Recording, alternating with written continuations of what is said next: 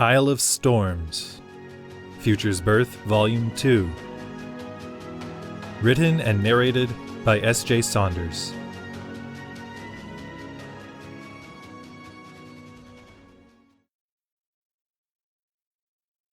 In the half-breed woman's green eyes, but maybe he was just being self-conscious. After all, aren't we the big scary heroes here? He glanced to his left, taking in the poised, graceful presence of the human woman who sat there, struck not for the first time with how menacing someone could look while in simple traveling garb and a cloak. Despite the calm in Jack's deep brown eyes, the way her gaze shifted subtly this way and that spoke of someone well accustomed to staying on guard. Beyond that, tightly braided hair hung past a shoulder, draped in a bristling quiver, while the other sported a sleek, black bow that even a stranger, much like Tanner had been mere days earlier, would be smart to assume she knew how to use. And the big old wolf beside her doesn't hurt things either. Even as Tanner watched, Ember, the wolf to the other side of the woman, gave a deep yawn, slumping down to the tavern floor after nuzzling his mistress's hand. Truthfully, Ember still had ample room to grow, if the size of his paws was any indication. Not that it was for me, Tanner thought, looking down at his own paw-hand hybrids. Unless his body still had big plans for his 20s, he'd always be a bit ungainly. Stifling a yawn of his own, Tanner turned back to the tigerkin woman and attempted to match Jack's inscrutability. "All right, Nelina, was it?" At the woman's nod, he added, "You said we should talk?" "Talk." Nelina gave a slow smile, staring at Tanner more intensely than he would have liked. "My apologies if my wording was unclear," she said in that low purr of hers. "But the invitation was intended for your other companion as well." Her eyes flickered past Tanner for a moment as he heard the door to the iron ladle open behind them, and Nelina dipped her head. "And here she is now." Tanner glanced over his shoulder, taking in the human storm of angst who just entered the ladle, as well as the haggard-looking middle-aged woman behind the bar. Yeah, well, no one looks their best today, thought Tanner, watching Sally Withers, owner of the iron ladle, as she pressed on in her various barkeeping duties, looking as though she might crumple into a sobbing heap if a stiff breeze swept through the open door. Living through the recent brutal attack from cultists and crockbloods on the city hadn't seemed to boost anyone's vivacity. The young woman who'd just entered the tavern, meanwhile, immediately spotted Tanner, Jack, and Nelina, striding purposefully toward them with a typical scowl on her face. Maybe not the time to crack on that, though, Tanner thought, as he monitored her approach. It wasn't hard for his mind to conjure images of the fledgling connection the woman, Allie, had been forging with Crexus, the temple guard assigned to aid the three of them in their recent investigations, as well as the horrific moment when, in defense of High Priestess Intothica, Crexus had fallen, his body thrown out over the temple bluff and down to the sea far below. A hard time for all of us, Tanner thought with a sigh, recalling how, in a fit of rage, he'd practically immolated the cultist leader responsible for Crexus's death. Again, his eyes fell to his hands, his thoughts now filled with the sobering propensity for magic he'd displayed in the past few days. At times, it almost seemed as though the fire sprang forth on its own. Allie neared the table, brushing a strand of short, sand-blonde hair from her face, as she folded her arms, glaring down at the tigerkin. "Please," said Nelina, motioning to the last empty seat at the circular table as she met Allie's look with her immovable smile. "Have a seat." "I'd rather not," said Allie, her slight frame almost seeming to disappear beneath her cloak as she hunched her shoulders. "Make it quick." Nelina bared her teeth as her smile widened. "The abridged version, then." Her cat-like eyes swept over the group before her as she leaned closer over the table. "Put simply, you all have something that I want, and I have the connections to make it worth your while to bring it to me." "I like to know the damage up front," said Jack, her gaze still fixed on Nelina. "What is it you think we can give you?" A mere trinket, really, Nelina replied with a meek shrug. I recently attempted to acquire a key in Guard Captain Phylak's possession, only to find that it had already been procured. Given what I've been able to glean of your activities over the past 2 days, I believe that one of you now has it. It took every scrap of Tanner's willpower not to glance over at Allie, the person he'd known to have the key last. Not that we ever actually sneaked into Phylak's office looking for evidence on his potential involvement with Crackbloods and Scorpion cultists and slipped out with a mysterious key, he thought quickly, fighting not to blink as he stared Nelina down. Sure, true mind-reading abilities were rare, but given the way Nelina had eradicated the security in Antothika's private library, it was probably best not to take any chances. What really weighed on Tanner's mind, however, was the thought of who Phylak might blame if he were to find that he'd been robbed. A mysterious cat lady he'd never met? Tanner ground his teeth. Hardly his paranoid style at all. No, more likely he'd go out of his way to blame the one person closest to him who had all the reason in the world to hawk away potential valuables, the girl who'd polished his silver for years in a vain attempt to buy back her freedom. Tanner's eyes found the nearby serving girl who bustled from table to table, a tangle of sweaty blonde hair hanging down in her angular face. Looks as tired as ever, Tanner thought sadly. The girl, Atrisar, met Tanner's eyes briefly, sending him a weak smile before hurrying back to the kitchen, arms full of plates and mugs. I guess we both have a job to focus on right now, thought Tanner, strangely relieved for the distraction as he glanced to Jack for support in the conversation with Nelina. We might have a trinket or two, Jack said coolly, one eyebrow raising ever so slightly as she regarded the tigerkin across the table. And what would you want with it? Nelina gave a coy smirk. Am I allowed no privacy in this deal? Tanner stifled a snarl. On their first encounter with Nelina in Antothika's library, the tigerkin had been deep into a book entitled The Quandary of the Half-Breed. Given the inherent interest Tanner had in such topics, he wasn't about to let Nelina off that easily. I suppose not, then, Nelina said with an exaggerated sigh as she took in all three of their patient stares. Your guard captain, I've come to learn, has a fascination with all things elven that borders on the obsessive. I've also heard that he has many volumes by and surrounding the species. Volumes that my employer is intent on acquiring. And your employer would be? Said Tanner. Appreciative of remaining anonymous, Nelina shot back with a smile. Jack leaned in, glancing over her shoulder as a droopy-eyed townsperson wandered into the ladle and struck up a muted conversation with Sally across the bar. These volumes wouldn't happen to be kept in Phylak's home office, would they? Nelina grinned. Why would you assume that? No reason, said Jack with a shrug. I just may have noticed a trail through the garden on Phylak's estate. The careless kind, probably made by an interloper. Well, said the tigerkin, giving an apologetic pucker. I do hope whoever left it hasn't insulted your abilities by making their path too easy to spot. Jack gave a borderline pleasant smile. Not at all. So, now that we know the price of your help, what would we be paying for? The sparkle in Nelina's eyes spoke of a predator relishing the moment before the kill. My aid in establishing contact with Lenmoir of Nisaim. Tanner nearly choked on his own saliva, managing to cover up with a Curtis-like growl as he looked to Jack and Allie for support.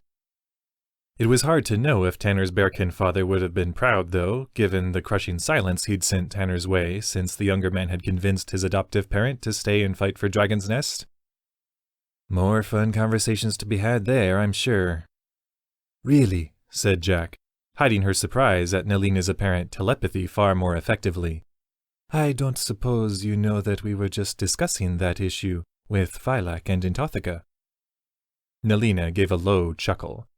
I appreciate the confidence in my abilities, Wilderling, but I've not been spying on the town's leaders. Recently, I simply make it a point of knowing all the players in the local game, and Lenmoir certainly qualifies. He's shown interest in gaining influence in the city before, and can be expected to capitalize on the current weaknesses in whatever way seems best to him. And why would he talk to you? Said Allie, causing Tanner's eyes to water with her apparent refusal to blink.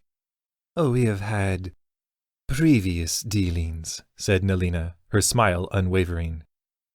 I like to think I'm the closest thing he allows himself to a friend. Meaning you've got enough dirt on him that he'll at least hear us out, if you ask, said Tanner, feeling positively worldly. Nelina actually winked. And really, what is the difference? She let the words hang in the air for a moment, as her three guests took a moment to ruminate. So, are we agreed? Jack shook her head, pushing back from the table as she stood. It's not up to us. We'll have to take your offer back to Intothka. Understood, said Nelina, bowing her head as Tanner followed Jack's lead. It seems we all have employers to consider. Allie thought for a moment that she could actually spot the instant Intothka's resolve shattered. As if things weren't bad enough, the High Priestess said with a sigh. Now we're making deals with ruffians. From beside Allie in the central crossroads chamber, Jack inclined her head.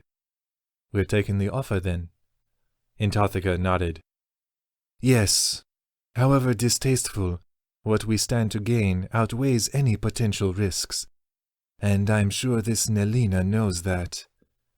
There was a long pause as she took in Jack and Allie's solemn faces. Dare I ask what it was our new ally asked for in return? Something we can provide, Jack said carefully. Probably best you don't know any more than that. That's an understatement, Allie thought dryly. Intothka and Phylac may have come together to protect the city during the battle, but there was still many years' worth of strain between them that could easily be brought to a boil once more if Phylac were to learn that Intothka had any knowledge of his missing property. If you're planning on making a habit of dealing with ruffians, Allie said, at Intothka's grim smile, you may also want to become familiar with the phrase, plausible deniability.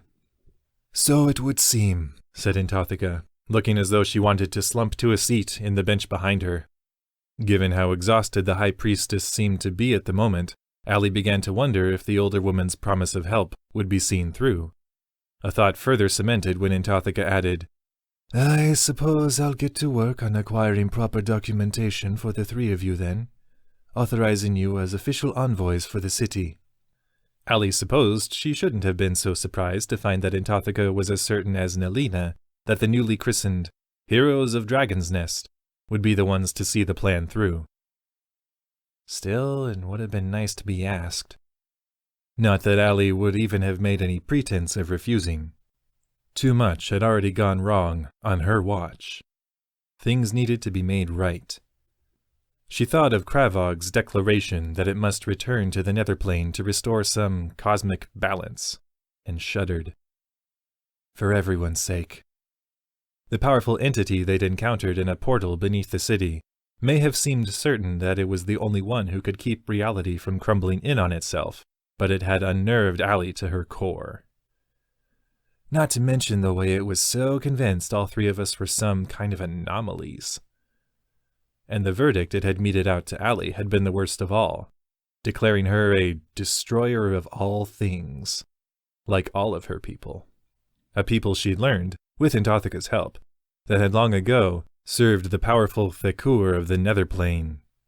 Some, however, had crossed the barrier between the planes, starting potent bloodlines long thought eradicated. Bloodlines like Allie's. Just earlier that morning, Intothka had gifted Allie a book the younger woman had once attempted to steal on the topic, following it up with the promise that she would try to assist Allie in overcoming the violent darkness within her. And now she's just trying to sweep me aside, Allie thought bitterly, as Intothka made plans to send her away. not that I blame her. Then Anthotheka was turning to Allie, a weak smile breaking through her fatigue. You are, of course, welcome to rest up and recover for a few days. It will take some time for Lenmoir to learn of everything that's happened, and longer for him to devise a way to enact his designs for Dragon's Nest.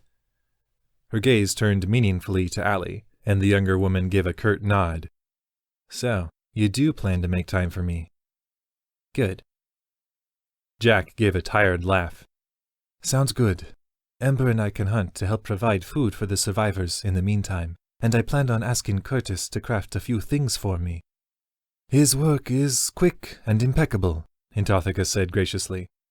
You may also feel free to employ the services of my scholars for the purpose of spells and enchantments. Our refined memory stone reserves may be minimal, but I'm sure we can divert what little we do have into outfitting our official envoys. A gurgle of excitement welled up in Allie's stomach as the possibilities began to flood her mind. Well, in that case, I've got a few ideas of my own. Maybe being an official envoy won't be so bad after all. Fear and anticipation mingled in Jack's chest as she and Ember made their way out of the city's wicket gate toward the large grove of trees past the town cemetery. Guess we're just getting started, huh, Ember? She said, smiling down at the wolf. Ember ignored the question, continuing to keep pace with her as they made their way south. A northerly wind, dense with the smell of the sea, swelled up over the bluff, causing Jack to divert them around to the far end of the grove.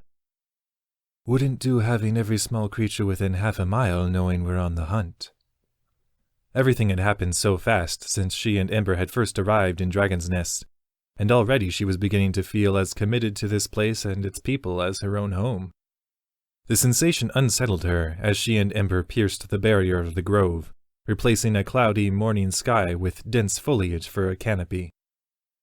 These people were almost strangers, and home was home. But isn't that what these pilgrimages are all about? She reminded herself, catching the faint recent trail of a rabbit in the same instant as Ember. For centuries her people had sent their aspiring adults into the world beyond the Athelvir forest, believing that such travels would grant the whole clan a broader view of life, and the chance to safeguard it wherever possible. Protect the innocent, she recited the mantra in her mind, as she tracked tiny paw prints through the underbrush. And fight against evil in its many forms. This was meant to be a time to forge attachments with people outside of her clan. After all, the love for all life that Eirnat, Thakur of the Wilds, espoused was rooted in the moments of love and life that could be found in every day. Jack stifled a sigh as she and Ember neared a thicket, the wolf circling around to the far side on its own to corner the foraging brown rabbit within. It all still felt so sudden, the way she'd been dragged into it all. I wonder if all of my people's pilgrimages turn out this way, she thought, as, even in her distracted state, she dropped the rabbit through dense foliage with a single arrow, Ember dutifully trotting forward to retrieve it. Thanks, Ember, she sighed, scratching the wolf behind the ears as she deposited their catch in the pack at his side. She was still trying to fight off the dreams of her home being in some horrible danger from the night before, as well as thoughts of one particular connection she'd made. Tavik. She hadn't seen the young, patchily bearded guardsman since the day before, but he'd seemed almost broken after the battle. Not that it was hard to understand why. To see everything he'd fought for turn to darkness like that. The political infighting and prejudices that had led to the attack.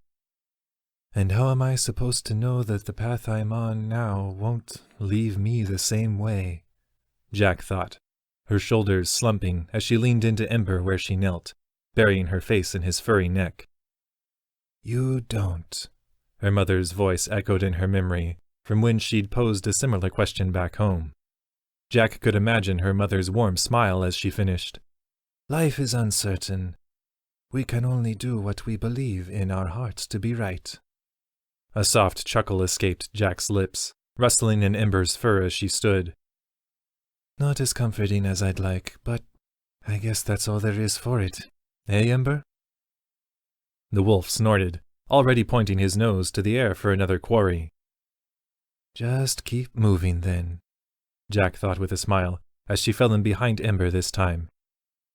And hope that, somehow, I'm doing a Yurnot's will.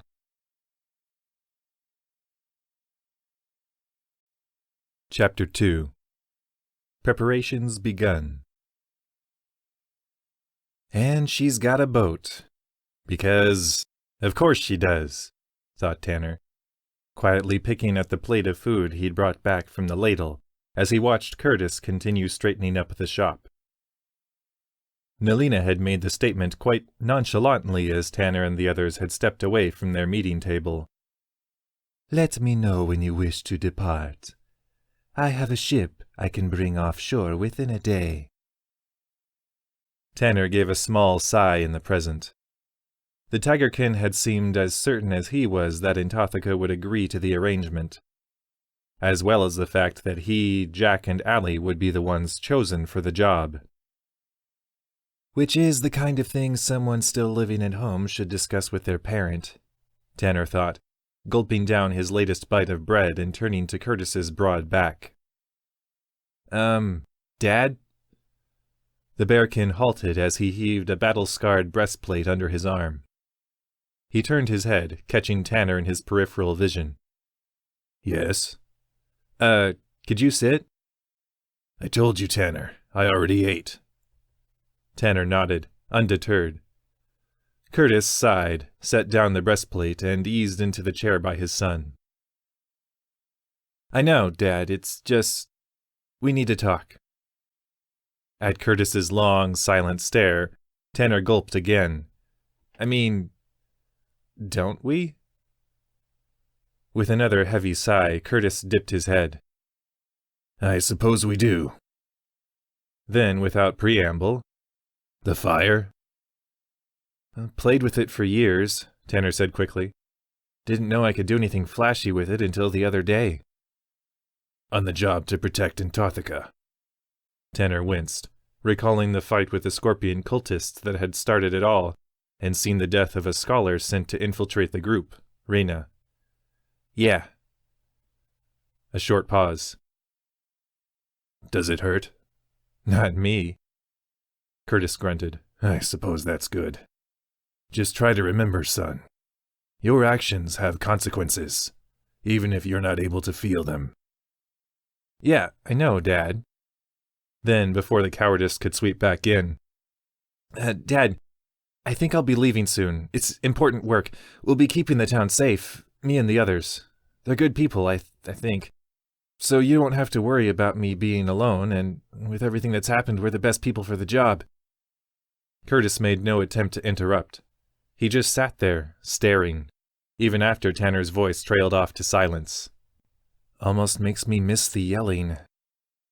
But, well, Tanner tried to pick up again. I was wondering, Dad, if... well, you might come with us. The bearkin remained silent for a few moments, opening his mouth to speak a few times, then seeming to recalculate his words. Finally, he gave a growling sigh. Tanner, someone needs to stay and protect Dragon's Nest. I'm sorry. I can't leave. Tanner blinked, part of him wanting to scream at Curtis in frustration. Why the blazes not? Just yesterday you were content to leave the city to burn. It was you who made me realize that, Curtis continued, his voice low and heavy as his eyes fell to the floor. I thought that part of me had died long ago. The part that drove me to stand and protect the defenseless.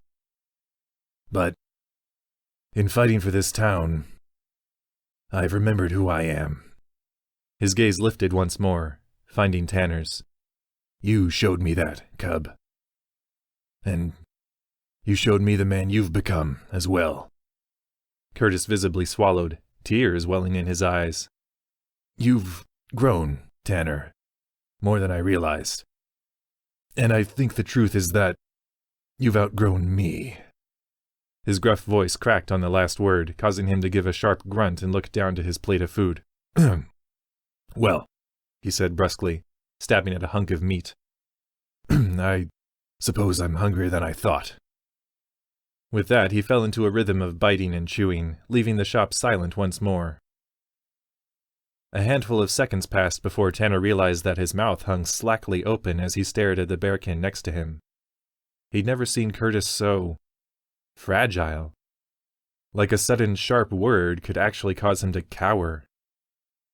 It was nearly impossible for Tanner to reconcile the subdued, slouching man before him with the rough, lumbering bearkin who'd raised him for over a decade. Before he could even remotely approach a recovery from the conversation, there was a sharp knock on the door, and he found a few seconds later that he'd walked over to answer it. "The job's a go," Allie said by way of greeting when the door was opened. Then she was thrusting a small stack of papers into Tanner's hands. "If it's not too much trouble, these are some things Jack and I would like made to better defend ourselves if things get deadly on Nisaim." "Oh, right," said Tanner, nodding blankly. "Makes sense. Dad and me'll get right on it." Allie gave what Tanner took to be a grateful nod before striding back to the ladle, leaving Tanner's mind abuzz with the scribbles and notes in his hand. "Ooh, that'll be neat," he muttered, turning back inside and closing the door behind him. "Might have to crack open a few old sketches myself." The memorial service passed by in a haze for Allie as, surrounded by the surviving citizens of Dragon's Nest in the town square, she stared up to a wooden platform at Antothica, Phylac, and the remaining members of the council. 2 human women and a male gnome. All were richly dressed, as were many of the people in the crowd, though Allie noticed even in the flickering torchlight that there was a marked difference between the embroidered robes of the old nesters and the patchwork knitted finery of the people from New Dragon's Nest. Still, Allie found a strange sort of comfort in realizing that the 2 kinds of attire were intermingled in the crowd. She hadn't bothered to attend any town meetings during her past year in Dragon's Nest, but it had always been obvious, even to an outsider like her, that the people from the opposing sides of the town had made a point to stand divided at such times. "Then I guess Denaxis got what he wanted out of all of this," Allie thought darkly. It may have been far from the way he'd intended it, but the imprisoned mayor had managed to bring the people of his town together. No orders necessary. On more than one occasion through Antothica's long, apparently rousing speech, Allie even noticed a plainly dressed new nester girl offering words of comfort to a woman in a gold inlaid dress, or a man in a buttoned high-collared coat patting the shoulder of a scruffy old street urchin in commiseration. Though she'd never suffered in the age-old class warfare, Allie found the sight encouraging. Nice to know there can still be some glimmer of light to come from all this stupid, pointless violence. It was an oddly positive thought for her, and by the time she'd shaken it off, Antothica was finishing her speech. "We'll remember and mourn for those we've lost, and promise their departed souls that we will never again allow hatred and mistrust to separate us from each other." There were scattered shouts of "Avun!" as she stepped aside for Phylac to assume center stage, and Allie found herself silently repeating the ancient word for agreement. More than that, she knew the word had once served as a verbal contract between 2 parties. A simple, unbreakable oath. She thought of Crexus, tears welling in her eyes as Phylac cleared his throat, frowning almost angrily down at the paper in his hands. "Now, as we stand, gathered in our grief, let us mourn, not just for those who were close to us, but for all who gave their lives so that this city might stand." After a waited pause, "Janathi of the House of Fal, Zekon, Patriarch of the House Holavis, Vashti Nairis." Allie drowned out the rest, slipping easily from the thin crowd of humans, gnomes, and half-breeds, as she made her way back to the ladle. Part of her had hoped that she would find the ceremony therapeutic, but it only... "Allie!" Allie whirled to find Antothica standing behind her, dressed in her finest robes that still bore the flaming crest of Nomen Cal. "My apologies," said the High Priestess, dipping her head with a pained smile, as Phylac continued to bellow out the names of the fallen. "I only wished to give you something before you retired for the night."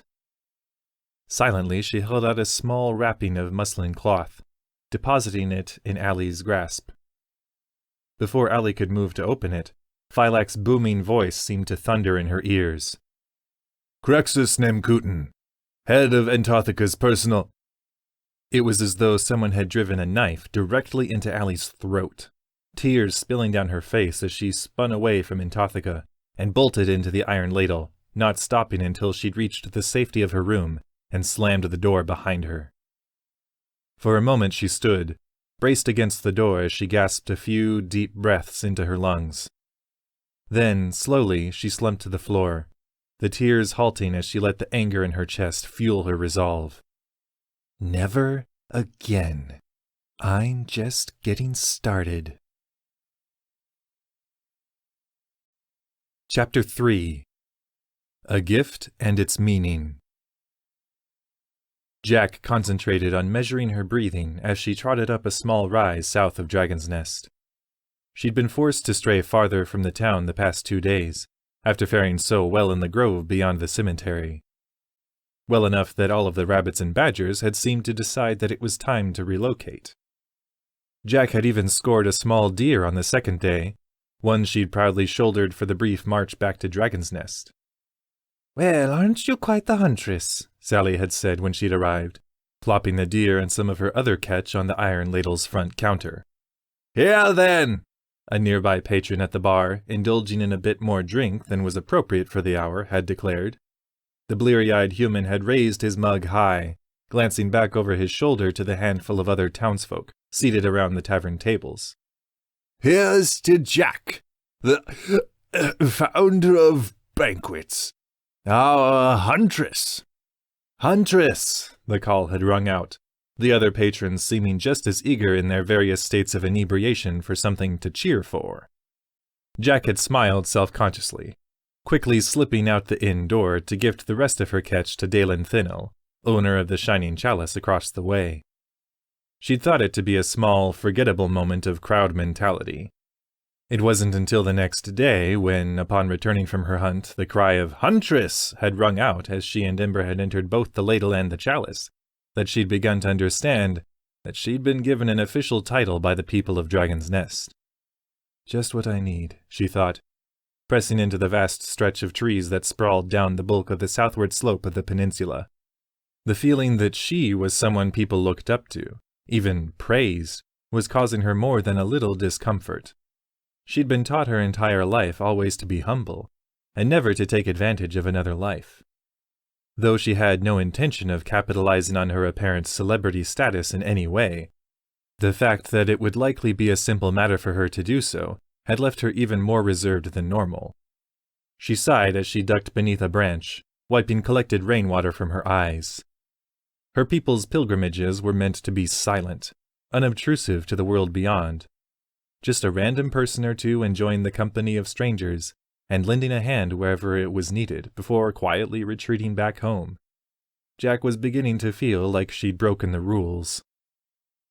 A flash of movement from behind a nearby tree yanked her fully into the moment, her hands finding her bow and notching an arrow with ease. It had only been for an instant, but she thought she'd seen a ripple of fabric.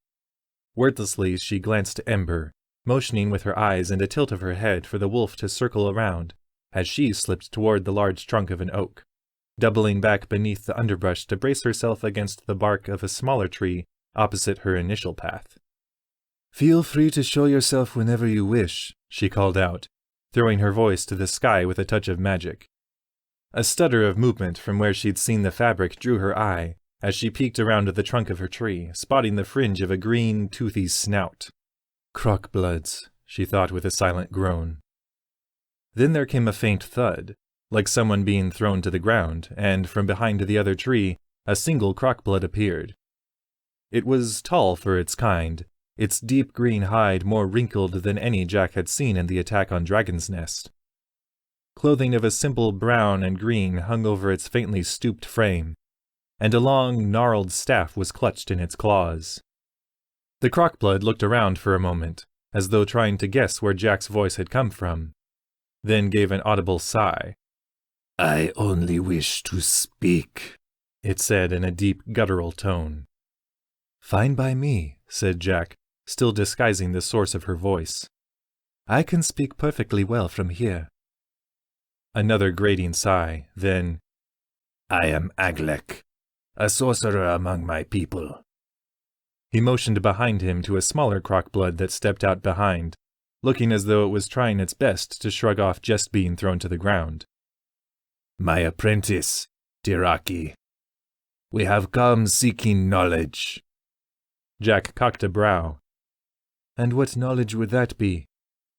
That of destiny, the larger crockblood, Aglek, replied, still looking around as though frustrated at Jack's continued refusal to emerge. You are the one they call Jack, correct? And if I am? Jack said slowly. Aglek's blue eyes flashed with eagerness. Then you may be the one I seek. At Jack's silence he continued. There are stories passed down among my people. As he spoke, he sat down and withdrew a few paces from his staff, gesturing for Tiraki to do the same. She did. Stories that speak of a great huntress who will arise at a time of equally great change. Huntress, Jack thought dryly. There's that word again. Despite her attempt to shrug it off, however, Aglek's declaration gave her more than a little pause. As if the title wasn't bad enough. Now I've got people thinking I'm some prophecy? And why would you think I am she? Said Jack, scrambling to keep her thoughts in order. These stories, Aglek continued, tell of a huntress and her prowess in battle. They say that she will break a dynasty. And you think I have? Aglek scowled. It was you who slew Ironjaw and his father, Baskug, was it not? These things certainly seem to get around, Jack thought with a sigh. I have a hard time believing that would do anything to endear me to your kind. True, Aglek said with a shrug. There are many among us who wish you harm. But I serve a higher purpose, one foretold in centuries past. It is also said of the huntress that she will unite the green. Jack blinked. The green? All that is around us, said Aglek, gesturing broadly. The wilderness and its children, in whose proud number we live.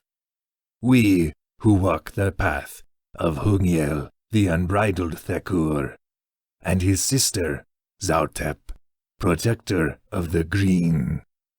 I see, Jack said slowly. And how precisely is this huntress of yours supposed to achieve that, uniting the green? Aglek dipped his head.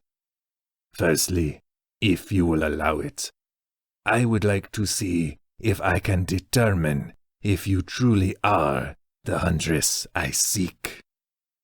Let me guess, said Jack. It involves me stepping out into the open. At Aglek's mild nod, she sighed. I'll need some kind of assurance that this isn't a trap. And what further assurance would you require? Said Aglek, not bothering to disguise the impatience in his tone. We have come to you alone and willingly disarmed ourselves. Do you require us to bind each other as well? Jack closed her eyes, weighing the moment and her surroundings before peering back out at the two crockbloods. As far as she could tell, they were alone, and she could make out a faint rustling of Ember's gray fur behind the uneasy-looking Tiraki. Reaching her decision, Jack soundlessly crept back along a small thicket, stepping quickly out to his startled Aglek's left. The old crockblood revealed his yellow, pointed teeth in a broad smile. If nothing else, your skills have not been exaggerated. Thank you, Jack said evenly, a gleaming arrow still notched in her bow. Shall we get on with it? Aglek gave a shallow bow, sinking slowly to his knees in the dense foliage and motioning for Jack to do the same. This should only take a moment. Eyes fixed on the crockblood, Jack eased down to one knee, still keeping her bow at the ready. This seemed to be enough for Aglec's purposes, however, as he merely raised his hands up before him, lightly waving his clawed fingers. With your permission. Jack took his meaning, grasping that he was about to cast a spell, and didn't want to receive an arrow to the face for forgetting to ask her consent. She gave it with a curt nod, her senses on a blade's edge for any sign of deception. It was with more than a little surprise that she found none. Continuing to wave his fingers, Aglec let his eyes drift half-closed before Jack saw a flash of light cross over them, the growling whispers that sounded from the crockblood's snout quickly completing the spell. Then, abruptly, Aglec opened his eyes fully once more, his scaly brow creasing in confusion as he cocked his head. Strange. It is not as I'd expected. Jack frowned. What do you mean? You are not Dimisilg. At Jack's blank stare, he added, A creature of two worlds. A half-breed, as your kind calls them, such as my own kin, but one who is able to cloak their animal nature. I believe you have met one already. Marima, one of snake blood. Best not to mention Tanner if he doesn't, Jack thought with a slow nod. Yes, I mean, no. Is your huntress supposed to be? It is unclear, said Aglec, still studying Jack's face intently. It is merely said that she will walk with the steps of a great beast. Jack held the crockblood's stare. I can see why you might not have been expecting an average wildernane who pals around with a runt of a wolf, she thought. Then, aloud, That's it then? You're satisfied I'm not her? Aglec cocked his head. No. Though you are not Dimisilg, nor even half-breed, your connection to the green is unmistakably strong. But master, Tiraki spoke up from behind, glancing quickly between Jack and Aglec. If she does not meet the conditions of the foretelling, how are we to? A sharp glare from Aglec cut the younger crockblood's objection short, leaving her to fall a pace back and meekly bow her head as Aglec turned back to Jack. If you will permit it, the sorcerer said again, uncertainty flickering in his reptilian eyes. There is one other test I would like to make. Jack's scowl deepened. And what would that be? Slowly, watching Jack's face for any sign of anger or discomfort all the way, Aglec eased to his feet, reaching behind him to what looked to be a simple pouch on his belt, and withdrawing a long, slender blade. It wasn't like any weapon Jack had ever seen. She studied it from a few paces distant, rising from her knee and keeping the coiled ember in her peripheral vision. For a moment she found she couldn't tell if the blade itself was stone, wood, or steel, and she at last found herself arriving at the absurd conclusion that it was, perhaps, all three. The handle sported a sloping knuckle guard that swirled with intricate metal inlay, the pommel gleaming a soft blue with a milky, swirling memory stone, caged in what looked to be woven darkwood brambles. This sword was entrusted to me upon my master's death, said Aglec, cradling the blade in one hand and extending the handle toward Jack. It is said that it will find its true wielder in the hands of the huntress. Her skin prickling with conflicted anticipation, Jack weighed the moment before her. This is ludicrous, she told herself. You're no hero, and you're certainly not the stuff of legends. You're a child, barely old enough to leave home. She gulped, studying the offered sword and Aglec's earnest face. But what if he's right? Before she knew what she was doing, she'd stepped forward, slipping her bow and notched arrow into one hand as she reached out for the hilt. In that brief moment of vulnerability, she was able to console herself with the thought that Aglik would have to be a special kind of stupid to let her arm herself further if he was planning something devious. There were no sudden moves from the old Crockblood, Tiraki, or the surrounding woods, however, and Jack's fingers closed around the sword hilt without incident, lifting the blade from Aglik's grasp to hold it up before her. It felt strange in her hand, but also somehow familiar.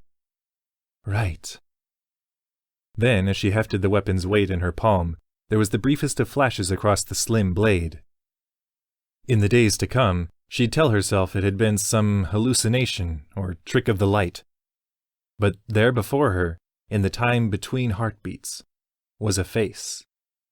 It was much like a human's in structure, but far more pointed, the far ends of the eyes curling slightly upward, and the nose dipping a bit more down. And in the same instant, something flickered inside of Jack's chest, the memory stone pommel of the sword seeming to flare in unison, shooting a bright ripple of blue-white light along the length of the blade as the face vanished. All that remained was a single, potent word in Jack's mind. Home. Jack's first thought was that the face had been that of a deformed gnome, but the truth seemed to settle on her the same instant she heard Aglik give a deep sigh. It is done, then, said the Crockblood, his face seeming far more creased and leathery when Jack looked back to him. Though she wasn't familiar with scaly expressions, Jack could tell that Aglik's snout and eyes had gone slack, as though at some great relief. I did not think I would live to see it. Her heart pounding, Jack looked from Aglik to the blade, then back. The test was successful, I take it? Aglik nodded. Yes.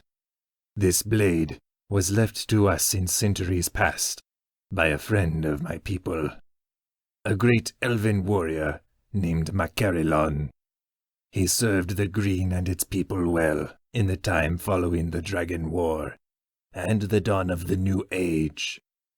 It was he who first spoke of the Huntress, in a time when my people were first coming together. His words gave us purpose and a hope. Hope that our time of trials would come to an end, and that the children of the Green would one day come together to make a place for ourselves in this world. Jack found herself feeling a twinge of guilt. How many times had her clan alone exterminated a nest of lizardkin, or routed a pack of various catbloods to preserve their hunting grounds? Vermin. That's what her people called them. Creatures who disturbed the balance of nature. The attacks had never been unwarranted, Jack knew. Her clan had only fought against these interlopers if they'd posed an active threat to the clan's way of life, or had already lashed out at a clan member. Still, listening to the weathered Crockblood before her yearn for a day when his people could have a real home. It stirred something inside of Jack she would have preferred to remain dormant. Right, well, if we're done here, Jack said quickly, holding the sword back out toward Aglik laterally. But Aglik merely bowed, taking a smooth step backward. The blade is yours, Huntress. Macarilon meant for you to have it. A strange sort of relief swept up Jack's arm, like she never wanted to let the weapon go at all, and she awkwardly drew it back to herself. Fine, but I should probably get on with my hunt. Aglik dipped his head, seeming to understand, at least partially, Jack's unease. Understood. Should we need to speak again, I will find you.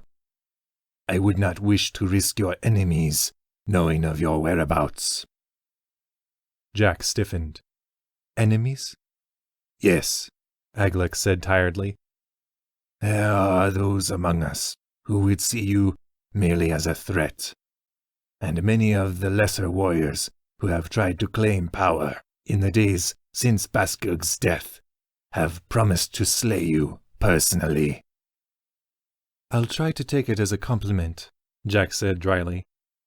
Sounds like your command structure's a bit of a mess. Couldn't hurt to gain a bit more information for Intothica. It is, said Aglek, making it clear with a faint scowl that he knew what she was up to. And Merima has left us on a mission to rally other tribes to the cause. A surge of panic swept down Jack's spine. She plans to assault Dragon's Nest again. Aglek shook his head. More than that. She plans to bring war to city dwellers everywhere. The Crockblood held Jack's gaze for a moment, unblinking. She will have her blood, Huntress. Please ensure that she will not have yours. The tension of the moment cracked as his face split into a smile. But I hope you'll look into the matter yourself. After all, you have no reason to trust me. You're right, Jack said, pointedly hefting the sword in her grasp. I don't. Good, said Aglek with a throaty chuckle. I can see your training has already begun. Then, pointing to the sword, when it has tasted the blood of your quarry, you will find it eager to do so again. If your prey has eluded you, let the blade guide your steps. Be well, Huntress. With that, he motioned to Taraki, both of them slowly retrieving their staffs and slipping away through the trees. At a flick of Jack's wrist, Ember emerged from the thicket behind the Crockbloods, causing Taraki to give a sharp gasp of alarm as he trotted over to Jack's side. Good boy, Jack said with a smile, slipping the sword into her belt and scratching the top of the wolf's head. Still reeling from the encounter, she sighed, glancing around the grove. What do you say we get back to the hunt? Despite the frantic thoughts swirling in her mind, they'd caught a handful of small prey within the hour, Jack filling up Ember's pack and tying a few of the corpses off on her belt. Then, silently, she and Ember began the long jog back to Dragon's Nest, Jack's mind still buzzing. She'd have to tell Intothica, she knew. And if she was still going to be working with Allie and Tanner, they deserved to know about whatever it all might mean. And Tavik. Jack's step faltered midway up a rise in the sloping green peninsula before she quickly resumed her pace. Well, he might hear about it someday. Despite her efforts, Jack found herself recalling her return from the hunt the day before. The fresh-faced Jogkin guard who'd informed her that a note awaited her at the barracks. The note she'd had given to her when she'd stopped by after slipping away from the ladle. She'd guessed what the contents were even before ducking back outside and unfolding the parchment. But it hadn't made things any less confusing. Jack, it had read, the contents carrying the sound of Tavik's voice as she'd taken in the words. Guess I didn't have the guts to say goodbye in person. Just sounds like me.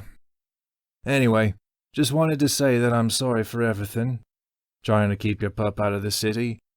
Not trusting you when you resisted arrest. Getting you caught up in the old mess with Phylac at all when you had to save my sorry ass. But I think you're headed for big things, Jack. Bigger than I could ever be a part of, and I think I've got to find that place I told you about. Somewhere I can make a difference. Wherever you end up, I'll be praying for Nomenkow to light your way. And if it's all right with you, that our paths might cross again. Tavik.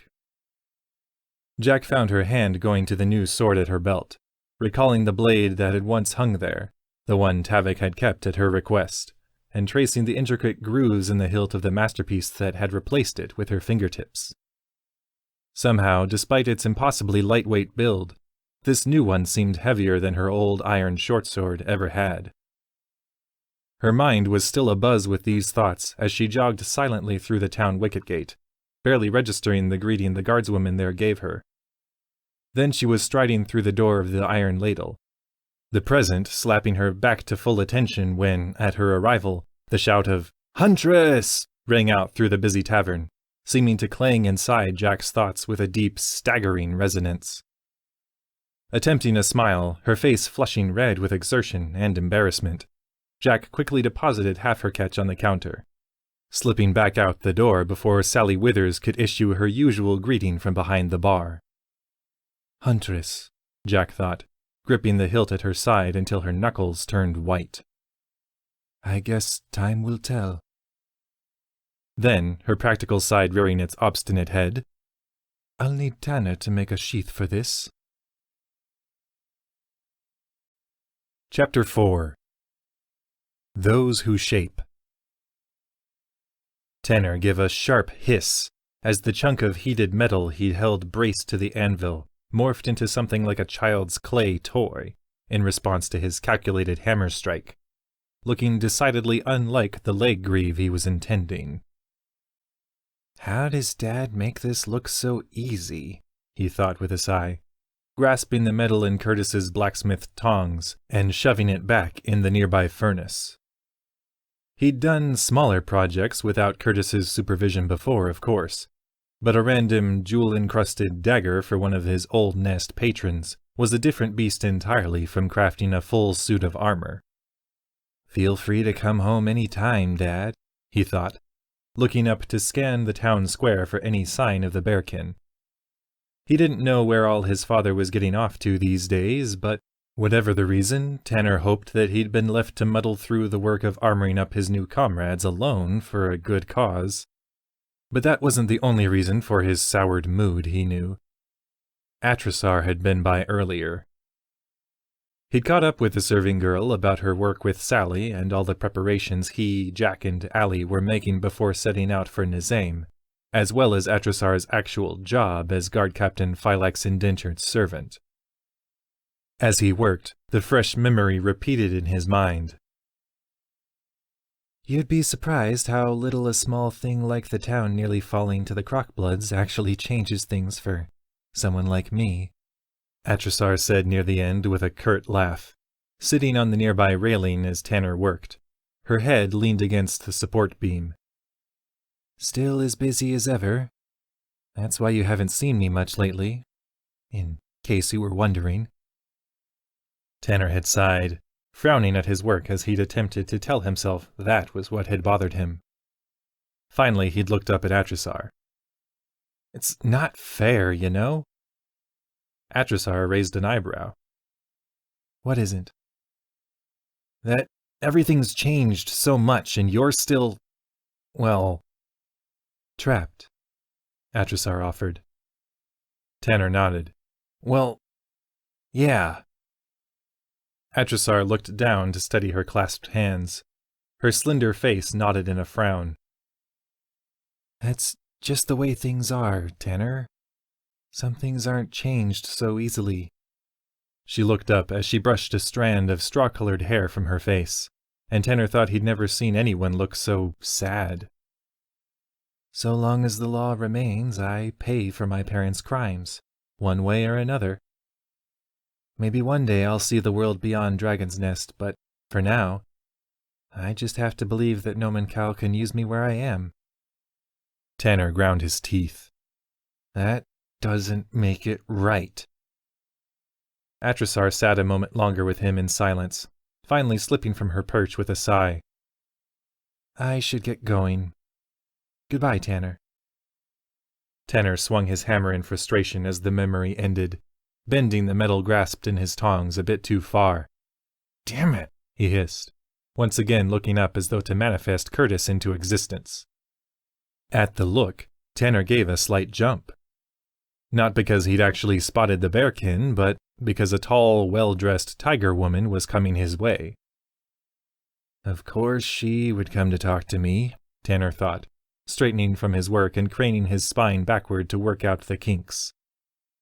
He'd spotted Jack and Ember heading back to their room from the Shining Chalice a minute earlier, throwing them a quick smile and wave, though he'd noticed that Jack's nod of response had seemed quite distracted. Still, it would have been nice to have her, Allie, or even Curtis with him at the moment, as, His stomach tightening, he monitored Nelina's approach. Without thinking, he reached up to wipe away the froth and spittle that had collected on his fox-like muzzle.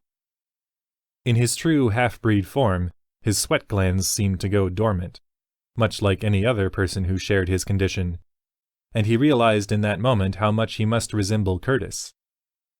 Albeit far smaller and a bit more orange, complete with blacksmith apron and mussed fur.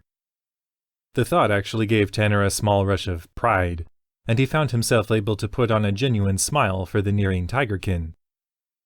How many times through the years had he seen Curtis, his massive furry arms thick with grime and flecks of metal, reach up to wipe away the panting froth from his mouth? And how many times will I see it again? His smile wavering, Tanner set down his work, crossing his arms guardedly as Nelina stepped onto the porch of his home. "Can I help you?" Nelina's smile, in contrast, only widened. "I thought it time we spoke again, as you and your friends have seemed content to leave me waiting for the past few days." Tanner attempted his best Curtis grunt. "Patience is a virtue." "I'm sure it is," Nelina purred. "However, I will need to know when to summon my ship." "Tomorrow," said Tanner, hoping he wasn't overestimating his own ability, as he glanced down at what was meant to be Allie's new armor. "You can signal for it tomorrow. We should be ready to leave by sunup the next morning." Nelina gave a graceful bow. "Tomorrow it is, then." When she made no move to leave, Tanner cocked an eyebrow. "Anything else?" "Yes, I'm afraid," said Nelina, seeming unsure of how to say her next words for the first time since Tanner had known her. I feel it is fair to warn you that Lenmoir, captain of Nisaim, has an intense fascination with all things half-breed, in particular with individuals such as yourself, skin-changing demisilg." Tanner fought not to react at the word. Nice to have a name for it. "So? You trying to tell me he might try to lock me up in a cage for study? Or are we talking about a more basic vice?" "I make no claim to know the man's proclivities," Nelina said with a chuckle, "nor the contents of whatever private collection he may possess. Our relationship thus far has remained largely superficial. He is merely one of many people who recognizes a skilled individual when they see one." "Uh-huh," Tanner said slowly. "So you're just telling me to keep my guard up on an island full of cutthroats, thieves, and pirates. Is that it?" Nelina's eyes sparkled. Quite so." Then, looking over her shoulder, But I suppose I'll let you attend to other guests for the moment. See you on the beach, Tanner." Following the tigerkin's gaze, Tanner saw a hesitant Drogal making his way toward the shop, now glancing between Tanner and the departing Nelina. With a shrug, Tanner motioned him forward, painfully aware that his grieve in progress was warping and cooling in the chill, overcast air. "She have anything to say?" the half-orc said as he stepped onto the porch, still watching Nelina as she disappeared inside the iron ladle. "Nothing I needed to hear," said Tanner. "What's up?" "Ah, well," said Drogal, glancing about the porch to avoid eye contact. You may know that it's not exactly a well-kept secret that you and your hero friends are headed off to Nisaim soon, and I was just thinking that, well, I should come along." As he said the words, he looked fully at Tanner, as though he'd managed to make up his mind about the whole thing by saying it out loud. Lots of orcs make their way there from down south, and you could stand to have someone who looks a bit green on your side, if the need arises." Tanner gave a slow nod. "I suppose we could." "Well, good. It's settled then," said Drogal, seeming more than a little conflicted about the fact. Then, after a long pause, "It's really for the best." "Sure is," said Tanner. And really, there's not many in town who fit the profile but me. It's only me. I'm it. And you do the title proud. Well, obviously. You know what it's like. Sure do, said Tanner, wondering distractedly if he'd ever encounter another one of his kind. Thanks for the reminder. Right. Well, when do we leave? Said Drogle, looking as though he dreaded the answer. 2 days, said Tanner. Be at the docks at sunup. Drogle did his best to hide a grimace. That's soon. See you then, lad, if not before. See you then, said Tanner, watching as Drogle silkily walked off to the ladle. It wasn't hard to guess why the half-orc was reluctant with the decision. Half-orcs were often regarded with suspicion and disdain by their more pure-blooded tribal kin, especially those who'd chosen the relatively soft existence of city dwellers. Tanner easily recalled Vegman, an older half-orc man who'd lived in Dragon's Nest years earlier, and Vegman's battered, bloodied body when the half-orc had stumbled back to Dragon's Nest after attempting to connect with his roots in the Glenadok tribe down south. Vegman had elected to pursue ties with his human side after that, quickly leaving Dragon's Nest behind.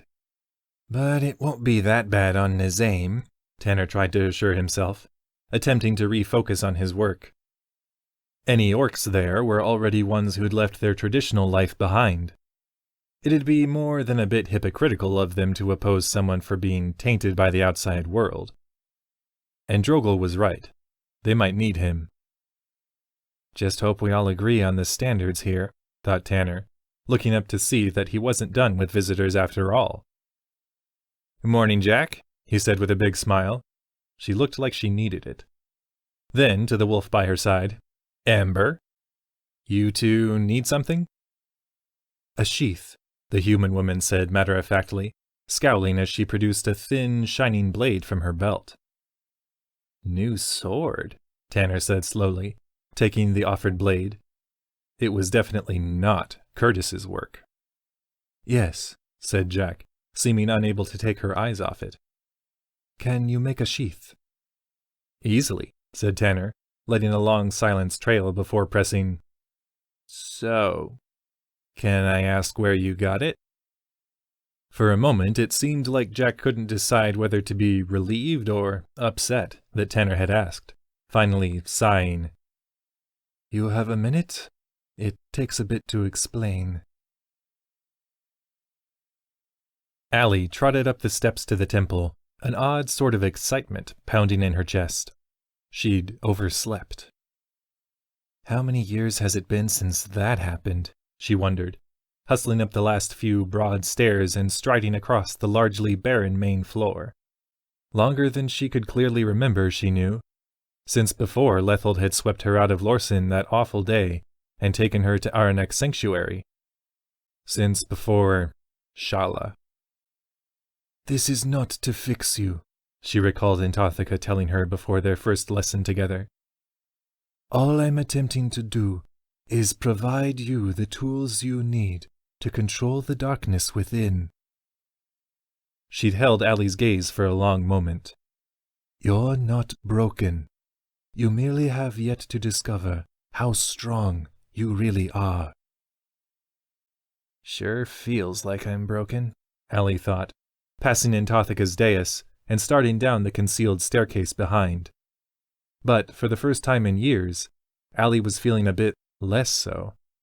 Her meditations with Intothica the day before had been the most intense of any by far, but also the most liberating. Intothica had finally prompted Allie to open the small wrapped item she'd been gifted on the night of the town memorial for the fallen, the gift she'd been too afraid to open. Steeling herself, Allie had at last relented, unsurprised to see that it was a small, dented pendant that greeted her gaze.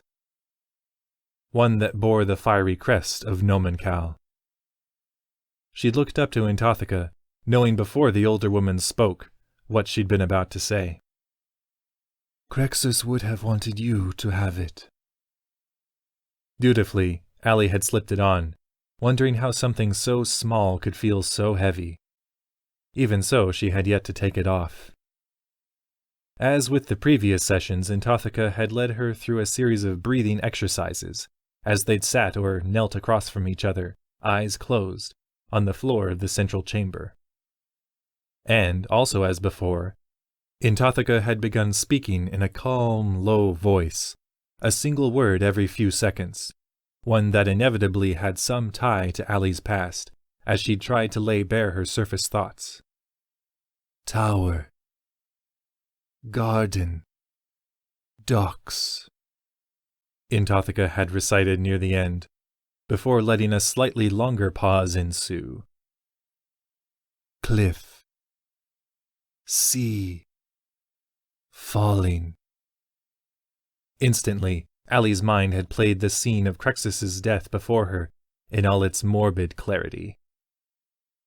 Crexus rushing in to protect Intothica from a powerful mage cultist, as the temple swarmed with more of Kravog's minions. Crexus, staggering to one knee at a potent blast of magic, his eyes finding Allie's through the chaos of battle. The mage, smirking as he flung Crexus over the edge. Crexus, falling out of sight. And Allie, helpless to stop it all from happening. In that moment of meditation, a desperate fury had flared in Allie's soul, and she'd felt the darkness swell up to consume her, before subsiding and leaving her to catch her shaky breath. Her bottom lip quivering, she'd let it all wash over her. Every lash of guilt and self-loathing. Nothing I could have done, she'd thought with awful clarity. Crexus's death had been the fault of circumstance and time. Forces beyond Allie's control binding together to form reality. Because of Kravog and his forces, the temple had come under attack. Because of who he'd been, Crexus had run to protect his charge. And because Crexus had been no match for the mage, he'd given his life to protect Intothica and his home. There was nothing Allie could have done to change things. She had her own path, and it was time she followed it. Which seems to involve sleeping well past any agreed-upon meeting times, Allie thought, loping the last few steps down the staircase, and emerging slightly winded into the chamber of benches and bookshelves that had served as her classroom in the last few days. Seated on the bench ahead and to the right, between the halls that led to a private meditation room at the center of the temple and Intothica's private quarters, was the High Priestess, calmly looking up from the book in her hands as the panting Allie entered the room. "You're late," the older woman said with a playful smile. "Yes," said Allie, unable to hide her own good humor as she shut the door to the chamber behind her. Intothica stood, closing her book and setting it aside. "I hope you slept well." The sight reminded Allie of the small book tucked inside her own cloak, the one concerning peculiar bloodlines. Though she'd read the thing from cover to cover twice now, it hadn't shed any more light on her heritage. Still, progress was being made, and Allie refused to let her good mood go to waste. "Very," she said, offering up a subdued smile. "Thank you." "I'm merely helping you find what's already inside of you," Intothica said, with a modest head tilt.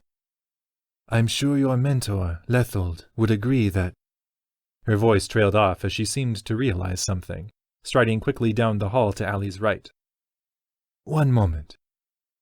She returned from her private library a few seconds later, a plate of partially eaten bread and fruit in her hand. "Here," she said, handing it to Allie. "I've had my fill already."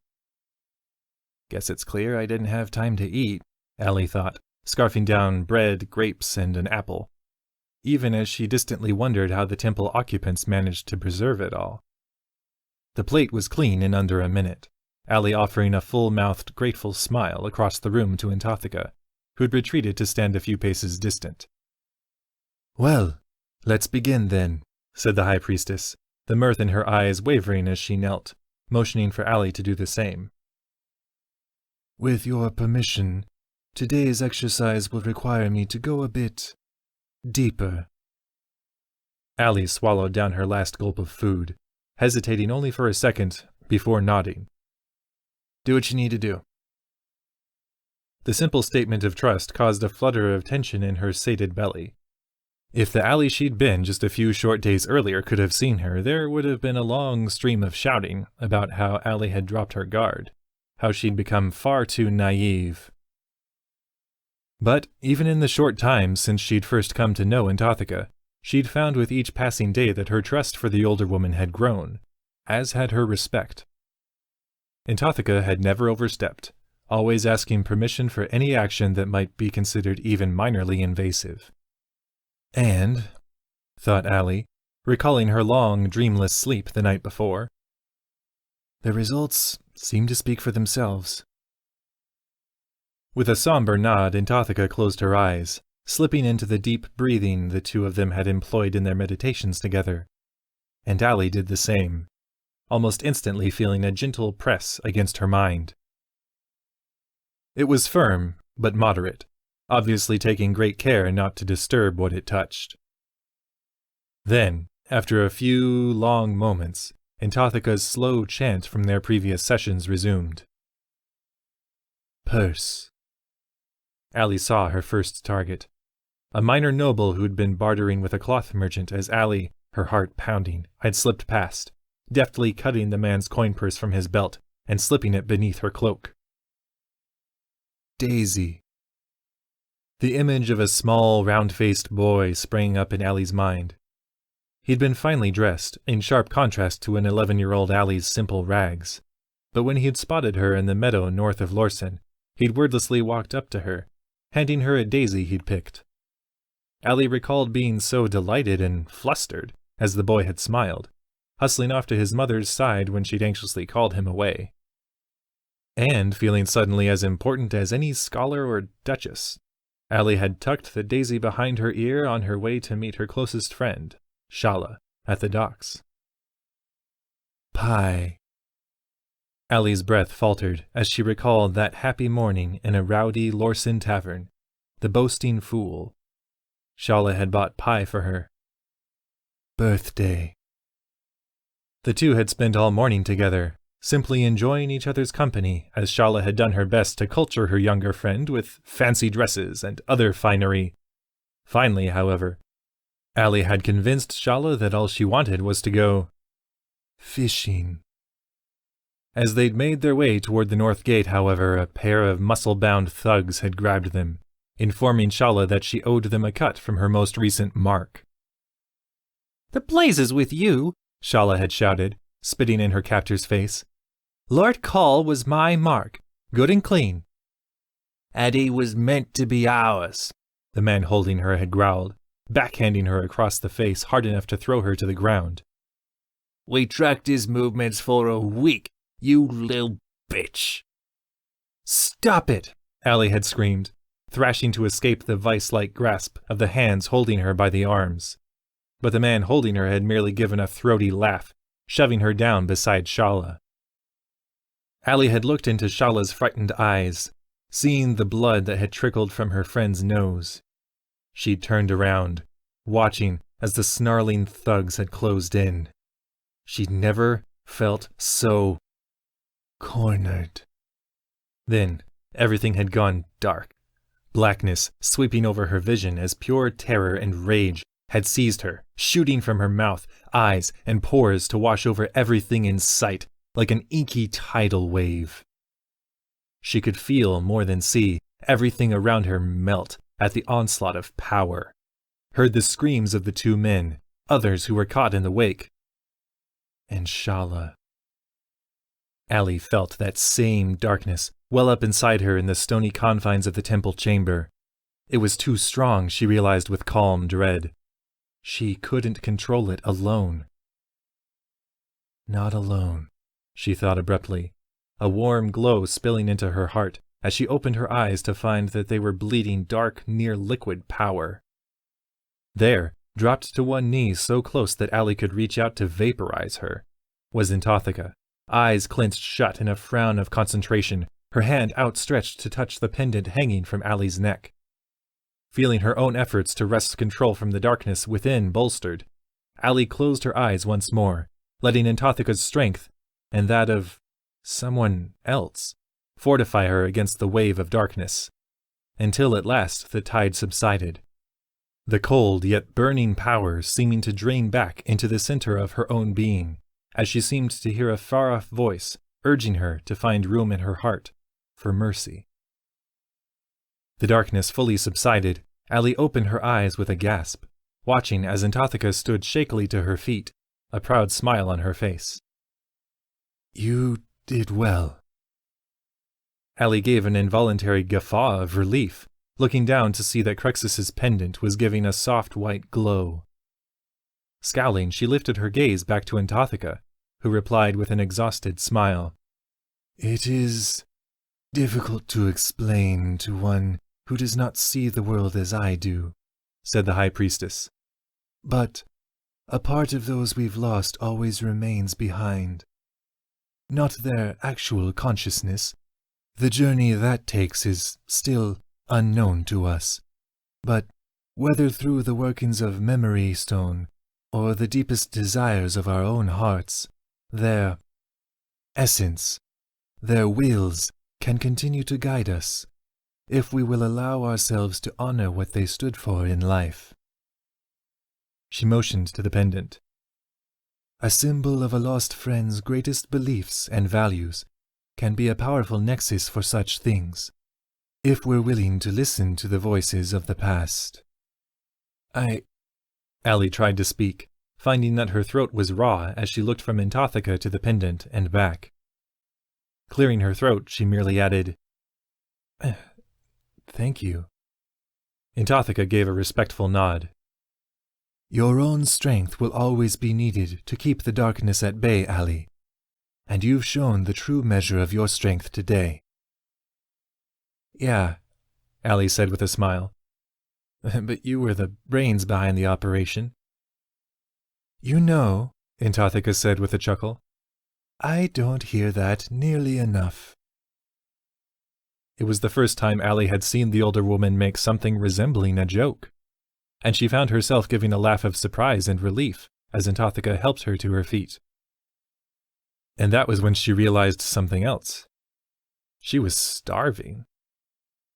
You and your stomach are free to go, Antothika said with a regal smirk. Then, as Allie turned to open the chamber door, And, Allie? Yes? Why don't we take the day off tomorrow? She made a show of hunching over, but her true fatigue showed through. I think we've both earned it. Allie nodded. Sounds good to me. Chapter 5.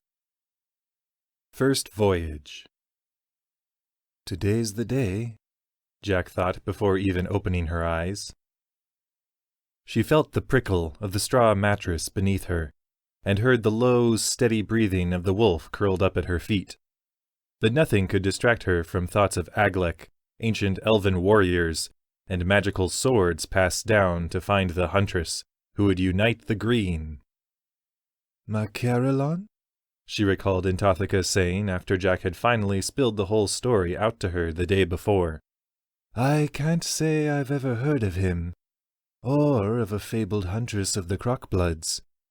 I'd be wary of such claims if I were you, Jack. There are few better ways to cause your enemy to drop their guard than to appeal to their ego. Jack had nodded. I know, but this isn't about ego. Not for my part, anyway. I just thought you should hear it all from me. Antothika had smiled warmly.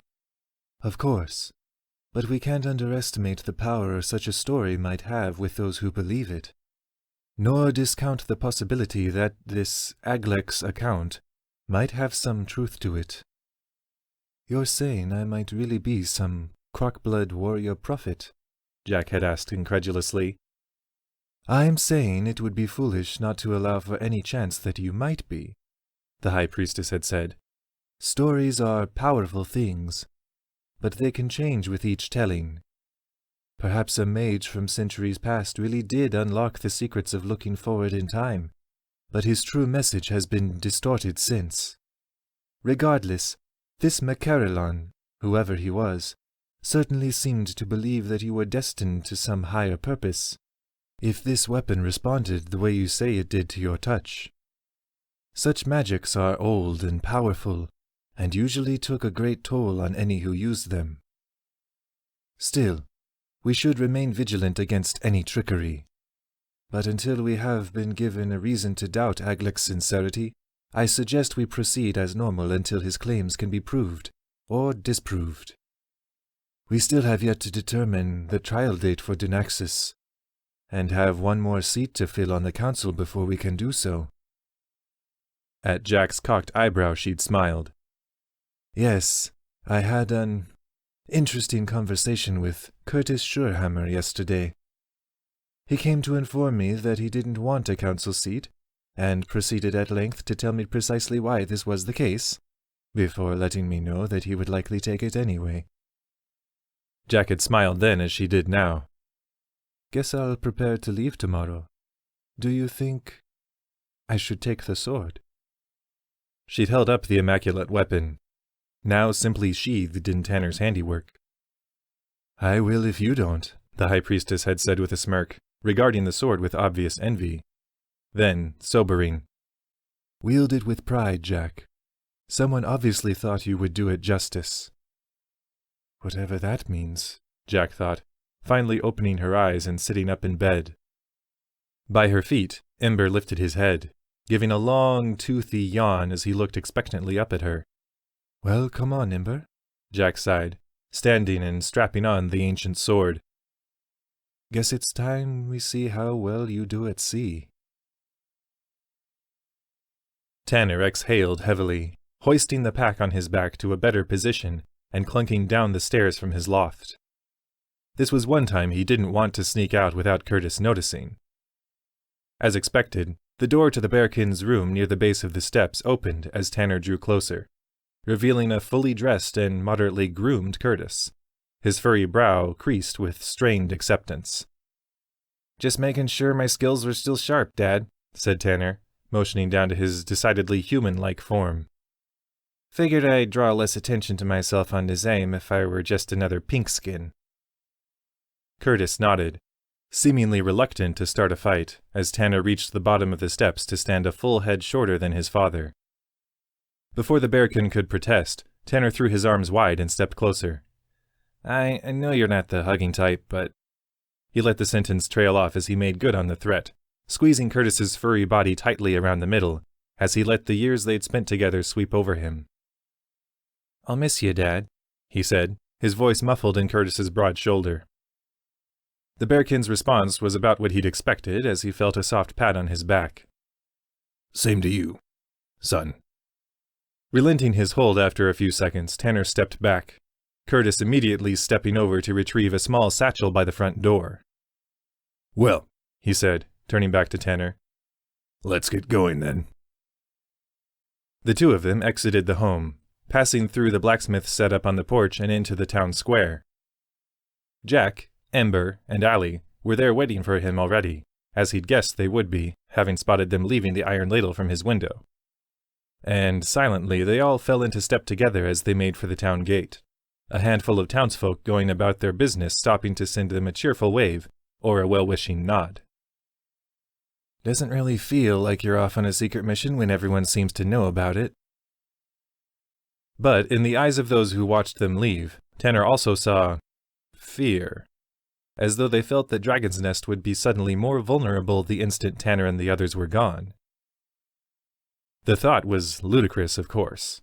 They were just a handful of well-meaning kids, not the most powerful scribes or guardsmen in town. Still, his mind went to a moment at the ladle the night before, when he and Jack had been sharing some food and drink with some townsfolk in the tavern. Allie, meanwhile, had seemed content to sleep the day away, and Tanner had found himself oddly respecting her for it. Jack had just gone back to the bar for a refill on her drink, as Borin, the stableman's kid, had been relaying a story about one of his dad's adventures out east. Well, aren't you the popular one? Sally had said from behind the bar, catching Tanner's pointed ear. "We're just sharing a drink is all," Jack had replied good-naturedly, but Sally had audibly shaken her head. "Nah, look around, love. They look up to you."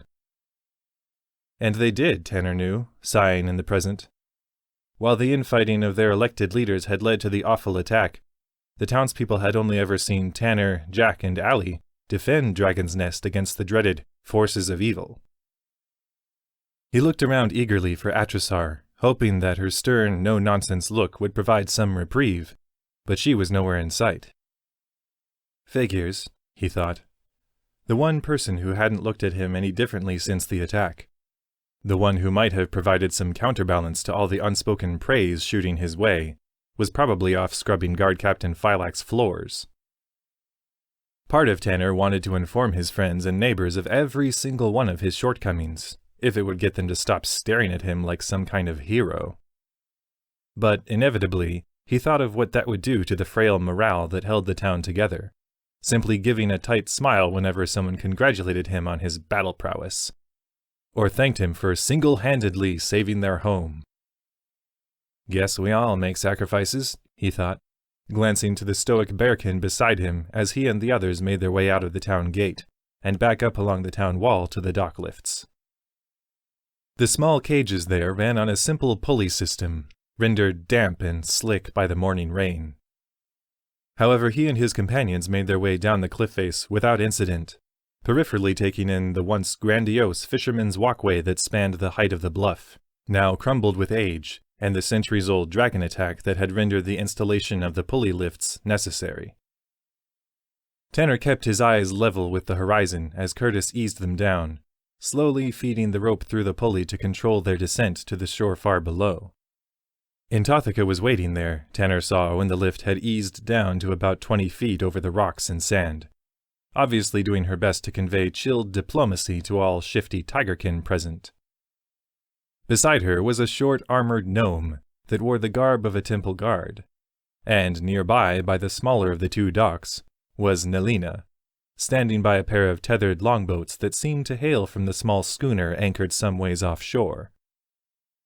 The ship bobbed lightly in the waves, already causing Tanner's stomach to turn, and he found himself immensely grateful for the fleeting chance to stand on solid ground again as the lift came to a rest, and Curtis opened the wooden gate. "Wasn't sure how many of you there'd be," Nelina said casually, glancing at the stone-faced human woman by the other longboat.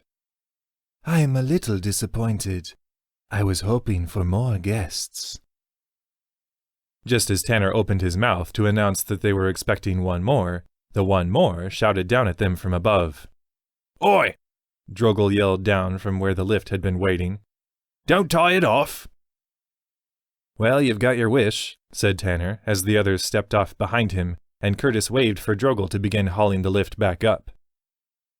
"And you'll have one more in your group," said Intothica, motioning for the young, red-haired gnome beside her to step forward. "This is Gefnar. He'll be joining you to provide further evidence that you speak for the temple and this city." Tanner looked down into the gnome's open visor, taking in the boyish excitement and almost impatient eagerness as Gefnar looked from Jack to Allie to him. "Well, welcome to the team," Tanner said with a smile, his brow wavering in confusion at the gnome's nearly elastic grin of response. You'd think I just told him he'd inherited every throne left in the world.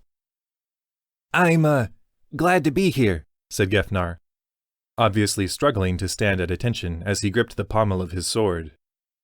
Before Tanner could ask about the oversized hammer on the gnome's back, Curtis was pulling him aside, reaching into the satchel he'd grabbed on their way out the door. "I've been, working with Intothica on this," said the bearkin, producing a pair of shiny metal bracers. "They should help keep you safe, if that fancy new cloak or armor fails you." Thanks, said Tanner, accepting the gifts and slipping them on. They were a perfect size. Of course they are. "Promise that you'll never take them off," Curtis said sharply, cutting short Tanner's proud smile. I want to know I did everything I could to keep you safe." "Yeah, I promise," said Tanner. Relief swept over Curtis's face as he gave a crisp nod. Good. Then, after a long pause, Tanner, I want you to know before you leave that I'm proud of you. He swallowed, obviously struggling with the atypically tender moment, but pressed on. I saw you on death's door when the town was under attack, and it almost destroyed me with fear. But you got back up, and you kept fighting, despite what I said. Tanner could tell Curtis was holding back tears at this point, and the realization seemed to slap him in the face. You're a better man than I could have ever hoped to raise, Tanner, and I know that you're going to do great things. His voice nearly cracked as he hissed, "But damn it, Cub. Be careful." At this, Tanner found himself caught up in Curtis's massive arms, nearly reduced to a fit of coughing at the lump in his own throat and the severity of the embrace. He didn't struggle for release, though. He just returned the hug, savoring the moment. Seconds later, Curtis pulled away, his jaw firmly set as Tanner registered Drogel's arrival on the beach. "Right, sorry I'm late," said the half-orc, hurrying up past the others to drop his pack in one of the longboats. "Just had a bit too much to drink last night, is all." Terrific, Tanner thought, awkwardly rejoining the others alongside Curtis. He caught Antothika's smile, however, as the High Priestess whispered, "A bit rough, but a good heart. I'm glad you're taking him with you." After a series of quick goodbyes and good lucks, Nelina gestured broadly to the longboats. "Shall we go?" Allie sat atop a barrel beneath the quarterdeck of Nelina's ship, the Sea Cat, once again poring over every word of peculiar bloodlines for anything she and Antothika might have missed. She wasn't having much luck, and the spray of seawater that swept up over the sides of the ship was beginning to curl the pages. With a sigh, she looked up, taking in the main and aft decks before her. Tanner had likewise found a seat near the main mast, scrutinizing the strange book they'd recovered in the servants of Kravog's lair. Its language Crexus had declared to be that of Thakur. Not for the first time, Allie thought how peculiar it was that the small-town blacksmith's son was able to read such things. But she supposed she was in no position to call out someone else in the group for manifesting strange abilities. "Those who build with straw should think twice before lighting up their torches." She heard one of Lethold's many adages from her time at Aranak's sanctuary resound in her head. And it wasn't like Tanner had tried to hide the book's existence from Antothika. Imidre, one of the temple's scribes, had even looked over the book for a time, eventually returning it and declaring cryptically that it had held nothing for her, casually stroking her raven, Spearbeak's neck as she'd walked away from Tanner, Allie, and Jack's table in the Iron Ladle. Imidre hadn't seemed too interested in expounding on things further. "At least she's good with animals," Tanner had muttered, slipping the book back in his barely large enough pack. "Yes," Jack had said with a smirk, patting the prone Ember's head beside her. "I always find that to be an admirable trait in people." Though it had been meant as a moment of levity, Allie had found herself recalling Rena, Spearbeak's first owner, the scholar whose death had started this dark adventure for the three of them. Absurdly, she'd found herself watching Spearbeak more than Imidre as the two had departed the ladle, finding some small comfort in the fact that the raven appeared to have found some happiness after all that pain. "And if he can do it," Allie had thought, turning back to her companions to continue their plans for the coming voyage, "maybe there's a bit of hope for the rest of us, too." Allie shook her head, allowing herself a brief smile. "Hope really can come from the strangest of places." Jack, meanwhile, was attempting to teach Ember some new trick or another, seeming intermittently pleased with the results. And Drogel had made his way to the bow of the Sea Cat, seeming content to stare out at the horizon.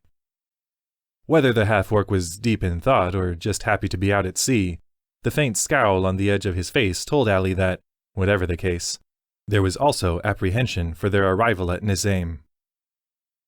For his part, the gnome temple guard Antothika had assigned to join them, Gefnar, had lost his breakfast shortly after boarding the Sea Cat, and had since retreated to the main mast by Tanner, seated and clutching the post for support, as he stared down at the nearly spotless deck. The thought reminded Allie of the others who shared the ship's small surface, and she found herself glancing about at the 4 humans who bustled around the rigging. 2 men and 2 women, all in simple clothing and well-groomed appearance. Other than their fairly muscular builds, they were wholly unremarkable, but in a way that made Allie think that the impression was deliberate.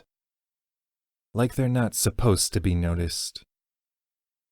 Allie's eyes drifted upward to the helm atop the quarterdeck, taking in the massive, hairy apekin who stood there, calmly gazing ahead as he guided the ship forward. None of the crew had spoken since Allie and the others' arrival, which normally would have been more than agreeable to Allie, but the blank stares they all wore as they tended to their duties were beginning to make her uneasy. The door to the captain's quarters beside her abruptly swung open, revealing a Nelina now dressed in billowy sailor's garb and sporting a confident grin. However the Tigerkin had spent the last few hours in her cabin, it didn't look to have been in quiet meditation. With a wink at Allie, Nelina ascended the far steps to the quarterdeck, assuming the helm from the apekin crew member there as the large man dutifully retreated. Allie rolled her eyes, catching Tanner's similar reaction as they all watched the Tigerkin assume a regal pose behind the steering wheel. And we thought she was cocky on land.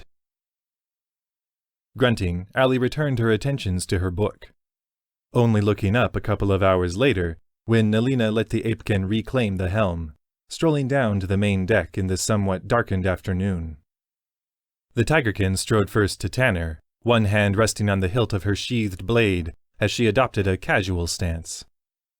Even as Tanner scowled guardedly, Nelina glanced around at the others.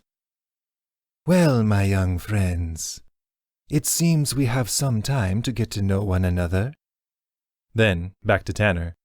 "So, how is it, great fire wielder, that you come to be the only foxkin in Covorum?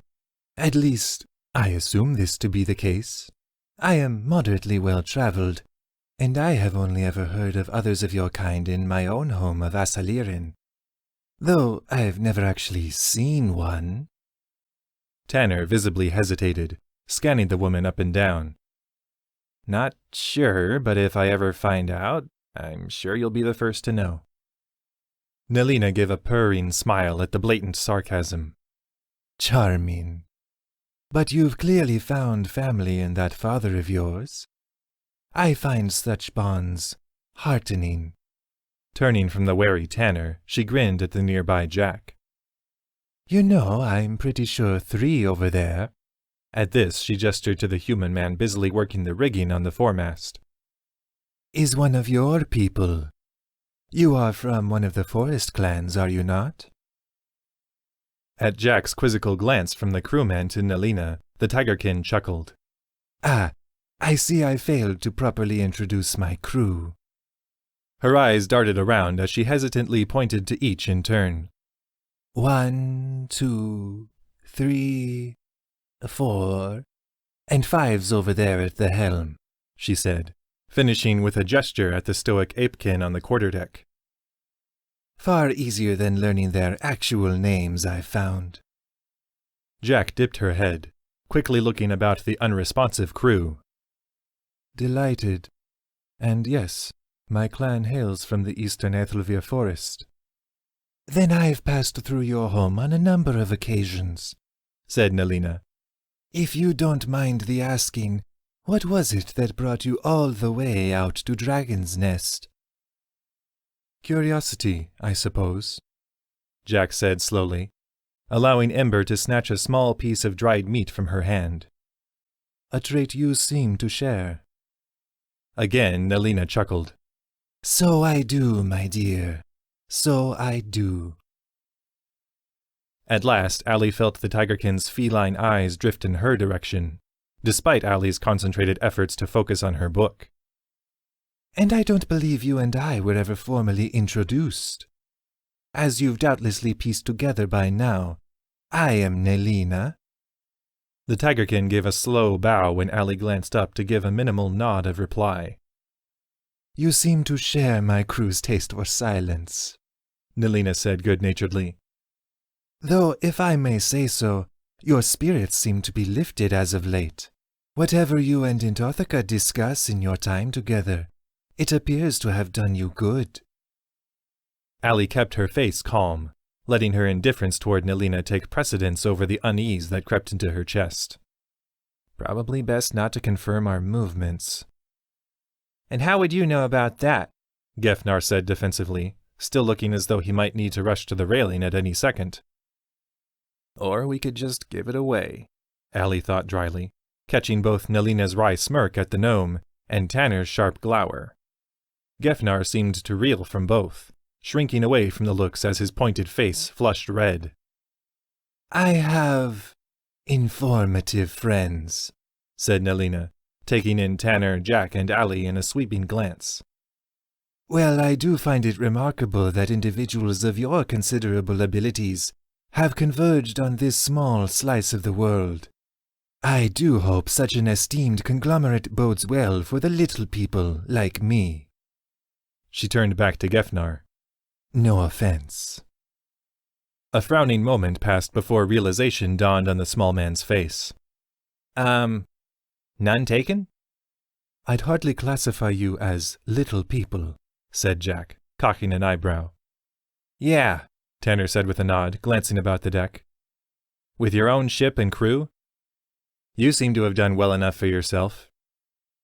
"My thanks," Nelina purred. "But I assure you it's all relative. There are individuals much larger than I in this world." Allie grunted.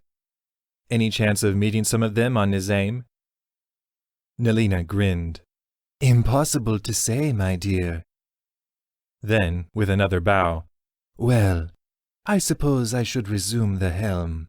We seem to have a bit of rough seas ahead." At the woman's gesture to the western horizon, Allie found herself agreeing as she took in the dark clouds and distant lightning.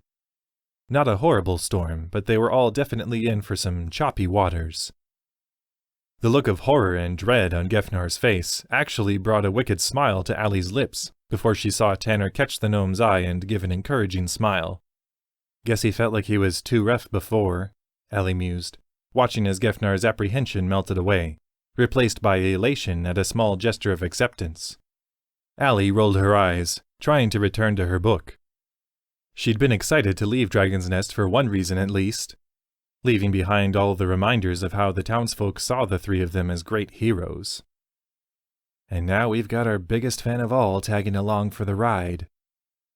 It was about right, Allie supposed, as she felt the air around her deepen with sea spray and gathering dark. Life had a habit of making sure she was never able to leave her troubles behind. Chapter 6. An Impactful Arrival. "Well, this certainly seems nice," said Tanner, as they all stepped to the shore from the docks to take in the scattered buildings before them. The island was smaller than Allie had expected, barely larger than the town of Dragon's Nest, she supposed, and it seemed like the majority of it was covered in rickety structures on raised platforms. It wasn't hard to guess the reason for the architecture either. Even at what Allie took to be less than peak tide, the shoreline around the settlement was minimal, leaving only scarce land for trees and grass beyond the perimeter. And it was easy to imagine a stray swell of water sweeping over the entire island, especially since the storm that had caught them an hour offshore still pelted at them with howling wind and rainwater. Still, Allie could make out stray torchlight and the occasional concealed candle in some of the buildings, leaving her with the feeling that she and the others were caught halfway between the eerie glow that emanated from the sea cat's lanterns behind them and the stray beams of light from within the island settlement. Turning back to the ship, she saw that, while Nelina's numbered crew had set about tethering the ship and securing its sparse sails, the Tigerkin herself looked to have disappeared inside her cabin. "Which means we wait, I guess," thought Allie, dropping to sit cross-legged under a nearby tree with Jack, Tanner, Drogle, and Gefnar. "So far, not really seeing whatever appeal my fellow orcs find in this place," said Drogle, wiping rainwater from his eyes.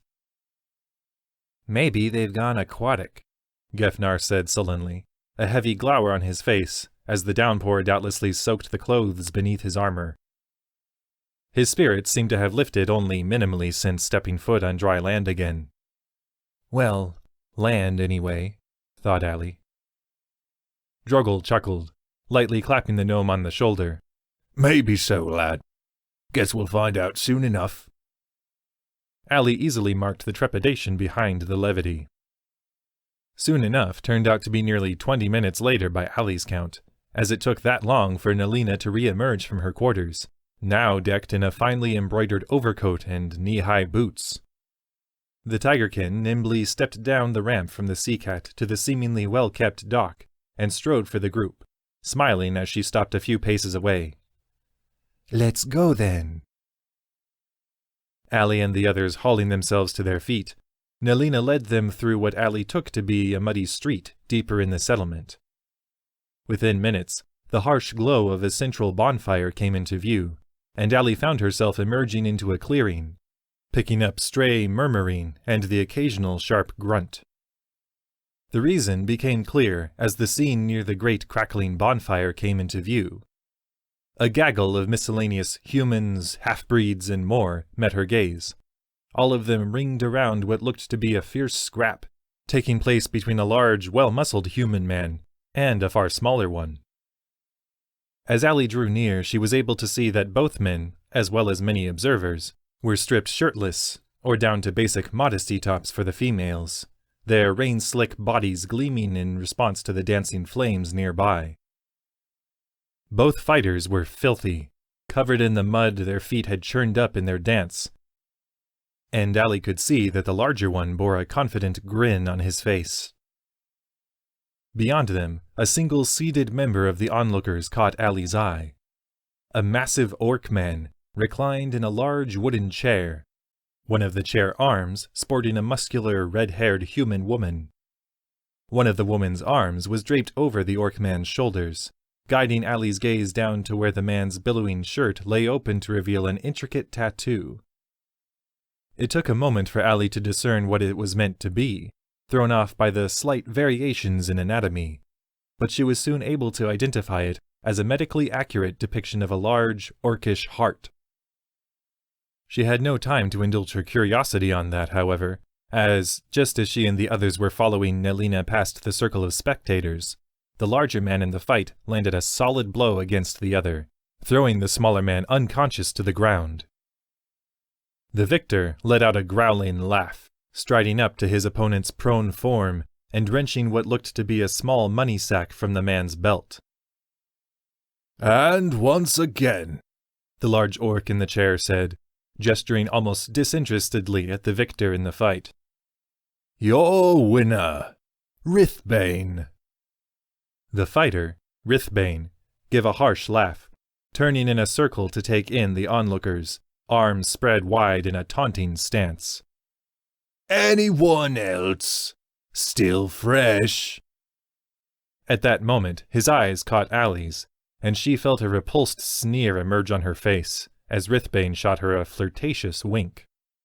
No thanks, thought Allie, not bothering to hide her disgust as she averted her gaze. No victory waiting for you here. She hadn't gone 2 more steps before she heard Rithbane call out after. Hey, what's your problem then, sweetie? Think you could do better?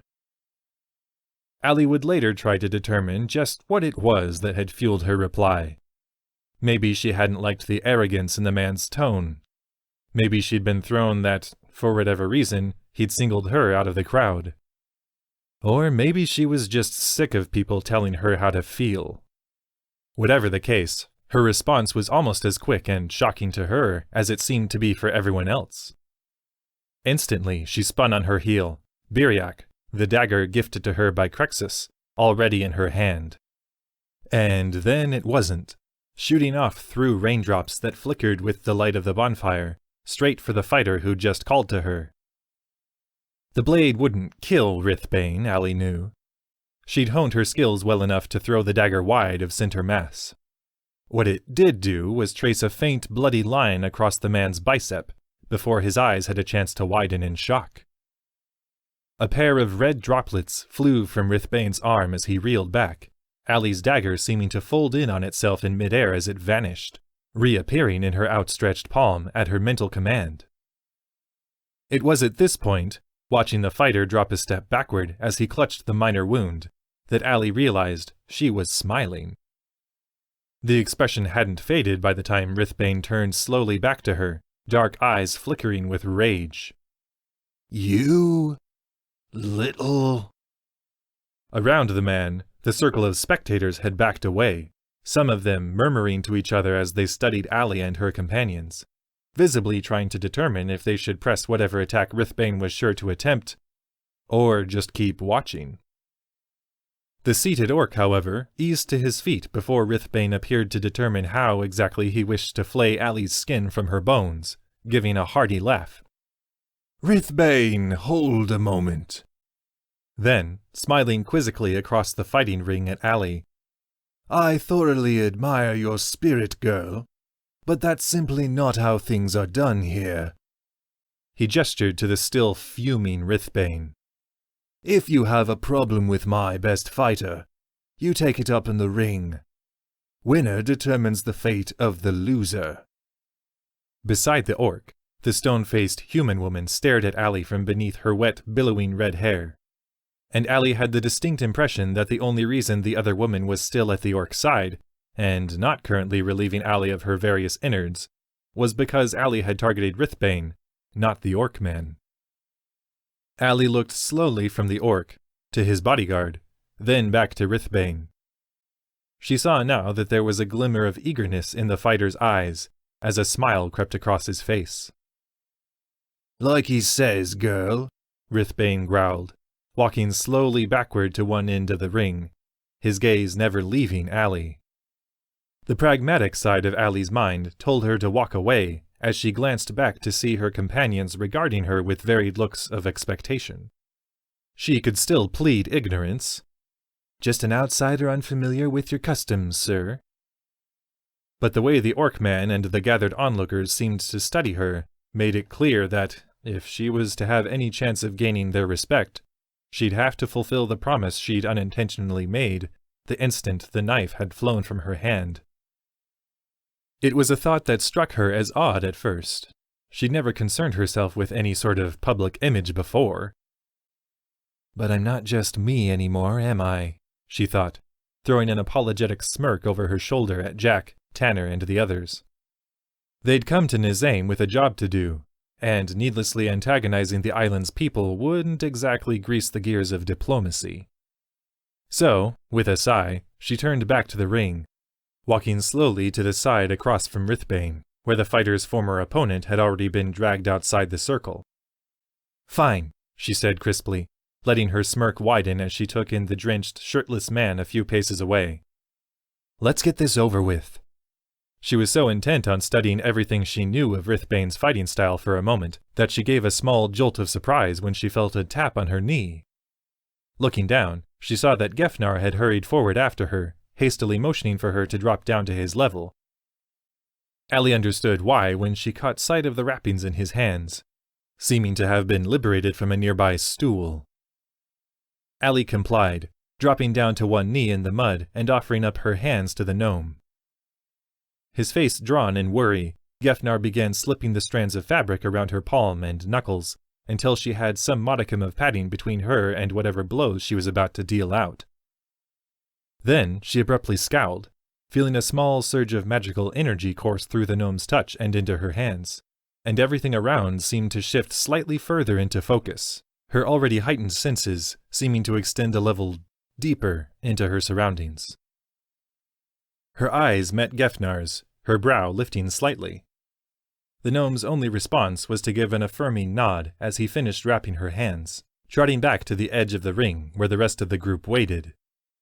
"All right," Allie thought bemusedly as she watched his retreat. "Maybe he'll be useful to have around after all." Standing to her feet, she met Rithbane's eyes once again, finding that the man was looking from her to the seated orc in expectation, then back to Allie to scan her up and down pointedly. Confused, Allie turned to the orc as well, seeing that he had his toothy jaw nestled in one hand as he studied her, "My dear," said the orc with a devilish smirk, "you appear to be overdressed." Allie caught his meaning an instant later, remembering how both Rithbane and his last opponent had been stripped down to simple shorts, and seeing that a few of the male onlookers, seeming to have prepared themselves for the possibility of entering the ring, were also shirtless, while a handful of females wore only slightly more, with simple wrappings or loose, abbreviated tunics to provide their only modesty. "That's fine," Allie thought with a smiling shrug as she dipped her head to the orc man. Her fingers brushing the plates of her newly made armor, she let her smile widen as a few gasps of surprise went up from the crowd. Before their eyes, Allie's armor seemed to vanish, leaving her in nothing but ragged, knee-length pants and a small, form-fitting top that left her midriff exposed. "Satisfied?" she said, offering the orc man a muted grin. The Fightmaster gave an inscrutable chuckle, and Allie let herself wonder for a moment if he had been able to see through the enchanted mirage she'd just erected. Her armor had never left her body. The skilled scribes at Antothica's temple had merely granted the intricate plating the ability to cloak its true form. But if the orc man had any feelings that the demands of the fighting circle had not been met, he gave no further indication, simply glancing across from Allie to Rithbane and saying, "If he is." "Yeah," Rithbane spat. "Can we get started then?" The orc bowed his head, raising an open hand over his head as he glanced between the two of them. "Begin." Allie was in motion the instant the word was past the orc's lips, darting forward as she saw Rithbane open his mouth to offer some taunt or another, then quickly fumbled to get his guard up as Allie closed the distance between them, churning the mud beneath her feet.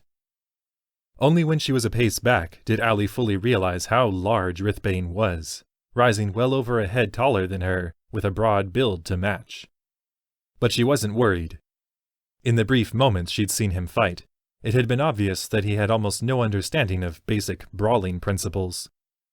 He largely made use of wide, swinging attacks, leaving his body open for jabbing counterstrikes if his opponent was quick enough, and didn't mind the possibility of Rithbane's massive fist finding them before they could retreat or bring up their guard.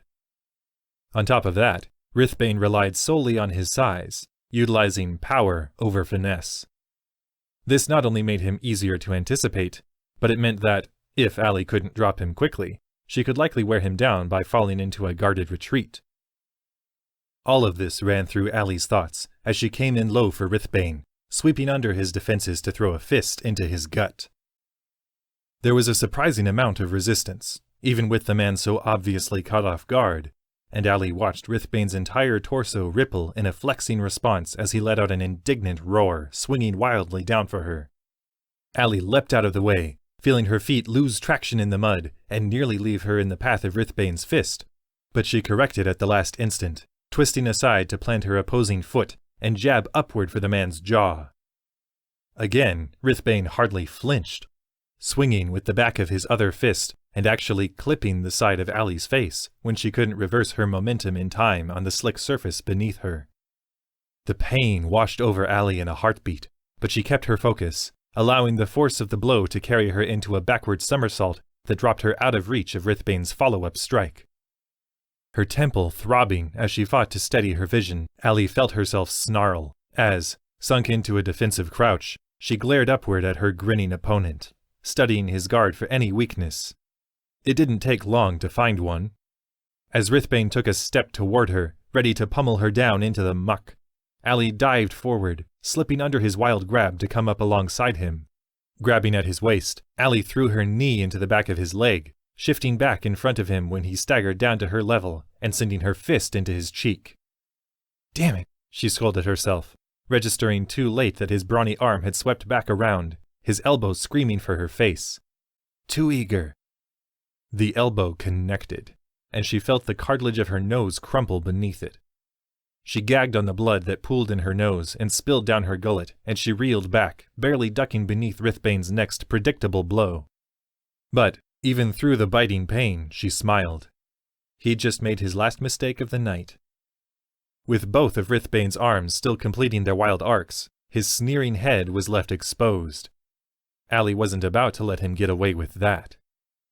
Feeling her knuckles crackle and pop with the impact, she threw her fist forward again, this time connecting it against Rithbane's temple.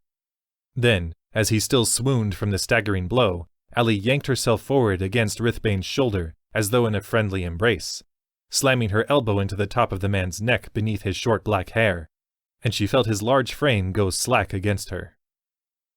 She stepped back, letting the unconscious man topple to the muddy ground as rain peppered his slack, bruising face. Her fists pulsed silently with Gefnar's magic, and she felt Crexus's pendant grow warm to the touch beneath her shrouded armor. Mercy, she thought, recalling the sensation she'd felt from the pendant in her last session with Intothica, and she gave a warbling sigh. Not that Rithbane would have shown the same restraint with me, but fine. Slowly, she took another step back, feeling a faint sense of warmth and pride wash over her. Just don't expect it every time, she thought to no one. Then, wiping bright red blood from her upper lip, she turned back to the orc man. Happy now? She gasped. The orc man, for his part, wore a genuine smirk. If a little poorer, my dear, but I'm all for a match well fought. Glancing about the ring of spectators, Allie saw that more than a few others begrudgingly offered up coin to the handful of humans, orcs, and half-breeds around who bore victorious smiles. Glad I could make your night more interesting, she thought dryly. Well, said the orc man, drawing her gaze back to him, it would seem that we have a new champion. He gestured broadly at Allie, clearly waiting for her to add something for a moment, then, chuckling, Let's try this again. He gave a muted bow from his throne. I am Tagathis, owner of this little fighting ring. And you are? Allie hesitated, letting blood pool in her mouth before she spat a slick red globule to the mud by the prone Rithbane. McAllister.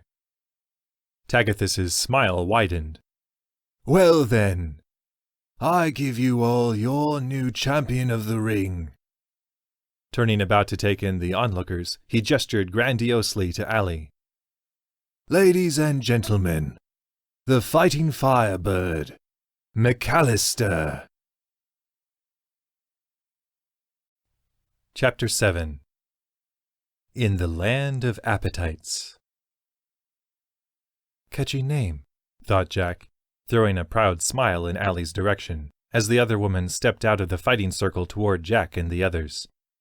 You all right? She whispered when Allie drew near, the wand of healing already out and glowing in response to Jack's mental command. Fine, said Allie, spitting more blood to the ground. Though, despite the woman's reassurance, Jack saw her teeter unsteadily. A faint sigh of relief escaped Allie's bloody lips as Jack tapped her arm with the wand, and Jack caught her curt nod of gratitude. Thanks. No problem, said Jack, returning the wand to the pack slung over Ember's back as she saw Allie's nose right itself and stitch back together. But maybe try not to pick any more fights tonight. Allie gave a grunting laugh, taking in the impressed looks on the faces of the rest of their group, Tanner's slack jaw and wide eyes being the most delicious. If you say so. Well, said Nelina, stepping up beside Jack and Allie and gesturing back to the building she'd been leading them to before the unscheduled diversion. If you're quite through making an impression, could we get on with things? She wore her usual smile, but the way she fought not to look at Tagathis and the other spectators told Jack that her suspicions were correct. Making such a splash only a few minutes after entering the settlement might come back to them in some unpleasant ways. Nodding her assent, Jack fell in beside Allie, ready to draw the wand again if necessary. But, if anything, the other woman seemed to have more energy in her step now, like a weight had been lifted from her shoulders. Or maybe she just really needed a good fight. From behind, Jack heard Druggle hiss into Tanner's ear. You sure she even needed the rest of you to help save Dragon's Nest? Jack stifled a chuckle, barely catching Tanner's response. Not sure, but I'm glad she's on our side. Just hope we're on hers, Gefnar added, his voice full of abject awe. And she doesn't think she's inspiring, Jack thought with a smile, glancing back to see that many of the spectators, including Tagathus and his bodyguard, still monitored Allie's departure. Happily scratching the top of Ember's head, Jack followed Nelina and Allie up the steps of the raised wooden building before them, emerging into a tavern area that made the iron ladles seem at once fancy yet slummy. The decor and furniture seemed older and far more worn than anything Jack had seen back in Dragon's Nest, but it all still had an extravagant quality that spoke of a heyday long past. Beautiful tapestries bore fraying ends and faded colors, while the chairs arrayed around the antique, food-littered tables sported once intricate carvings that were dinged and splintered almost beyond recognition. To Jack, it almost seemed like someone had dredged the wreckage of sunken luxury ships in decades long past. Which, she mused, as she followed Nelina across the eerily empty chamber to a staircase on the far side, may not be far from the truth. Even growing up as far inland as she had, Jack had gleaned enough from clanspeople who'd returned from their pilgrimages to know that piracy had long since ceased to be a major factor in sea life. There had been little motivation for the rogues to stay in business once sea trade had ground to a halt during the Dragon War. Doesn't seem to have stopped the heirs to the light from dredging the ocean floor for any remaining spoils, Jack thought, hoping that the lack of patronage in the tavern was due to everyone stepping outside to watch the fights, and not linked to their group's arrival. Guess we'll just have to get some food later, huh, Em? She whispered down to her wolf, slipping up the staircase after Nelina. Even as she said the words, however, the sound of jovial laughter filtered down to her from the top of the stairwell, emanating from the single door atop the landing. Warm lamplight flickered from inside as she neared the door, and she cocked an eyebrow as Nelina pushed into the room without knocking. "Greetings, Lenmoir," the tigerkin purred, stopping a few paces inside the room. "It has been some time." "Ah, Nelina!" Jack heard a deep, charismatic voice respond as, shrugging back to the others, she stepped into the room after. It was instantly clear to Jack that the finest of the decorations had been reserved for this room, the walls nearly covered with gorgeous paintings of battlefields, ships alone on stormy seas, and more.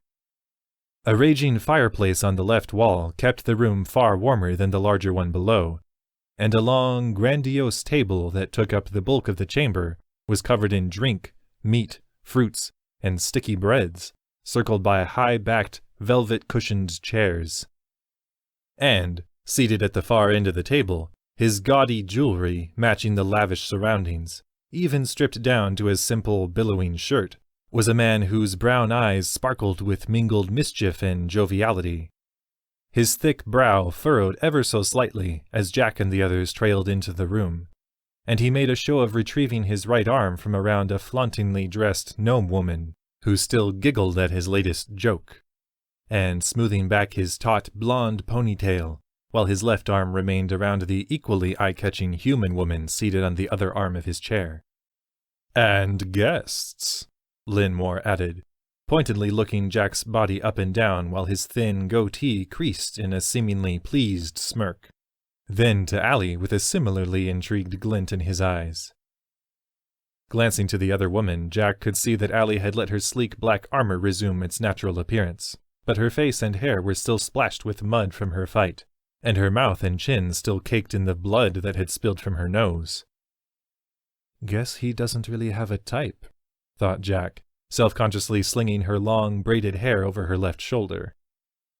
The man's look didn't seem predatory, but she always felt more comfortable having her reach for her quiver unrestricted. Then Tanner entered the room, and Lenmoir's face instantly shifted to a different kind of interest. Jack found her gloved hand twitching to draw an arrow at the change. "Still not predatory, but a little too intrigued." She didn't have to look back to know that Tanner still wore his human-like appearance, but if she had to guess, someone like Lenmoir was informed well enough that such disguises didn't faze him. "Ah," Lenmoir said again, pointedly marking Drogal and Gefnar with reduced interest. Turning to the women to either side of him, he gave a flirtatious grin. My apologies, ladies. It seems that business has caught up with me tonight. Perhaps you could entertain yourselves elsewhere, while I converse with my friends here. The women shared an indifferent shrug, the human helping the gnome down from her perch on the arm of Lenmoir's chair before they strode casually from the room, their lacy, low-cut dresses swishing about them as they retreated, shutting the door behind them. Lenmoir watched them leave, a faintly disappointed look on his face, before turning back to his new guests and gesturing broadly at the banquet before him. Welcome all. Please join me. He sat forward, revealing a deceptively slight frame as his large silken shirt shifted around him, as well as a well-muscled chest beneath a drawstring brocade neckline.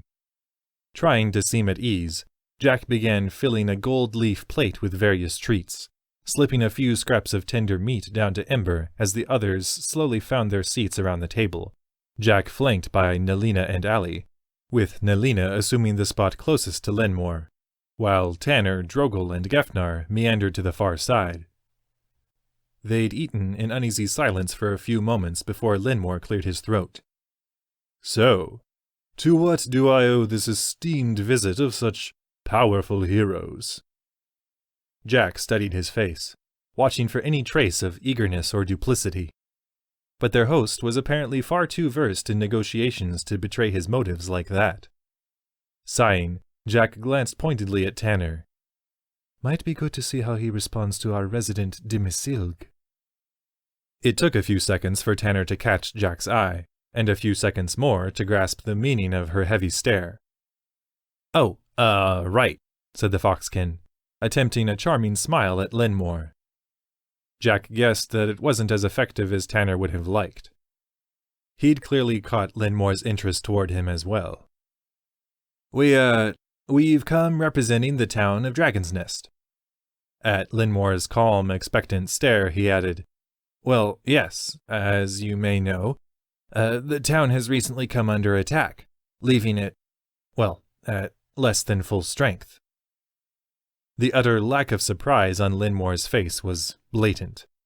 Truly, said the man, tilting his head faintly to one side. I'm sorry to hear that. Tanner visibly gulped, obviously fighting not to look to the rest of them for support. Yes, well, we were just wondering, I guess, if there might be anyone out there who might try to, take advantage of a moment like that. Jack sighed, cutting in before Lenmoir could utter the dodging reply already forming on his lips. Look, it's no secret that you've had designs on Dragon's Nest in the past. We just want to know what it would take to keep everybody happy and safe here. Maybe even convince you and your people to assist in protection and rebuilding. Lenmoir turned to her, a puckered smirk on his face, as Gefnar chimed in from across the table, coughing against a glob of bread in his throat. We've been authorized by High Priestess Intothica to expedite whatever arrangements might be necessary to keep the peace. Their host's smirk widened, the man not even glancing toward the gnome as he gave a brief chuckle. Well, I won't pretend I'm not hurt by the implications, but I assure you, as long as fairness and justice still reign in Dragon's Nest, I'm sure we can come to an arrangement. Meaning what? Said Allie, not bothering to cover her mouth full of sweet roll. Lenmoir chuckled again, sounding slightly more genuine this time as he took in Allie's obvious lack of table manners. Meaning that I'm more than willing to have my people play a part in the rebuilding of Dragon's Nest, provided we are granted proper representation within the town's command structure. At the group's hesitant glances toward each other, he smiled. In the unfortunate sacking of the town, the civilian council's numbers were depleted, were they not? Yes, Jack said slowly, able to guess what was coming. Well then, said Lenmoir, as long as there is still an available seat on this council, it would seem only fair and just that, so long as my people and I were contributing to the well-being of the town, that we be afforded a claim to it, Gefnar's eyes went wide in Jack's peripheral vision, as though he hadn't guessed Lenmoir's intent until the moment he said it.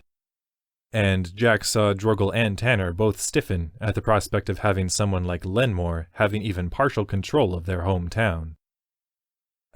Look, said Tanner, visibly chewing the inside of his cheek. I'm not sure we can promise you a seat on the council. His voice trailed off as Lenmoir raised a hand. Not me, my boy, but a friend of mine, perhaps. Tanner grimaced. Friend of yours?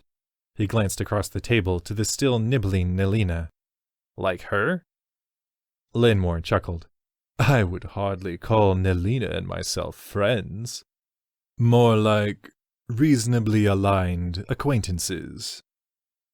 Is that what you really think of me? Said Nelina, feigning a pained look before returning to her meal. I'm hurt. A heartier laugh spilled from Lenmoir's throat, as though at some private joke, and he slowly looked around the table at the others. Look, I hardly think this is an unreasonable request, given all that is being asked in return.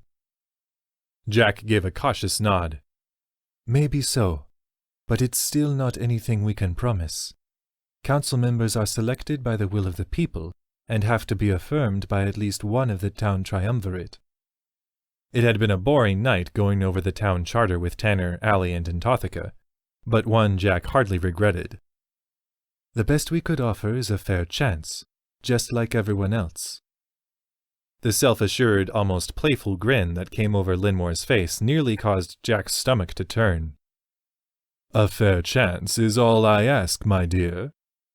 Then, leaning back in his chair, well, if our business is concluded, I suggest you find a room at the Knot and Root Inn across the way. I'm sure you're all quite tired after the day of travel. Grasping that they were being dismissed, Jack eased to her feet, slipping a final hunk of fish to Ember as, with a last chug from her goblet, Nelina smiled to Lenmoir and led the way out of the room. Not entirely sure what just happened, Drogle muttered as they descended the staircase. But I get the distinct feeling we just handed Dragon's Nest over to its next mayor. Gefnar gave a sharp grunt from behind. Antothica would never allow it. Like she would never have allowed your previous mayor to invite the town's enemies in through the front gates, Nelina said dryly, wiping wine from her white furred snout. Jack thought about asking the tigerkin exactly whose side she was on, but a flicker of movement from across the room caught her eye as she reached the bottom of the stairs behind the woman. Holding up a hand for silence, she motioned for the tavern's main door, where she'd just seen it click shut, and, weaving quickly through the scattered tables, she found herself at the entrance, her eyes drawn to a small scrap of paper tucked in the door. Snatching it up, she flung the door open, trotting down the steps with a growling, readied Ember at her side, scanning the muddy clearing around the central bonfire for any sign of movement. Nothing. Her teeth gritted in frustration. She saw a pair of recent tracks that led away from the steps and disappeared into the indecipherable mess of foot traffic left in the muck. And, channeling the light of the forest into her fingertips, she crouched down, brushing the new trail with the faint glow that shone through her glove. An image of a running orc swept over her mind. The massive green-skinned man's toothy jaws squared, and his long black hair braided back into a flawless topknot. He was decked in light jerkin drawn snugly over his imposing frame, and a large sword hung at his side. Whoever he was, he clearly hadn't needed to run from a fight. Which means it was his job to leave a message. Sighing, Jack slipped back up the steps to where the others awaited with expectant faces inside, producing the scrap of paper. Orcman, dressed for battle. He left this. Slowly, she opened it up, tilting it so that the others could follow along upside down if they wished. If you'd like to hear a counter-offer, it read in the simple markings of the common tongue, be at South End in 6 hours' time. There was no signature. Nelina purred, stroking her chin. An intriguing development. Why? Said Tanner, scowling. What's the south end of the island? Nelina dipped her head. Yes, but more than that. It's the name of a sort of betting parlor here on Nisaim. Various gambling and fights are hosted there. And you can take us there, Jack said crisply. Of course, Nelina said with a shrug. Guess you and Lenmoir really aren't friends, Tanner mumbled. Regardless of my feelings toward the man, Nelina said with a grin. I'm a fan of shady dealings and subterfuge. Never would have guessed, Allie said with a grunt. So, we're going then? Gefnar said, his voice thick with apprehension. To the meeting place? Jack nodded, glancing to Tanner and Allie in turn to see that they shared her look of resolve. Seems like a good counteroffer could be just what we need right about now. At that moment, a well-muscled woman in leather armor burst through the door, her light green skin looking flushed from exertion. Jack spun toward the sight, hearing Tanner give a yelp of alarm behind her as he summoned Flame to his grasp.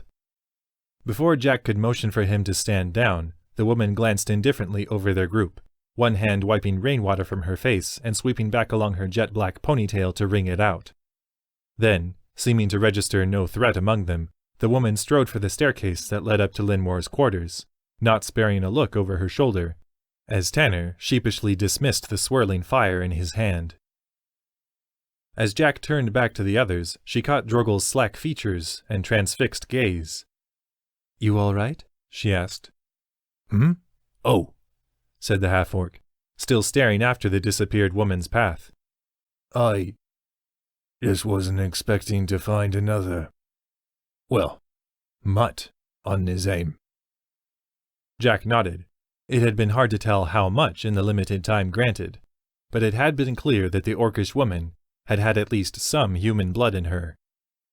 Yes, Nelina chimed in, seeming as calm as ever.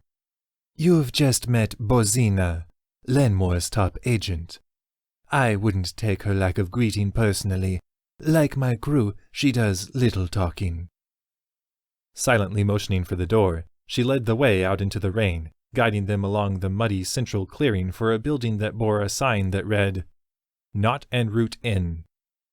Well, maybe she'll be more up to chatting some other time, Jack heard Tanner mumble to the half-orc beside him. I doubt it, Drogel said with a snort.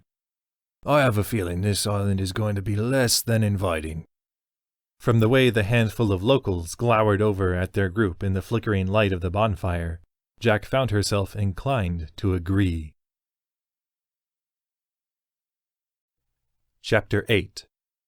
Friendly Exchanges. Tanner sang softly to himself on his bed as he flipped through the pages of the large book in his hands. As usual, he found it impossible not to let the words of the Thekur spill across his tongue and dance in the air like the invigorating scent of crisp bread in the oven, or the sound of a powerful cresting wave. The sensation had little to do with his own singing ability, he knew. Most days he could send a stray rat scurrying from the blacksmith shop just by humming a few bars of Dearest Burn the Clouds for Me, the poor rodent clutching at its ears and squealing in horror. The power, instead, seemed to stem from the words themselves, the lines of swirling script somehow leaping off the pages into Tanner's mind, while the essence of them danced around his senses as he gave the words voice. Even so, he still barely understood what he was reading. It was like the pages spoke of concepts so foreign that even the author struggled to give them names, of beings born of states beyond light and dark, of battles waged with will and thought. And here I am thinking that being able to bring small flames to life is pretty neat, Tanner thought as he came to the end of a chapter. His best guess was that the author was talking about some kind of alliance-forging rituals. Without knowing why, Tanner looked up, his light-skinned, human-like face flushing red as he saw the gnome at the foot of his bed. Upon arriving at the room rented for the men, Gefnar had quickly uncoiled a bedroll on the floor, seeing that there were only 2 beds available, and had soon dropped off to sleep after a few minutes of meditation. Or so Tanner had thought. Now, however, the gnome, looking even smaller now that he'd stripped of his armor, was propped up on one elbow, eyes creased in fascination as Tanner's strange singing came to an end. "Oh, sorry, was I keeping you up?" said Tanner, reaching out to dim the lamp by the side of his bed. "Oh, no," Gefnar said hurriedly, easing up to sit cross-legged. "Well, yes, but... Sorry, Antarctica said you all had unique skills, but... You speak the language of the Thakur." Tanner nodded slowly. "Uh-huh. You don't?" Gefnar shook his head. "Few people do, and even fewer can master it the way you seem to have done." "Well, I wish I could tell you how I did it," Tanner said with a forced laugh, glancing awkwardly about the simple two-bed room that was decidedly not worth the 3 akris the surly dogkin at the front desk had charged them. His gaze lingered on the opposite bed, as though to will Drogal into existence there to offer up some mildly offensive comment that would break the tension. But the bed stared back, taunting Tanner with its untouched bedding. Sighing, he spared a moment to wish his half-orc friend good luck on whatever it was he thought he could accomplish in the seedy back alleys of Nisaim. The group had barely arrived at the knot and root before Drogal had pulled Tanner aside, whispering, "I'd best put this green skin of mine to use, lad. If I'm not back before the meeting time at the south end, I'll find you back here in the morning." He'd spared a glance at Gefnar, then, adding softly, "We sure he's all right?" "As sure as we can be," Tanner said with a nod. "If Antarctica trusts him, so do I." If only he'd stop staring, though, Tanner thought in the present, offering a weak grin across the room to the gnome. "The thing is, I don't even know how I'm able to speak." He gestured at the book in his hand. "This." Gefnar's eyes widened. "You mean, you never learned?" "Well, sure, I must have, right?" said Tanner, trying not to let himself lose his cool at whatever implications an innate understanding of the Thakur might hold. "But, well, I don't really remember anything about my life before Curtis found me as a kid. Maybe my birth parents were shoving books in my hand from the second I was born." "Even so," Gefnar said with a grin, "you must have been a child prodigy to learn it so well." "Yeah," said Tanner, unable to think of a self-deprecating remark quickly enough to slip it into conversation. A long moment of silence followed before Tanner spoke again, realizing that Gefnar was just about to lie back down as he did so. "Should we... Oh, sorry. Did you want to go get something to eat?" "Oh, I'm not really feeling that hungry." "Oh, okay then." "And, my stomach's still not feeling great after our time at sea." "Right, of course." "Thank you, though. Maybe later?" "Yeah, later. Later's good." And Curtis wonders why I don't have many real friends. Grimacing at the exchange, Tanner returned to his book for a minute, trying to resume the rhythm of the lyrical glyphs. The book wasn't having it. He glanced up from time to time to see that Gefnar had rolled over on his bedroll to present his back, the better not to stare. Again, Tanner sighed, closing the book. Can't just leave him like that. "So, Gefnar?" "Yes?" said the gnome, rolling back over to look at Tanner. You ever study the Thakur language?" "Just enough to know it on sight," Gefnar said with a shrug, sitting up again. "Even Antarctica struggles with the finer points of it, and I was never much for book smarts, so I just stuck with my normal duties." Tanner gulped at the offhand mention of his own prowess over Antarctica's, recalling her slow, creased nod of consent when he'd requested to hold on to the book about the Thakur. "And, what duties would those be?" "Well," said Gefnar, seeming mildly invigorated at talking about himself, "when I'm not in weapons training or manning the temple armory, I tend to the luminous gardens, or study the basic litanies. It's not much, but I know my parents would be proud." "I'm sure they would," Tanner said with a nodding smile. If he had to guess, Gefnar's parents, like many citizens of Dragon's Nest, had left it in their will that, should they die before their child had come of age, he be entrusted to the protection of the temple, serving it as best he could in turn. Gefnar gave a face-splitting grin at the reassurance. Thanks. Really, I'm just honored that Antothica thought I could provide some sort of aid on this mission, and I intend to prove myself worthy of her trust. Oh, I wouldn't worry about that, said Tanner. There's obviously more going on here than meets the eye, which means you'll likely get to show what you're made of before it's all over. Thanks, Gefnar said again with a good-natured laugh. Then, after a pause, You still want to get something to eat? Tanner smirked. Thought you'd never ask. Allie breathed evenly as she sat cross-legged and eyes closed on her bed, surprised to find how at peace she felt, despite the sea of thoughts that swirled in her mind. A slow smile came to her face as she thought of how different she felt from just a few short days before. Amazing what a good fight will do for the soul, she thought, rubbing gently at her bruising cheek. She'd cleaned her face of blood in the room's water basin, and Jack had healed the worst of her injuries with the healing wand. But Allie had held back from mending her wounds completely. There was something raw and invigorating about taking stock of the aches and cuts of a recent brawl, about replaying the steps of the fight in her head to know where she'd made her mistakes, and where she never would again. There had been no one at the Aranek sanctuary during her time under Lethold's tutelage who had shown any interest in taking her on in a decent fight. Well, no one she'd spoken with, anyway. She had admittedly spent most of her time in her room or quietly eating alone when not allowing Lethold to jabber on about some path to clarity or another. Allie's smile widened. I'd guess he didn't think my path would involve acquainting a self-inflated ring fighter with my fists. But there was more to it than that, Allie knew. Yes, her meditation with Antothica had helped to bring her a level of peace she hadn't known in years.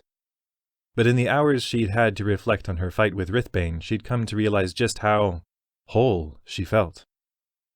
It wasn't just the savoring of the way she'd bested the arrogant stamp crab. It didn't even stem from getting into something like a good old-fashioned street brawl from her childhood. Winner determines the fate of the loser. That was what Tagathis, the orc fight master, had said. And Allie was aware how close she'd come to losing. If Rithbane had dropped her, instead of the other way around, there was little doubt in her mind of what his verdict would have been, given how blatantly she'd challenged him. Her companions may have been able to revive her, but there was a good chance that Allie could have died beneath Rithbane's merciless fists. And yet, when Rithbane had fallen, no lust for blood had swelled up in Allie's chest, no dark power had fought for release. If anything, she'd felt a disgusted sort of pity. So she'd stepped away, letting the numerous different ways she could have finished the man off fade from her thoughts. Well, she thought with a faint chuckle, maybe not entirely. She felt the pendant around her neck flicker at the thought, and she rolled her eyes, opening them to look around the simple, lamp-lit room. Relax, she whispered out loud. I wouldn't actually have done it. The pendant seemed appeased by this, its warm glow returning. Despite her flippancy, though, that was the greatest source of Allie's peace, that she'd been able to show mercy. That, for the first time in what felt like an eternity, she felt fully in control of her own actions. No dark specter bloodline gets to control my fate. Past the foot of her bed, the door to the room opened, revealing a wet, muddied Jack and Ember, the latter trotting to the far corner of the room to give a quick, full-bodied shake. "Good run?" Allie said to Jack as the other woman rang out her long, dark braid. "An invigorating one, anyway," Jack said with a nod, slumping to a seat on her bed and slipping out of her sopping boots. "The island certainly seems full of bustle and life, if a bit lacking on any sort of neighborliness." Allie snorted. "See anything interesting?" "Everyone I saw certainly seemed to," Jack said with a shrug, holding her hands to the top of the lamp. "I get the sense that, by the time we leave, I'll be a bit tired of being stared at. And no," she glanced back to Ember as he hoisted himself up to the foot of her bed, "they weren't staring at the wolf." "Maybe they don't get many visitors." "Well, they'd get more if they didn't stare so much." Allie smiled, but she felt it too. The sense that they were on display for all the island to see. Never thought I'd be anxious to get back to Dragon's Nest, she thought dryly, resuming her breathing exercises. At least there, the staring didn't feel so calculating. Tanner heaped another mouthful of eggs into his mouth, doing his best to convince himself that they weren't somehow burned and runny. Beside him at the bar of the tavern beneath Lenmoir's quarters, on a stool he'd practically had to scale upon arrival, was Gefnar, cautiously nibbling away at the pieces of toast on his wooden plate. Hope he manages to stomach it, Tanner thought with a sidelong, friendly smile. He wasn't keen on arriving at their first clandestine meeting on Nisaim covered in his sick roommate's vomit. "So," Tanner said, swallowing a lump of eggs as he glanced about the tavern area, "what do you do for fun around the temple?" The tavern had livened up somewhat hours after Allie had unceremoniously brought the night's fighting entertainment to a close, with a handful of patrons drinking quietly, or sharing muttered conversations. All the quiet was beginning to put Tanner on edge. Never this dead at the ladle with this many people. "Read, I guess," said Gefnar, seeming to be in better spirits now that he could keep down some food. "Or just take some quiet time in a meditation chamber." "Uh-huh," Tanner said slowly. "Ever, I don't know, spend time with friends or play any games?" Gefnar stared down at his hands, breaking off smaller pieces of toast. "Well, I've never had many friends. Any, really. Just easier to keep to myself, mostly. I mean, most everyone there is friendly enough, but focusing on the work was always simpler, I guess. And, since you kind of need friends for games." "Nah," Tanner said lightly. "Just a stranger or two." Looking over across the bar to the bored-looking human man in an apron there, he gave a small wave. "Excuse me. Got any cards available?" The bartender looked to Tanner with minimum effort, his white-flecked beard giving a small twitch as he glanced out across the tavern. "Not for sale, but you can always ask to join a game." Following the man's gaze, Tanner found himself staring at a pair of large, brawny orcs, one with cropped black hair, the other with a scarred, weathered face, and a long, silver-streaked mane cropped to ear-length. "Perfect," said Tanner, smiling back at the bartender. "Thanks." Motioning to Gefnar as he slipped from his stool, he added, "Come on, let's see if they'll take a couple more in their game." The gnome's eyes went wide as he glanced from Tanner to the orcs, before he climbed hesitantly down out of his stool, his armor clunking all the while. Tanner waited until Gefnar had his feet on the ground, then took off for the orcs, standing patiently over their table with a ready smile as he waited for them to take notice. After a few long seconds more than he'd anticipated, he was rewarded by both orcs slowly turning from the cards in their hands to look him up and down, as well as the awkwardly shifting gnome at his knee. "Can we help you, lad?" said the older one, his voice low and gravelly to match the scars along his face and neck. "Sure hope so," Tanner said with a grin. "My friend and I were just wondering if we could join your game." The orcs shared a heavy look, the older one again speaking. "Is that so? Either of you ever played Kinash before?" After a moment of studying the handful of colored, hatch-marked cards strewn about the rickety table to make sure he wasn't just aware of the game by a different name, Tanner shook his head. "Nope." A slow smile came over the elder orc's face, while the younger put on a toothy grin. "Well, not to worry," said the older one, arms spread wide to indicate welcome. "It's quite easy to learn." "Perfect," said Tanner, quickly pulling up a chair and slumping into it. At Gefnar's hesitation, he gave an assuring nod, and the gnome slowly brought up another chair, its feet taking an excruciating amount of time to skid across the slatted floor up beside Tanner. A few seconds later, Gefnar had climbed up into it, and the orcs had dealt out new hands. "Well, thanks for letting us join," Tanner said graciously as he picked up his hand. "And what in the blazes am I supposed to do with these?" "I'm Tanner. This is Gefnar." The gnome gave a sheepish wave as he was introduced, causing the gnarled smiles across the table to widen. "Charmed," said the elder orc. "My name's Balgi." The quiet one's my nephew, Karyeg. Then, without missing a beat, The buy-in is 10 copper, lads. Tanner blinked. Oh, didn't realize we were playing for money. Balgi gave a grinning shrug. Just a small, friendly wager. Helps to keep things interesting. Oh, right, said Tanner, beginning to fish in his money pouch. Seems a bit steep. Or was that 5 apiece? After a quick look between the orcs, Balgi shrugged once more. Of course. We're not trying to leave you too broke after all. Right, said Tanner, glancing to Gefnar, who already had the coin in his hand, and was slipping it onto the table as he studied his own cards, his eyes creased in concentration. Smiling at the sight, Tanner's brow furrowed as he looked to the orc's side of the table. Where's your buy-in? Seems hardly fair if only we have to pay up. At the flicker of impatience in Karyeg, the younger orc's eyes, Tanner began to feel the first twinges of unease. Maybe these orcs aren't the friendly kind, like Drogal. But Balgi shot a sharp glance at his nephew, reaching into his own money pouch with his cordial smile. Of course. We merely thought to break down the rules first. All right, then, said Tanner, looking down to find that he held quite a few cards marked with green hatch marks, 2 with blue, 3 with red, and 1 with black, a pair of the green ones sporting simple sketches of a sword or goblet. Cards had never really been his game, as he'd usually just watched Drogal or the other patrons of the ladle play a few rounds of Craigbit, but he was still a bit frazzled to find the card faces so foreign-looking. So, what's the goal here? You take tricks, Balgi said quickly, and try to be the last one holding cards at the end of the game. Tanner gave what he hoped was a sage nod.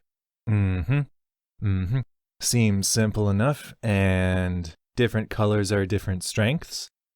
At a nod from Balgi, he added, and green would be... He knew his answer as soon as Balgi and Karyeg exchanged puckered smiles. Weakest, I'm afraid, said Balgi. Best hope you don't have a handful of those. And the game began, Karyeg leading with a 4-notched green card, Balgi dropping a more powerful green, and Tanner and Gefnar letting the trick pass by. Within a few rounds, Tanner thought he was beginning to grasp the finer points of the game, with blue being stronger than green, red stronger than blue, and black being the most powerful color in the deck. Beyond that, the black cards seemed to have some sort of resurrecting power, dredging up cards from both Karyeg and Balgi's winnings pile with the same number of notches or fewer when played to win a trick. Soon, however, both Tanner and Karyeg were left without cards, leaving them to sit out the rest of the game as Balgi, still with a handful of cards, grinned across the table at Gefnar with his dwindling hand. You've played well, lad, the older orc said to Gefnar, leaning back in his chair as his shirt went taut over his enormous chest. Seems pretty confident, Tanner thought with a sigh, hoping that Gefnar's first taste of losing wouldn't deter him from trying any more games in the future. Huh? Said Gefnar, looking up from his cards at Balgi. Oh, thank you. The shield was stronger than the goblet, right? Balgi raised a stud-pierced eyebrow. Yes. Gefnar nodded, as though he'd barely needed the confirmation, slipping a card from his hand and flicking it to the center of the table. Tanner gaped at the image of a black shield, recalling that the black sword had already been played by Gefnar as well, when he'd taken the trick with the black goblet. Stone-faced, Balgi dropped a low-value blue card next to the black shield, leaving Gefnar to lean far across the table and sweep up both cards into his winnings, plucking the black goblet from his trick pile as he did so, with a hesitant look across the table. That works, right? A tight smile came over Balgi's face, and Tanner began to realize that there was a worse fate than Gefnar losing the game. He might actually win. Yes, said Balgi, motioning for Gefnar to start the next round. Gefnar did, quickly besting Balgi's cards with the more powerful ones he'd apparently held in reserve, even reclaiming 2 more black cards from his winnings. Tanner cringed as he watched the gnome's cards suddenly outnumber the orcs. Frantically, he tried to motion to Gefnar, even attempting to kick at the gnome's feet, before realizing how stupid that was. Gefnar was cross-legged up on his seat. In less than a minute, it was all over, Balgi depositing his final card on the table with broad theatricality, and Gefnar sweeping it up with his superior red card. "Oh," said the gnome, looking across the table as he registered the lack of cards in Balgi's hands. "I guess I win, then?" "It would appear so," Balgi said slowly, offering up a snarling smile as Karyeg glowered down at Gefnar. "Well, a good, friendly game, then," said Gefnar, shrinking back from the looks as he swept his coins, and only his coins, back into his purse and hopped down from his chair. "Tanner, shouldn't we—" "Yes," Tanner said sharply, pushing back from the table and smiling warmly at the two still-seated orcs. "Lovely playing with you two, gentlemen. Best of luck to you." Without even looking at his own buy-in fee, he strode for the tavern door after Gefnar, almost expecting the woman in the corner, quietly humming along with her lute, to strike up something livelier as the orcs shot out of their seats and stomped himself and Gefnar through the floor. Instead, the sound that greeted his back was a hearty, "Good night, lads," from Balgi, followed by a throaty chuckle. Tanner didn't look back to respond, slipping back out into the rain as he whispered every prayer he knew at once. He had the distinct impression he'd just slapped death in the face, and that he'd somehow bolted out of reach at the backswing. "So, games are fun, right?" he hissed to Gefnar as they hustled back to the Knot and Root Inn. "Sure," said the gnome, already breathing heavily beneath his armor. "But how about we go without having so much fun for a while?" Tanner gave a nervous laugh, forcing himself not to leave Gefnar behind in his muddy wake. "Sounds good to me." Chapter 9. A Favorite Meeting Place. Jack kept low, the soft smacking of her feet against the muddy ground causing her to cringe with every step. She tried not to feel too bad about it, though. Even Ember, armed with every natural advantage and instinct for stealth, could be heard trotting behind her in the dark, his large padded paws sounding more like a skittering squirrel than the runt of a wolf he was. Well, Jack thought, eyes scanning the large wooden building before her as she circled its perimeter. Whoever's inside already knows we're here. We're just trying to keep from disturbing the rest of the island at this point. And there were figures inside, Jack knew. Through the shuttered windows, she'd made out small flickers of movement in the building's dark interior. A stark contrast to the raucous, jovial din that had met her senses when she and Ember had jogged by hours earlier. At this point, South End was meant to look abandoned. Let's hope it does, thought Jack, catching sight of Tanner and Allie as the three of them made their way back to their meeting place a few paces in front of the building. No sign of an ambush, Jack hissed to her fellow spies, as well as Gefnar and Nelina when she arrived. If we go in with our eyes open, we should be able to make a stand, or retreat if we're outnumbered. Fascinating, Nelina purred softly. Do tell me how it went when you returned to the inn. Gefnar turned to the tigerkin, scowling up through the rain and moonlight from beneath his raised visor. You're not coming with us? Nelina shook her head, shrugging deeper into her ebony cloak. I'm afraid my employer hasn't paid me to stay out all night. With a smirking, courteous bow to the rest, she added, Good evening, and trotted off into the night. Fine by me, Tanner muttered. I'd rather not worry about attacks from behind on top of everything else. Jack found herself inclined to agree, turning from the alley in which they stood to take a final look at the large building offset from the others that stood hardly a stone's throw from the moonlit shoreline. South End, it read in large, faded letters over the main door, much of the paint worn down from what appeared to be the near-constant rainfall of Nisaim to spill down the knotty wooden steps. Guess we go in, then, Allie said with a sigh, striding forward for the meeting place. Sure, Jack heard Tanner grunt as the rest of them followed. Just wish we knew whether to do this with a war cry or a flag of peace. Either way, thought Jack, nudging the back of Ember's head beside her, her signal to be on guard. Probably best not to assume our night ends without bloodshed in a place like this. Her hand tightened around her bow. Her gloved fingers already twitched to draw an arrow from her quiver. So let's hear this counteroffer. Then Allie was opening the door, and they all entered the darkness. "Hope you don't mind," thought Jack, causing her bow to illuminate the room in a soft white glow, at a faint touch of magic. The trio of figures revealed at the far end of the single large room didn't seem to, flinching away only slightly at the low light. "Glad you came," said the central one, nodding for Gefnar to close the door as he brought up the rear. The gnome complied after a brief hesitation, leaving them just inside the main door of what Jack took to be a typical betting parlor. Half of the room was dominated in wooden drink-stained tables, appearing only mildly organized after a full night of revelry. Cards and knucklebones were strewn about the floor, along with scraps of food being slowly broken down by small contingents of ants, while the other half of the room sported a central, sunken area in the floor, seemingly designated for the fights held here, if the random splotches of blood were any indication.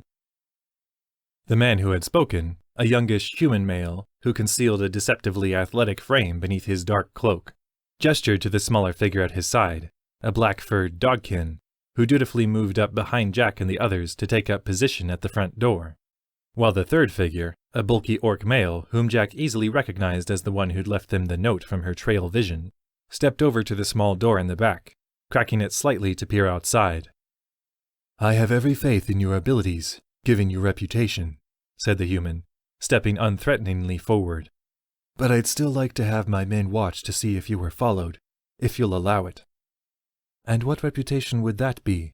said Jack, feeling slightly more at ease upon seeing that she and her companions had their new contacts outnumbered.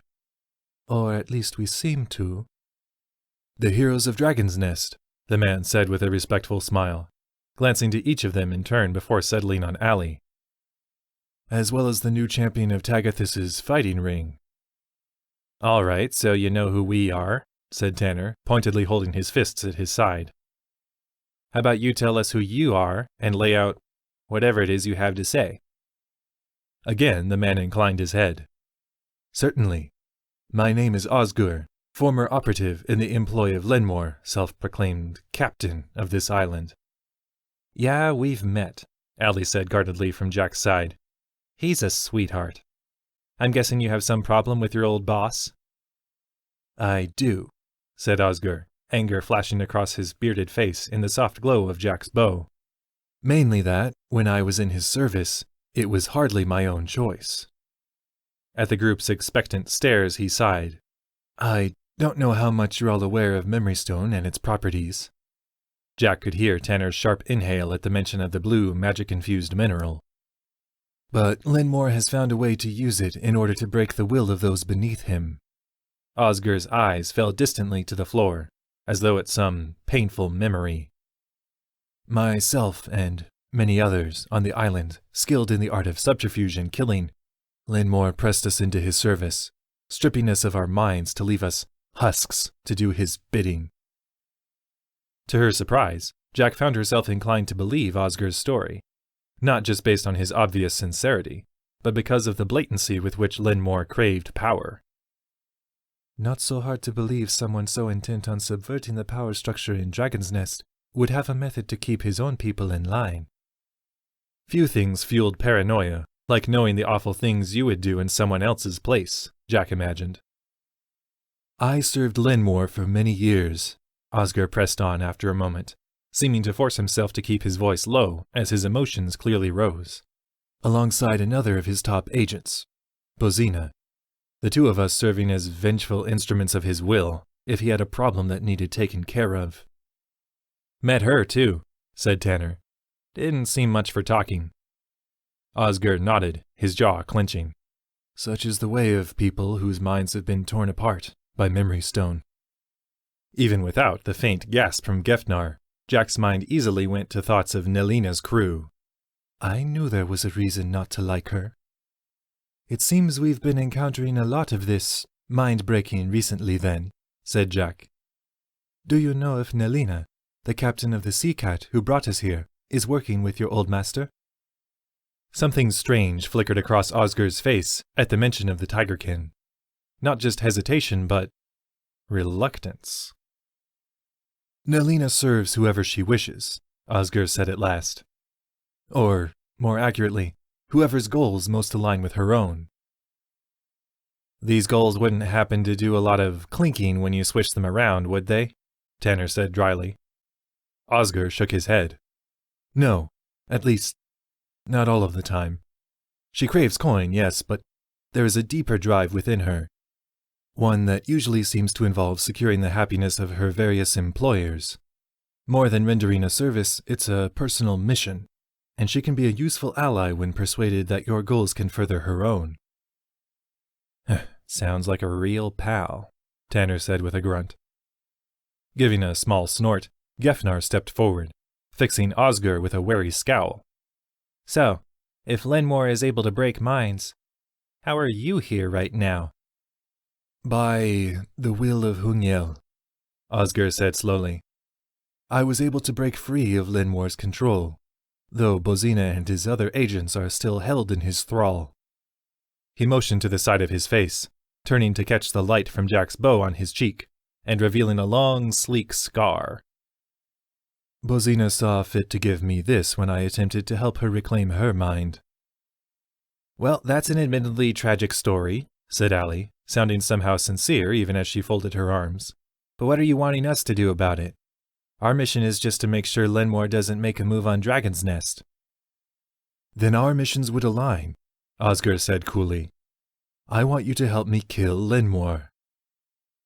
He let the statement settle on the darkened room before adding, I don't know what his ultimate plans are for Nisaim or Dragon's Nest, but I believe we can help each other find a better solution to our problems than handing over more control to a power-mad fiend like Lenmoir. Well, when you put it like that, Tanner muttered. For argument's sake, Jack said cautiously, letting her stance loosen as she motioned for Ember to sit. Let's say we're interested. What is it you think you can accomplish with a few more hands that you can't already? She motioned to the orc and dogkin guarding the doors with her chin. You seem to have competent help. Any reason they can't help you assassinate your target? Osger sighed, glancing to his agents at the doors. Those of us actually moving to remove Lenmoir from power are few, and most only know what little I have been able to teach them about fighting.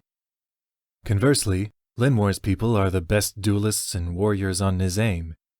He only breaks the best, and he's never alone in his chambers over Ger Rolath, his headquarters. What, the tavern? Said Tanner. We were just there earlier. All he had with him were a couple of, well, floozies, I'd guess. He may have them dressed like that, Osger said with a growl. But make no mistake. If you'd made a single move against Lenmoir, those floozies would have descended upon you with blinding ferocity. Oh, Tanner said flatly. Killer courtesans. Fantastic. So what is the actual plan, then? Jack pressed, aware that she sounded a little too intrigued when Osger's eyes lit up with hope. Simply put, said the man, shifting to stand with his hands behind his back. We attempt to draw him out. If that fails, we go to him and see if the three of you really are as deadly as your reputation claims. He seemed to register a second later his exclusion of Gefnar, and he turned to the gnome. And test the mettle of those who follow you. The gnome still looked uneasy as Jack glanced down to him, but that could easily have been at the sudden detour their mission appeared to be taking. Well, we all have to learn to be adaptable sometime, thought Jack, looking back to Osger. And the people of Nisaim? Will they be caught in the fire, or step in to help their captain? Osger gave a bitter laugh. The islanders know how to make themselves scarce in a fight, my lady. And though my people and I may not be the majority in wishing Lenmoir removed, the populace at large has no great love for the man. Most wouldn't pause in their drinks if asked to spare a thought for their beloved leader. Provided their way of life is sustained, most couldn't care less about who was at the helm, so to speak. Nice to know that legendary pirate loyalty is still alive, Jack thought with a grunt, her hand already shooting up to her quiver as the dogkin by the front door sank back from his post. Osger, he hissed. Someone's coming. Allie sank back behind a nearby table, her dagger, Biriak, already in her hand, as Jack dismissed the magical glow emanating from her bow with a touch. The room around her plunged into inky blackness, and Allie took a breath to steady her nerves. It's all right, she told herself, feeling her heart pound beneath her ribcage in anticipation for whatever was coming. Her eyes found the small slivers of moonlight that sneaked through the windows and around the door a few feet away. Not in total darkness. The moons had often lit her way through the streets of Lorsen as a youth, as they swam in their endless dance across the sky, and they weren't about to fail her now. So long as we don't head underground again, anyway. On top of that, whoever it was who was making for the building's north door, their feet slapping heavily against the slick mud outside, they'd be backlit by the moonlight when the door swung open, making them easy to see.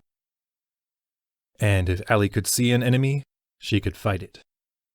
So, one hand an empty fist, the other clutching her dagger, Allie braced to lunge forward at the first sign of trouble.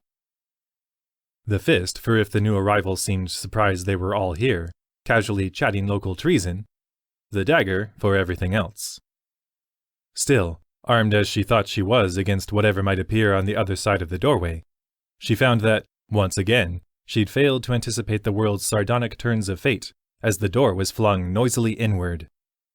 Her only consolation was in knowing that this sting, at least, would likely not be fatal. Standing in the doorway, one hand still thrust forward from when he'd tossed the wooden barrier aside, was a hulking specimen of a man, his enormous shoulders bound in a simple tunic, and tree-like legs barely contained in fraying breeches. Allie saw the silhouetted form slowly scan the main room of South End, and she could imagine the hungry snarl on his face. I know you're here, girl, the figure growled into the darkness. Time to see how you stand up in a fair fight. Even as Allie fought to absorb the moment, frantically trying to determine how lethally she wanted to handle Rithbane's arrival, a trio of piercing shrieks split the night air, followed by 3 dull thunks from the far side of the room. Glancing over, Allie saw the orc stationed at the back door sway on his feet, even as she heard Osgur hiss in the blackness, "Haberk, are you?"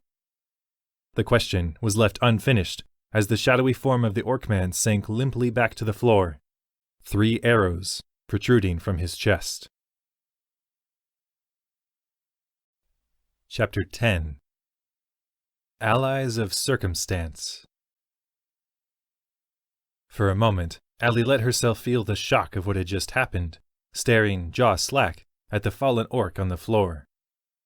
Was Rithbane serious? Was he really going to have them all killed just because of a healthy dosage of humility she'd dealt him? Then things moved in a rapid stream. Jack quickly lit up her bow once more, casting a soft glow across the slain orc and the horrified face of Osgur over him.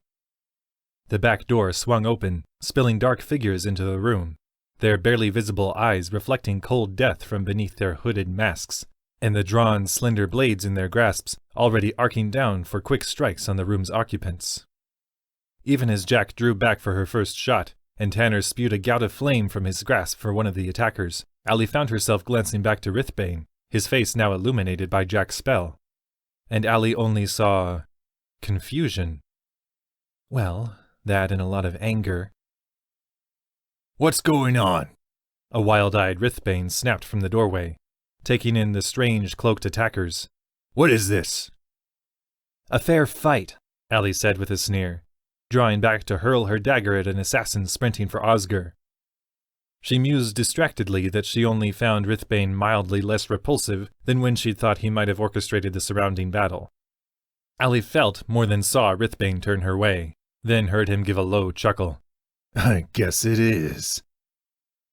With that, the man charged forward, fists at the ready as he loped for the same assassin Allie had targeted, blocking her aim before she could get a clean shot.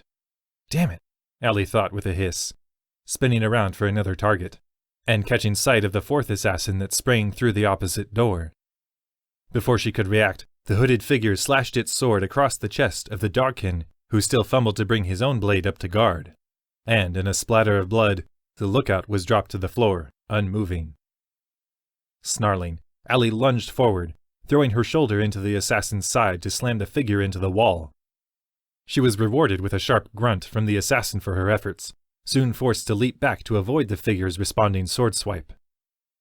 Well, thought Allie, bringing her dagger up to guard as she squared off with the dark figure, I sure hope this is a fair fight. Tanner gritted his teeth, diving this way and that as he tried to angle for a clear shot. With Oscar, Ember, Gefnar, and Allie's fighting ring buddy all closed in for close quarters combat, he'd be of little use with his morning star, he knew. His best chance was to pour fire into the assassins wherever he could, and hope that whatever they were wearing was flammable. Which can be put to the test right about now, Tanner thought, shooting out another furious tongue of flame for the assassin fighting Oscar.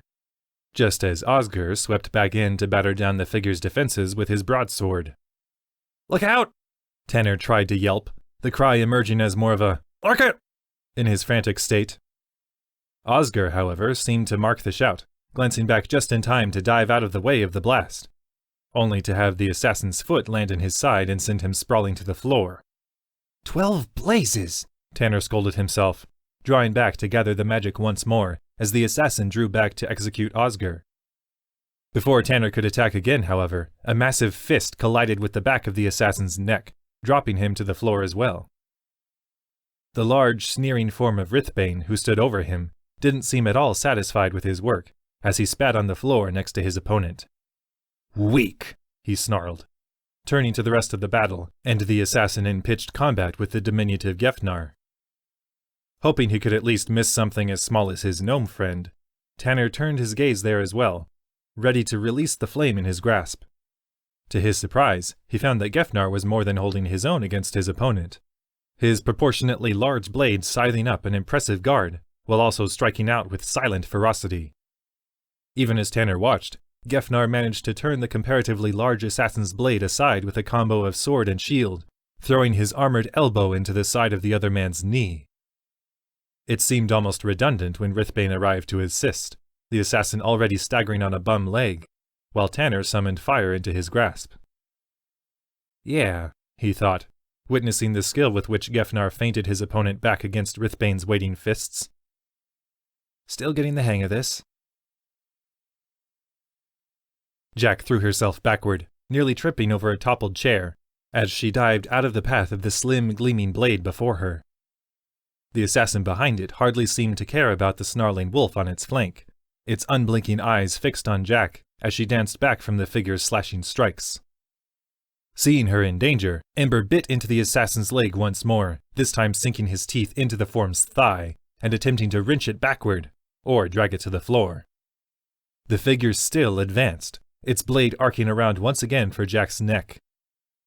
Well, fine then, thought Jack, squaring her jaw as she let her lit bow drop from her hand to cast eerie dancing shadows about the room. Never let it be said I didn't try to be adaptable. In a long, clean motion, she drew her new sword from its scabbard, catching the assassin's next swipe for her midsection on the slender blade and batting it aside.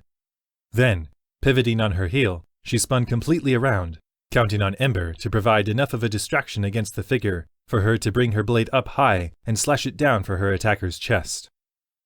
The move was broad and cumbersome, even with the lightness of her weapon, granting her opponent ample time to step back out of the blade's reach, or reinstate its defenses.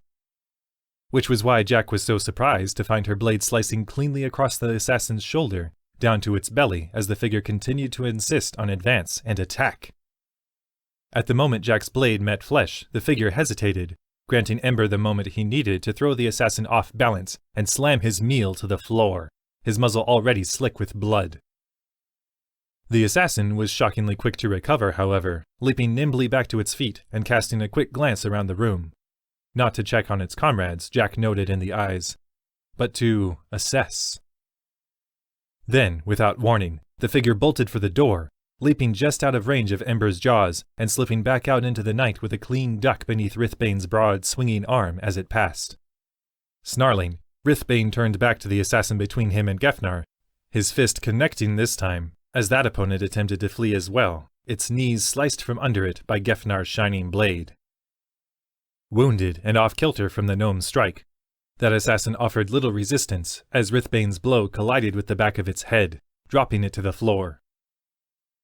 Seeing her comrades move to assist the still fighting Allie, Jack motioned Ember to her side, darting out the door after the assassin she'd wounded, and continuing a few paces into the night as she caught a fleeting glimpse of the figure vanishing behind a nearby building. She slowed, tapping her thigh for Ember to halt, as she looked down to the drawn, bloodied blade in her hand. When it has tasted the blood of a quarry. Aglik, the Crockblood mage's words rang in her ears amid the patter of raindrops. You will find it eager to do so again. If your prey has eluded you, let the blade guide your steps. With a sigh, Jack let the blade droop to her side as she strode back for the door. Chasing off through the night after an unknown enemy in an unfamiliar place, without her companions, was a level of foolishness she could hardly allow herself. And if the old Scaly was telling the truth, the trail's not about to turn cold. Allie motioned curtly across the room, gesturing for Tanner to hold his fire, and for Gefnar and Rithbane to hang back as she kept her eyes on the assassin before her. The figure, a woman Allie could see by the form's outline, had been sizing Allie up, slicing this way and that with her blade to test Allie's meager defenses with her dagger. Allie hadn't been in the mood to disappoint. Glancing some blows aside with her dagger and dodging others entirely, Allie had been able to keep up a steady offense as well, throwing her fist into the woman's gut or temple whenever she was granted the opening. Now, however, it was clear as the figure glanced between Allie and her cautiously approaching backup that she was weighing her chance for escape. With a slow grin, Allie held out her hand with the dagger, letting her blade drop to thud point first into the wooden floor slats. "Better?" she growled. Apparently, the assassin thought so, as the woman eagerly slashed forward with her sword, finding one of Allie's hands cinched around the hilt as she did so, the other already a fist that shot for the woman's chin. Allie's strike connected with a sharp crack, sending the woman's head back into the wall behind her with a dull thud, before, unconscious, the assassin dropped to the floor. Turning to the nearby Rithbane, Allie held one hand, palm up, to her side, feeling the weight of her dagger return as it was summoned back to her grasp. "Fair enough for you?" she said, giving a sneering, toothy smile. The look of surprise on Rithbane's face was delicious, almost as sweet as the begrudging respect. "All right," said Tanner, glancing about the room as Jack returned. "I guess we win." With a sheepish smile over at Osgur, he added, "Sorry about, nearly frying you."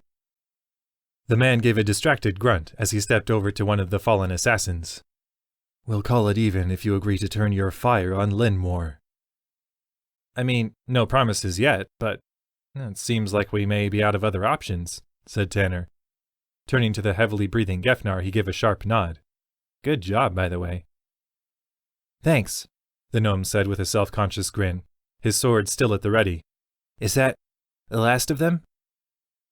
"One got away," Jack said tersely, fetching her dropped bow before glancing over at Osgur, who was stooped over one of the figures. "But we'll have to worry about that later. Do you plan on telling us who we just annoyed, Osgur?" Distractedly, the man looked up from the still assassin before him. Oh. Well, I certainly have my theories." With that, he yanked the assassin's mask from its head, revealing snouted wolfkin features. Then, with a scowl, he did the same to the one nearby, which was shown to be a dark-feathered birdkin, and glanced over to Allie as she followed suit on the one she'd dropped, a human woman. "I know these people," Osgur said slowly, making his way to his fallen orc companion, his shoulders drooping amid his focused scowl.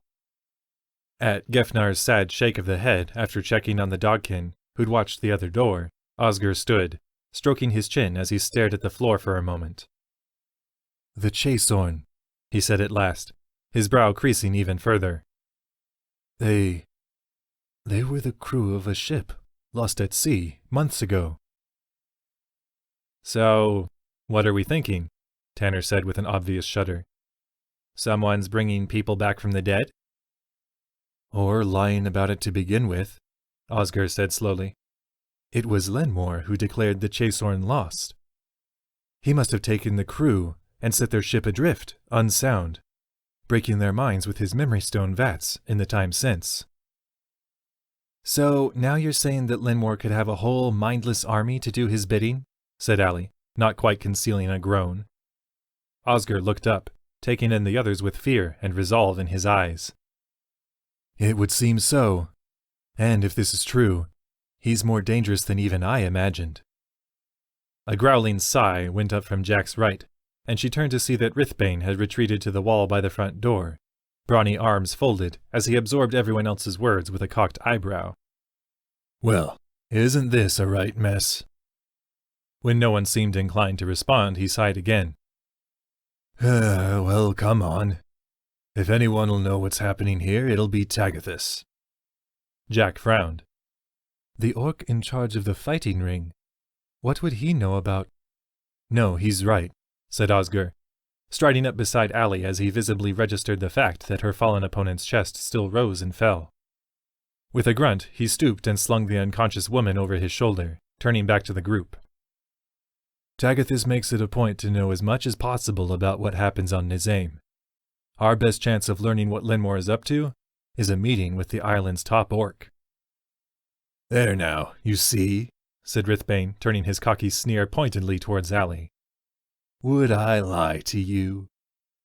Then, with a raspy chuckle, he shouldered past Osgur and Allie for the door, leaving Allie to audibly slip into her breathing exercises for a few seconds before following. With a shrug at Jack and Gefnar, Tanner moved to shadow the departing Allie and Osgur, with Gefnar quickly falling in behind. Well, come on, Em, Jack sighed, nuzzling the wolf's neck fur with her hand in gratitude for his performance, as she strode for the door. I guess no one's going to mind the dead bodies in the morning. One leads as good as another, right? Looking down to the blood that slid down her blade to drip in the rain-slick mud from the tip, she found herself hoping that, whatever was happening on Nisaim, they wouldn't need many more leads to figure it out. Tanner clenched his fists as he slinked along behind Allie, Osgur, and Rithbane in the dark, somehow still feeling hot fear in his chest despite the cold rain that continued to pour from the cloudy sky. Things were beginning to feel far too familiar. A secret invitation, a clandestine meeting, an attack from a vile force, seemingly bent on control. Why can't everyone vying for power just yell at each other during frivolous meetings like normal people? He thought, glancing back to see that Jack and Gefnar still kept pace behind him. They'd only spotted a handful of people milling about the slipshod buildings of Nisaim, but that didn't keep Tanner from anticipating another attack from masked assassins at any moment. Within minutes of leaving South End, he saw that Rithbane had guided them along the outskirts of the island, towards what appeared to be a sturdy two-story building of wood and stone. Shuttered windows dotted both floors, revealing no light from within, much like the more ramshackle buildings surrounding it. But that didn't keep Rithbane from trotting up to the entrance and bounding up the front steps. The men had already rapped against the barrier by the time Tanner and the others drew near, with Rithbane glancing back around to sneer at the group in the near blackness. Just out of curiosity, how many people have you pissed off in your short time here? Just one we know of, Jack whispered from the next step down. We believe those assassins were sent by Lenmoir. Rithbane gave a sharp snort. So, just the most powerful men on the island, then. Well, if that's all. He turned back to the door with a dry chuckle, his stance snapping slightly more erect when a dim light began to filter outside beneath the bottom of the door. And, seconds later, the sound of numerous locks being unlatched greeted Tanner's ears as the portal creaked inward. I'm sure it's fine, Aquelia, Tanner heard someone mutter from inside before catching sight of the large, barrel-chested orc man on the other side of the door. Tanner quickly recognized him as Tagathus, the orc who'd watched Allie's throwdown with Rithbane from his comfortable-looking chair, though he looked slightly less put together at being roused at this odd hour of the night. Tanner felt a flicker of respect in his chest as he saw Tagathus quickly take in the strange group of people outside his front door, raise an eyebrow at Rithbane, and back inside, pulling the door open further. "Good morning, Rithbane," said Tagathus, obviously stifling a yawn. "Well, I suppose you'd all better come inside." Then, turning to the sour-faced, red-haired woman at his side, "Aquelia, would you please put the kettle on?" As Tanner and the others filed into the house after Rithbane, Tagathus stood in a bit from the door, scrutinizing each of them by the light of the nearby lamp until everyone had squeezed inside, Gefnar easing the door shut behind them. So now that we're all away from prying eyes, Tagathis continued, a tired look coming over his face. Rithbane, what is... He gestured broadly to his new guests. All this. Before the man could answer, Tagathis glanced over to the unconscious assassin slung over Osgur's shoulder. And why exactly have you brought me a body? Chapter 11.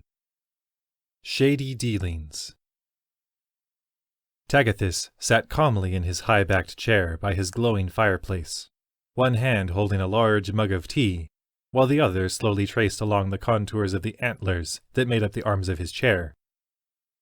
His face was drawn in a pensive pucker as he looked about the room, its cozy plush seating filled with his peculiar guests, and he gave a long sigh, obviously still trying to absorb everything they'd just told him.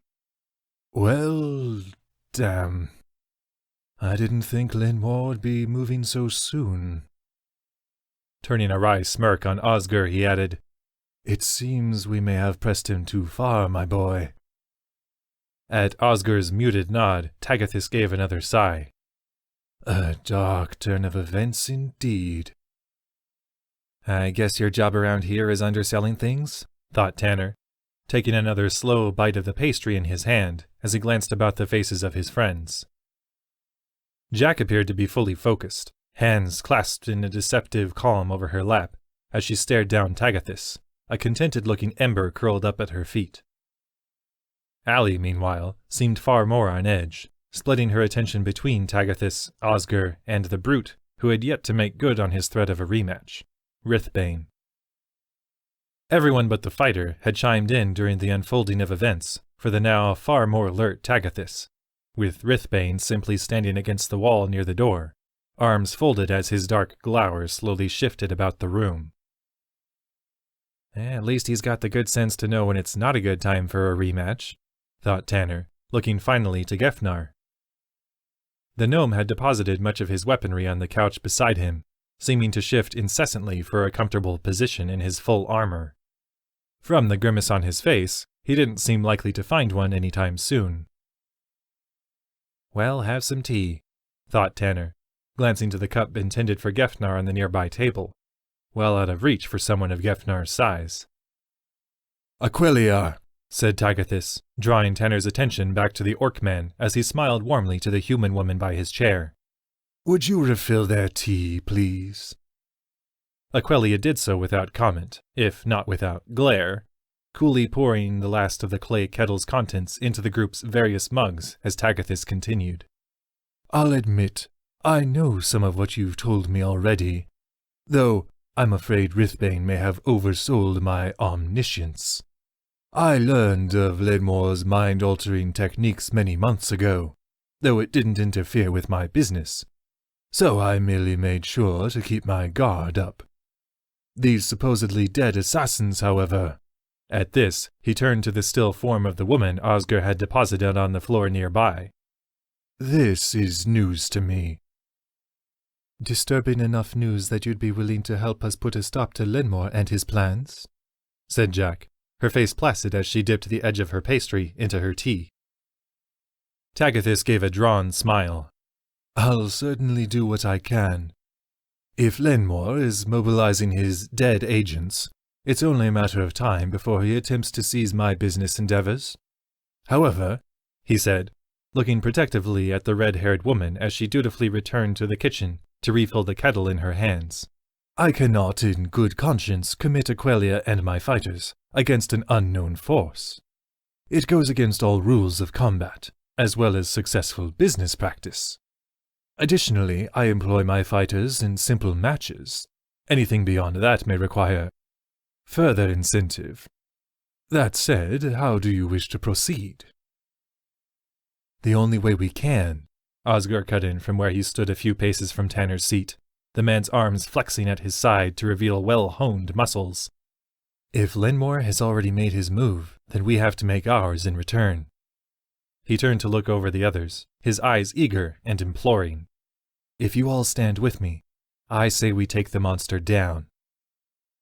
Before Tanner could decide how he felt about that, Tagathis raised a hand toward Osgur. I understand your anger, said the orc, but running headlong into a fight with unknown enemies may well get you killed. Though I agree the time has come for action, it should, at the very least, be a priority to find where Lenmoir is creating his army of mindless minions. At Tanner's expectant look, Osgur sighed, his gaze dropping to the floor. Unfortunately, my time under Lenmoir's sway is little more than a blur. I have tried to retrace my steps back to before. Here Tanner caught the man's quick glance at Tagathis. I was able to break free of his control, but nothing has resurfaced. Sharing a wary glance with his comrades, Tanner found himself staring down Tagathis, who gave a small dip of the head back at Osgur. If we plan on trusting them, Osgur, we may as well do our best to be truthful. Turning to Tanner and the others, Tagathis gave a modest smile. Yes, I was the one who wrenched Osgur free of Lenmoir's control. I thought it would go far in foiling Lenmoir's dark experiments, buying myself time to retaliate if he made a move against my enterprises. But I can see now that I underestimated his resolve. Tanner scowled, scanning the orc man up and down, once again noting the intricate heart tattoo that peeked out from under Tagathis's shirt.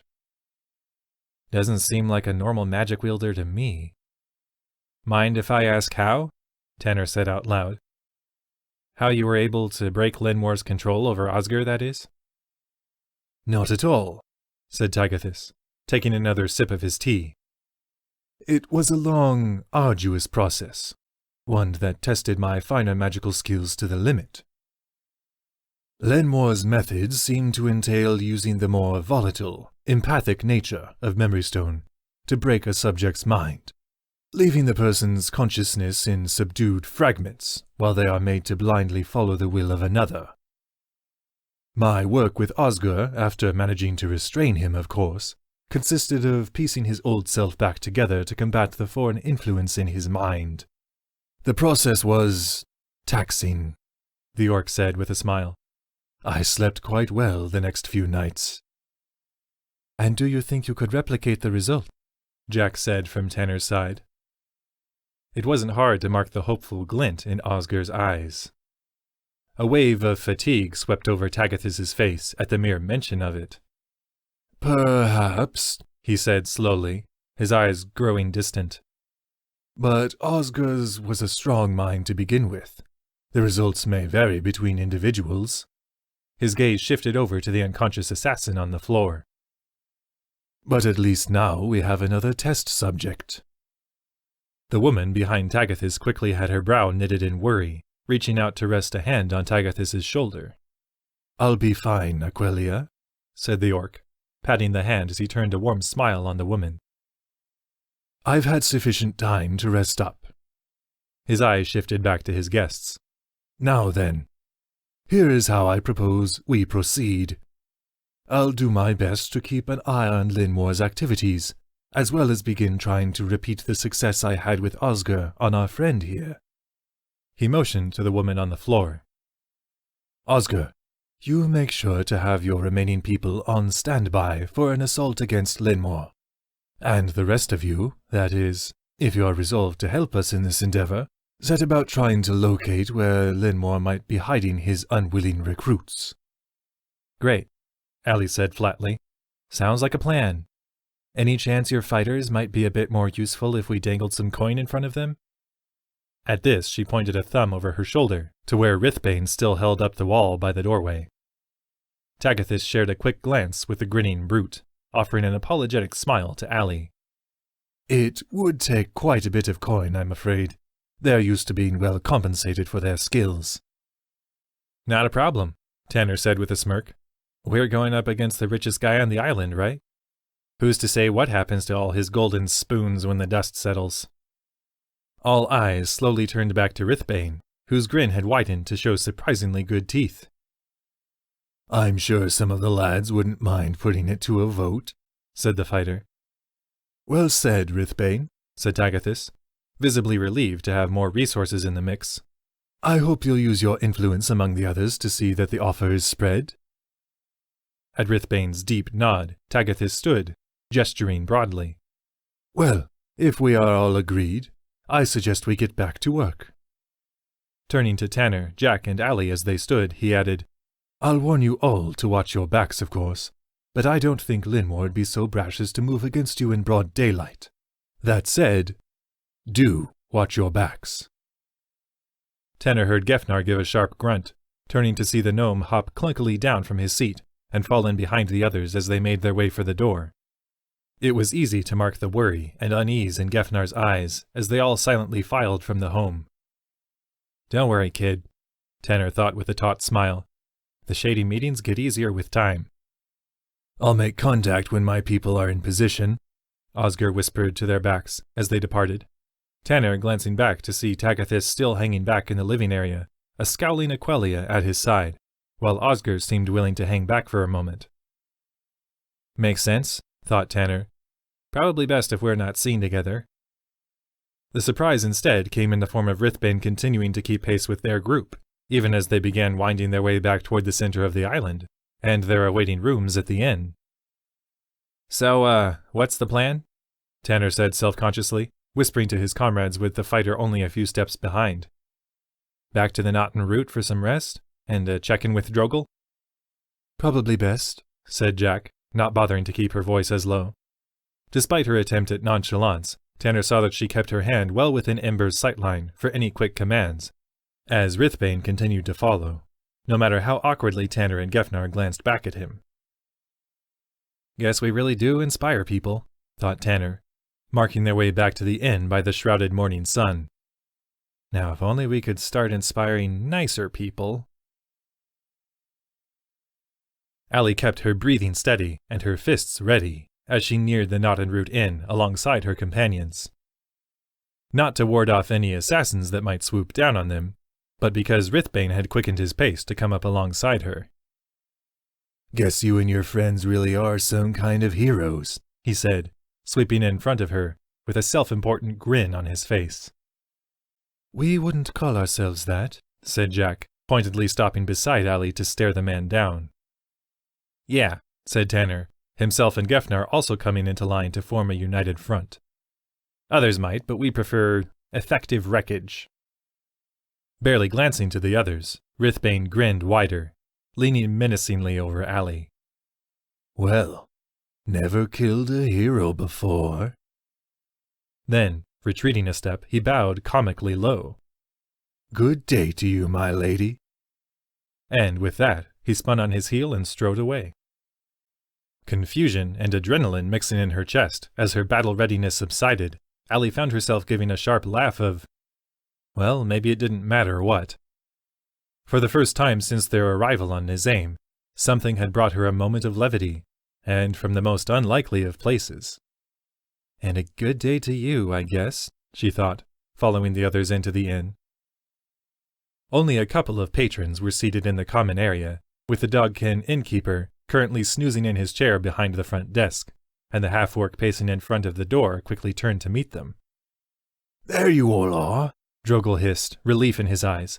I was beginning to think I should head to the south end to find you, but worried I might miss you here. We're fine, Drogal, said Tanner, stifling a yawn. Well, mostly fine anyway. Got a lot to fill you in on. Same to you, said Drogal. Well, one big thing, anyway. But, he glanced about, paranoia flashing in his gaze. Upstairs? Allie nodded, trailing the others up to the second floor and into the room rented for Drogal, Tanner, and Gefnar. Once they were all inside, Drogal easing the door shut behind them, the half-orc turned to the others. All right, you all first, the short version. His expression in response to the breakdown of the night's developments amused Allie enough for her to shake off her fatigue, Drogal capping off their report with a low, growling sigh. Oh, blazes, but you three find trouble. And about you, said Tanner. Any trouble to report? Nothing so extensive, Drogal said with a grunt. Just a message is all. A message? Said Jack. From whom? Drogal shrugged. Wish I could tell you. I spent most of my night trying to chat up some fellow greenskins, which didn't turn out to be as hard as I'd thought, even with my unfortunate complexion. The problem was getting them to say anything. Most of them just want to talk about fighting or meat or... Drogle? Said Tanner, cocking an eyebrow. The message? Right, said the half-orc. Anyway, early this morning, a couple of orcs found me. And you fought them off? Said Gefnar, sounding impressed. Would have if I'd had to, lad, I assure you, Drogle said with a nervous chuckle. But all they wanted was for me to extend an invitation. 'Cause those always go so well, Allie thought with a groan. And what did they want? She said aloud. If I heard him right, said Drogle, all they wanted was for you to join them for breakfast. He turned to Tanner. They said you would know where. Allie looked over to the camouflaged foxkin, marking the way the color drained from his face as he shared a worried look with Gefnar. Yeah, he said slowly. We, made some friends last night at the tavern. Oh, said Drogle, his face slackening. Over drink? Food? Gefnar winced. Cards. Oh, Drogle said again. Then, oh, as he seemed to grasp the gnome's meaning at the same time as Allie. Well, they didn't seem eager to exact any revenge. If I'm honest, it would have seemed like a normal conversation, if they hadn't cornered me to give it. And if we're going to be here a while, which it sure seems like we are, with all the trouble you lot are finding, we may not want to anger anyone on the island more than necessary. Agreed, Jack said with a sigh. And, truth be told, I could eat. Chapter 12. A hearty breakfast. Not for the first time since she'd encountered civilized society, Jack found herself more on edge than the bulk of her time living among her clan in the Ethelvir forest. In the wild, creatures wore their nature without shame or deceit. Now, however, surrounded by fellow bipedal sentients, Jack constantly over-scrutinized the merest glance from an orc, or the way a dogkin might whisper to a human at her side as Jack and the others passed by. Despite Tagathus's assurance that Lenmoir would almost certainly not attack them in daylight hours, or out in the open, Jack saw potential enemies everywhere she looked. Easy, Ember, she soothed, patting the wolf's head as he kept pace with her, offering up low growls at any local who drew too close for comfort. Best we don't make the first move. Ember gave a low groan, his canine eyes still darting about the scattering of islanders that milled around them through the huts and hovels of Nisaim. He could sense Jack's own worry, she knew, causing him to be even more defensive than usual.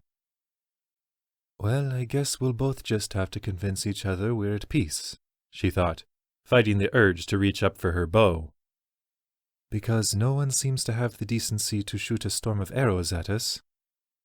Even so, she continued to keep a few paces distant from the others, glad to note that Gefnar, their best swordsman, if his performance at Southend was any indication, was near the front of the group, ready to place his comically oversized shield between his comrades and whoever might meet them at the northern docks. Upon the group's arrival at the tavern labeled Ger Rolath beneath Lenmoir's home, they'd found the table where Tanner and Gefnar had shared a friendly card game with a pair of orcs the night before, completely abandoned amidst the din of the morning crowd. And it hadn't been hard to spot the handful of orcs about the room who had made sure the table had remained that way. Tanner had quickly spotted a note pinned to the edge of the table, one that had directed them to meet their host at the northern docks for the promised meal, as well as to bring your appetites. Along with a few questions, if you don't mind, thought Jack, jumping slightly as the door to a nearby hut swung open to reveal a tired-looking woman, distractedly setting about her day. Jack let out her sharp inhale in a measured sigh. She was actually starting to hope Lenmoir's forces would descend on them. It would at least mean the waiting was over. It was a few long minutes before the docks at the northern end of the island came into view, a pair of empty wooden platforms stretching away from the abbreviated shoreline. Huddled over a small campfire that spat and crackled in response to the slow morning drizzle was a large, muscular orc man in simple clothing, slowly turning a spit over the flames that sported a half-dozen crisping fish. As Jack, Tanner, Allie, Gefnar, and Drogal emerged abruptly onto the beach from between a pair of weathered structures, the orc man looked up, glancing to a figure at the edge of the pier, and then back to the new arrivals, holding a finger to his lips for silence. Jack complied, following the orc's gaze to see another green-skinned figure kneeling at the end of the dock, hands floating out before him as though bracing for a fight. For a few seconds, Jack thought the kneeling orc might be in silent meditation. Then, with blinding speed, the orc thrust his hand into the water, withdrawing a large, thrashing fish. Standing, the orc spun and strode back along the short length of the dock, quickly taking in his visitors as a warm smile split his weathered face. "Ah, good morning to you all," he said, tossing the fish to the orc by the fire and smoothing back his short, silver-flecked hair. Then, turning directly to Tanner, "I hope you slept well, my boy." His dark eyes then shifted downward to the gnome by Tanner's side, his smile unwavering. "You too, Gefnar?" Yeah, good morning," said Gefnar, glancing uneasily to the others.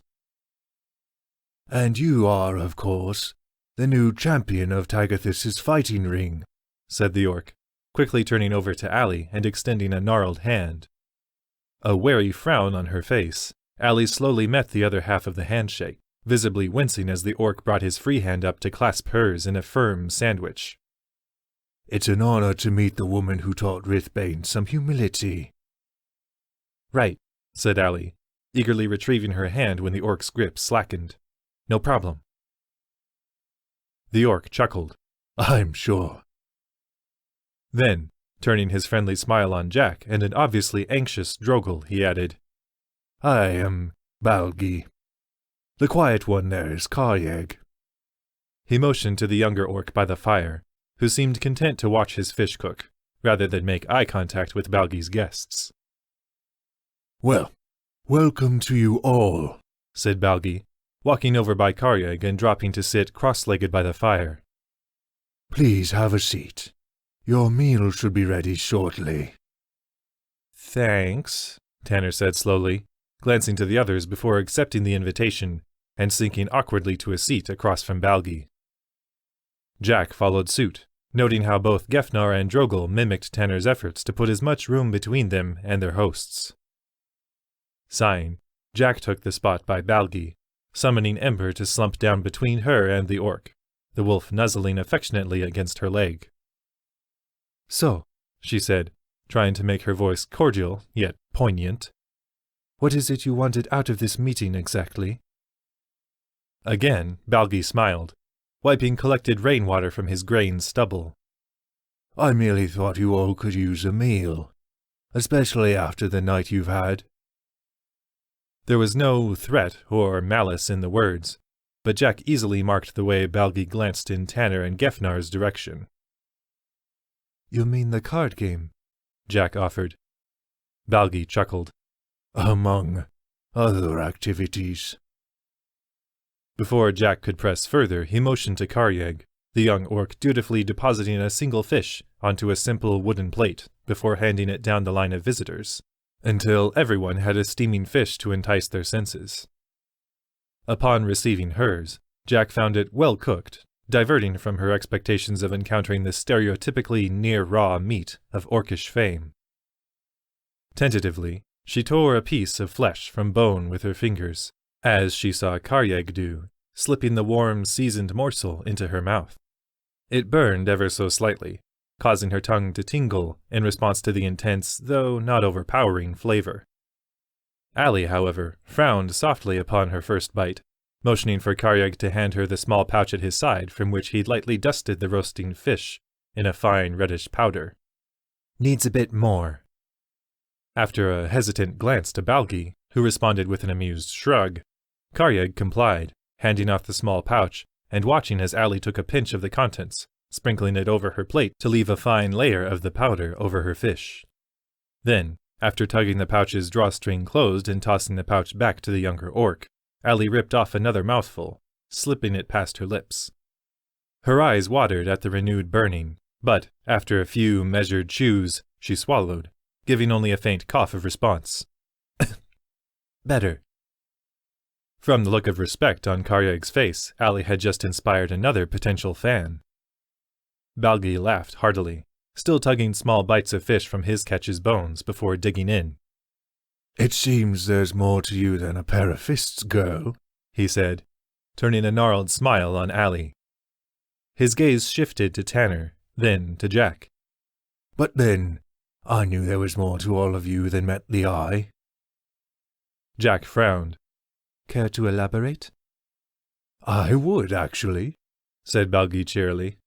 "Even at my experienced age, I still managed to find a great deal of pride in being proven right. You see, I suspected even before your arrival that the tide of change brought by the heroes of Dragon's Nest would find its way to our little island. Having met you all in person now," his smile widened as he scanned their faces, "I'm certain of it." "And if we were to ask how?" said Tanner, raising a guarded eyebrow. "I have learned certain methods of reading individuals," said Balgi. "A strand of hair, a scrap of their clothing, a handful of cards they'd recently held."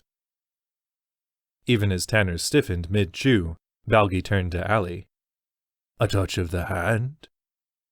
While Allie's face darkened in accusation, Balgi was already raising a hand to cut off Tanner's interjection. "In truth, I was just about to approach you, Tanner. You simply made my job easier." "All right," Jack cut in, hoping to buy the others time to regain their composure. "So you know things about us. How exactly does that work?" Meeting her gaze, Balgi simply smiled, extending his hand. "If I may." Jack hesitated, but only for a moment. Balgi could learn nothing more about their mission from her than he already would have from Tanner, Gefnar, and Allie. And seeing his abilities in action when ready for it might just give them more information. "That," she admitted to herself, slowly extending her hand. "And I'm a little curious." Balgi took her hand, the faintest flash of white passing over his eyes as he held her gaze. There was no tingling sensation in the grasp, or even a change in Balgi's grip. Just a flicker of something in the corner of his smile. "As I thought," Balgi said warmly, releasing Jack's hand. "You three, you are all unique." "At least you didn't say anomalies," thought Jack, meeting him with a hard stare. "So, if you believe that to be the case," said Allie, her tone turned harsher after Balgi's admission to reading them, "what is it you want from us?" Balgi gave a pleasant shrug. "Nothing. Merely for you to press on in your ordained path. I only wish to offer up a word of warning. Things on Nisaim are not always what they appear to be. The people of this island are those of partial truths and deceptions by necessity.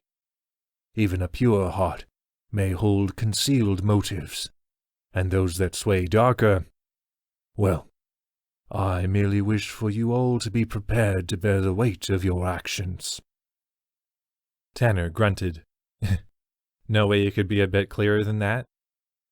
"And would you believe my intentions pure if I was?" said Balgi with a sigh. "No, you would look on my words with scrutiny, as well you should. I'm afraid the truths of Nisaim must be found, not told. And you possess all that you need to find many truths." "And by that you mean—" said Jack. Turning back to her, Balgi smiled. "Only what you already know?" His eyes dropped to the blade at her side. "That you would be wise to use every ability at your disposal." When no one spoke for a moment, Balgi finally spooned a mound of fish into his mouth with his fingers, only to spit it back out onto the sand. Bah! Overcooked, Karyeg, he said without anger, shoving the plate back into the younger orc's face. Try again, my boy. If I may, said Jack, offering her hand out for the plate. I don't think Ember would mind a bit of charring. Balgi glanced back to her, then to the wolf, shrugging as he offered her the fish. Certainly, my dear. Nodding her gratitude, Jack placed the fish under Ember's nose, distractedly watching him devour the offering as she considered Balgi's words. Certainly he seemed to know too much for comfort, but he'd made no move against them. If anything, he seemed eager for them to accomplish what they'd set out to do. Which in itself is suspicious, she thought, looking up to see that the old orc was already halfway through a fresh fish from Karyeg's spit. Turning, she marked the faces of her comrades, Allie's cold scowl, Tanner's wary chewing, Gefnar's drawn, wide eyes, and Drogel's self-conscious grimace. They'd been here less than a day, and already they'd gone way off mission. Intothica had told them to deal with Lenmoir, and now they were planning to remove him from the equation entirely. Would the High Priestess have made the same call if she'd been there? Was it really worth endangering the hopeful peace between Nisaim and Dragon's Nest to right the wrongs committed against Lenmoir's underlings? Could Osgur and his people even be trusted? These thoughts and more swam through her mind as she slowly ruminated on her meal, finding herself snapped from her reverie when she found no more seasoned flesh on her plate to scoop into her mouth. Ember had long since finished, and so it seemed had Balgi, the leathery-faced orc having leaned back onto the sand to face the cloudy sky, eyes closed. Sharing an uneasy glance with her companions, Jack cleared her throat as she turned back to the seemingly dozing Balgi. Well, thank you for the meal. Said the orc, his eyes fluttering open. Oh, you're quite welcome, my dear. And good luck with your day's endeavors. That seeming to be that, Jack eased to her feet, departing slowly with the others as she spared a quick look over her shoulder before entering the maze of buildings at the island's center. Balgi still lay unmoving on the sand by the fire, with Karyeg still roasting the last pair of fish the older orc had caught. And Jack actually felt herself smile. She was still on high alert for any signs of danger, but she supposed the old adage was true. One should never underestimate the power of a good meal. Tanner practically dragged himself across the floor of the room to his bunk. He hadn't been about to press for a few hours of rest if the others had insisted that they continue with their investigation, but after Jack had mentioned on the way back to the inn that they should all get some actual sleep before moving forward, Tanner had abruptly begun to feel exactly how tired he was. So he'd graciously complied, filing with the others back into the knot and root and up the stairs to his room. He already had a plan for what he'd dream of. Home, obviously, but particularly of Sally's cooking back at the Iron Ladle, working the forge with Curtis, the brief conversations with Atrisar at the ladle that would always brighten his day. Before he could plop down into unconsciousness, however, he heard some quick, eager whispering from behind, turning to see Drogel and Gefnar still standing in the doorway, both making quick gestures at themselves and the other man. Cutting things short before Tanner could eavesdrop, Drogel raised his hands placatingly, marching over to his bed and dropping noisily to its surface. Oof, he mumbled. Not as soft as I was expecting. Frowning, Tanner turned to Gefnar, seeing that the gnome still stood just inside the door, back toward the room, and making no movement to remove his helmet. Hey, said Tanner, coming up alongside Gefnar and offering a smile down at him. You all right? Gefnar gave a bit too quick of a nod. Yeah. Just figured someone should stand watch. And that it should be you? You both need your sleep. And you don't? Gefnar sighed. I don't know if I can sleep. Which brings me back to my original question, said Tanner, stooping to rest a hand on the gnome's shoulder.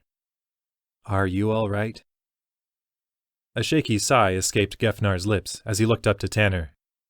I'm a bit scared, to be honest. I've never left home before, and now Anthothika sends me on this mission. It's important. It just feels like there's a lot on my shoulders. And this place, the whole island makes me uneasy, you know?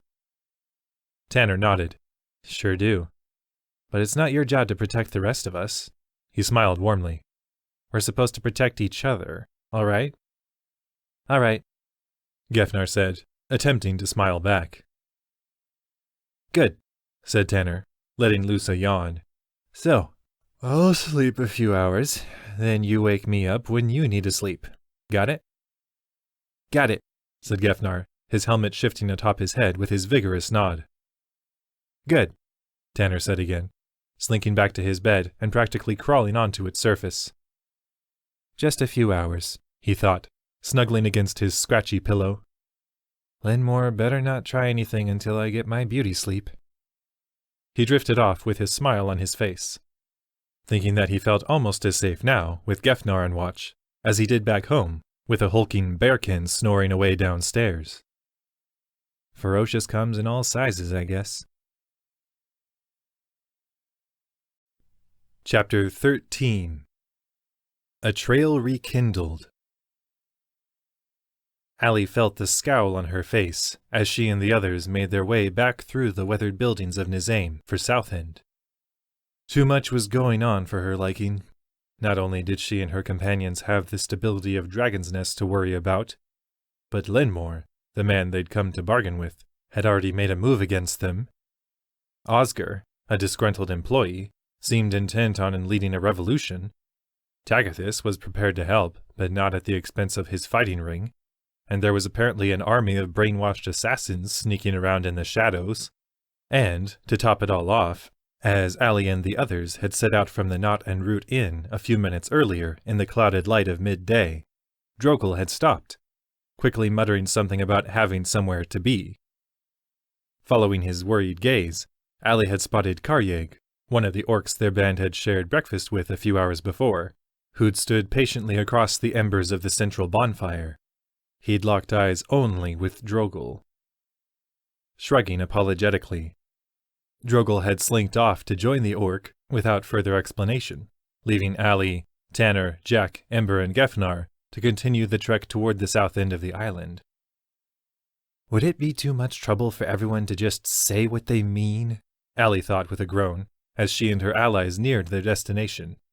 There were far too many secrets bandying about for her liking. Her groan deepened even further as Southend came into view, the betting parlors seeming hardly fazed by the bodies she and her friends had left behind, if the raucous noise and laughter from inside were any indication. What amplified her groan, however, was the smirking tigerkin that approached them from off to the right. "Well," said Nelina as she drew near, careful to keep her voice down to avoid notice of a handful of shoddily dressed locals who milled about the area. "It seems you've all been quite productive in your short time here. So, tell me, what did you think of young Osgur?" Allie rolled her eyes, content to let Jack respond. "If you were so interested, you could have joined us at the meeting, especially if you knew who'd invited us." Nelina grinned. "A good agent shouldn't be expected to give away her employer now, should she? I merely want you to be well informed before you make any rash decisions." "What a shock," Tanner said dryly, folding his arms. "You've got your own agenda, too." Then, affecting a deep, town-crier voice, "Come join the crew of the Sea Cat, one and all. See interesting new places. Tell inspiring new lies." A convincing chuckle shook Nelina's frame.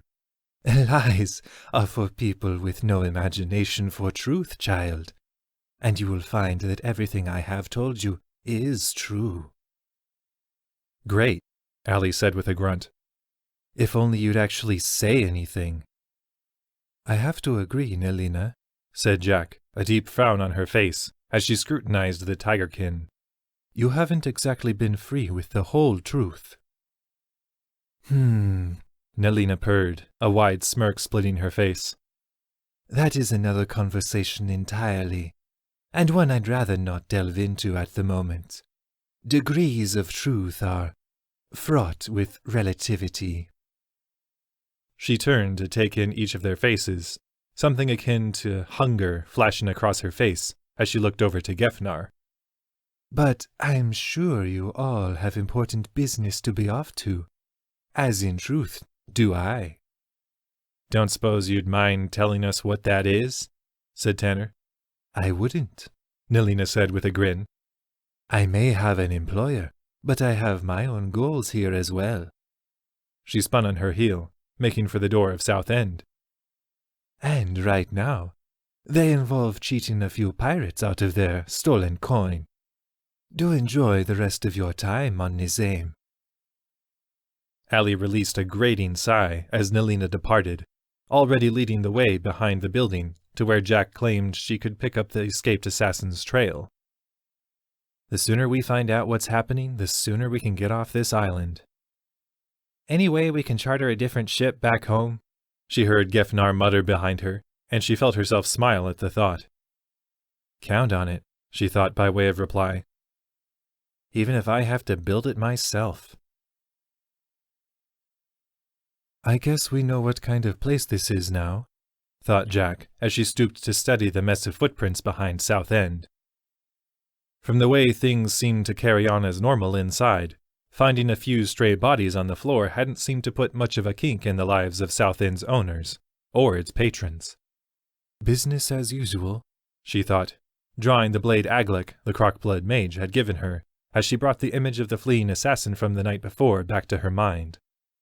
She'd only gotten a few precious hours of sleep since then, but it took more than one night of poor rest to cloud her mind. Easily she recalled the path the figure had taken off into the night, before disappearing there. Making her way to the point where she'd last seen the assassin's dark cloak, Jack motioned for Ember to mark the trail's scent. His canine nose had saved her countless hours of tracking back in her forest home, and she'd learned to rely on his honed, predatory senses. This time, however, something was different. As she clutched the elven blade in her hand, it was as though the tendrils of magic she recognized as the link between herself and the natural world were amplified, channeling down along the slender length of the sword, seemingly on their own. It was like the blade had come alive, sending strong, almost painful surges of magic back along her arm and up her spine.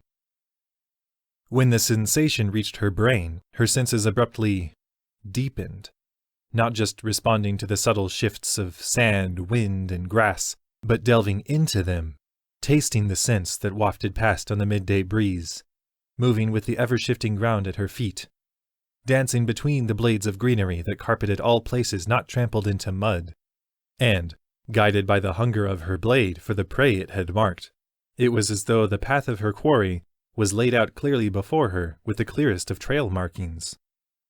Small threads of light swimming over her sight as though to coax her along the way. With a small gasp, she looked down to Ember, seeing that the wolf regarded her with confusion. His furry head tilted to one side as his large eyes studied hers.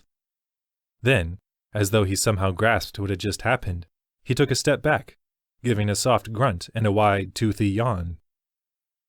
Waiting for me to lead. The thought was so absurd that, for a moment, Jack hesitated, glancing back to her companions, and noticing that the tendrils of magic now danced at the edge of her vision, as though coaxing her back to the hunt. Tanner, Allie, and Gefnar simply looked at her with wide, expectant eyes, so obviously confident in her abilities that Jack found she could no longer doubt them herself. So, with a confident grin, she turned back to the assassin's trail, now as clear as the path of wagon wheels through dense mud, as it weaved its way through buildings, down grassy slopes, and through the odd grove of trees. She set off for her prey, giving Ember's head an affectionate pat as she passed. Hellfade, she thought, grasping the hilt of her sword more tightly. The word seemed to nestle in her mind, without prompt. Her grin widened as she glanced down to the blade. It was a term she'd heard oft recited in her grandfather's ancient prayer to Eirnot, a prayer only the clan patriarch could recite at gatherings. Look upon your children with grace, she'd had the words translated for her as a child. And be it in defense or pursuit, guide our steps on the hunt.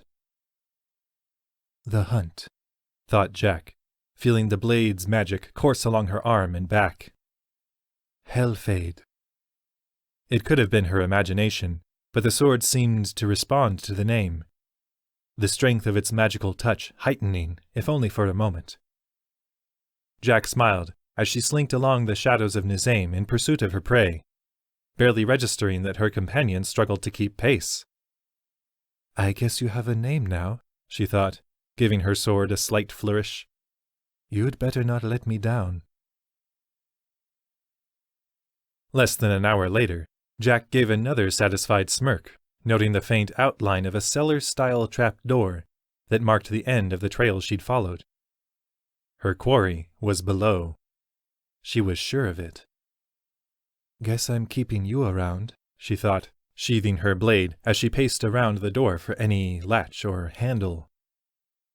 Wait, said Tanner, glancing about the nearby shoreline and the overgrown sand to three sides of them. This is it? It makes sense, Allie said with a nod, turning west to mark the row of buildings that made up the edge of the island settlement on this side. Lenmoir would want an out-of-the-way place to stash his minions, and it'd be a simple matter to sneak out here in the middle of the night. As opposed to broad daylight when everyone could look out and see you, said Tanner, his eyes darting warily along the line of buildings. There was no movement, as far as Jack could see, though her attention had been drawn to a point where her foot had scuffed something metal and unmoving. Stooping, she swept away a patch of sand and leaves to reveal a small metallic recess, large enough for a human hand. Glancing up at the others' worried faces, she reached inside. Whoa, said Tanner, quickly trotting to her side across from Ember. Let's not be hasty. I'm sensing all sorts of magical nonsense around here, and the last time you tried to trigger a door to somewhere underground, you could have gotten your mind torn apart. And what would you suggest? Said Jack, fumbling around the recess with her fingers before locating a small switch. It's not like we have time to learn the right precautions and passcodes. Tanner sighed. Fine. At least let me try to give you some sort of defense. Tentatively he reached a hand out for her shoulder as she stooped, his eyes drifting closed as the familiar flames began to build in his grasp. Said Jack, fighting the urge to shy away. Have you ever done this before? That's not important now, said Tanner, a deep frown on his face as the flames began to creep over Jack's body, unburning. And no. Breathing steadily, even as her instincts screamed for her to leap away and pat out the flames that now curled around her with a soft glow, creeping down the length of her arm, Jack felt the warm, harmless fire coat her fingertips, and she felt as though someone had draped a liquid burning shield around her. She turned to offer Tanner a nod of gratitude, but his eyes were still half shut as he focused on the spell. Then I guess I should be quick about it, thought Jack, flipping the switch at her fingers before she could convince herself to retreat from the hunt. The response was as instantaneous as it was agonizing. Great, jagged spears of lightning swept up along her arm, as though Tanner's protective fire weren't there at all, with the disguised foxkin giving a sharp yelp as he leapt away from the blast. The lightning seemed to pierce Jack from all sides as she was flung back from the switch to skid in the shrubs and sand. She felt her body jerk this way and that without her consent, and the taste of copper in her mouth was somehow nearly as horrific as the fact that her teeth seemed to have been fused together. At last the sensation subsided, the furious sparks that danced over her vision receding to reveal an overcast sky and a large, furry face. It was a second more before she registered the large, coarse tongue that lapped at her cheek and the frantic whining behind it. I'm fine, Ember, she rasped, feeling a pair of small hands brace under her shoulders and help her back to a sitting position. She looked around, taking in the worried faces of Tanner and Allie at her feet, as well as the far closer Gefnar as he circled to the front of her, his eyes wide with anxiety. "Are you sure?" said the gnome, looking ridiculous, as he wrung his armored hands together like a concerned parent, rather than the boyish, well-armed warrior he was. "The blast threw you back hard. Maybe we should get you back." "I'm fine," Jack repeated firmly, heaving up to her feet as she stamped down on her embarrassment. Her eyes fell to the trap door. Did we at least... "Oh, it's open," Tanner said with a grin. "It just seemed rude to hop inside without you." Jack shook the last of her tension away with a flick of her wrists and a good-natured chuckle. By all means, she said, motioning to the barely receded doorway. After you. "I was afraid you'd say that," thought Tanner, easing a foot onto the overgrown trap door and pressing down with only part of his weight. Slowly, the door sank down on soundless hinges, giving a faint thud as it connected with the floor of the small hallway below. Grinning sheepishly, Tanner turned back to his comrades, noting the cold readiness in Allie's eyes, the apprehension in Gefnar's, and the recovered calm in Jack's. "If you wouldn't mind," said the huntress, fluidly drawing and illuminating her bow with a single touch before gesturing to the dark, recessed chamber before them. "Oh, right," said Tanner, drawing the flame back to his hands and moving down into the dark behind the faint glow the fire provided. He stopped at the base of the door that had become their ramp, trying to peer past his own hand into what looked to be a large room lined with strange pipes along the walls. "What in the blazes?" he thought, gingerly stepping forward, then leaping back swiftly as the tile beneath his foot gave a sharp clunk.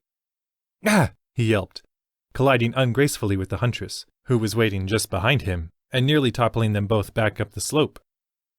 Jack managed to keep her footing, however, leaving Tanner to yank his feet back up the slope as, in response to his first step into the chamber, the room slowly glowed to life. When no poison darts, monsters, or acid pits presented themselves for a moment, Tanner hesitantly stepped into the room once more. What he'd thought were pipes lining the walls now provided the room's light, the dull gray of the stonework now shimmering softly in a faint blue glow. Tanner sighed, turning an apologetic smile back to the others as they trickled in behind him. "In my defense, I'm really not a fan of this stuff." He gestured to the refined memory stone that lined the walls of the chamber, snaking behind shelves full of flasks and vials. "Well, we should be fine," said Gefnar, obviously trying to convey more confidence than he felt as he scanned the walls. "It appears untainted." "Or at least controlled," Allie said darkly, her eyes falling to the strange, domed lattices that lined the center of the room. "And it's not hard to guess for what reason." Tanner followed her gaze, stepping slowly up to the first raised metal lattice. The cold anger that flared in his chest somehow caused the fire in his grasp to blaze all the brighter. Caged within the lattice, seeming to sleep peacefully through the intruder's disturbance, was a somber-faced dogkin, dressed in the same bronze and black clothing the South End assassins had worn the night before. Lining the interior of the lattice were more veins of memory stone, these ones seeming to flow with whatever concoctions were held in the vials that lined the nearby shelves. And, every few seconds, a small jolt of lightning would lance out from these tubes, eliciting a small wince from the figure inside as it connected with the form's arms, legs, or head.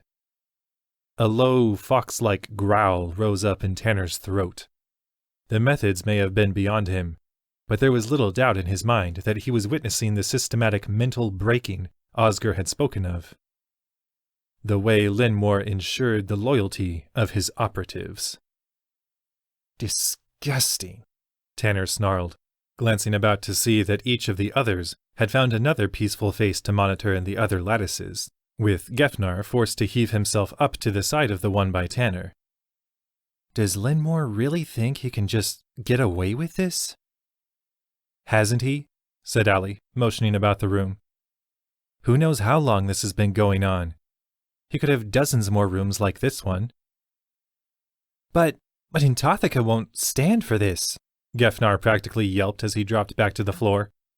"She never wanted us to make a deal with a monster like Lenmoir."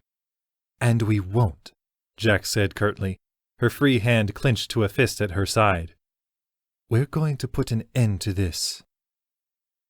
From the way they all nodded almost in unison at this, nothing else seemed like it needed to be said, until Tanner spotted a door at the far end of the room. striding quickly for the solid wooden barrier and grabbing the handle. Locked. "Well, I have been practicing," Allie said with a sigh as she came up beside him, drawing forth the dagger she'd bent on her last attempt to get them somewhere they shouldn't have been. Stooping to the lock, she began to shimmy the blade this way and that, the frustration in her eyes growing until a pair of sharp twangs pierced the room, causing Tanner to spin from Allie's attempts on the door and face the exit to the outside world. "Enemies!" Gefnar shouted, bringing up his shield and drawing his oversized blade in a single well-rehearsed move. One arrow splintered against the gnome's shield, while the other caused sparks to dance along the edge of Tanner's vision as it connected with the stone wall beside him. Then, the two figures sprinted down the greenery-laden ramp into the chamber, 4 gleaming daggers between them. 2 women, Tanner quickly noted about the unmasked, uncloaked forms. 1 human, 1 gnome. Even as he fought to determine which attacker to target, the shorter one locked eyes with him, a simple, animalistic ferocity in her eyes. "Her!" Tanner thought with an involuntary squeal as the gnome woman sprinted straight for him. "Definitely her!" Chapter 14. Unwelcome Guests and True Motives. Claustrophobia seemed to flood in on Allie as she watched the 2 assailants sweep into the room. In her early years on the streets of Lorsen, she'd always made sure, no matter what room she was in, that she had an exit strategy, a way she could slip out, preferably undetected if trouble started.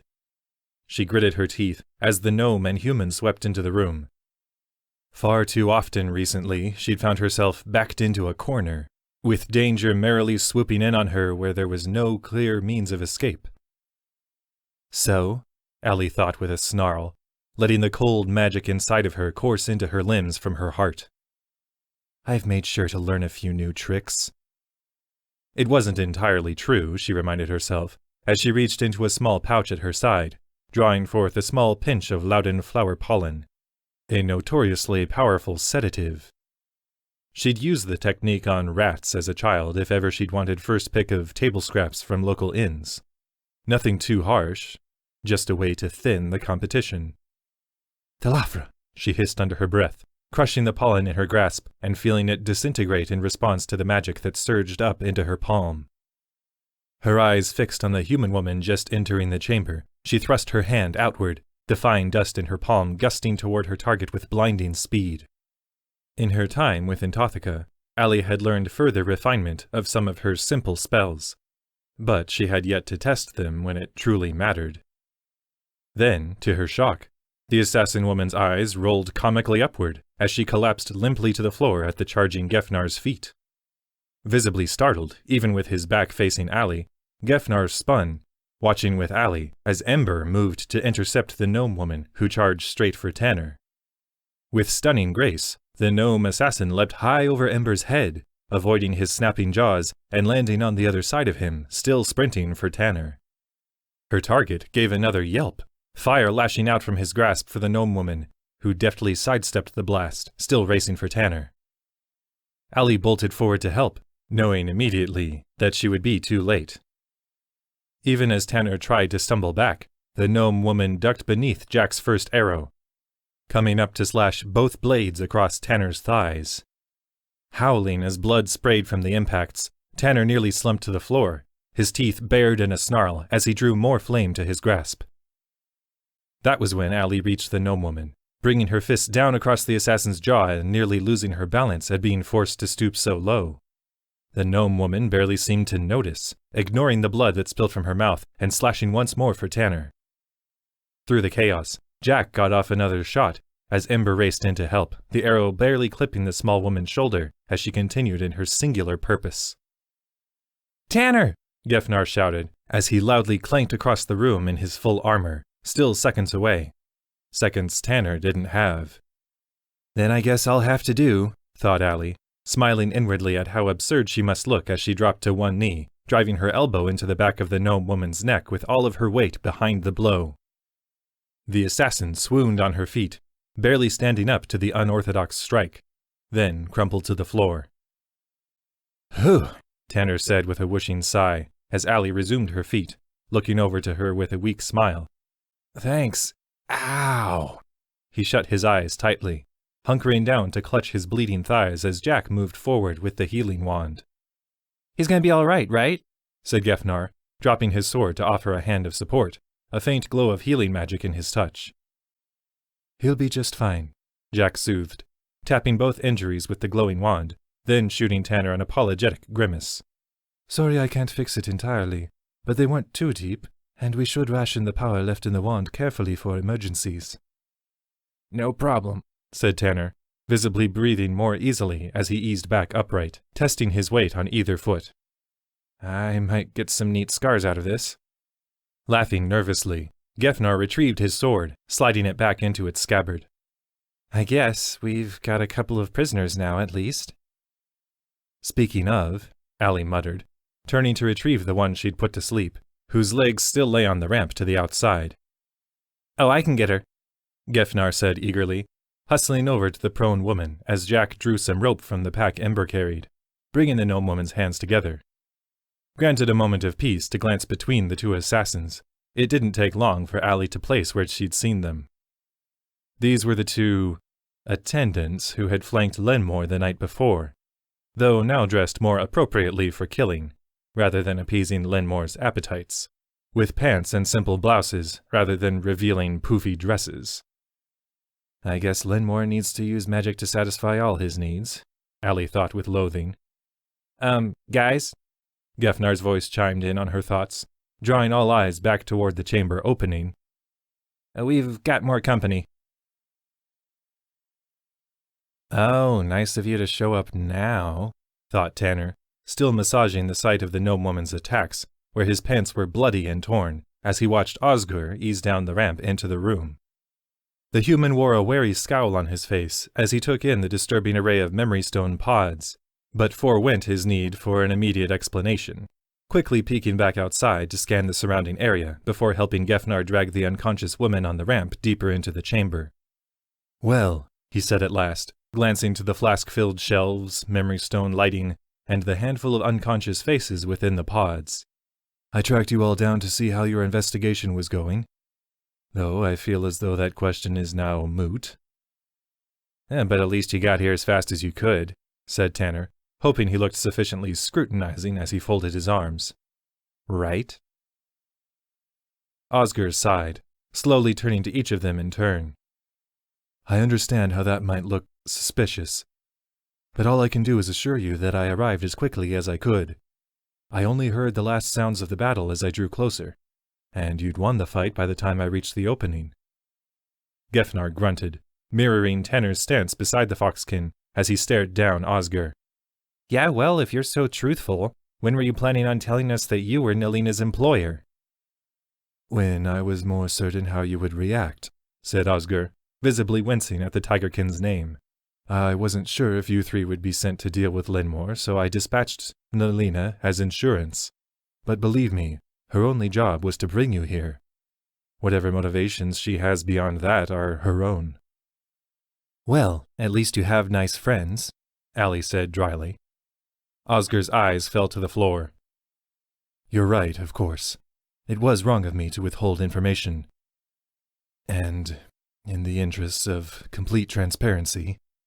He paused, giving a bitter chuckle as he looked back up to them. No doubt you've already guessed it, but Bozina, Lenmoir's half-orc agent, is more to me than a comrade. Shocking, thought Tanner, adopting an expectant scowl he'd seen on Curtis's face countless times in his childhood. We've known each other since we were children, Osgur continued, a distant smile on his face as he stared down at his hands. My father was a great warrior, a mercenary of high standing and reputable honor. He had many dealings with Aragos, chief of the Glenadok orc tribe to the south, guiding war parties through unfamiliar territory in order to secure the tribe's holdings against lesser, now extinct tribes. Chief Aragos owed my father a grand debt for the tribe's success, and he knew it well. Osgur swallowed. So, when my entire family was slain by a goblin horde when I was 4, and my father's squire sought refuge for us within the tribe, Aragos consented. The squire, a mere lad, had been wounded in the goblin raid, soon succumbing to his injuries, and I was left alone among the orcs. Brutish men and women who had little patience for the weakness of a human child. By necessity, I grew strong quickly, fighting for every ounce of respect from my peers, but I knew I'd never be one of them, despite Aragos's protection. Then I met Bozina. She was a year older than I, a mutt in the eyes of her people, as her mother had defiled the purity of the tribe by mating with a human male. Ostracized as I was, Bozina saw a kindred spirit in me, and we grew closer through the years, sharing our accomplishments, our failures, and our time.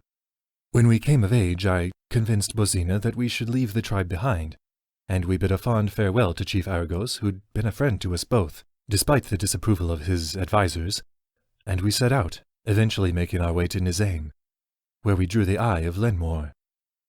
Oscar's eyes were drawn in sorrow as he looked across Tanner and his companions. I'm the one who brought her here, and I have to make it right. I have to bring her back to herself. We will, said Jack, a comforting smile on her face as Tanner looked her way. I refuse to believe that Lenmoir has taken his people's minds entirely. After all, you came back. Oscar's face soured even further, hatred flashing in his eyes at the mention of his old master. And if I was a fluke? I just came from speaking with Tagathis. The woman we left in his care. She grew violent when Tagathis attempted to cure her, wrenching free of her bonds and turning on him like an animal. Tagathis, he was forced to kill her. A heavy silence settled on the room as Tanner took in his comrades' uneasy faces. Well, that's not ideal, he muttered. Even Gefnar, he noted, now showed more sympathy in his eyes than suspicion, and Tanner found himself sharing the sentiment. Sure, Oscar may have kept some of the truth from them, but given their choice of allies... Look, he sighed, turning back to Oscar. This really isn't why we were sent here, but with everything that's happened, we seem to be out of options. For the safety of Dragon's Nest, Lenmoir and his gang of assassins can't be allowed to continue, so we're going to help you bring him down. After that, we do everything we can to save your... whatever she is. All right? Oscar nodded, a grateful smile splitting his face. Yes. Thank you. And now that we've achieved a new level of understanding, said Allie, gesturing with her chin at the door they'd been attempting to open before the attack. Think you could make up for your tardiness by helping us with a different problem? As it turned out, Oscar was quite adept with locks, soon gaining them all entry into the back room, the small chamber's crude memory stone lighting glowing to life as they entered. Might be good for us to get a set of those, thought Jack, watching as Oscar pocketed his small pack of lockpicks. Given the number of locked doors she'd already encountered during her short time among civilized society, such tools would likely see a fair amount of use. Look at me, she thought with a smile as she pushed forward into a small chamber that sported a pair of tall shelves to either side of a humble wooden desk. Not only am I assuming I'll survive, but get roped into more misadventures. Father would be so proud of my positivity. As Ember set about sniffing everything in sight, Jack and the others began looking over the books and vials that lined the shelves, with Jack retrieving a volume on the methods of controlling memory stone. Looks promising. Within a few minutes of her dropping the book to the desk and flipping through pages, Tanner and Oscar peering over her shoulders, she'd found the chapter concerning the process of supplanting a subject's identity and issuing magical directives, a process she'd already witnessed in the room outside. She could practically feel Oscar's snarl at her shoulder. The coward. What kind of man has so little confidence in his ability to inspire that he stoops to such perversion? One whose parents never hugged him, I'm guessing, said Tanner, disgust in his voice as well. Unamused, Oscar stepped back, a look of hatred and resolve on his face as Jack turned to face him. We move now, he said coldly. He looked steadily from Jack to Allie, then to Tanner, and finally down to the grim-faced Gefnar. I know you've already encountered more than you bargained for in coming here, and I am sorry for the position in which I've put you, just by requesting that you meet with me. But now you see the proof of the kind of man Lenmoir is, and why he has to be stopped. Agreed, Jack said with a nod, her left hand slipping to the hilt of her sword. A leader who abuses the trust of his people, like Lenmoir, needs to answer for their crimes. Osgur gave a drawn smile. It won't be easy. Lenmoir has many of his people constantly in and around Ger Rolath. But when I last spoke with Rithbane, he'd rallied a good handful of Tagathus's fighters to the cause, with promises of plunder. He's to meet us at the central bonfire when we're ready. Beside Jack, Allie visibly tensed at the mention of her sparring partner from the night before, but placed her hands on her hips. Well, I say we're ready. Yes, ready, said Tanner, grinning weakly around the circle. That, or disturbingly overconfident in our fighting prowess after a handful of lucky victories. Not luck, Gefnar said, shaking his head. Nomenkal's been with you, with us, and I can't believe it's his will that we turn our backs on this villainy. Jack smiled down at the gnome, reflecting on how he sounded more like a loyal guard of the temple than ever in that moment. Neither can I. She turned back to Osgur, her jaw set in finality. It's like you said, Lenmoir's left us little choice. Her hand drifted down to stroke the top of Imber's head, and she wasn't sure whom she was trying to reassure. We move now. Chapter 15. Decisive Response.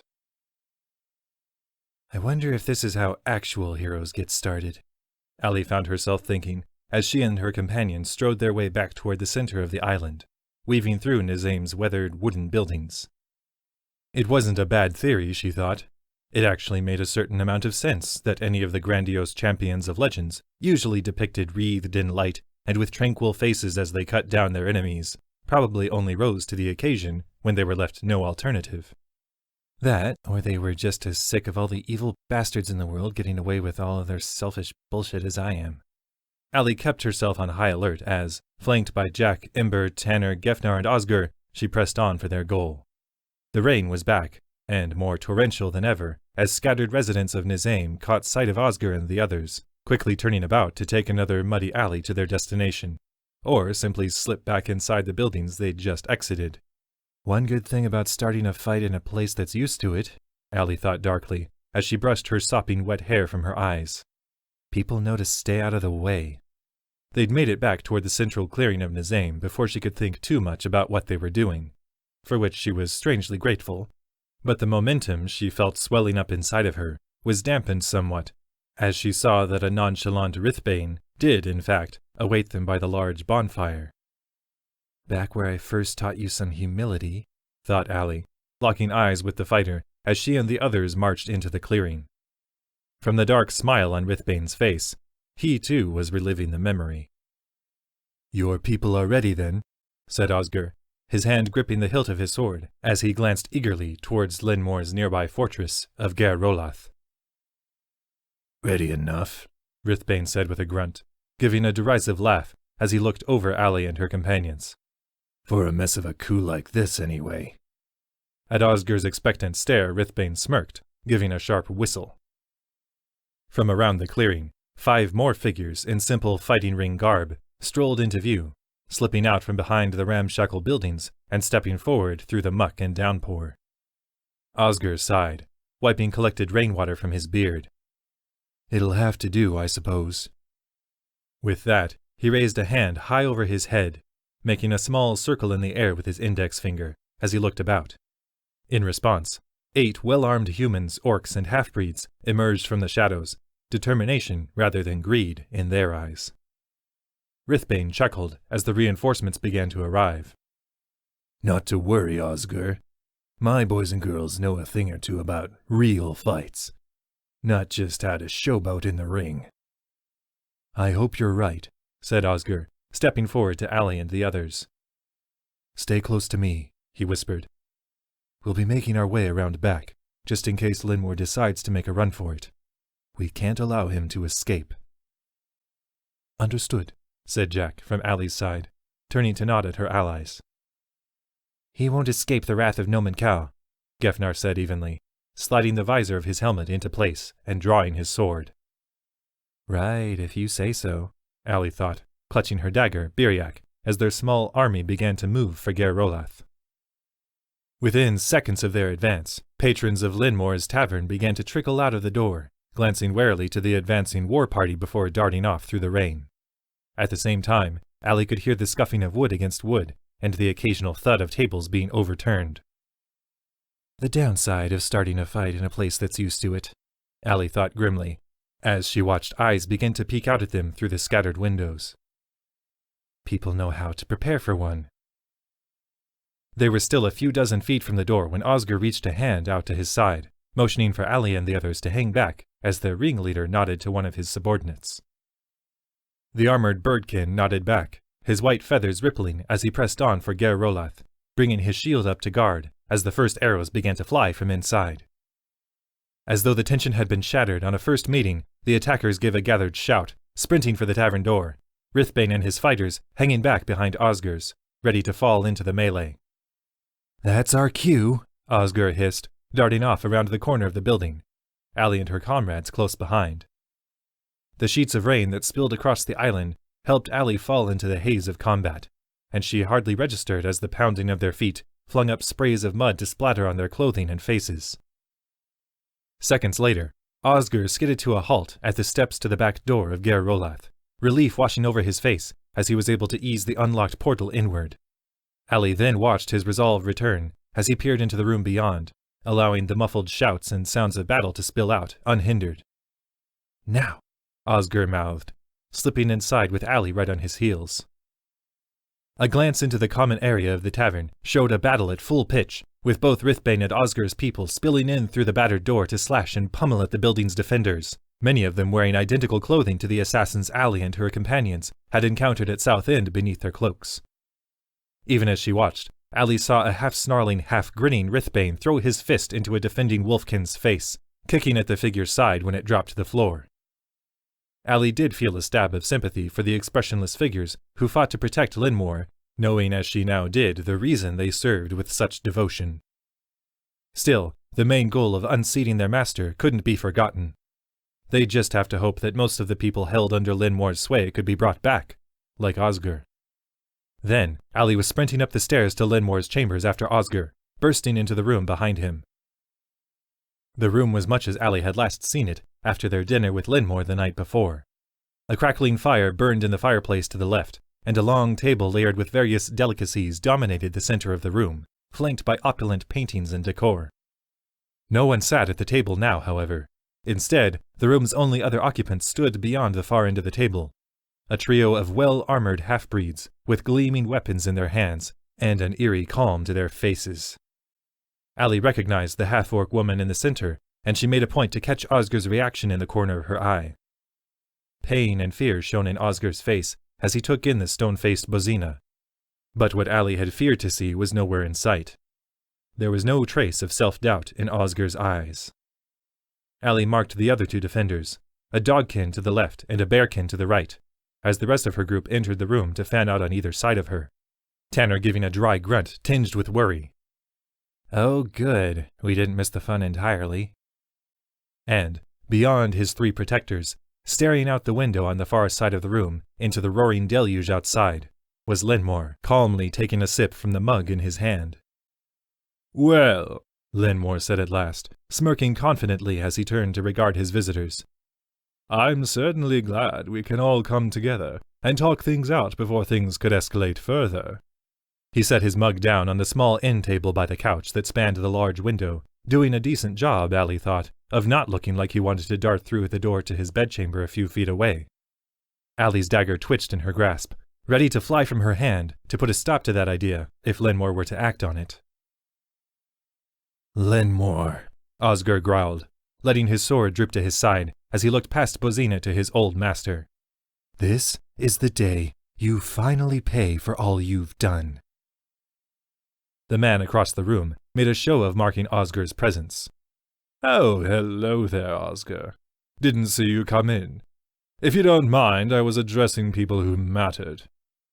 Grinning childishly, Lenmoir turned to meet the gazes of Allie, Jack, and Tanner in turn. Now, unless I missed something incredibly important, I don't believe I have given the heroes of Dragon's Nest any reason to renege on our deal. Other than the fact that you're a smug, evil despot with horrible taste in wine, said Tanner, a flash of his feral fox nature glinting in his eyes as he stared down their former host. Nope, can't think of anything. You're far from innocent, Jack interjected, as Lenmoir scoffed at Tanner's outburst. We know what you've done to your people, and we'd be foolish to believe that someone with such a lack of respect for others would have anything but selfish intentions for Dragon's Nest. Look at it this way, said Allie, feeling a sneer come over her face as Lenmoir cocked an eyebrow at her. We're not really saying you won't have a shot at that council seat.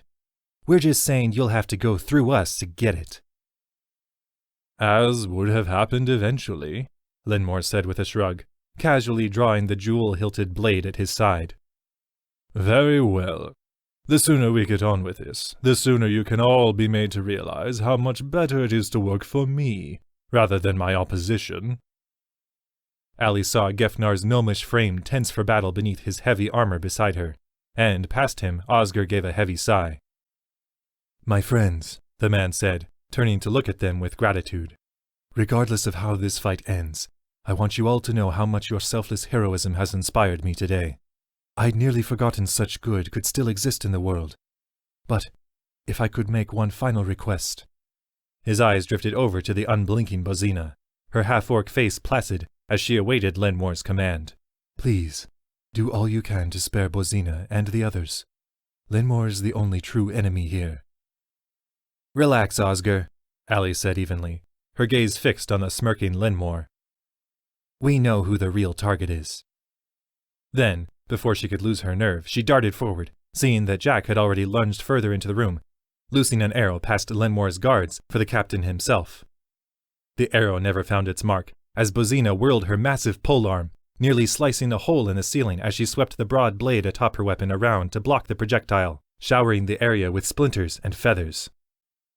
Well, that's a problem, Allie thought, stopping short in her sprint around the table as the half-orc woman continued her movement, using her polearm to vault over the platters and goblets on the table to land squarely in Allie's path.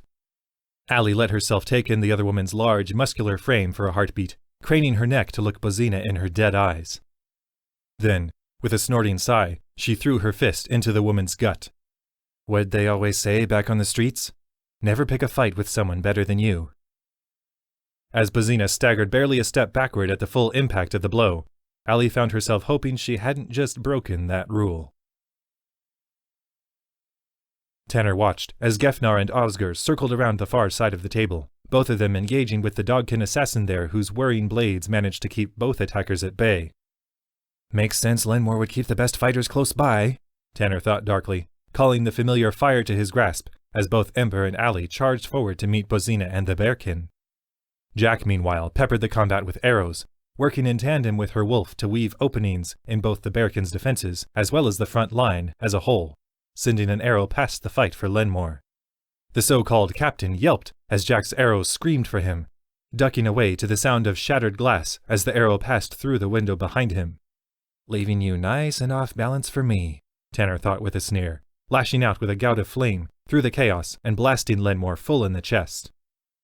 Lenmoir's yelp, this time of shock and pain, spurred Tanner on as he gathered his power for another blast, watching as the captain frantically tried to pat out the flames. Then, much to Tanner's unease, Lenmoir began to laugh, despite his blistering flesh. Hardly the work of an honorable emissary of Nomen Cal, fox, Lenmoir said, meeting Tanner's gaze across the battle as he drew a small flask from his side. Popping off the lid with his thumb, he held it out toward Tanner as though they were two friends clinking their drinks. To your health. Snarling in frustration, Tanner watched as the fresh burns lining Lenmoir's body began to soften back to a healthy pink, the bubbling receding as dead skin was harmlessly sloughed away. Well, you'd better hope you have a few more of those, Tanner thought with a growl, lashing out once more across the room to send an arc of furious flame straight into Lenmoir's shoulder. 'Cause I can keep this up all day. Tanner spared a quick glance at his comrades as Lenmoir reeled from the latest blast, seeing that little had changed. Allie had managed to stay out of the path of Bozina's scything polearm, and Jack and Ember were slowly wearing on the bearkin's defenses.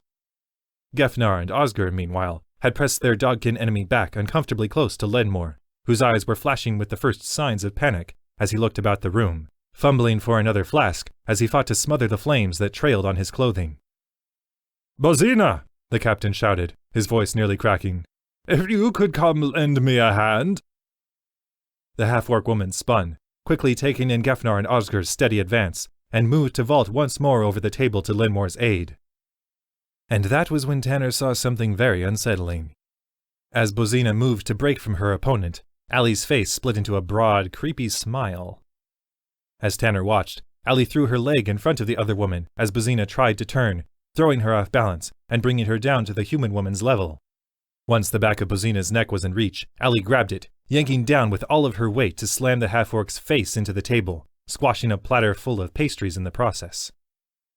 But if the pastries softened the impact at all, it was far from enough, as Bozina went fully limp, slumping down by the nearby chair to sprawl awkwardly to the floor. Neat, thought Tanner, taking a running start to follow Bozina's original path toward Lenmoir, as the captain backed frantically into the far corner. Tanner later wondered if he'd really expected for things to go so well, as he vaulted cleanly over the scattered banquet, alighting on his feet on the far side. Whatever the case, he allowed himself a self-congratulating smile before turning to Lenmoir and drawing more fire to his grasp. Frustration boiled in his chest as he saw that Lenmoir had drawn another flask, and with a yell, he threw his summoned flame again into Lenmoir's chest. But the man didn't fall. Instead, staggering a step back toward the window and casually raising his second flask toward Tanner. "You're truly starting to get on my nerves, Fox," he said with an eager smile. "You'll serve me well after this, I'm sure." This time, however, as Lenmoir raised the flask in his hand to his lips, a flash of armor and orange fur from the window caught Tanner's gaze as, snarling, he drew more power to his hands. Almost before Tanner could grasp what had happened, Nelina seemed to manifest behind the captain, snaking an arm around Lenmoir's neck and plunging her slender curved blade into the man's back up to the hilt.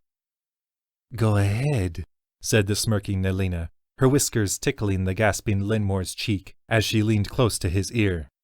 The emptied flask fell from Lenmoir's lips, shattering on the floor as the tigerkin added, "Drink it all, Captain." Tanner stared, dumbfounded for a moment as Lenmoir, face slack with horror and disbelief, crumpled to the floor, bright red spilling from his mouth, as well as both ends of his wound. A few paces distant from Lenmoir's killer, Tanner met Nelina's eyes, suddenly unsure of how to direct the flames that writhed and spat in his palm. Nelina merely smiled back, bringing her sword up to guard as both of Lenmoir's remaining protectors abandoned their current targets, turning to sprint for the tigerkin.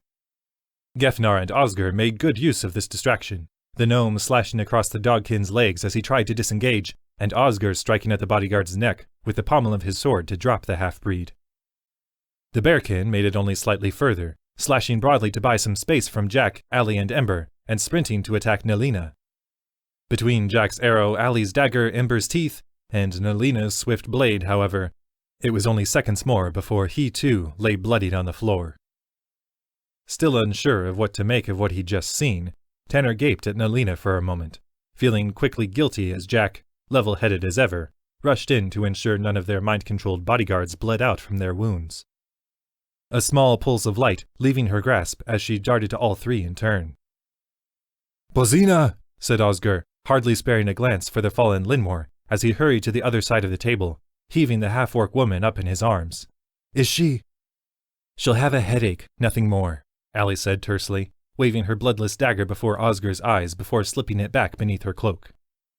"As will most of the folks downstairs," a gruff voice sounded from the doorway, causing all eyes to turn and regard the birdkin under Osgur's command, and a wild-eyed Rithbane, his face flecked with drying droplets of blood. Behind them stood a somber Drogal, his half-orc features creased with worry. Tanner shot what he hoped was a comforting nod toward his friend, feeling himself give a sigh of relief at the realization that the fight was over. His unease returned as Nelina strode calmly past him to claim Lenmoir's seat at the head of the table and begin picking over the many fruits, meats, and pastries, quickly heaping the plate before her high with treats.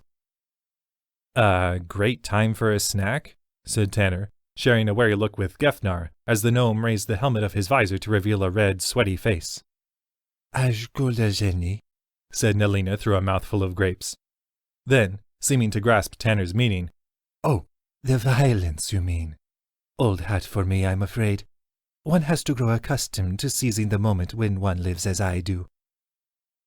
Point well taken, said Rithbane, shouldering into the room and grabbing a half-full goblet of wine, downing it with all the grace of a rabid sewer rat. Yeah, he said after a final gulp, tossing the empty goblet back to the table. I always knew Lenmoir was hoarding the best stock for himself. Well, that's a matter of opinion, thought Tanner, scanning the room as he tried to absorb everything that had just happened. It was all so abrupt. Go and find Tagathus, Osgur blurted from nearby, heaving Bazina off the floor as he turned to the birdkin. He's our only chance at freeing them from Lenmoir's control. The birdkin wordlessly complied, hurrying out the door and down the steps to the first floor, as Osgur carried Bazina's still form to the small lounge area outside Lenmoir's bedchamber, depositing her in a cushioned chair. Sorry I'm late, said Drogal, easing up to Tanner's side as they both watched Osgur retreat with Bazina. It looks like you all handled yourselves just fine, though. There was strain in the half-orc's eyes as Tanner turned to regard him, nearly lost beneath a heavy frown. We managed, said Tanner, sending a comradely smile towards Jack, Allie, and Gefnar about the room. Hey, you all right, Drogal? Fine, said the half-orc, sounding sincere, but confused. Just had a long talk with our friend Balgi is all. Tanner nodded. Orc stuff? Drogal met his gaze for a moment, then gave a sharp chuckle. You could say that. Uh-huh, said Tanner, continuing to stare the half-orc down. And what else could I say? Look, Drogal said with a sigh. It's just that, well, not to take away from what you've all done here today, but I don't think this was the real fight. Good, said Tanner, giving a small, Curtis-like grunt. Heh, glad I'm not the only one who thinks so. Unsure if he wanted to continue that line of thought, Tanner again glanced to the others, finding that they seemed just as at a loss for a next move as he was. Gefnar, red-faced and sweaty beneath his raised visor, stood awkwardly by the fireplace, sword still drawn and swaying back and forth, as though he couldn't decide whether or not to sheathe it. Jack had dropped to a knee by Ember, calmly looking about the aftermath of the battle as she stroked the wolf's head. And Allie was performing small tricks with her dagger as she stared intermittently at the floor and into the deluge outside the nearby window. Ah, Nelina sighed after a moment, breaking the uneasy silence as she leaned back in her opulent chair. Do you all hear that? Tanner cocked an eyebrow. The rain? No, Nelina said with a sharp laugh, coolly depositing another grape in her mouth. The blessed quiet. None of Lenmoir's insipid yammering to spoil moods or appetites. Rithbane gave a sneering grunt from where he'd plopped down to binge on the banquet's remains, revealing a mouthful of pastry and venison as he glanced to Lenmoir's still bloody form by the far window. He does seem unusually quiet today. Nelina smiled across the table at the fighter. And you never had to share an evening with the man. True, said Rithbane, swallowing and raising a refilled goblet of wine towards the tigerkin. I lead quite the charmed life. Jack scowled at the exchange from where she knelt by the contented Ember. You're not exactly showing a great deal of remorse for the death of your friend. Friend? Said Nelina, giving a small, toothy laugh. He said so himself. We were never friends, only ever reasonably aligned acquaintances. And do you make a habit of backstabbing all your reasonably aligned acquaintances when they spoil your dinner with bad conversation? Said Allie, crossing her arms as she stared at the tigerkin. Nelina grinned. Hardly. It takes a special kind of relationship. A long silence ensued, during which Tanner and the others drifted to the empty chairs, the only sounds in the room the awkward shifting in their seats, Rithbane's ravenous eating, the frantic whispers Osgur hissed to the unconscious Bozina across the room, and the furious patter of rain outside. At last, Rithbane seemed to have had his fill, wiping the back of his hand across his mouth as he swallowed a mouthful of meat ripped from a turkey leg and slumped back in his chair with a satisfied smile. Well, he said after a muted burp, while we wait for Tagathis to show up, how much thought exactly have you all put into what this all means for Nisaim? His eyes settled heavily on Allie across the table, as he gave a broad, baiting smile. The right people will be entrusted with the care of the island, Gefnar piped up from 2 seats to the fighter's left, causing Rithbane to swivel slowly, almost predatorially, to the smaller man. And who's got the final say on that, little gnome? Your high priestess? You? If necessary, Gefnar said shakily. Rithbane chuckled, shaking his head as he looked about the faces at the table. You want the honest truth? Not much will change, I suspect.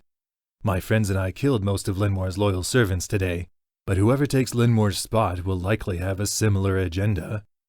Unless, of course, you put someone up to it you can puppet properly. That's not why we're here, said Jack, her voice even and her posture unflinching. No? Rithbane said in a broad, mocking tone. Well, pardon my presumption, my lady. I merely saw all the evidence to the contrary and made a careless leap. He let loose a guffaw, gesturing broadly back at the doorway to the downstairs tavern.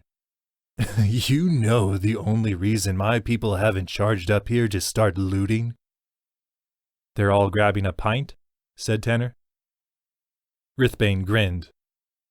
Quite possibly, but it's because the job's not over yet, and they know that to get what they want out of the job, they need to play it smart. Same for Osgur's people, and same, I'd guess, for all of you. And what is it you think we want? Said Allie, frowning.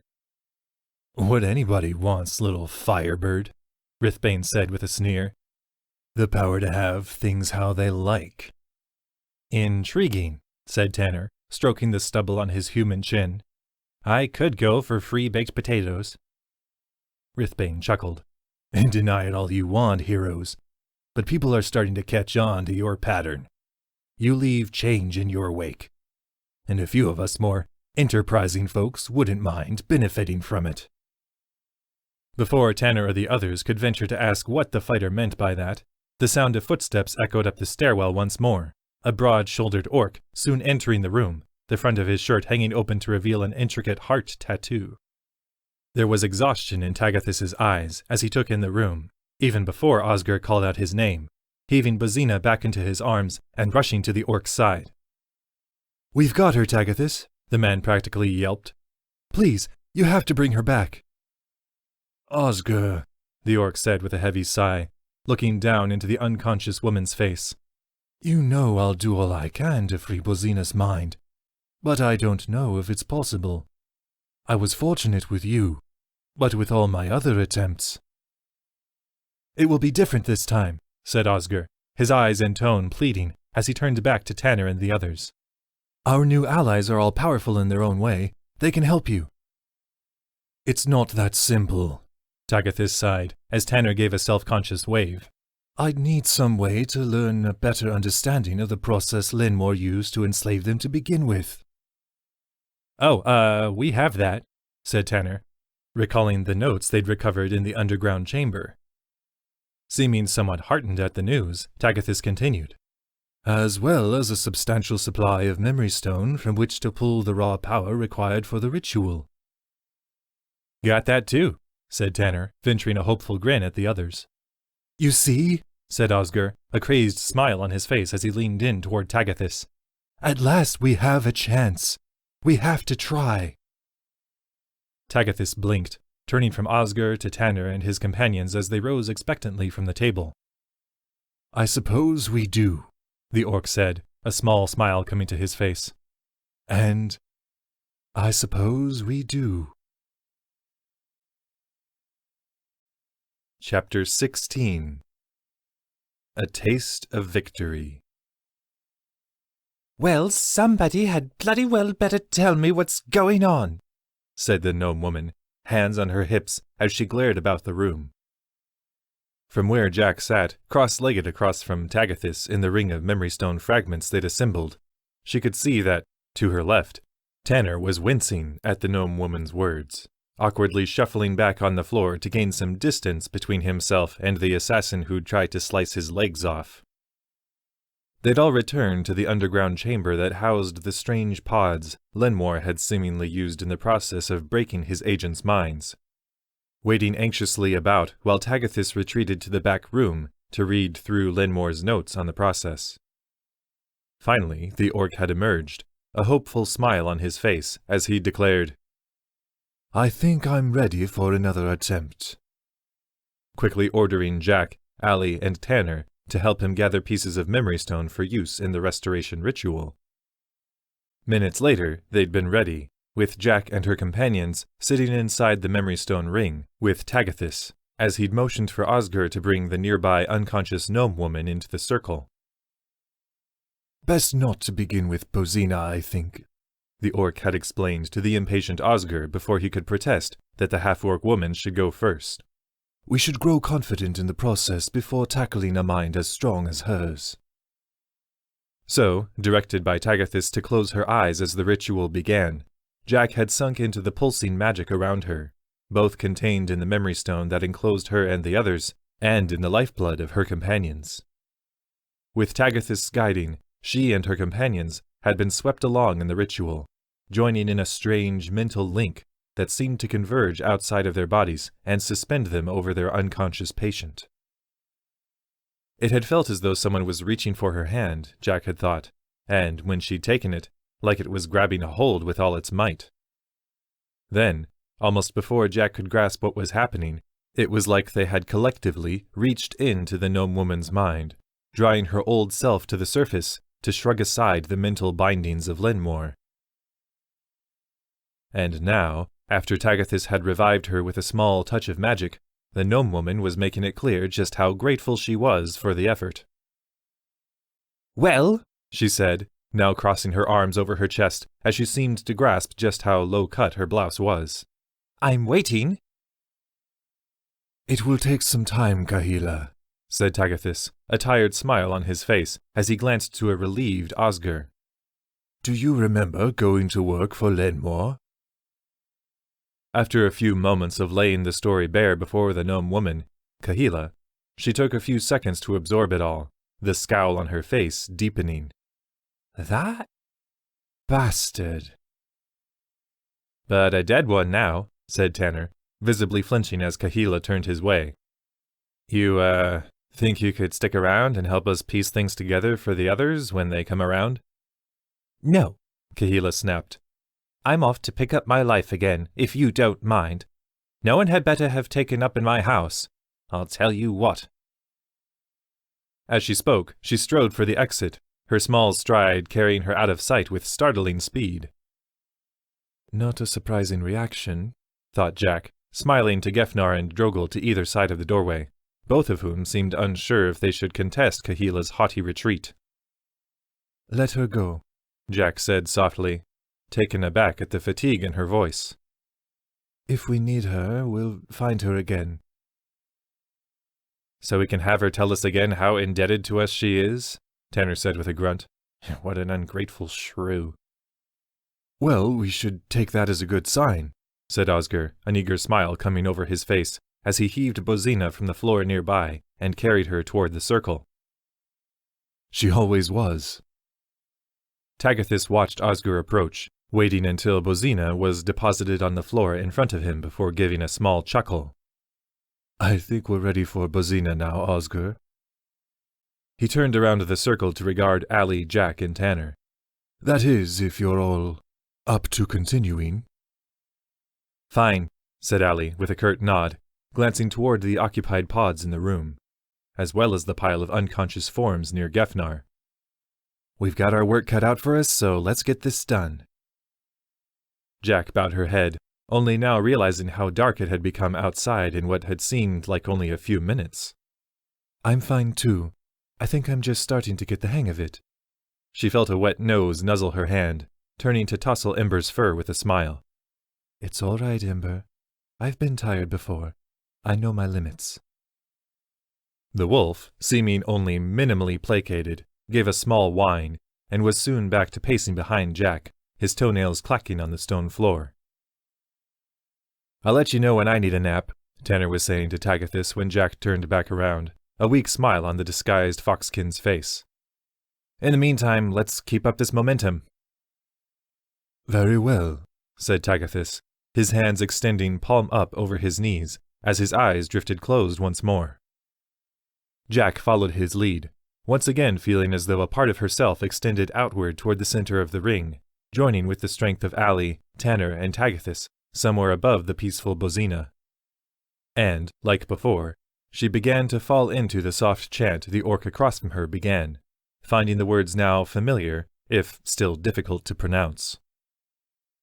She'd recognized the phrase as a simple repeating line in the tongue of the Thakur, the language of the Netherplane in which Tanner was inexplicably fluent. Even as the chant rose again, she could hear Tanner's voice join the chorus, the words sounding more right from his mouth, almost lyrical in quality, though Jack had no idea as to the meaning. Even so, the chant provided a welcome focal point for her efforts, as, now familiar with the ritual, Jack reached out with the light that coursed in her blood, letting its tendrils braid with those that spilled off her companions, then shoot down into Bozina's softly breathing form. The half-orc stirred, her heartbeat heightening as, joined with the efforts of the others, Jack began to search her fractured mind for the piece of Bozina that had been buried, shoved down into the depths of her own consciousness to make way for Lenmoir's will.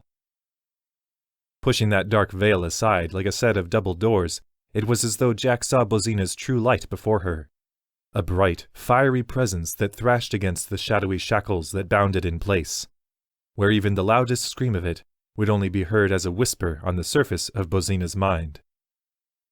Jack felt her teeth clench in the corporeal world, even as she reached out with her comrades to smash the chains that held Bozina captive in her own body. And a surge of elation swept up Jack's spine as she saw the fiery orb wrench free of the shadow, spilling past the dark veil into the light that awaited at the surface. A small gasp escaped Jack's lips as her eyes snapped open. She felt as though she'd been forcibly expelled from Bozina's mind. "But not by the shadow." Sharing a quick glance with those in the circle, she looked down into Bozina's sleeping face, seeing that now a small frown showed on the half-orc's features. "Did it work?" said Osgur, eagerly peering over Jack's shoulder down at the still woman. "Well," said Tagathus, reaching out to brush his glowing fingers against Bozina's forehead. "One way to find out." At the touch, Bozina stirred, her eyes fluttering open and quickly darting about the circle, confusion on her face as her gaze settled on the man who swept forward to kneel at her side. "Osgur?" "Yes," said the man, a smile of pure joy emerging on his face as he took Bozina's hand in his. The half-orc woman cocked an eyebrow. "Where am I? And what the blazes am I doing on the floor?" It's a long story," said Osgur, helping Bozina to a sitting position as he gave a hearty laugh of relief. "Osgur?" said Tanner, his eyes darting from face to face around the circle for any assistance. "Did it... Sorry, but is it really... her?" Not even looking to the other man, Osgur's brow furrowed as he studied Bozina's face. "Bozina, do you know who I am?" A long sigh escaped the half-orc woman as she rolled her eyes, waving her hand in Osgur's face impatiently. "Considering I've only known you since we were children, are you going to help me up?" Laughing again, Osgur aided Bozina to her feet, wrapping her in a tight hug that showed their evenness in height. "I'm all right, Osgur," said Bozina, seeming taken aback by the display of affection in front of everyone, gently easing out of the embrace as a smile came to her pretty light green features, revealing her faintly pointed teeth. Her surprisingly delicate hand went up to wipe a happy tear from his eyes. "Now, do you plan on telling me what this is all about?" "Right," said Osgur, unable to keep from smiling as he gave her a quick kiss. "Come with me." He began to lead her toward the back room of the chamber, stopping abruptly just outside the door and spinning on his heel. In 3 strides, he was back to the circle, his face still split in a grin as he looked down to Allie, Jack, and Tanner. "This will be a lot easier if you're standing," he said, throwing his arms wide. "Oh, said Jack, glancing at the others to see her surprise matched in their faces. "Very well." She realized how tired she was as she nearly swooned upon climbing to her feet. But whether he saw this and wished to save her the embarrassment, or was just impatient, Osgur swept her, Allie, and Tanner into his arms the second they put themselves in reach, squeezing them all into a group hug that saw the 3 of them awkwardly shoved into each other's faces. Still, Jack could see from their smiles, Tanner's shocked but happy and Allie's far more reluctant, that they were as proud in that moment as she was. "Thank you all, truly," said Osgur as he pulled away, depthless gratitude in his eyes as he locked gazes with all 3 of them. "If I live to be 1,000, I'll never repay the kindness you've done me today." When none of them seemed to have a response for that, Osgur turned down to Tagathis, clapping the orc's hand in his and giving it a hearty shake. "I know you're not the hugging type, but I'm forever indebted to you as well, my friend." Tagathis waved the sentiment aside.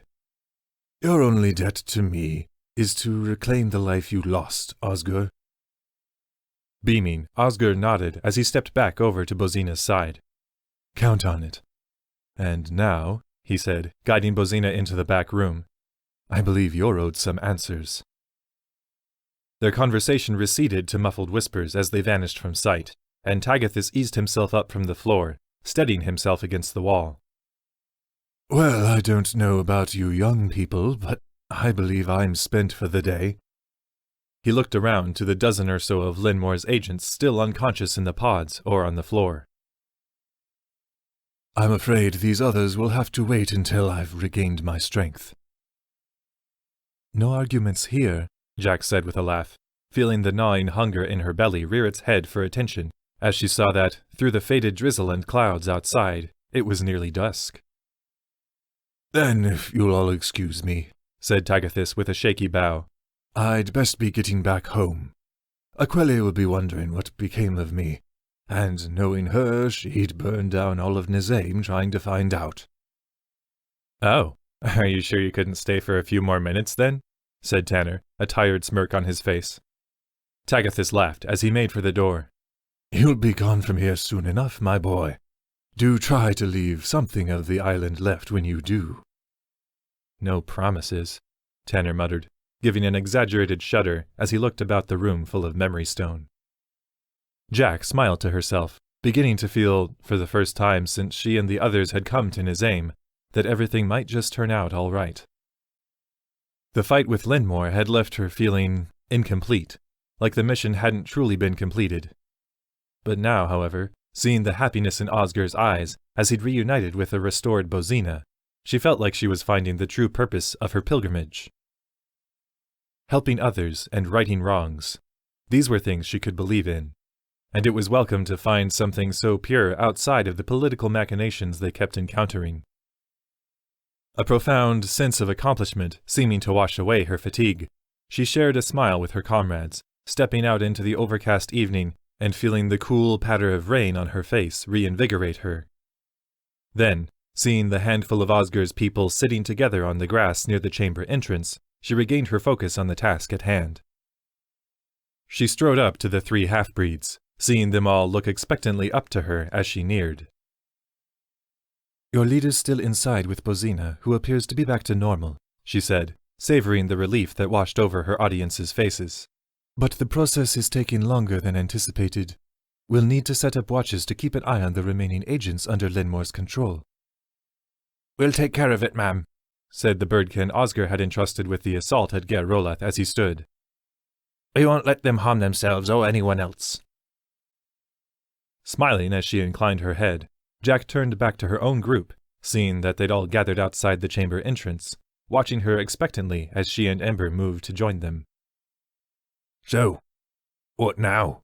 Drokel asked hesitantly. "Don't suppose we could grab something to eat?" said Gefnar, looking timidly up at the others, his helmet cradled under his arm to reveal a mess of reddish hair. "Sounds good to me," said Tanner, "assuming there's still a place to grab a bite. What with the tavern all ransacked. That may be true, A new voice cut in, drawing Jack's gaze to an approaching Rithbane. but believe it or not, Gerolath's seen worse. Even if there's no service, you'll find something there. Let me guess, said Allie, folding her arms as Rithbane stopped a few paces away to smirk at her. You finished the banquet upstairs by yourself. Rithbane gave a grunting laugh. I can't take all the credit. My people worked up quite an appetite attacking and looting the place. I'm sure, said Jack, fixing the man with a wary frown. Any reason you have come to check in on us? Just being neighborly, said Rithbane with a stiff bow. And I thought we might pick up our conversation from earlier. About? Said Tanner. About what you plan on doing with the names you've made for yourselves here, said Rithbane.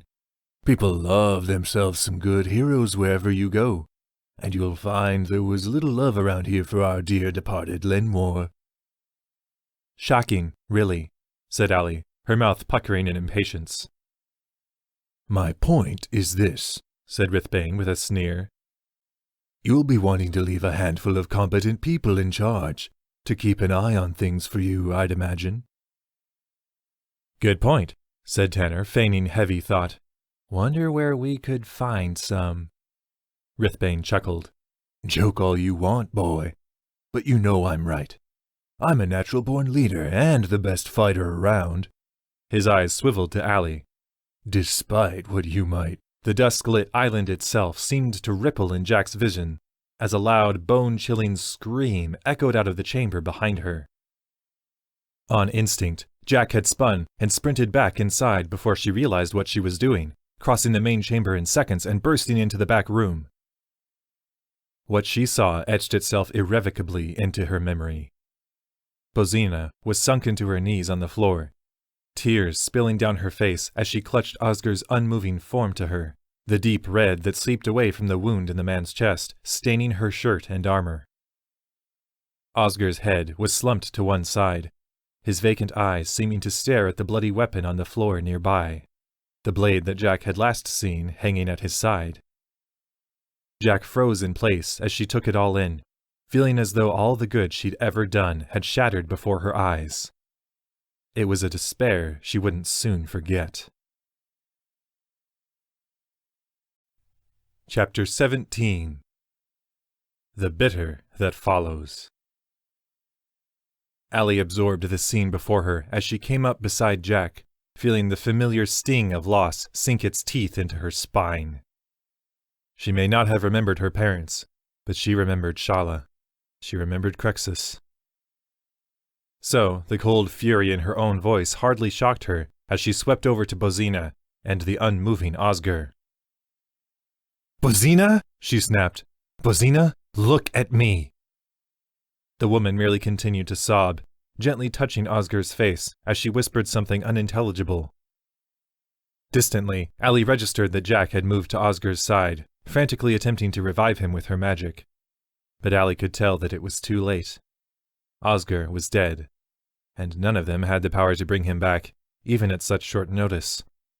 And attempting to use the memory stone around them would be foolish. Without knowledge of the actual ritual to jolt Osgar's body back into motion, they stood just as much chance of frying their own brains as potentially breathing life back into the man's lungs. If they'd been able to bring Osgar quickly to Antothica, perhaps someone with her skill might have saved him. But by the time they could bring him back to Dragon's Nest, it would be far too late. A low growl rose in Allie's throat as she took in the futility of it all, drawing back her hand to slap the blubbering Bozina's cheek. Before her hand could connect, another caught her by the wrist, and she turned to glare into Tanner's face. "What is wrong with you?" the foxkin blurted, his eyes flashing canine beneath his pink human skin. "We need answers," Allie said through her teeth, wrenching her hand free. "Then we ask nicely," said Tanner, not backing down as he stooped to Bozina's side, resting a hand on her shoulder. "Bozina?" Jack said from the woman's other side as Allie stepped back to stare down at them. "Bozina, I'm sorry, but you need to tell us what happened." The half-orc took a few unsteady breaths, eyes still spilling over with tears as she looked between Jack and Tanner. I killed him. A metallic thud near the door drew Allie's gaze, and she turned to see that Drogal and Gefnar had entered the room behind them. Standing a pace behind a forlorn-looking Ember, Drogal's face was creased with sorrow and sympathy, but Gefnar had merely let his helmet fall from his grasp, one hand raised to his mouth as he looked on in horrified shock. "Take it in, kid," Allie thought coldly, turning back to Bozina and the others. "This is what happens when you try to do something good in the world." "Bozina, why would you do that?" said Tanner, awkwardly shifting in his hunker to place himself between the half-orc woman and the bloody sword on the floor. "I wouldn't!" Bozina cried, clutching Osgur more tightly to her chest. "His sword, it was suddenly in my hand, and I—" A heavy sigh from near the door brought Allie's focus back to Drogal, and she saw him give a small shake of his head. It's just like he said." Hot, depthless anger swept over Allie, and she strode over as if in a haze to stand directly in front of the half-orc, her face morphed into a snarl. "You knew this would happen?" she yelled, pointing back to the scene behind her. "You knew? And you said nothing?" Drogal retreated a step, looking past Allie as Tanner came up beside her. "I'm sorry," he said, his eyes filled with remorse. "It's hard to explain." "Well, give it a try," said Tanner, sounding as harsh as Allie had ever heard him. I was asked not to prevent whatever might happen," said Drogal, genuine fear flashing across his face as he made eye contact with Allie. Then, seeing the way Tanner, Allie, and Gefnar continued to stare him down, he sighed. "Look, if you want real answers, you'll need to speak with Balgi again." "We'll do that," Allie snarled, stepping back up into the half-orc's face. "But you should know that it doesn't matter what he says.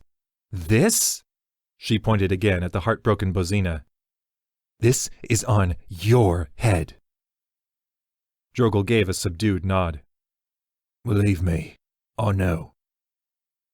Pressed back into a corner, he waited for the others to file from the room, calling after, "He said when you needed to speak with him again, he'd be waiting at your table." Then, after a pause long enough for the others to nearly be out of earshot outside, "I'll stay with Bozina and the rest of the patients." Allie thought that was for the best. Her hand was itching for her dagger at the moment, ready to plunge the blade into Drogal's throat. Finding that Rithbane had been caught up in their wake outside the rear chamber door, Allie spun to him. "You want to prove that you're useful? Go grab Tagathis. Tell him everything that's happened." "And now you're giving me orders?" Rithbane said with a snort.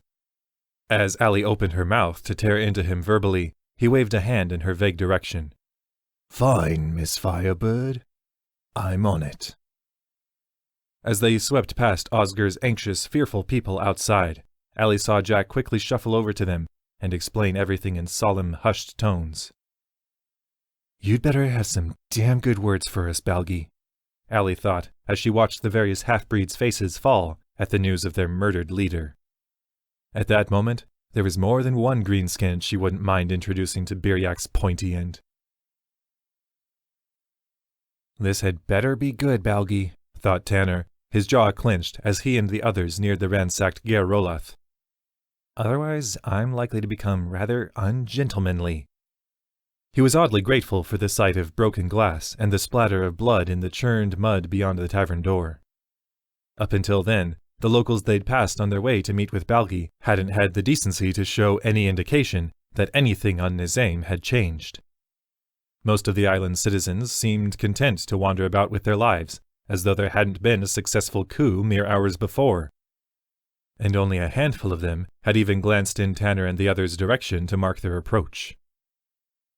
"I'm beginning to feel as though Lenmoir didn't have many friends," thought Tanner, pushing through the cracked-open tavern door and out of the rising wind.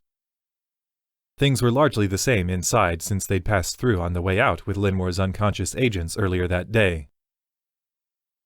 Chairs and tables were overturned, with dishes, food, and mugs scattered about the floor, occasionally marked with the dark red of dried blood.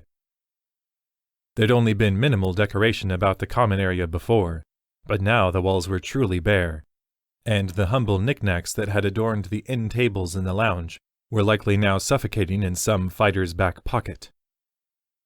The liquor shelves behind the bar were now sticky with spilled rum and strewn with shards of glass, but were otherwise bare, and it looked as though the better food stores had been hauled away as well, if the flurry of muddy tracks that separated from the general mess and made straight for the kitchen were any indication. There was only a single island in the calm, a lonely righted table that sat at the center of the room, its surface cleaned to a shine, and a handful of chairs gathered around it. Food and drink filled the top of it, with place settings already laid out for the expected guests. And their host, Tanner noted, sat well-postured in a chair across the small banquet, his brown eyes drawn in apprehension, and his dark green features creased in sorrow. "If you would all please take a seat," said Balgi, gesturing broadly to the chairs that fanned out to either side of him. "I thought you could all use some refreshment after everything that's happened." Tentatively, Tanner obliged, his anger subsiding despite his best efforts, as he strode forward, marking the sympathy that filled Balgi's gaze. Even Karyeg, who stood, arms folded, a few paces away, looked as though he was ruminating on some foul flavor in his mouth. Allie, however, wasn't so deflated. "Talk," she said sharply, wrenching a seat back from the table and dropping down onto it. "I intend to," said Balgi, with a small dip of his head. To Tanner, he sounded almost eager. "Please," the orc continued when everyone had taken a seat, his dark eyes seeming to scour each of their faces. "Tell me how it happened." Tanner cleared his throat, seeing that Allie had leaned back in her chair, crossing her arms as she stared fury toward the orc. Jack, meanwhile, appeared to need a moment to gather her thoughts, and Gefnar gazed blankly down at his hands, the corners of his mouth downturned in a horribly broken expression. "We failed," Tanner started softly before relating everything that had happened since they departed Balgi's company that morning. He left nothing out, studying the orc's face as he unfolded every event for any sign of, well, anything besides sadness. Jack chimed in from time to time, bringing up details Tanner had missed, and eventually telling the last bit of the story on her own. Tanner didn't mind. He was glad to hear a voice besides the one in his own mind tell it. It didn't feel quite so accusatory. "Curious," said Balgi when Jack had finished, ending with the four of them leaving a tearful Bozina with Osgur in her arms. "I thought it would be—" He shook his head, his gray-streaked hair almost glistening in the lamplight. "But you all deserve answers. Though, I must admit, I'm not entirely certain where to begin." He paused for a long moment, pressing on just as Allie began to squirm impatiently in her seat. "I see fragments of the future, or what futures may be, which is just as awful as it sounds. Rarely do I see the whole picture, however.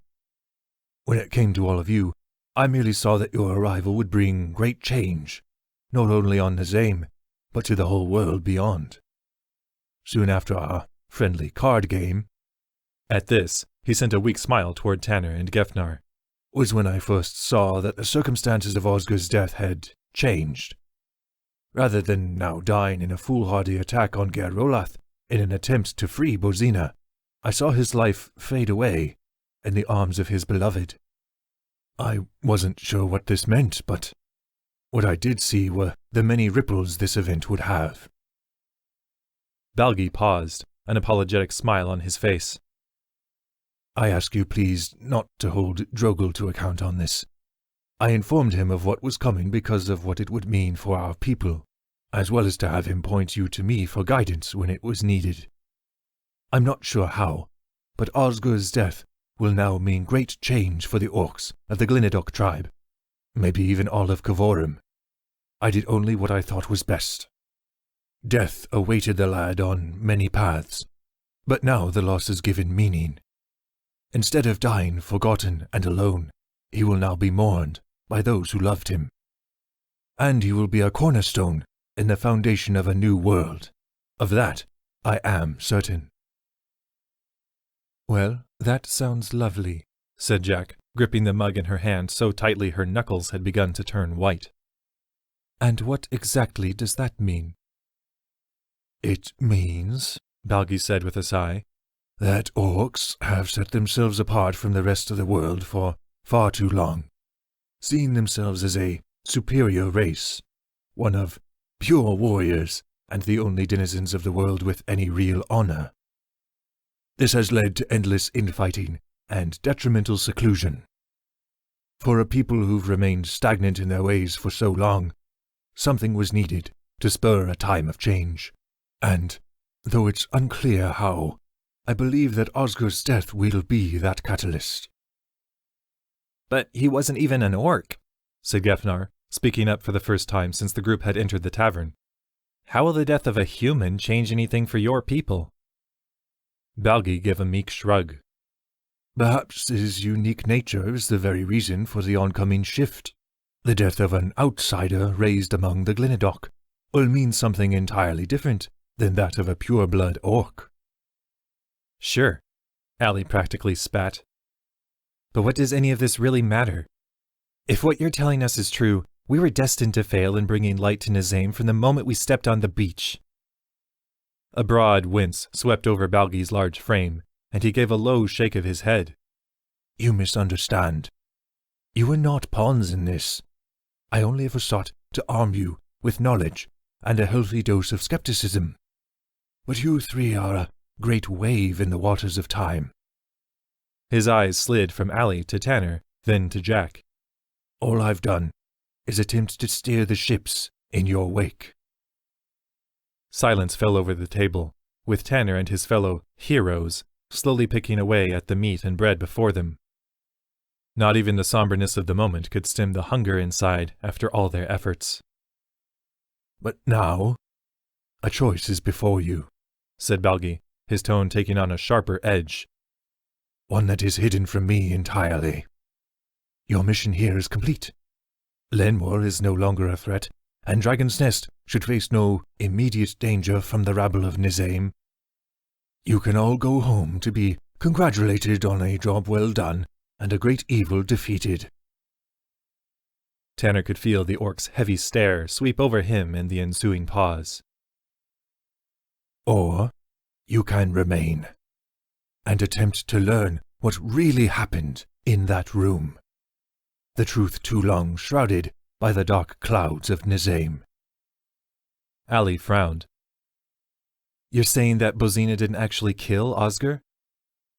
I don't know, Balgi admitted. I'm saying she had no reason to. No, Tanner said slowly. But she snapped. Whatever was left of Lenmoir's mind magic must have taken over, right? Perhaps, said Balgi, his eyes boring into Tanner's from across the table. But whatever the case, what harm could it do to look more closely? We stay, Jack said abruptly, jarring Tanner from the orc's boring gaze. At the wary glances from her comrades, the huntress rested a hand on her wolf's head, slipping him yet another table scrap. Something's not sitting right with this, and we have the means to learn the truth. I don't know about all of you, but I'm not inclined to leave the job half done. Gefnar sighed from Tanner's left, easing to stand upright in his seat so he could be at eye level with the others. I can't believe I'm saying this, but I think we should stay too. Everything feels a little too orchestrated. Like we're not supposed to ask any more questions. And I'll bring the light of Nomencal into every dark corner of the island to find out what's being kept from us. Tanner smirked, lightly clapping the smaller man on his armored shoulder. Well said, Gef. Not sure if we've got enough light between us for all of Nisaim's shadows, but we can sure do our damnedest. Fine, Allie growled, already pushing back from the table. Lenmoir's probably got some notes and ledgers upstairs. We should probably start there. Should probably check in on Kahila too, said Jack, matching Allie's stance. If Bozina relapsed, she may have as well. meaning she could be a danger to everyone around her. Gauging that the meal was over, Tanner rose to his feet, giving a small bow across the table. Well, I still can't say I agree with how you handled everything, Balgi, but I'll admit, you seem to be an honorable elder of your people. A deep scowl swept over Balgi's face as he turned to share a bewildered look with Karyeg. Then, seeming to let himself grasp Tanner's meaning, he turned back to the foxkin, cutting loose a bellowing laugh. I'm sorry, but... no, lad. I'm far from an elder of the Glenadock tribe, or any other for that matter. I'll wager I wouldn't make it through the tribe's front gate if I were to go back for a visit. I don't understand, said Tanner, glancing around to his comrades. How is Osger's death supposed to have any impact if you don't take his body back to them? Are you planning to send a letter? Only if I ever think they might need more fuel for their morning fires, said Balgi good-naturedly. As I said, I only see fragments of the future. Well, what if we took Osger's body back to the Glenadock? Said Tanner. Balgi sobered. Lad, does it really strike you as a good idea to enter the home of a heavily fortified tribe of orcs with the body of their chief's adopted son in tow? No, Tanner said with a gulp. To me either, Balgi agreed with a faintly condescending smile. But if that's ever one of the fragments I see of what is to come, I'll be sure to let you know. Sure, said Tanner, nudging Gefnar back toward the stairs after their other companions. Or, feel free to keep it to yourself. Chapter 18. When the Sting Remains. So, what happens now? Said Gefnar, his armored shins sinking halfway into the mud of the silent alleyway around them. Night had truly fallen, despite the efforts of the three-tiered lunar dance in the cloudy sky above them, leaving Jack to wonder if she found Nisaim even less inviting in the dark shadows. Now we knock, said Allie, striding for the steps of the large wooden building before them, her fist already clenched at her side.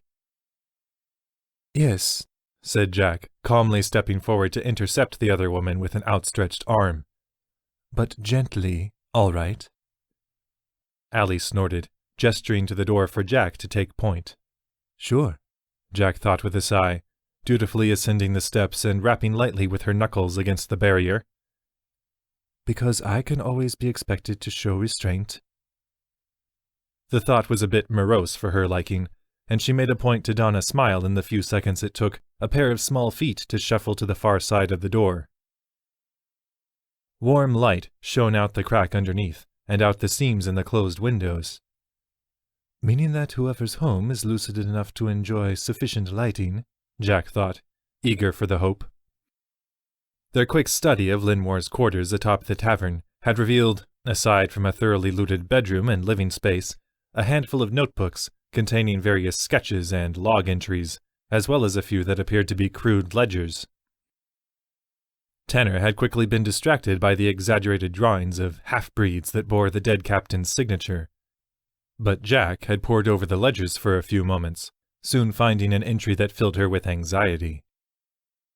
Lenmoir's supply of memory stone had been shipped directly from Dragon's Nest. Worse, the exporter had marked the deal with a broad, flourished signature, Zeja Treesmith. Seems you can't trust anyone these days, Jack thought, recalling her encounters with the small, vibrantly feathered birdkin who ran the wand shop back in Dragon's Nest with exuberant flair. If Jack had to guess, Zeja had merely been interested in a sound business deal after finding a small trove of memory stone at the roots of her wand tree. But no amount of ignorance could excuse the atrocities those supplies had become.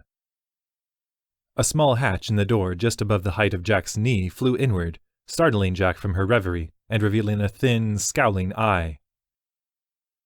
"What?" a familiar, reedy voice snapped up at Jack, muffled by the door. "Hello," said Jack, forcing her smile to stay in place. "Kahila, was it?" "It was," said the voice. "What did you want?" "We were just wondering if we could talk to you for a minute," said Jack, stepping aside to reveal her companions as she adopted an apologetic tone. "This won't take long, I promise. We'd just like to know if you've been feeling strange at all since we aided Tagathis in freeing your mind, like you might relapse." Kahila blinked up at her through the peephole. "I feel fine. Now, if there's nothing else—" "If you don't mind," said Jack, "we'd like to come inside and see for ourselves. And, the sooner we're convinced you're as fine as you say you are, the sooner you can be rid of us." A long sigh sounded from inside, the small hatch slamming shut to leave Jack holding her breath for a few moments. Then, just when Jack thought the gnome woman might have decided to ignore them in hopes that they'd just go away, she heard the sound of a latch inside, the door swinging slightly ajar. "Don't take your shoes off," Kahila said, already striding back for a simmering pot atop a wood stove. "You won't be staying long." Jack turned questioningly back to the others, easing inside at their shrugs, though still keeping an eye out for any sort of trap or ambush. She saw none, emerging into a cozy common area with cushioned seating and shelves full of varying degrees of literature. On the far side of the ground floor was the kitchen, where Kahila busied herself with a bubbling concoction that smelled of herbs and roots. "It's a lovely home," said Jack, casually peering up the nearby stairwell to what seemed to be a row of bedrooms. Kahila snorted from atop her stool, continuing to stir the contents of her pot without looking up. "It is now that I've thrown out the squatters that took up while I was away." Jack shot a glance over to Allie, her question clear in her eyes, she hoped. But the other woman shook her head, indicating that the threads of magic left over from the ritual that had guided them to Kahila, and which Allie continued to monitor, hadn't flared up with any signs of mechanical hostility. The kind they'd all felt present in Kahila and Bozina's minds before the ritual. "I see," said Jack, nonchalantly glancing about the room. "And where would these squatters be now?" Now Kahila did stop stirring, slowly shooting a glare over her shoulder for Jack. "I didn't kill anyone, girl, and if I had, it would have been my choice to do so. This is my home. All I did was make that very clear to the gutter scum who thought they'd try to fancy up for a bit." Jack found herself inclined to believe it as she took in the faint signs of struggle about the room, as well as the lack of pooling bloodstains on the floor. "Yes, well, forgive our intrusion. We were merely concerned for your well-being after another of our patients had an intense relapse."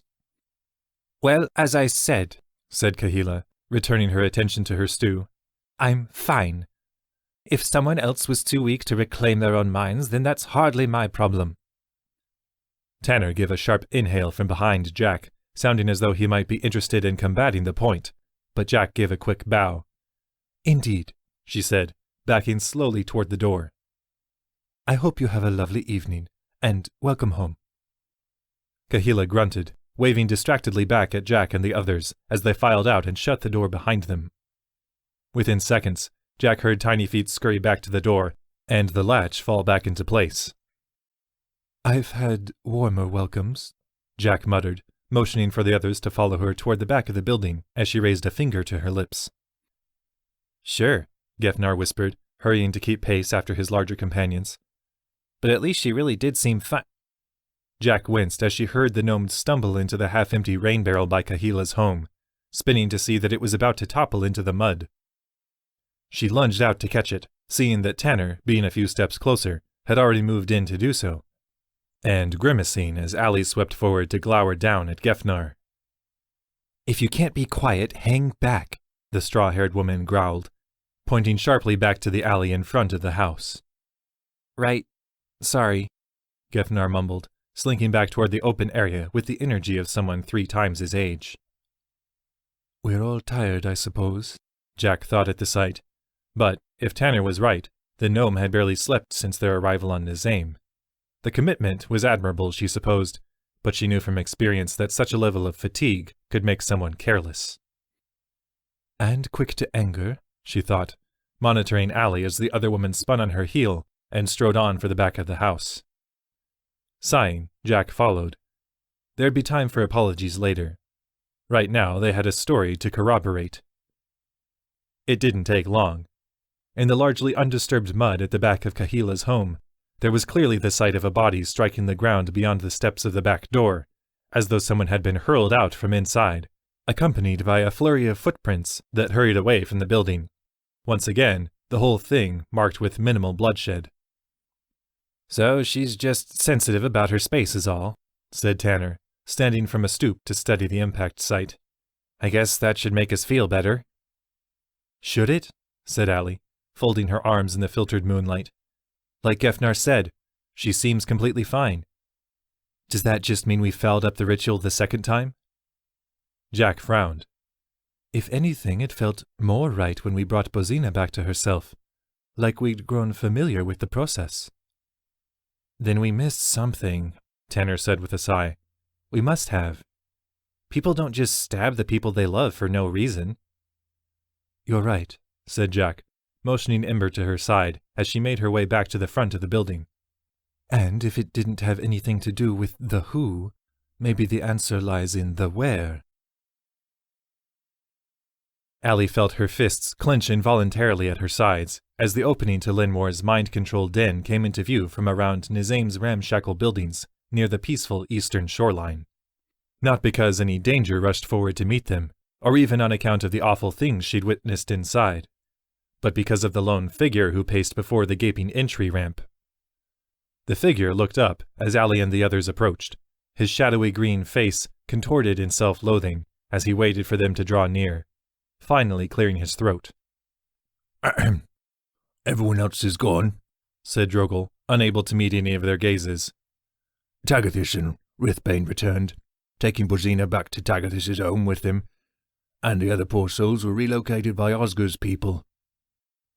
His dark orcish eyes darted over to the gaping mouth of the underground chamber beside him. "Things were getting a bit heavy in there. I'm no mage, but I'd wager the memory stone inside is beginning to react to, well, what happened earlier." Allie groaned, following the orc's gaze and imagining all the horrible things the scarred memory stone within might thrust into her mind. In a way, the thought was comforting. Even a mineral which possessed only basic empathy had been scarred by the twisted murder of that evening. So maybe it's understandable why I could react so harshly. Her stony glare settled on Drogal once more. She, for one, wasn't satisfied with the answers they'd learned from Balgi at the tavern. Playing with people's fates, like the old orc had, felt vile. Worse, she and her fellow envoys from Dragon's Nest were now complicit in orchestrating a sequence of events that had led to Osgur's unfortunate death. She didn't care if it made her a petulant child in others' eyes. Steering the course of time to ensure that Bozina be the one to murder the man she loved would never be a source of pride for Allie. Still, she continued to surprise herself with her own restraint as, much like with Balgi, she was able to restrain herself from using her taut fists to punch Drogal's face in. As much as it might provide a fleeting sense of satisfaction, it wouldn't do Osgur or Bozina any good.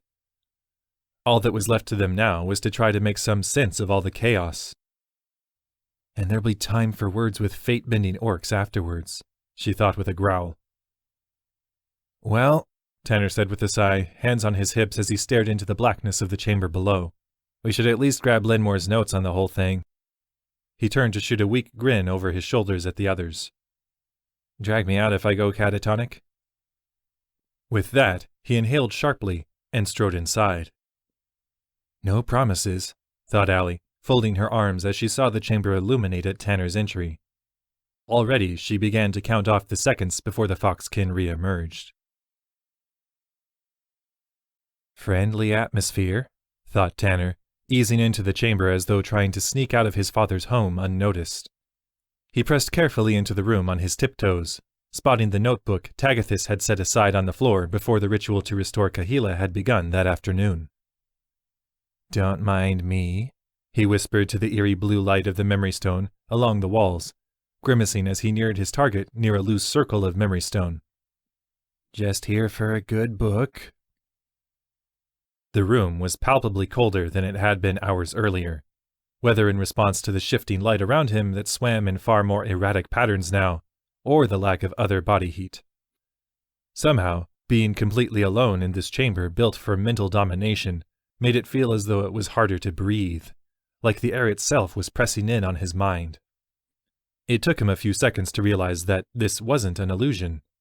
He'd taken only a handful of steps into the room before it felt as though the memory stone around him was reaching out, clawing lightly at his skull. Loss, it seemed to say. frailty. Tanner closed his eyes, halting his advance as he focused on the sensations. I know, he whispered aloud, finding that he spoke the words in the lyrical words of the Thakur. There was a great loss here today, a horrible twist of fate. But these wounds can heal. Time won't restore what's been lost, but it will bring acceptance, new opportunities for a happiness to return. Life and love are things that cannot fade, no matter the loss that has been suffered. He spoke the words calmly, pouring emotion into them to better convey their meaning. His experience in attempting to communicate with non-sentient rocks was, admittedly, minimal, but from what little he'd learned of the empathic sources of magic, it responded to raw sensation rather than actual dialogue. To Tanner's surprise, it felt as though the magic that swam about him, dancing over pores and tickling the hair at the back of his neck, truly mulled over his response, still feeling strained and confused as it did so. Finally, however, it seemed to relax, seeming to grasp his simple platitude. Things will right. Yes, Tanner soothed, whooshing out a sigh of relief as he opened his eyes, scurrying to retrieve the notebook on the floor. No sooner had he spun to leave, though, than it felt as though a nearly tangible grasp had reached out and tugged gently at the back of his mind. Shivering at the sensation, Tanner turned slowly, staring wide-eyed in the direction the memory stone seemed to wish, the door to the back room. Here. Tanner gulped, feeling as though he might have to swim to reach the destination. The air felt so dense with the shimmering blue light of the memory stone. All right, he said slowly, finding that even his hesitant words of compliance struck musically against his ears. His breathing slow and ragged, Tanner stepped toward the open door, slipping inside the room with a strange sort of reverence as the memory stone along the walls illuminated the remnants of the bloody scene before him. Wrong. I know, Tanner sighed, not fighting the sensation as his gaze was drawn to the dried blood on the floor, reflected nearly as black in the shimmering blue light. This was something that never should have happened, but we're doing all we can to understand why Bozina would have... No. Wrong. Tanner gulped. I understand. You feel her pain, but she wasn't in her right mind. We're trying to learn why she killed him. She loved. As her true self, yes, but she still stabbed him. Wrong. His mouth opening to protest once more, Tanner felt as though he'd been lightly slapped across the face. Stupidly, he glanced about the room, as though to find a pair of eyes in the memory stone. Wait, are you saying Bozina didn't actually kill him? The only response was another mental tug down toward the bloody floor, spurring Tanner to stoop low and study the site of the killing in intense detail, his eyes flashing with canine acuity and his nostrils flaring like a fox on the scent of the prey. Tanner nearly coughed against the metallic stench of blood that swept over his senses, but continued to take in the scene. A moment later, he gave a small gasp as he was struck with an inescapable truth that the memory stone was right. This was... wrong. Droplets of dried blood flecked the stony floor in the direction Oscar had been facing, casting the site where his feet had been planted in a grotesque silhouette. Meaning, thought Tanner, his brow furrowing, that he was stabbed from behind. He looked over to the discarded blade, noting that the length of it would make it impossible for such a blow to have originated from Oscar's front, where Bozina's boots had intercepted more of the blood splatter. The scene materialized in his mind, the two reunited lovers standing face to face. Try as he might, he couldn't manipulate the sequence of events to justify Bozina's claim that she had, in fact, been the one to deal the death blow. Meaning, Tanner thought again, a cold chill shooting down his spine. That there was a third person in the room. But how could that make sense? Tanner had seen the two enter the room alone. Could someone have been lying in wait? Tanner's eyes darted about the room, looking for any sign of a hidden door or secret compartment from which a coiled assassin could strike. Minutes later, he'd pored over every inch of the chamber, having found only unyielding stone. He raised a hand to his face, kneading his furrowed brow. Even how someone had entered the room with Bozina and Osger was only half the problem. What would cause Bozina to take responsibility for the killing? Did she truly believe?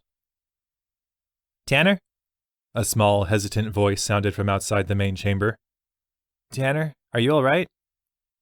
Fine, Gefnar, Tanner blurted in the common tongue, finding that the words were hoarse in his dry throat, as well as faintly accented after his recent shift into the melodious language of the Thakur. He cleared his throat. I'm fine. Then, on impulse, he snatched up the bloody sword. He turned from the back room and made for the ramp to the world outside, sending a final sensation of understanding and resolve toward the memory stone as he stooped to grab a small fragment from the circle. Focusing for a moment, Tanner tried to will the memory of the murder to his thoughts, the way he and the others had seen with the stone they'd found beneath Dragon's Nest, the one that had shown Denaxis's treachery. Thousands of images flashed before Tanner's consciousness, nearly overwhelming his senses, but it was as though the memory stone couldn't find its footing. Like it needs a way to anchor itself in that moment. Without thinking, he fell back into the Thakur tongue. Is it all right if I take this? An almost childlike confusion was the only response, and he gave a self-deprecating chuckle as he pocketed the stone. The true epitome of a hero, he thought, moving to rejoin his friends outside in the moonlight. All the best ones start by talking to rocks.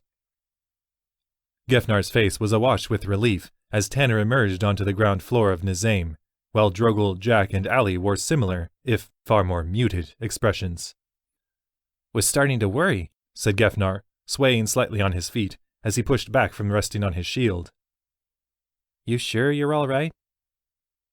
Yeah, said Tanner, gently turning over the memory stone in his pocket. Just got a few more questions is all. He'd almost forgotten about the sword in his grasp until Ember trotted forward and began sniffing along the blade. Oh, good boy, said Tanner, awkwardly handing off the sword to Jack. It looks like your wolf and I have the same theory. And that would be? Said Jack, cocking an eyebrow as she gently accepted the blade, offering the handle toward Ember's eager nose. That there was someone else in that room, said Tanner, adding good-naturedly, and his nose is better than mine. After a few moments of vigorous sniffing, Ember looked up to his mistress, giving a definitive snort. Well, he seems to have something, said Jack, stroking the top of the wolf's head. Do you want me to ask him? Said Gefnar, stepping forward. Jack was visibly startled by the offer. Excuse me?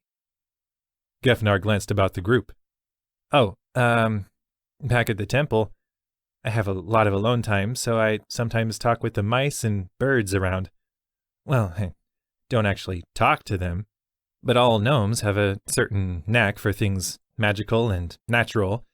I've just honed mine enough so I can sort of communicate with the minds of animals. All right, Jack said slowly, motioning toward Ember. By all means. Smiling self-consciously, Gefnar stepped forward, reaching out for the side of the wary-looking Ember's face. At Jack's affirming nod, however, Ember leaned in to the touch, leaving Gefnar to bring his forehead against the wolf's, his eyes closed for a moment. Seconds later, Gefnar pulled back, giving a soft, smiling grunt toward Ember. The wolf cocked his head, obviously taken aback at having something on two legs strike up a real conversation. And, for what felt like minutes, the two simply stared at each other, swaying this way and that, and offering the occasional grunt. It wasn't the verbal aspects that were the conversation, though, Tanner guessed, but rather Gefnar's innate magical ability to reach into the mind of the otherwise mute creature. Finally, the soft glow in Gefnar's eyes faded, and he gave a sharp shake of his head, reaching out to scratch behind Imber's ears with a grin. He says, said Gefnar, confusion and embarrassment on his face as the words emerged as a low growl. Sorry, he said after a swallow. He says that he knows the smell on the sword, though it's very faint. Tanner was inclined to agree. In the time Gefnar had spent conversing with the wolf, he'd tried to pick up any unusual scents on the sword hilt with a considerable lack of results. And? Jack said eagerly. Oh, well, it's not really like having a conversation, you understand, said the gnome. More like vague thoughts or emotions back and forth, and I've never tried this before with anything but the small animals around the temple grounds. But what I did get was strength, with a more masculine presence. Great, Allie muttered from where she shifted impatiently nearby. How many strong men could there be in a place like this? Regardless, said Jack, stooping to clap a hand on Gefnar's shoulder. It's a lead, and we can have Ember stay on alert for the scent on the way to Bozina. Tanner nodded. Yeah, probably time we paid our only eyewitness a visit. Chapter 19. With Those Who Mourn. I'll readily admit, said Jack as she and her companions made their way through the low murmur of activity on Nisaim towards Tagathis's home. Nothing I was told about the world outside the clan grounds prepared me for this. What are you supposed to do when the evidence is decidedly not stacked up against the only suspect who's freely confessing to the crime? Tanner grunted from behind her, sending a commiserating smirk her way when she glanced back to him. Couldn't tell you. I wasn't exactly groomed for this either, unless you count working with Curtis as some kind of apprentice sleuthing, which I wouldn't. A long sigh sounded from beside Jack, drawing her gaze over to Allie, who kept pace beside her as the group weaved its way through the shadowy streets of Nisaim. We get more suspects, I guess. If Tanner's right, and Bozina would have needed some kind of magical morphine ability to stab Osgur from behind, which, as far as we know, she doesn't have, then we have to assume there was a third person in that room, and that they're the killer. Out of breath as he struggled to keep pace with his companion's longer strides in his heavy armor, Gefnar looked up from where he walked beside Tanner. But we're all agreed that magic was somehow involved in this, right? Jack slowed her pace, patting the top of Ember's head to indicate the wolf should remain at her side. Whatever their plans, it wouldn't do for Gefnar to pass out from exhaustion before they were done. It seems that way, she said, nodding back to the gnome. Which should shorten our suspect list somewhat. Not by much, Tanner said with a snort. Most anybody can sling magic weapon or wand around if they've got enough know-how. He winced, his step faltering slightly as he looked sheepishly to Jack. No offense. None taken, said Jack, patting the healing wand tucked in her belt. I think we've all learned to be grateful for that fact. She was about to add something about when nobodies were entrusted with the fate of whole islands and towns, when a familiar voice from nearby caused her to give an involuntary groan. Ah, there you all are, said Nelina, almost seeming to materialize as she swept out of an adjacent alley. Then, after looking over the group, I take it you're all still upset at your mutt friend? Jack bit back a reply. None of them had explicitly told Drogal not to accompany them on their way to check in with Tagathis and Bozina, but the half-orc had unceremoniously dropped out from behind them when they'd passed the Knot and Root Inn, saying only, I'll be here if you need me. He'd received only a short series of nods in reply.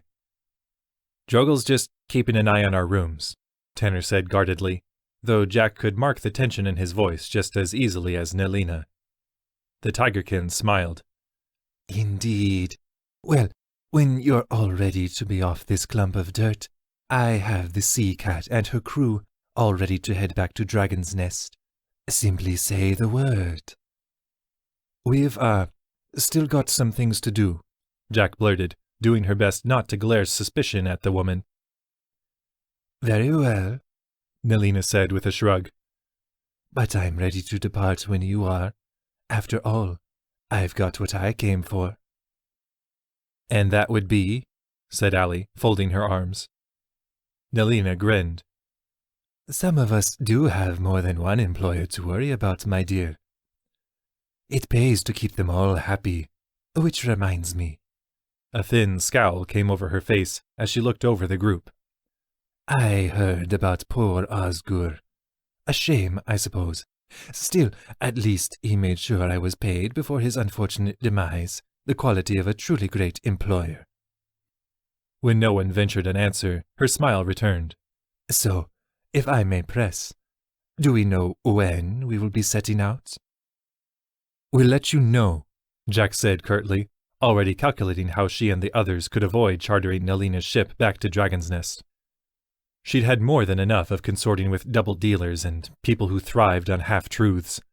It was beginning to make her feel dirty enough that she might enjoy the long swim back to the mainland. The Tigerkin cocked an eyebrow. Very well. But, you know, my crew really has become quite fond of you all in the short time you had together. It would be a shame to disappoint them. Your crew? The one that never talks? Tanner said pointedly. If Nelina heard the accusation in his tone, she did a good job of ignoring it. Of course. Just because they value silence doesn't mean they don't also admire strength when they see it. Well, that's very kind of them, said Jack, nearly twitching in her unease. But again, we'll let you know. Nelina gave a slow bow. As you say. Good evening to you all. The Tigerkin was 20 paces away before Jack's smile flickered and vanished.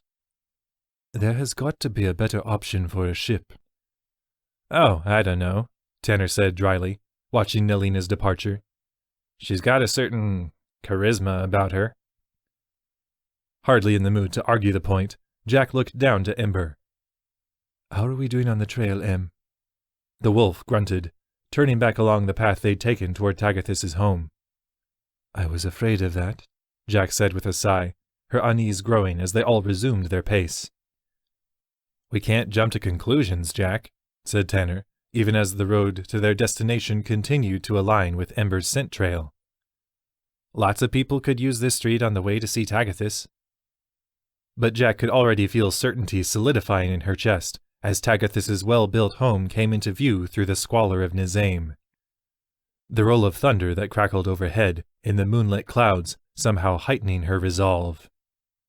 They were about to come face to face with the man behind the island's every shadow. Allie found that she lacked Jack's certainty as she ascended the steps to Tagathis' home, rapping her fist against the barrier. What could the orc possibly have to gain from eliminating Osgur? Jealousy over a woman seemed awfully convoluted.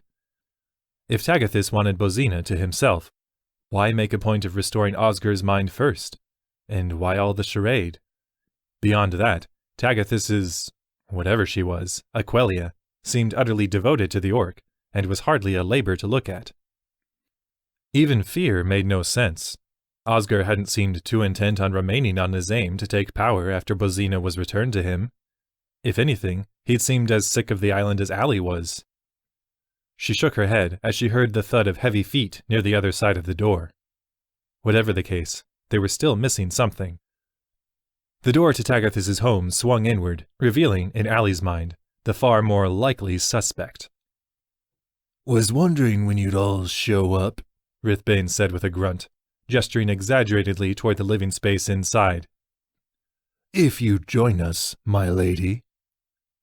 Allie rolled her eyes, striding into the warm interior of the home to be caught up once more in Tagathis' impressive flair for tasteful decor. The orc himself sat in his high-backed chair near the crackling fireplace, a cup of tea in his hand as he took in his new guests with somber eyes. Please come in, said the orc, motioning to the cushioned seating around the room. Rithbane and I were just discussing this whole mess, and I'm eager to hear what input you all might have. Allie noted Jack's crisp nod toward the orc as they all found a seat, seeing that the other woman anxiously monitored the wolf by her side for any reason to pounce. Ember, for his part, stared intently across the room at Tagathis and Rithbane before nudging Jack's leg with his nose. So, we've got a winner, Allie thought, fighting to keep her breathing even as she followed the wolf's gaze to the seated orc and the massive human who stood at his side, arms folded. This investigation certainly took a leap forward. The only question was, which man was Ember trying to implicate? It hardly dismantled Allie's working theory about Rithbane that they'd been speaking with the man while the murder took place. Someone as influential as he was could easily have signaled a subordinate to do his dirty work, who, in turn, could certainly have had Rithbane's scent on them. And that certainly seems like the kind of thing he'd do, Allie thought, glowering even more deeply at Rithbane when he caught her eye and affected a sneering grin. There was, however, still the problem of motive. Jealousy, an old score? Was he sweet on Bozina? No, what seemed most feasible was that someone could have put him up to it. "Would you all like some tea?" said Tagathis, gesturing to the nearby coffee table and the small earthen kettle atop it. "No, thank you," Jack said sharply. "We're actually here to see Bozina." Tagathis gave a slow nod, staring down at his tea as he stirred it. "The poor woman. I can't help but feel some responsibility in this mess. Perhaps we pushed too far too quickly after restoring Kahila." He trailed off, giving a low sigh as he cupped his mug in his dark green hands. "Something to consider for the rest of Lenmoir's agents, I suppose." His heavy gaze lifted to Allie and the others as he attempted a smile. "I have Aquelia keeping an eye on Bozina upstairs, as she says farewell." "So it's all right if we go speak with her?" said Allie. Rithbane scowled. "What for? I doubt you know how to plan an orc funeral." Allie stared the man down. "If you must know, we're not sure she's the killer." No good, she thought with an inward groan, as both men's faces coiled in convincing surprise. Whoever our man is, he's not giving himself away so easily. "Making her our only witness," Tanner added from the perpendicular sofa. "And our best way to identify the third person in that room." "Third person?" said Tagathis, leaning forward in his chair. "I don't understand." "The crime scene doesn't add up," said Jack, sounding a bit more accusatory than Allie would have liked. "Doesn't add up?" said Rithbane, emphasizing the last two words with sharp impatience. "What does that even mean?" "It means," said Allie, enjoying the confusion on the man's face, "that Oscar was stabbed from behind while Bozina was in front of him. A bit hard for her to pull that off, don't you think?" Rithbane scowled. "Hardly proof of a different killer. I'm starting to think you see another option, because you don't want to accept the harsh truth." "That's not what this is," Allie snapped, nearly recoiling at her own words. It wasn't hard to guess why the accusation had struck her so hard, though. Finding someone else in the world who may have harmed someone they loved in one stupid moment of losing control. It hadn't exactly left her feeling agreeable. His hands raised in mock placation at the outburst, Rithbane shrugged his massive shoulders. "Fine. Go and speak to your witness then, if you like. I'm sure she'll tell you what you're not ready to hear, that the simplest option is always the right one." Despite her own level of investment, Allie found herself inclined to agree as, deflated, she sank back in her seat. Whatever had happened in that room, Bozina seemed to believe that she was the one who'd killed Oscar. There was no guarantee that she could be persuaded to even entertain the possibility of a different set of events. "That may not be the best idea," said Tagathis, his mug shifting to one cupped hand as the other was held up toward Rithbane. "After everything she's been through, forcing her to relive it all would be distasteful."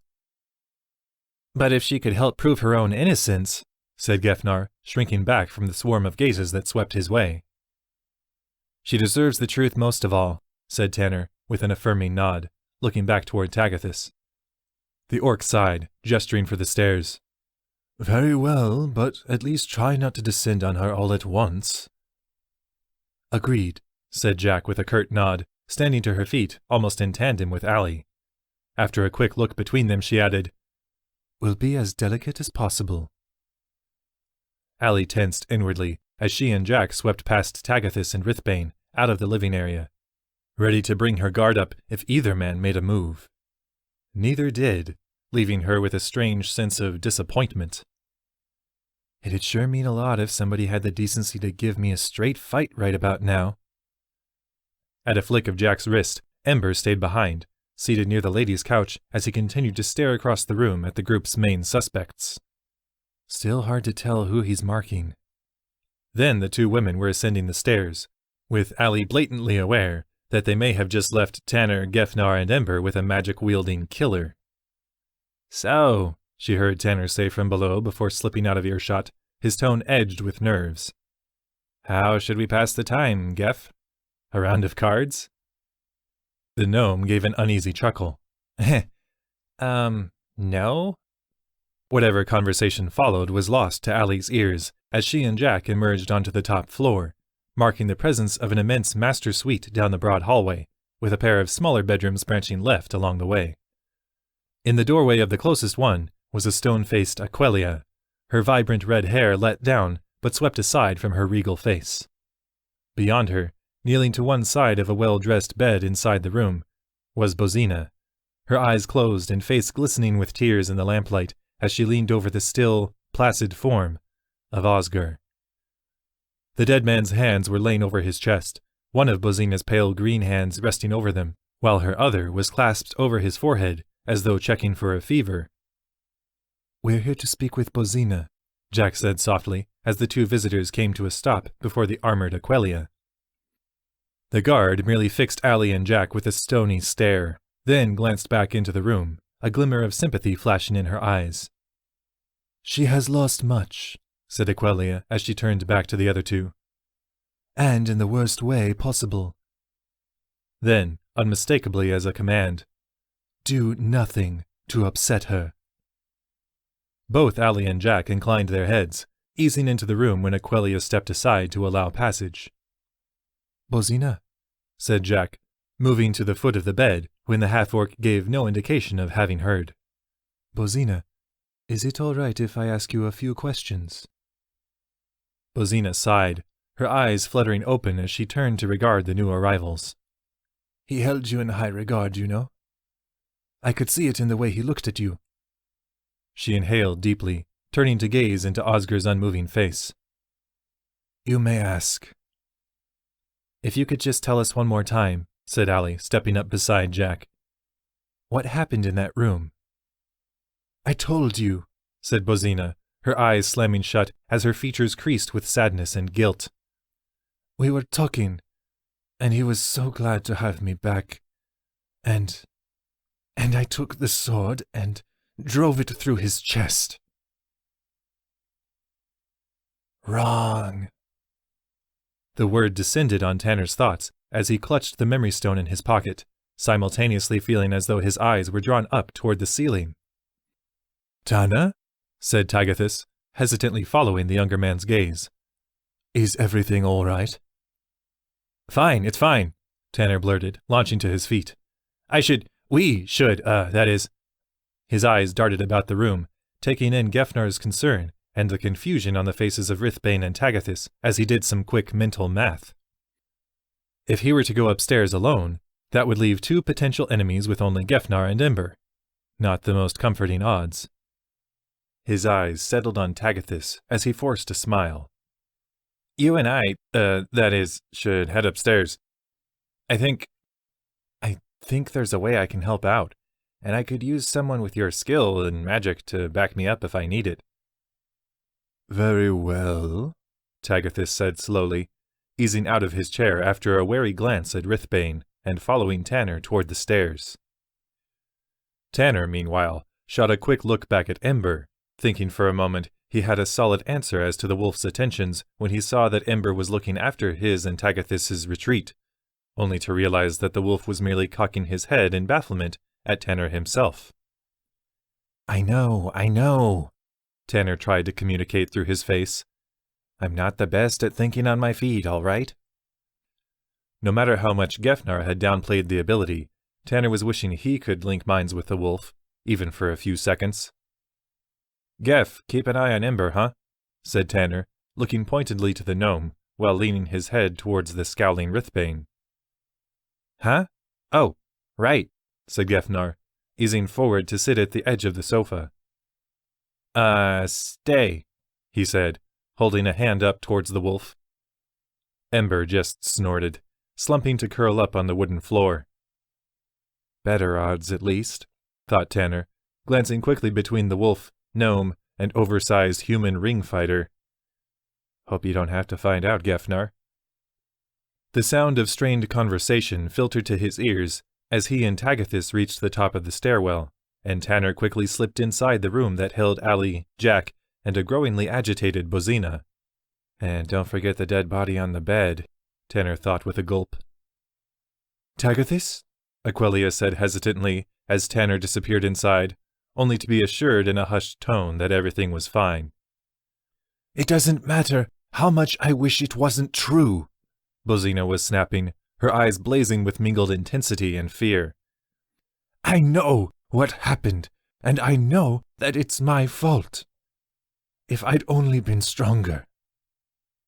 She broke down, her face buried in her arms as she hunched over the bed, leaving both Jack and Allie to exchange uneasy glances. "But what if you're wrong?" Tanner said softly, stepping forward just out of swinging distance. "What if there's more here that we're not seeing?" Bozina lifted her head, hope flickering in her gaze as she stared up into Tanner's face. "You don't know how much I want to believe that." Tanner stooped, offering a warm, sympathetic smile. "Then let's find out together." Whatever hope was on the half-orc's face nearly vanished beneath a scowl. "How?" "With this," said Tanner, producing the fragment of memory stone from his pocket. "Tanner," Tagathis said from the doorway, sounding almost scolding. "I don't know what you're planning, but I don't think—" "We've seen it before," Tanner cut him off, turning to look over his shoulder. "Memory stone isn't just empathic, it can remember what it's seen, and all of it in the chamber is linked together somehow." He spun back to Bozina, holding the stone out toward her. "I can't find the memory on my own, but you were there. You can tell the memory stone exactly what you want to see." Bozina looked past Tanner to Jack, Allie, Tagathis, and Aquelia, finally returning her gaze to Tanner with a firm nod and reaching out to grasp his hand, the memory stone clutched between them. "We've been apart for too long, my love." Osger's voice sounded in Tanner's head almost immediately, like the memory stone had eagerly awaited Bozina's direction. "So you've told me," came Bozina's hesitant reply, as the scene materialized before Tanner's vision in a sea of swimming blue. It was the back room of Lenmoir's lair, ever shifting before Tanner as the memory stone's non-sensory perception was heightened by the way the memory stone and the chamber surrounded those inside it. Distantly, Tanner thought he might be sick. I knew Lenmoir was cowardly," Bozina continued, her face and voice betraying anger and feelings of violation. "But this—" "I'm sure he knew the only reason we joined with him was because he paid well, and we could soon afford to make our way elsewhere," Osger said darkly. "Apparently he didn't like to lose good people." "Or anything for that matter," said Bozina, the hatred in her eyes wavering as she smiled at Osger, taking his hand in hers. "Thank you for not giving up on me, Osger. I know it can't have been—" She froze, her face going slack with horror as Osger's body went rigid, terror in his eyes. His sword seemed to be drawn on its own, disappearing from the scabbard, only to reappear, coated in blood as it erupted from his chest. A voice Tanner knew well whispered into the terrible stillness. "I'm sorry, my boy, but this is the way it must be. Don't worry, Bozina will be well looked after." The blade receded, clattering to the floor as Bozina looked down to her hands. Blood spilling from his mouth, Osger went limp, slumping forward into her arms, causing them both to crumple to the floor. Bozina sat in shock for a moment, before frantically trying to hold her hands to the wound to stop the bleeding. With her scream, the memory dissolved. Chapter 20. The Face of the Enemy. Jack watched as a sheen of blue swept over Tanner and Bozina's eyes, their minds plunged into the depths of the memory stone. She shared an uneasy glance with Allie, always keeping both Tagathis and Aquelia in her sight, her senses alert for the first sign of trouble. After only a few seconds, a wary-looking Tagathis stepped forward, motioning for the woman at his side to stay back. "Tanner?" said the orc, reaching out a tentative hand for the younger man's shoulder. "Hold it," Jack snapped, forcing herself not to reach for her weapon as she held up her hand. Tagathis's hand froze in place a few inches from Tanner as he turned to regard her. "He may be in trouble.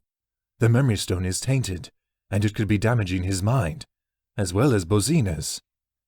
Jack shook her head, taking a heavy stride toward the orc. "Nobody's more distrusting of memory stone than Tanner. If he's trying this anyway, it's because he thinks there's a good chance it will work." She let her heavy stare speak for a moment before adding, "Until there is a clear sign of danger, we let this continue." Bowing his head in placation, Tagathis retreated a pace, still fixing a worried frown on Tanner's back. "Concerned he might see the truth?" Jack thought darkly, letting her hand rest on the hilt of her new sword.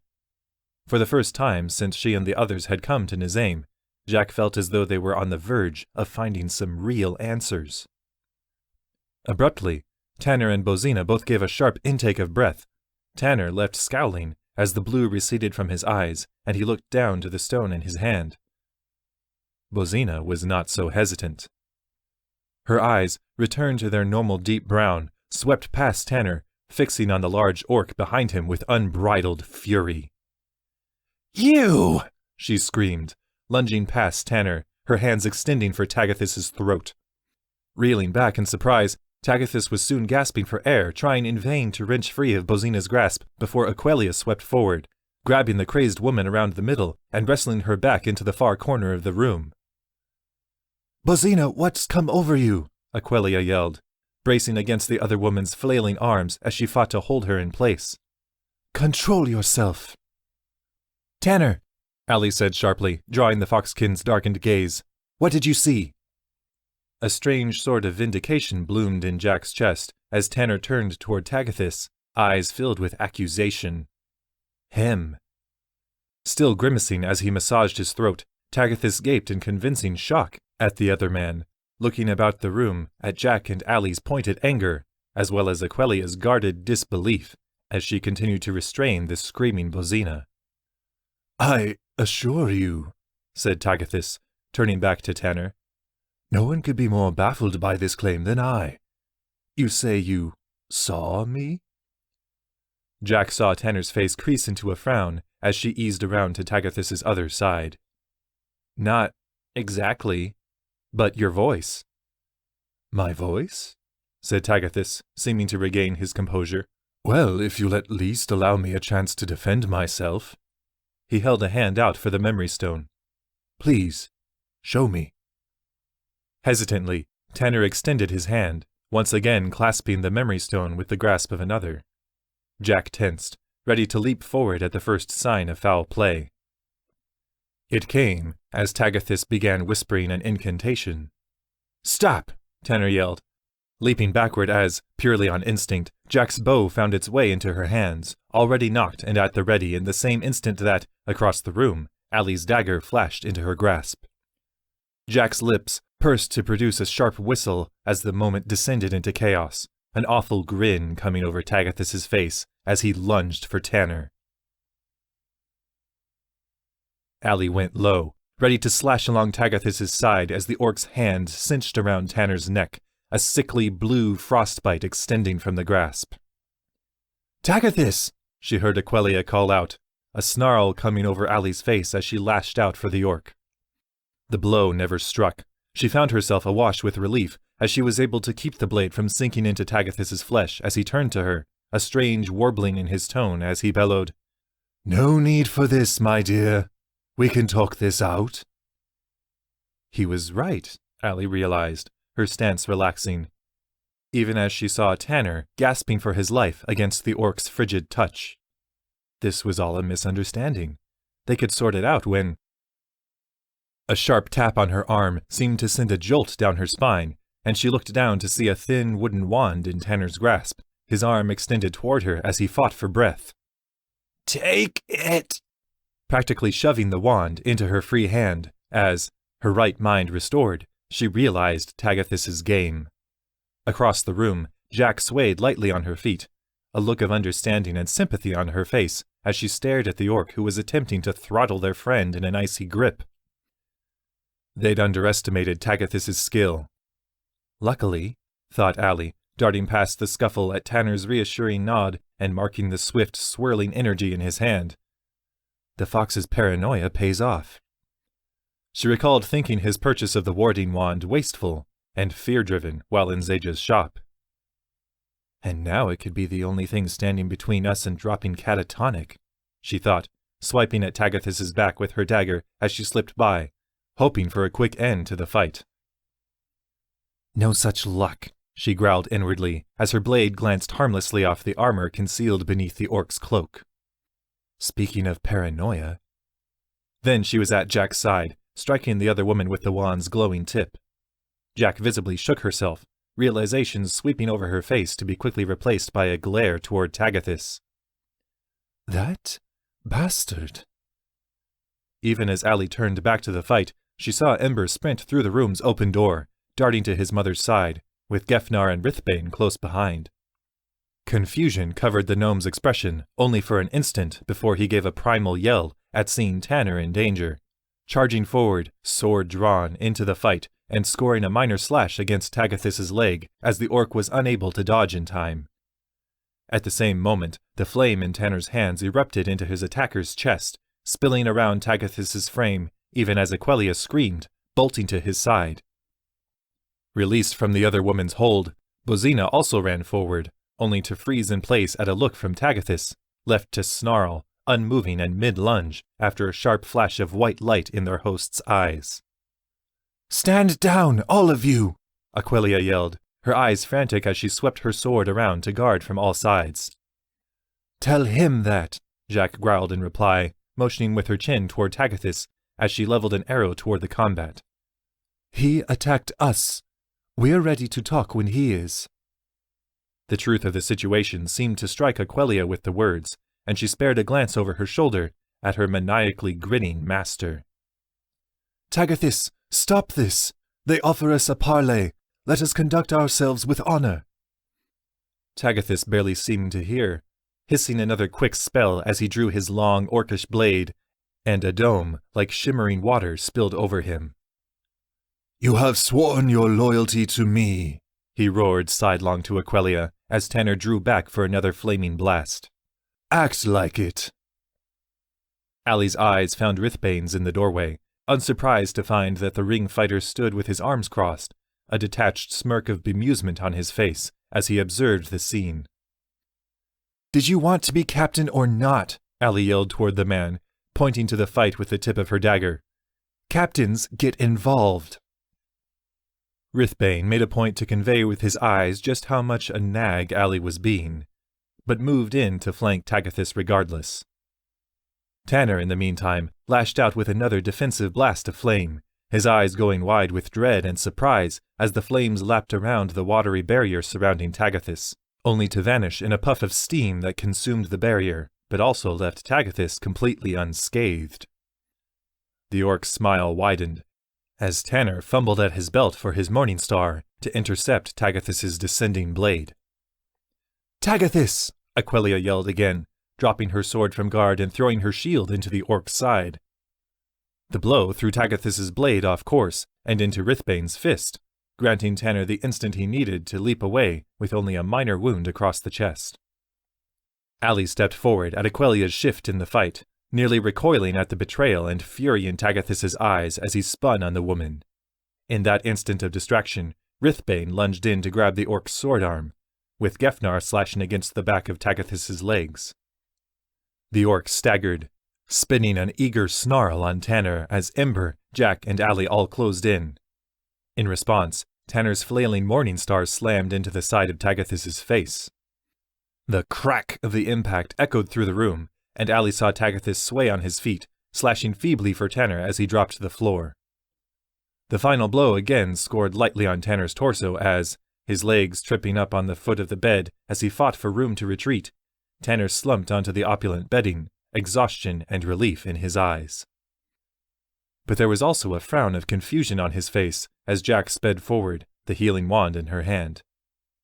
"Too much magic," Tanner sighed heavily, sending a grateful nod toward Jack as the touch of the wand began to heal his wounds. "Got that right," Allie muttered, fighting the urge to kick Tagathis's still form on the floor, as Aquelia dropped her sword and shield, sinking to her knees over her master with sorrow and bewilderment in her eyes.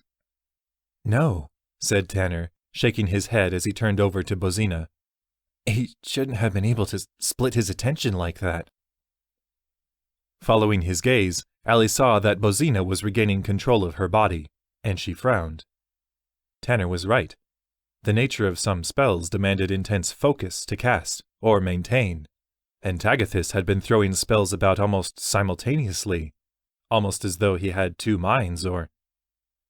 Allie's eyes dropped to Tagathis as Aquelia heaved his unconscious body into her arms, marking the intricate heart tattoo on his chest as his shirt fell open. Or two hearts, she thought heavily. It wasn't a literal possibility, Allie knew.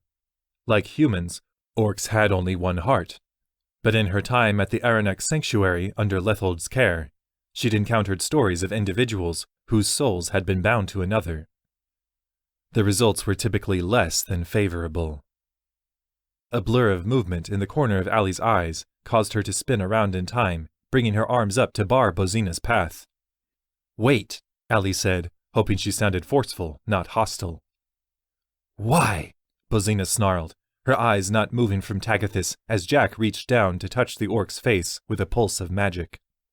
"What reason do we have for allowing this man to live another second?" "There's more going on here," said Jack, looking up from where she stooped over Tagathis. "We need to hear his side of things, and find out how he was able to wield such power." Seeing that Bozina still seethed, Tanner heaved himself up from the bed, pushing Gefnar back reassuringly when the gnome stepped forward to help, and glancing back to the still, serene body behind him. What would Osgur have wanted? Bozina's eyes snapped over to Tanner, glaring him down for a moment, as though daring him to say her lost love's name again. Then, slowly, she turned to the man's body as well, the ferocity draining from her face to be replaced with pained acceptance. He would have allowed Tagathis a chance to defend himself. Feeling the tension in her body slacken, Allie glanced over to Rithbane, seeing that the man leaned casually against a lofty bedpost, taking in the scene.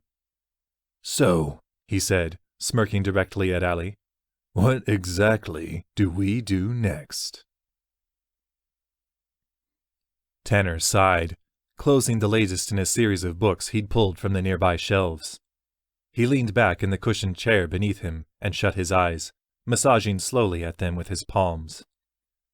"Thought you were the one of us who liked reading," Allie's voice sounded from behind him, and he turned to see her still studying the pages of the book in her hands, where she sat on the large bed that dominated the lush room around them. A tired chuckle slid from Tanner's throat. "I like learning things, not finding dead ends at every turn." Allie grunted, looking up from her book. "To be fair, we're learning plenty. It's just that none of it's good." She was right, Tanner supposed, turning back to the desk before him and slowly scanning the numerous open tomes with a sigh. The two of them had made their way to Tagathis's room shortly after the fight, in search of any clues as to how Tagathis had wielded so much overlapping magic. At some gentle prompting from Jack, Aquelia had admitted that her master had spoken little of his strange tattoo during their time together. Though, when Allie had lain out her suspicions about another soul being bound to the orcs, the woman's face had soured. He did mention once a brother who was never born. A twin. Spurred on by the revelation, Tanner and Allie had begun to search Tagathis' collection of books and relevant magic, soon locating a massive volume that looked to have been read to the exhaustion of the parchment. The chapters concerning the binding of one soul to another in particular. At least he was aware of his own condition, Tanner had thought, unsurprised to read in these pages that such convergences of souls rarely yielded anything good. And by rarely they mean never, Tanner mused darkly in the present. He and Allie had begun to follow Tagathis' trail through the small library, finding every book referenced by every other on the topic that may explain the phenomenon. Every one seemed to be in agreement. The joining of two souls was as unusual as it was enigmatic, seeming to require a potent dose of magic, whether from an individual or a supply of memory stone. Not only were such events rare, but attempts to replicate them appeared to inevitably fail, as the connection formed seemed to require a deep personal bond, be it blood, emotion, or both. And invariably, there was the mark. Not always a tattoo-like manifestation, as with Tagathis, but whether by some growth, mutation, or design in faux ink, the presence of multiple persons in a single body could easily be marked by someone trained in such things. As for how this affected personal behavior, the books seemed to vary on their reports. Some victims of the condition became volatile or outright dangerous, while others seemed to retreat into lives of seclusion and private muttering. One thing was certain, though. Anyone housing another soul in their body grew highly unstable. Which, of course, left the question of undoing the bond, a topic on which Tagathis seemed to have read every possible source. And now so had Tanner. Well perused, anyway, he admitted to himself. Tagathis had made that an easy task, clearly marking any pages he deemed even remotely related to the effort. From the way each recorded instance seemed to have been meticulously pored over, it was clear, however, that he'd yet to experience any success. Tanner gave a dry laugh as he moved to retrieve another book from the shelves. I'm really starting to sound like a famous pontificator. We need help, Allie said flatly, slamming the book in her hands after a frustrated growl. You're not going to get any argument from me, Tanner muttered, grabbing a book he'd already looked through from the top shelf. Anytime Jack and Gefnar want to jump in. I think she means, Jack's voice sounded from the door, causing Tanner to give a small jump, that we could use someone more versed in magic to help us out. Right, absolutely, said Tanner, sending a sheepish smile Jack's way. You two go ahead. He looked back at the mess of books on the desk, fighting the impulse to groan. I don't do so well with leaving problems unfinished.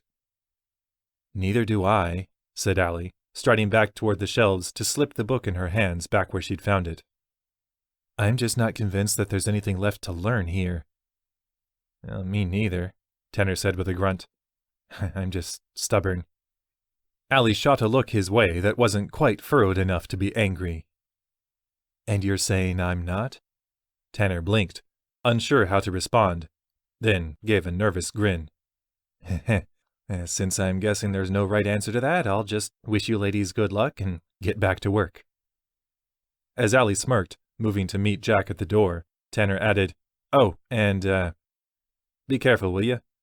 We could still have enemies running around out there. Or worse, Jack said with a dry chuckle. So-called friends. The horror, Tanner said with an exaggerated shudder, smirking as he dropped back into the desk chair and resumed his reading.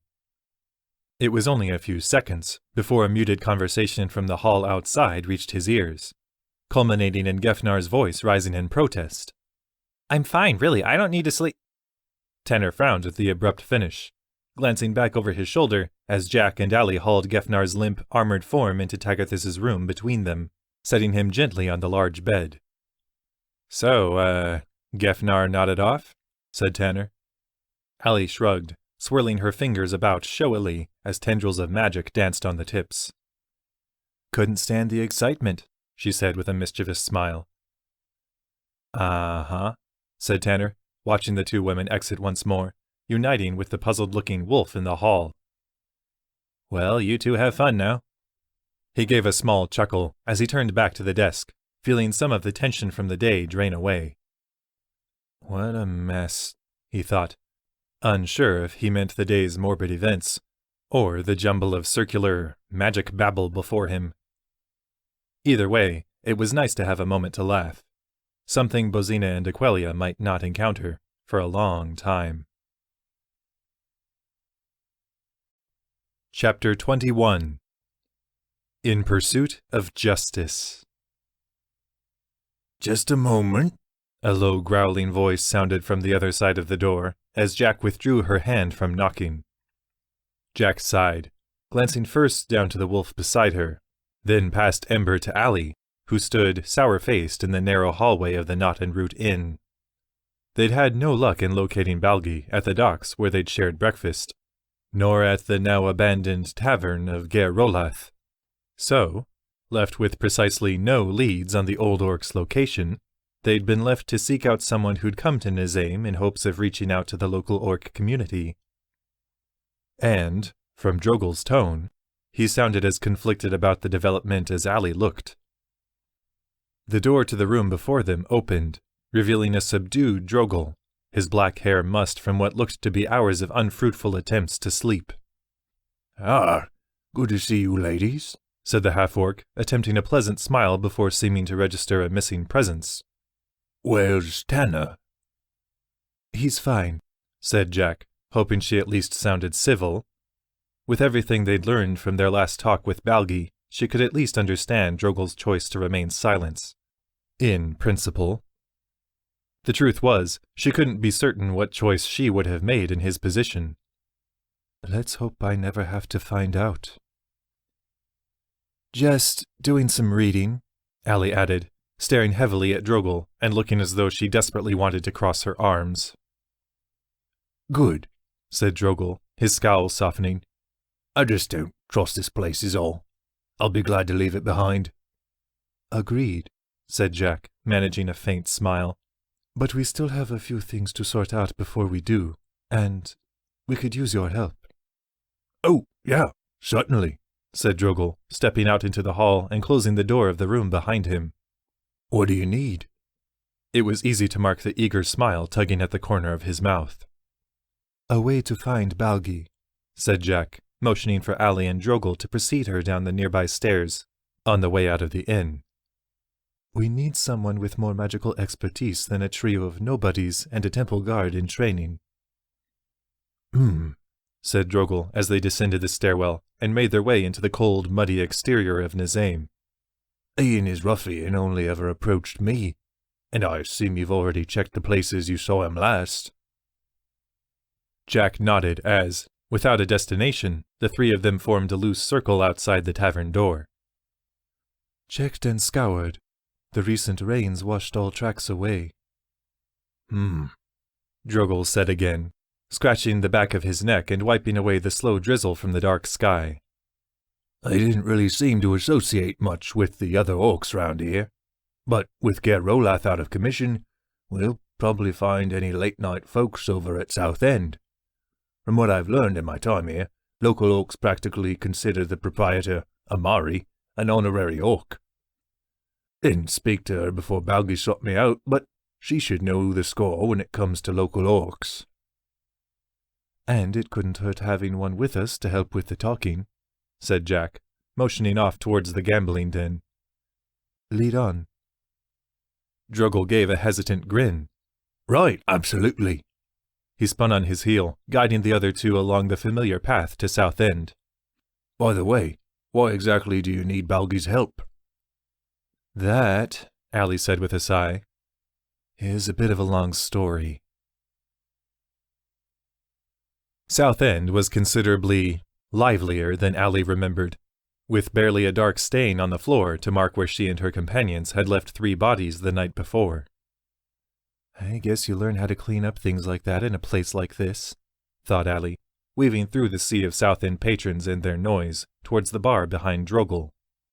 The human woman, who met her gaze, was perhaps only a few years older than Allie, her dark, sweaty hair pulled back in a loose ponytail as she paused in her cleaning of the bar, apparently in preparation for closing. As the woman's eyes scanned Allie, Jack, and the wolf trailing behind them, unmistakable recognition shone in her eyes, clearly marking them as the mainlanders who'd brought so much trouble to Nisaim. But this place is no stranger to trouble, Allie reminded herself, seeing that the woman's stance didn't grow guarded or wary. Instead, she simply fixed her new customers with an indifferent smirk, slinging the towel in her hand over her shoulder and bracing both arms against her side of the bar as she leaned over it. "Well, what can I do for you lot?" the woman, Amari, said with the most basic level of interest. "Greetings," said Drogal, adopting a broad smile as the three of them came astride of the bar. "I'm Drogal, a visitor here, and these are my traveling companions, Jack and Allie." "Yes," Amari said slowly, cocking a brow at the half-orc. "I know who you are." "Ah, well, we know who you are as well, of course," said Drogal, sounding only slightly flustered. "You're actually quite famous on this island." Amari grunted. "If that were true, it seems like you'd have been in a lot sooner." "Look," said Jack, stepping in before Drogal could stumble over a reply. "We were just hoping you could help us out with some information." "Fine with me," said Amari, shrugging. "It's easily half the job." "We're looking for Balgi," Allie cut in, her impatience to exit the building and its noise flaring in response to a loud cheer from across the room at the roll of some Craigbit bones. To Allie's surprise, Amari's face actually softened in understanding. "Ah, well, you'll have a hard time finding him if he doesn't want to be found, I can tell you that. He tends to be scarce unless he's looking for you." Allie frowned. "Personal experience?" A coy grin played on Amari's thin mouth. "I hear things. The other half of the job." "Sorry," said Jack, easing forward to stand directly across from Amari. "What do you mean he's scarce?" "Well, when did you last see him?" said Amari. "A few hours ago," said Allie, already suspecting where the bartender was leading. Amari grunted, pushing back from the bar. "Then, if I were you, I'd charter a ship and a magic user strong enough to locate him and start sailing." At her customer's deflated stares, she added, "Look, he's not one to stay in one place too long. Probably a side effect of being able to see what's coming." "Fragments of what's coming," Allie corrected sharply, feeling the distinct urge to punch a wall. "Whatever you say." Amari watched them all absorb the news a few seconds longer, then sighed. "He's not in here much when he's on Nisaim, but we've chatted before." A faint smile came to her face. "He tends to avoid most people, but I like to think I'm one of the few people who can call him a friend." "How lovely for you," said Allie. "Any idea when he might be back?" "That he never shares," said Amari with a shrug. "And you'll have to wait somewhere else, I'm afraid. I'm getting ready to close up." Just one more minute of your time," Jack said pleasantly, her soft tone barely audible over the din of South End. "Do you know of anyone who might be willing to give us a ride back to Dragon's Nest?" "A handful," Amari said with a grunt. "No one you should trust. Truth is, the fact that you had someone get you here without slitting your throat when your back was turned is impressive in itself." Allie gave a growl of exasperation. "Great. But you know it was Nelina, right?" Amari gave a nod. "I do. She and her crew were in here last night, so I couldn't help but hear all about it." "Figures she'd be blabbing to everyone in sight," Drogal muttered. "Nelina, hardly," said Amari. "Her crew were the ones who kept proclaiming to everyone in earshot that they'd brought to Nisaim the heroes of Dragon's Nest." Allie, Jack, and Drogal exchanged confused glances. "Her crew?" said Jack. Amari frowned. "Yes." "But they don't talk," Allie blurted. The bartender fixed Allie with an incredulous stare for a moment, then surprised her visitors with a guffaw of laughter. Are you joking? The only times I've had to hire bouncers is when Nelina's crew are in town, 'cause things get too lively. Amari shook her head, giving another chuckle. Impossible to shut him up, really. Nelina just runs a ship tighter than a scholar's pucker. Then, Drogal said slowly, why does she seem so untrustworthy? Jack volunteered. Sinister? Allie added. Shifty, Drogal finished. Just her way, I suppose, Amari said, shrugging. But if you were thinking that she'd broken their minds— What? I hear things, remember? Then I'm afraid your thread of conspiracy ends there. Fair enough, said Jack with a sigh, looking to the others. So I guess with our limited options, I have fewer qualms sailing with a shifty-eyed captain than I do with a villain. Glad to hear it, said Nelina, smiling broadly to the three of them a few minutes later as they informed her of their intentions to depart Nisaim in the morning, clustered together at the end of the eastern dock. I'll admit, I'm anxious to have my feet on more solid ground. Islands always make me feel like they could simply decide not to float at any moment. That's not how islands work, Jack said hesitantly. The Tigerkin grinned. Tell that to my subconscious. Allie stifled a groan, turning to Drogal, Jack, and Ember in the glow of the lamps that illuminated the main deck of the Sea Cat. We should get back to the others. After all, she thought, we've still got a green double-souled problem to solve.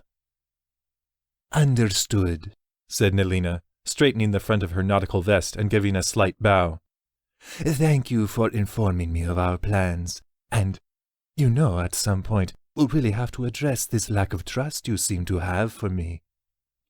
She shook her head in feigned despair as she turned to walk back down the gangplank of her ship. Honestly, I've no idea where it stems from. Biting back a stream of retorts, Allie led her companions back toward the shore. I'm not sure how much better I really feel about things, Drogal muttered when they were out of earshot. Trudging back northward to Tagathus's home, and all the heartache inside of it, Allie found herself inclined to agree.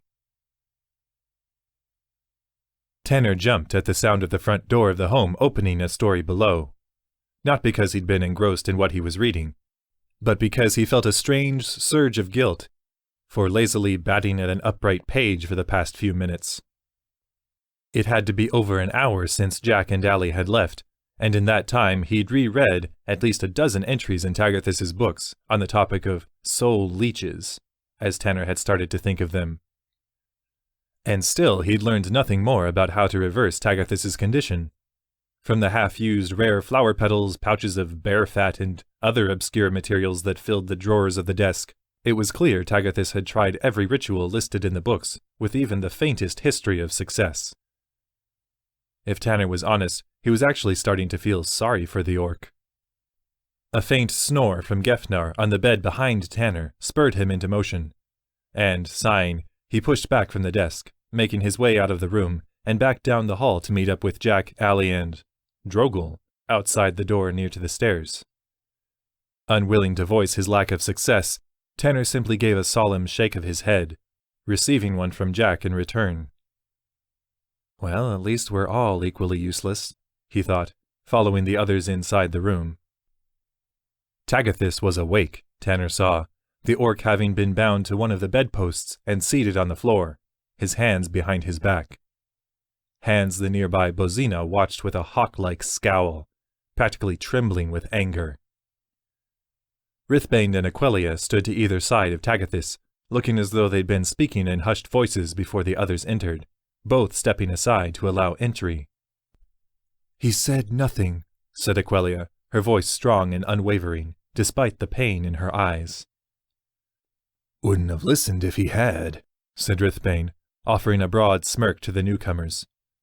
Unless he'd offered me a ludicrous amount of money, of course. Charming, said Jack, stepping forward. Tagathus?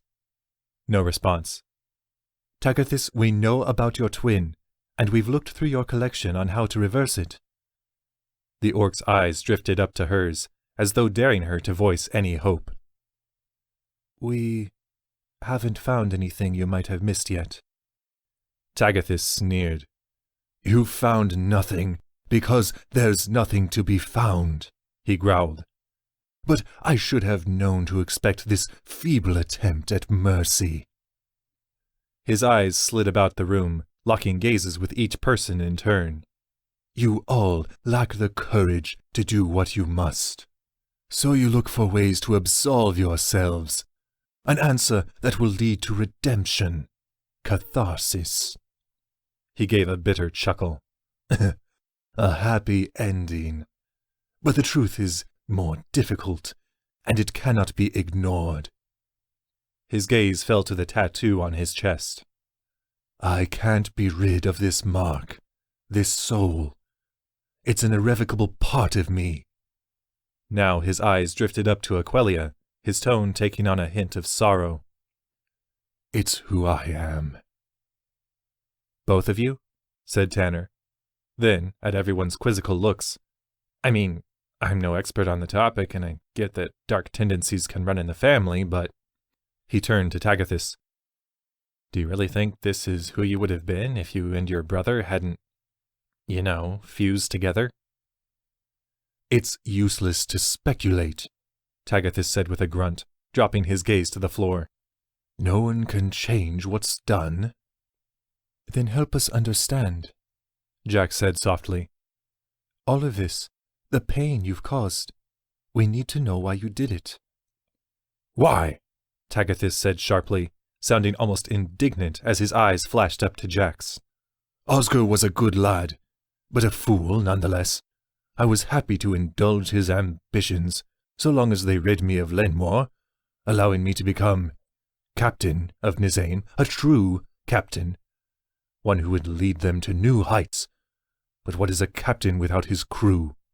Nothing. And Osgur had such designs for the people of Nisaim. Bozina stepped forward, fists clenched at her side. That's not true. We were going to leave this place. Yes, Tagathis said darkly, glancing back to the woman. But you weren't going to be leaving alone. Already Osgur had persuaded many to his cause, and he was going to claim as many more as he could. Tagathis gave a mirthless grunt of laughter. Ever the charismatic one. He was going to create his own tribe, one that would accept people of all races. He was too idealistic to see that the orc way of life is antiquated and worthless, something to be discarded, not perfected. They shunned us both for being different. I thought I could make him understand. He was nothing like you, Bozina snapped. He fought for love and honor. You and your people fight only for coin and sport. Her voice softened, sounding like it might tangibly break. And you know what the worst of it is? He would have accepted you into the tribe too. And I think you know it. A grating scoff slid from Tagathis's throat. I hardly need his charity, my dear. Why would I yoke myself to yet another blind master? Speaking for the first time since the makeshift trial had begun, Aquelia gave a heavy sigh. Tagathis, you have dishonored us both with your actions. To Tanner's surprise, a flash of genuine guilt came over Tagathis's face as he looked up to his bodyguard. I thought you would see it that way, my dear. Please know, I never meant to hurt you. Aquelia shook her head sadly. You haven't. Calmly, she drew her blade from its scabbard. Not yet. Whoa, hold on, said Tanner, stepping forward with a hand raised to Aquelia. You're just gonna kill him?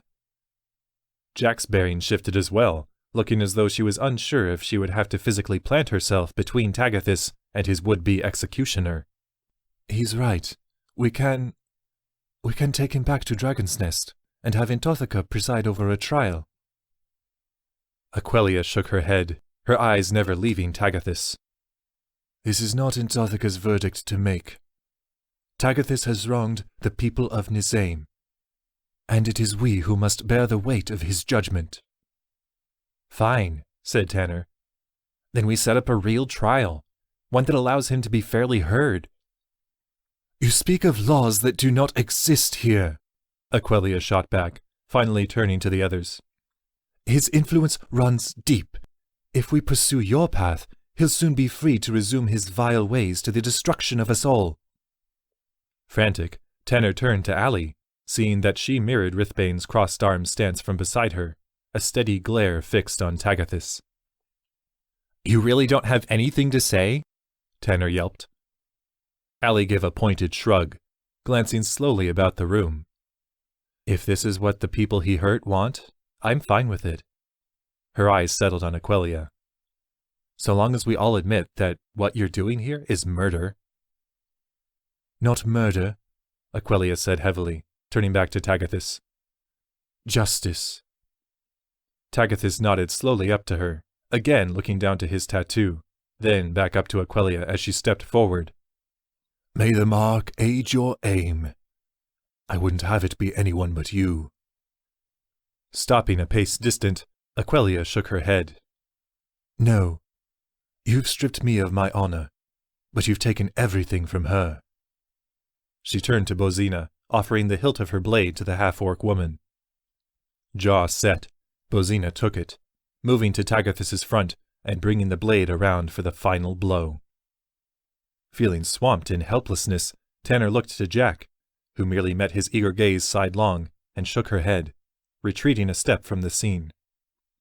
Her meaning was clear. This wasn't something they had the right to prevent. As Tanner turned back to Bozina and Tagathis, he saw the orc give a solemn nod up to his killer before closing his eyes.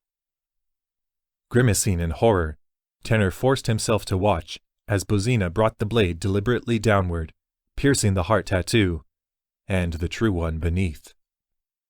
Without a cry of pain, Tagathis merely gave a long, grating sigh, his head falling limply down to his chest, dead in seconds. A clean, mostly painless death, Tanner supposed, but one that made his stomach do a vile turn. With a sickening sense of closure, Tanner strode from the room, making for Tagathis's former chambers, and nudging the small form on the bed there awake. Get up, Tanner said heavily as Gefnar's eyes fluttered open. Said the gnome, sitting quickly upward and glancing about the room. Oh, did I sleep? You hungry? Tanner said by way of reply, tossing Gefnar a small strip of cured meat from the pouch at his side. Yeah, a little, Gefnar replied as Tanner returned to the desk, slumping down in the chair with his back to the gnome. He briefly considered looking through the countless pages before him once more, but thought better of it, contenting himself with staring at the large painting of a ship on the wall over the desk. So, Gefnar said after a few moments, sounding as though he was ruminating on something chewy. What happened? A low sigh escaped Tanner's throat as he slouched in the desk chair. Justice. Oh, Gefnar said flatly, falling silent for nearly a full minute before adding, You know, you three are heroes to everyone back home, including me. But you're still people, you know? Yeah, Tanner said crisply, unable to turn and look the gnome in the eye. How could he explain to someone so eager and full of life that he wasn't torn up inside by Tagathis's death? What gnawed at his gut, like a ravenous badger, was the fact that it felt right. I hardly think I'm what's best for Nisaim, said Aquelia, her hand resting on the hilt of her sword, recently cleaned of Tagathis's blood, as though for emotional support. I've already failed in my duties as a Samaneer once. We are meant to root out corruption and dishonor, and I have let it flourish right under my nose for years. Her eyes drifted to the spot where Tagathis had sat, bound to the bedpost. I believed him to be a good man once. Perhaps he even was. We happened upon each other when a band of my fellow Sommelier and I were attempting to bring in a powerful mage to face justice. As she spoke, her expression grew pained and distant. My fellow warriors had fallen in battle, and I was sure to be next. But then, he was there, attacking the mage with such focused ferocity. She gulped. He saved my life, and I let my loyalty to him blind me to what he had become. So, you can be the one to be sure it never happens again, said Jack, hoping the smile on her face conveyed the sympathy she felt. Think about it. You said there's no order or justice here on Nisaim. But what if there were? What if you were the one to bring it? I am unsure, said Aquila, looking down to the blood-stained floor where Tagathis had sat minutes earlier. I feel lost.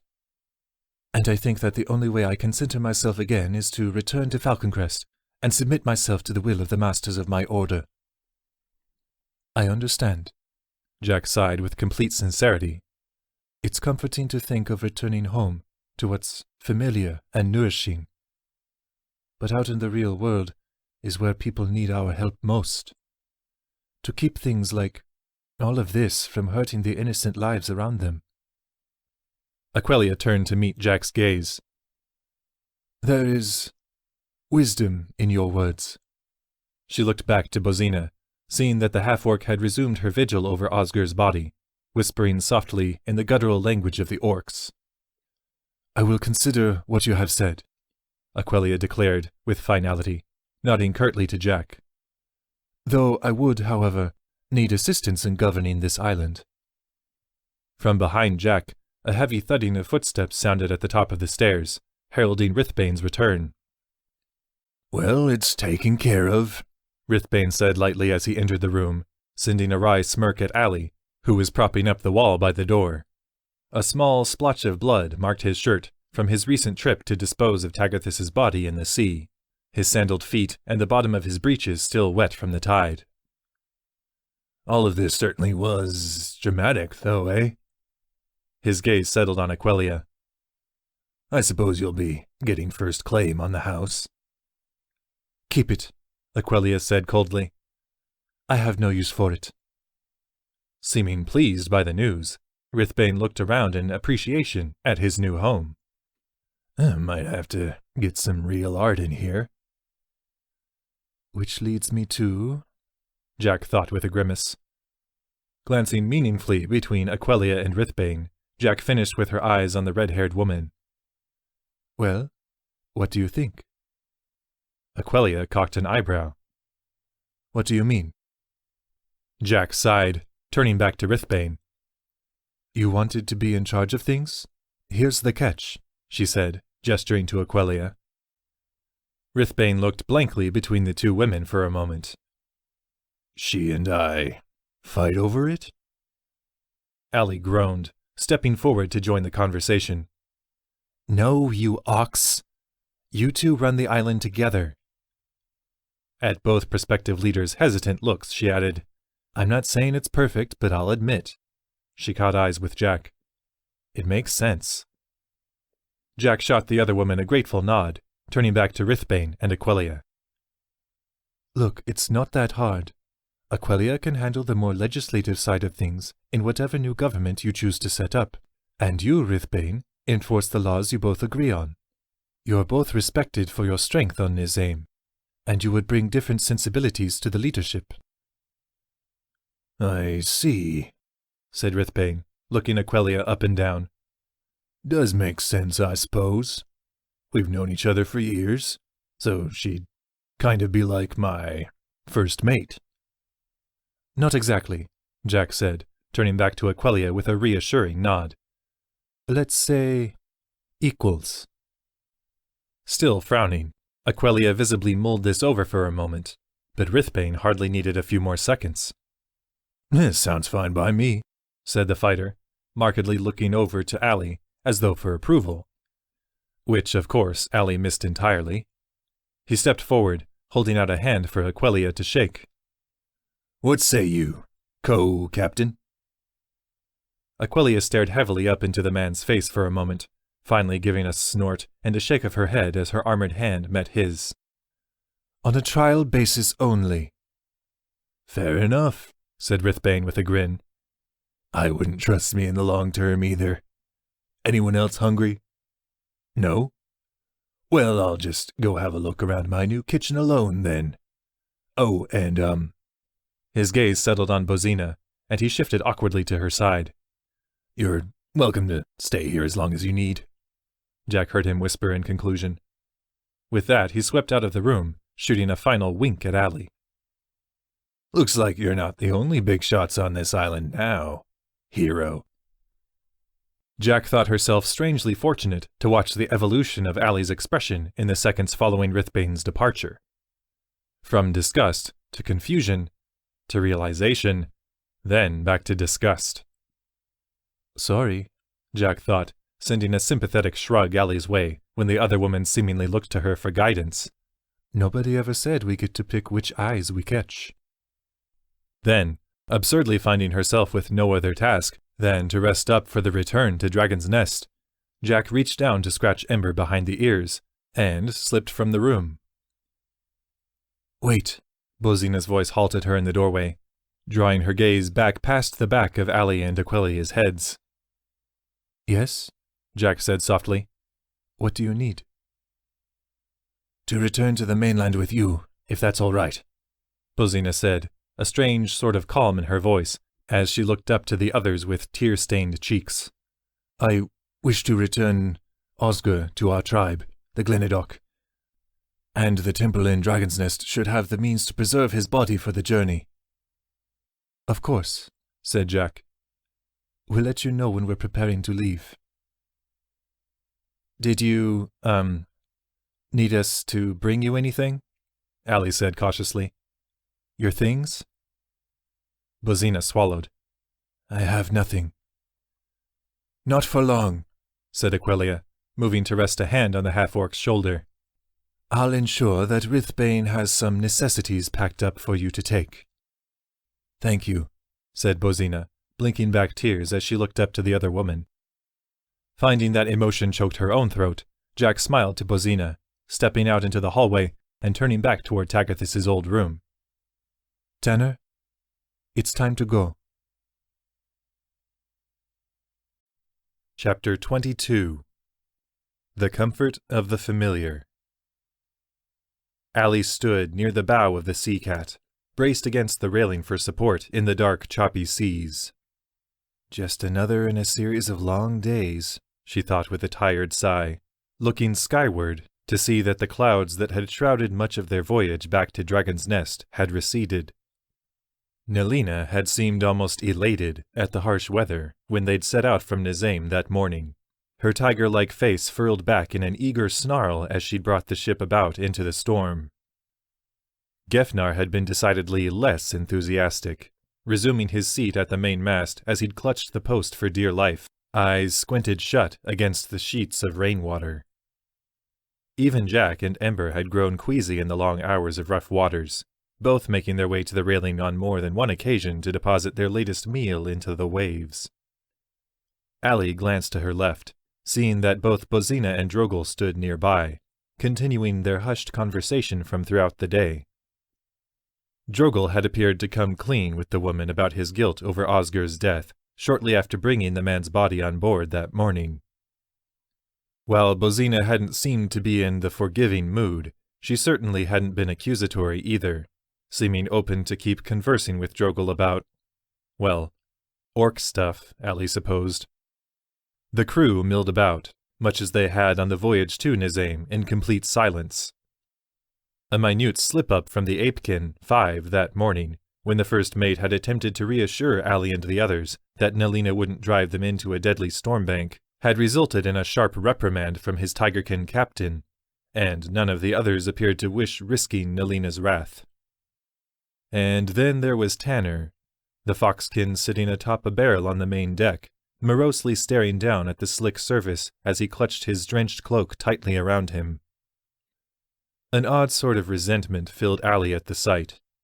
Far be it from her to prevent anyone from savoring a long stretch of melancholy, but, as she saw it, they'd managed to accomplish something positive in their mission, despite the staggering odds. Sure, the deaths of Osgur and Tagathis had left Allie feeling morose and conflicted, but Dragon's Nest was safe for the time being, at least from their island neighbor. And Aquelia had assured them that steps would be taken to rehabilitate those still under Lenmoir's sway when they were restored to their right minds. Allie gave a small grunt as she thought of the Samaneer woman. That morning, as she and the others had exited the inn, they'd found themselves on the fringes of a large gathering of locals, with Aquelia and Rithbane at the center, near the glowing bonfire. "I know that many of you have come here for a haven from your past lives," Aquelia had been saying, her voice strong with resolve as she'd looked about the gathered faces. "Or simply to escape the restrictions imposed by the world at large. But the trust we all placed in the people who governed Nisaim has been abused. I believe the time has come for change. But I'm not here to wrestle away the freedoms you've come here to claim. Rithbane and I will attempt to be your voices, and lead with honor and fairness." The proprietor of South End, Amari, had stepped forward then, a light frown on her face. "Well, that's all well and good. But how exactly do you intend to be the voice of the people?" Glancing about, she'd added, "As you may have noticed, there are quite a few voices to be heard." "Oh, the usual," Rithbane had cut in amid a broad grin. "Public forums, town gatherings, and we'll always be open to hearing nominations for new leaders. Second to Aquelia and myself, of course."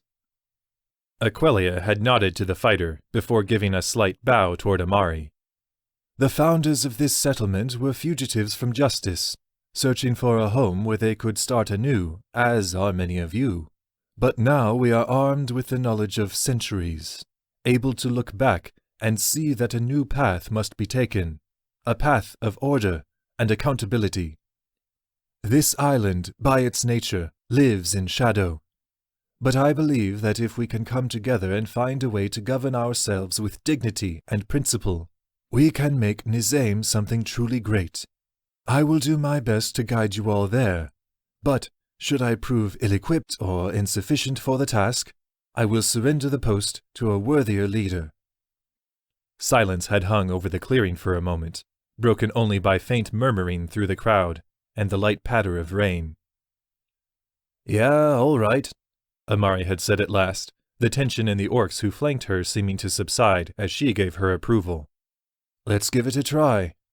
I'll admit to growing a bit tired of Lenmoir's anarchy." The shift in the crowd had been palpable after that, with Rithbane and Osgur's people already showing their support, as well as most of the island's orcs. After fielding a few questions, Aquelia had made her way over to Allie and her companions, with Rithbane close behind.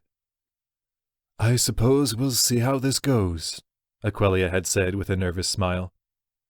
Jack had stepped forward, clasping the other woman's hand firmly in hers and giving a warm nod. "I have every faith in your capabilities." The rest of the conversation had gone fuzzy on Allie's ears as Rithbane had approached her, a cocky smile on his face. "You're heading out then, Firebird?" he'd purred. At Allie's curt grunt, he'd only grinned wider. "Well, good luck, I suppose. But you know I'll be coming for that rematch." Then he'd spun and disappeared into the crowd. "And a safe journey home," Aquelia had finished by the time Allie had recovered, bowing deeply to them all. Allie chuckled dryly in the present, rainwater stinging her eyes as she took in the towering broken bluff that rose up before her and the great domed structure atop it. "Well, be it ever so soggy and battered." She looked back to see that the crew had weighed anchor, bringing the Sea Cat up short of the docks as the longboats were being readied. Nearby, Allie saw that Drogal had carried Osgur's wrapped perfumed body up from storage, the weight in his arms hardly matching the heaviness in his eyes. The sight brought to mind Bozina's words from that morning, as they'd all stopped at Tagathis's old home to inform her that they were ready to depart. Yes, the half-orc woman had said with a tearful nod upon hearing of Aquelia's designs for Nisaim. I think the island is in good hands. We spoke of her plans this morning.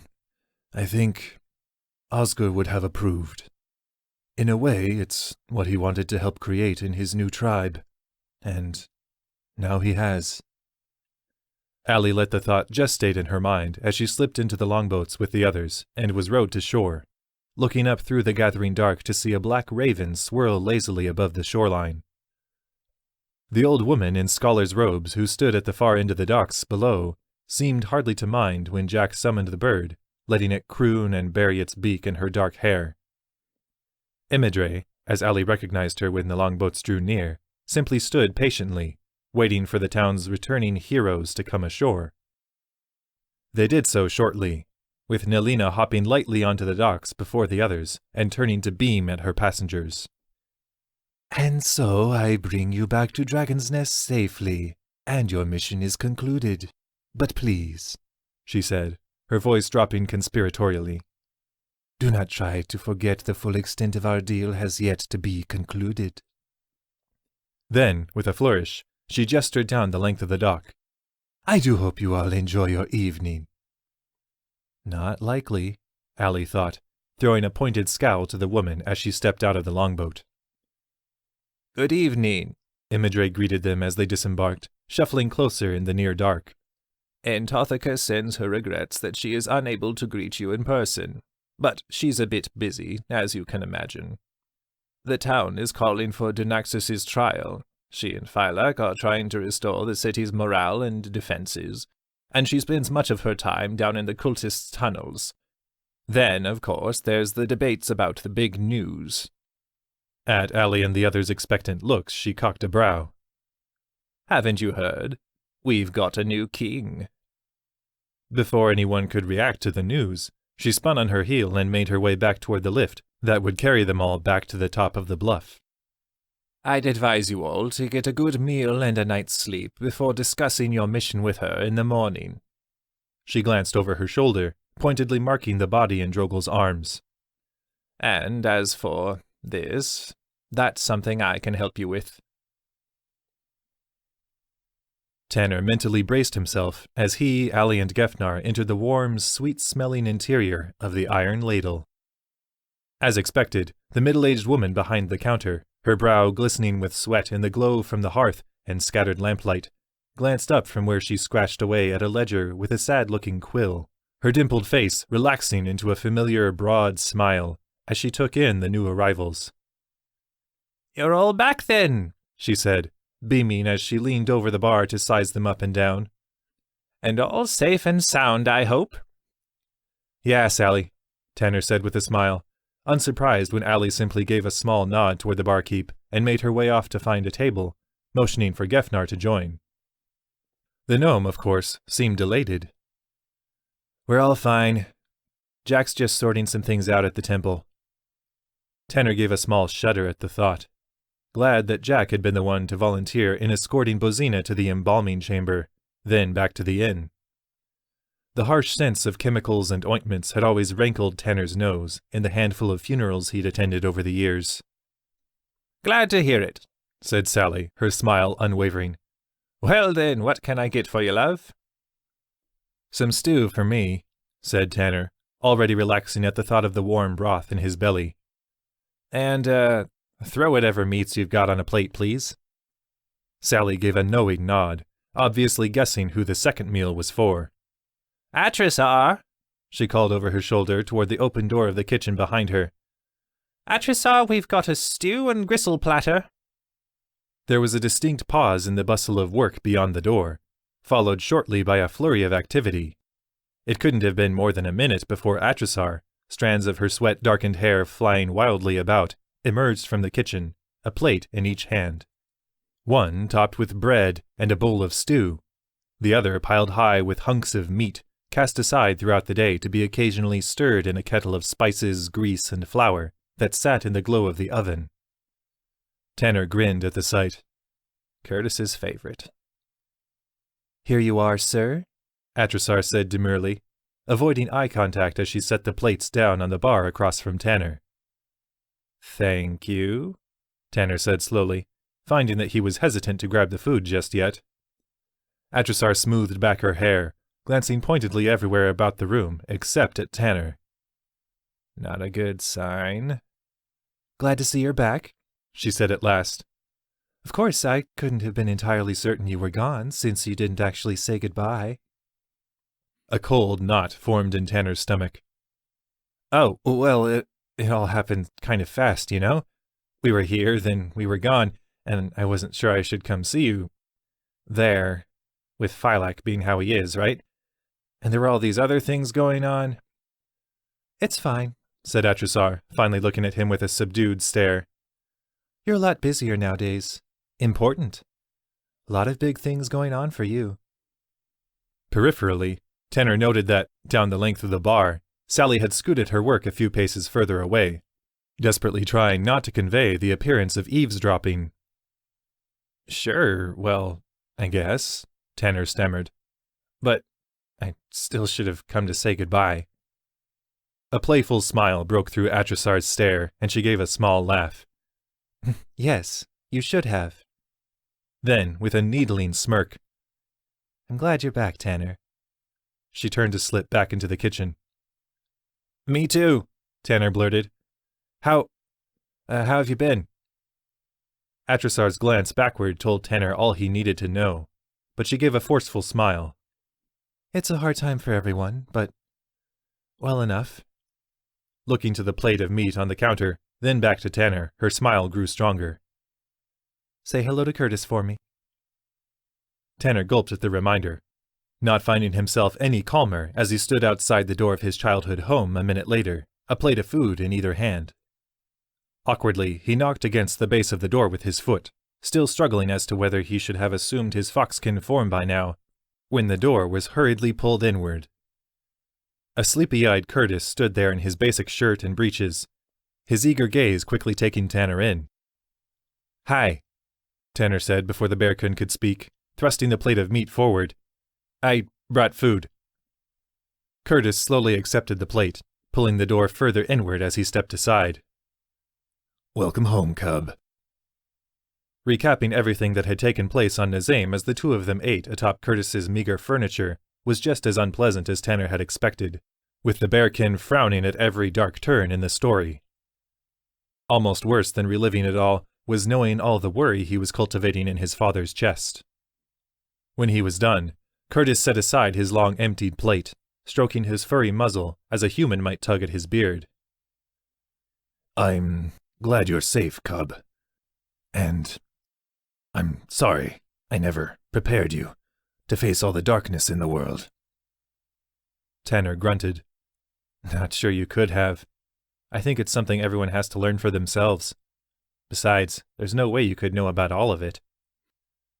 Curtis looked away, his eyes growing heavy and distant for a long moment. All right, Tanner thought, shifting in his seat. Maybe you could. The bearkin's eyes at last refocused, and he fixed Tanner with a reserved smile. You handled yourself well, Tanner, he said, standing. I'm proud of you.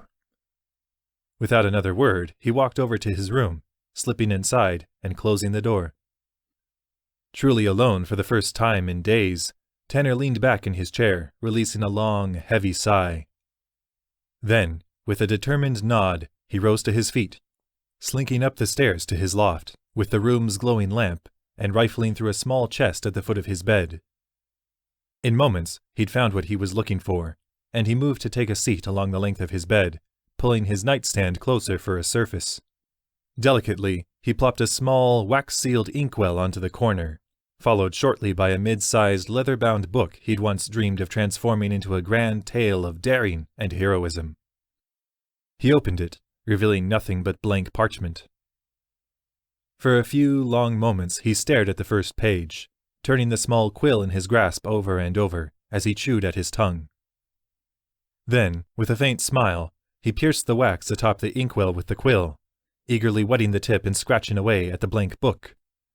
Seconds later, he leaned back to study his work, a contented grin on his face.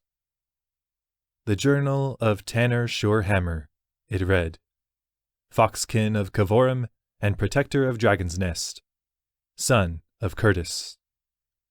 A spark of anticipation in his eyes, he got to work. Chapter 23. To use one's true voice. As Jack inhaled the cool, tranquil morning air, it was easy to imagine that Nisaim had been nothing more than a dark dream. Too easy. She fought back a sigh, keeping her breathing steady as she and Ember kept a steady pace through the trees. There was no hunt on the agenda today. She just needed a moment to center herself. Did we do all we could? She thought with each stride, ducking beneath dew-slick branches and leaping over fallen logs. Could we have been more vigilant? The answers she kept arriving at for these questions caused her stomach to churn, especially as she recalled the broken look on Bozina's face the night before, as Imidre had instructed Drogal to deposit Osger's body on one of the slabs in the temple embalming chamber.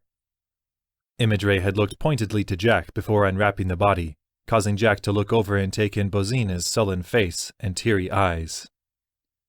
Hey, she'd soothed, wrapping an arm around the half-orc woman to guide her back out of the chamber. Why don't we head back to the ladle?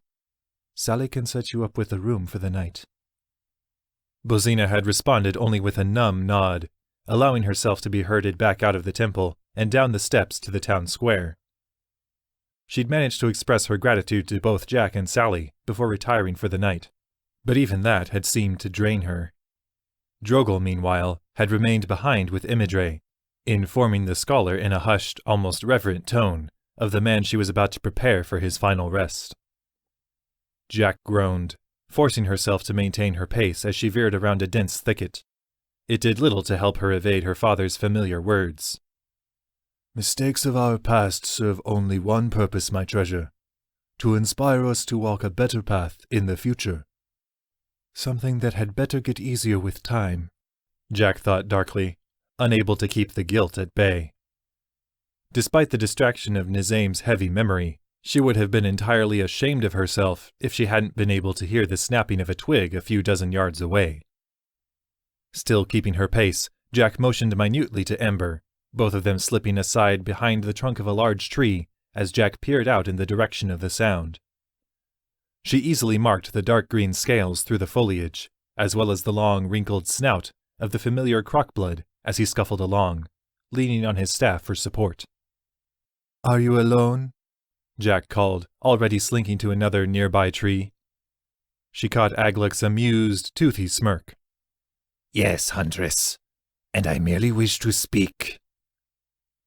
Peering around for a few moments to content herself that Aglec was telling the truth, Jack stepped out from her hiding place, smiling at the obvious surprise in the crocblood's clouding eyes. "You truly are one with your surroundings," said Aglec with a sharp chuckle, easing to a seat on a nearby rock. "So, tell me, did you accomplish what you set out to do on Nisaim?" At Jack's raised eyebrow he smiled. "It wasn't hard to guess your destination upon hearing that you had set out to sea." Jack crossed her arms, her eyes glazing over as it all played across her mind once more. "We've assured that Nisaim isn't an immediate threat," she said at last. Aglec inclined his head. "Glad to hear it." His eyes drifted down to the scabbard at her side. "And the blade? Did it serve you well?" "It proved very useful," said Jack, following his gaze as her hand drifted to the intricate hilt. "Good," said Aglec, giving a slow nod. "Very good." A long moment of silence ensued, during which Ember looked up to Jack as though expecting that it was time for them to leave.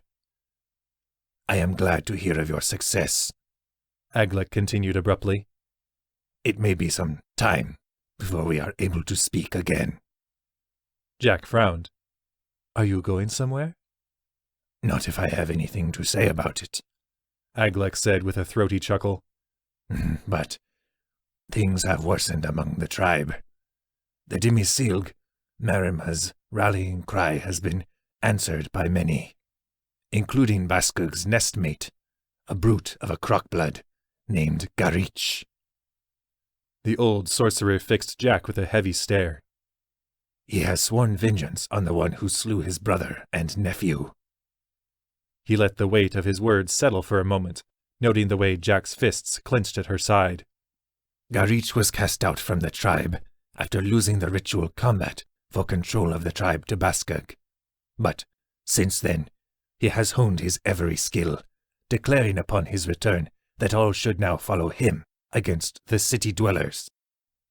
Any who've opposed him have been slain by his hand. Aglek's eyes narrowed. Huntress, he is a warrior of great skill, and he has said that he will kill you himself. I am watched closely, since I have made it known whom I believe you to be. It is only by Taraki's misdirection that I managed to slip away this once. A long, steady breath fought to center Jack as she rested a hand atop Ember's head, glancing down to the wolf. Then I should know my enemy. Her eyes lifted back to Aglek, filled only with focus. What are his strengths? His weaknesses? What kind of weapon does he use?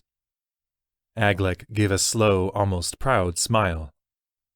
Garich's strength is formidable, and it would take many wounds to bring him down. But he wears little armor, relying more on attack than defense. The blade he wields since his return is atop a long polearm, but he is just as deadly up close with claw and tooth.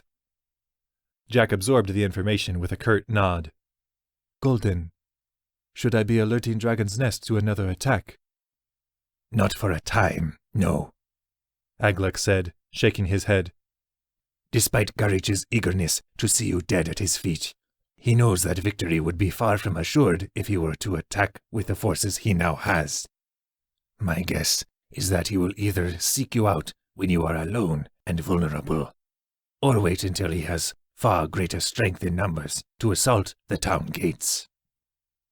Before Jack could ask anything else, the old crockblood eased to his feet with a tired groan. I should return before I am missed. With a low bow, he added, Be well, Huntress. Same to you, said Jack, watching as Aglek departed through the trees. At Ember's questioning grunt, she smiled down to him. I know, Em. It seems like we just get more popular every day.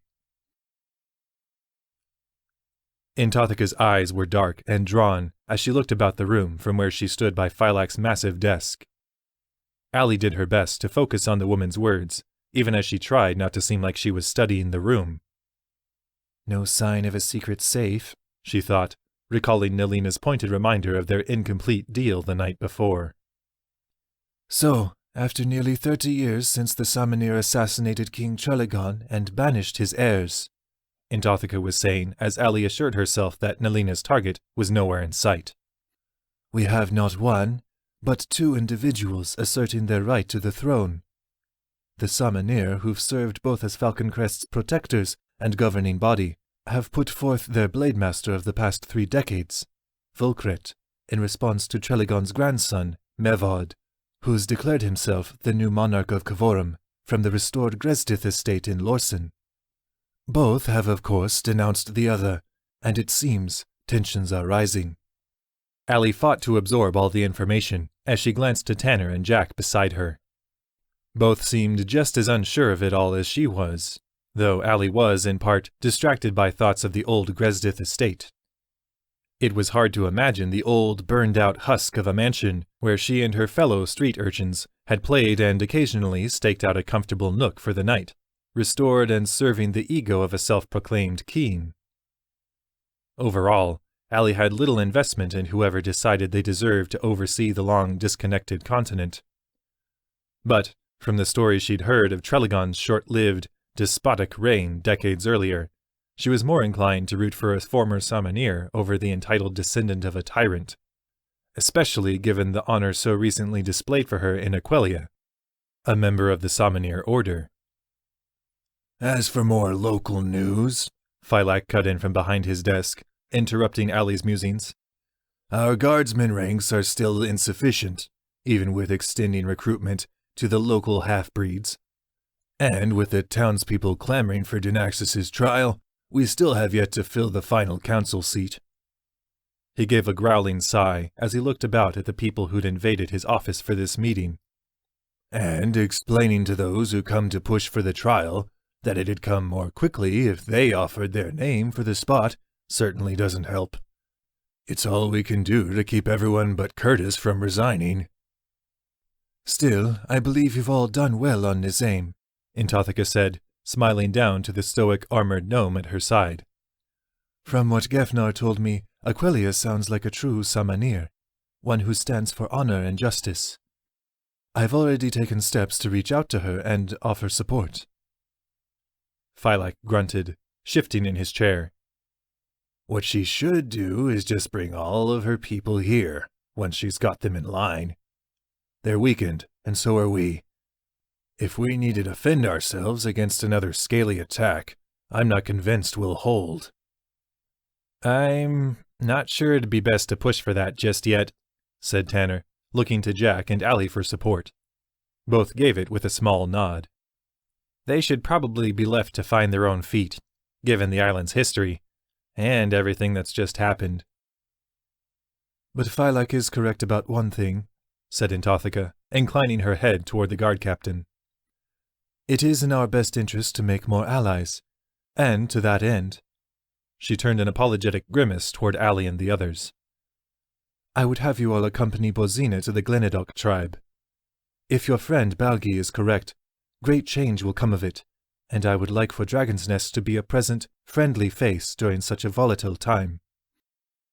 When no one objected beyond Tanner's tired sigh, Intothica ventured a smile. If you undertake this journey, you'll not be going alone. Drogal has already stated that he wishes to join Bozina in this, and Gefnar has requested to remain at your sides.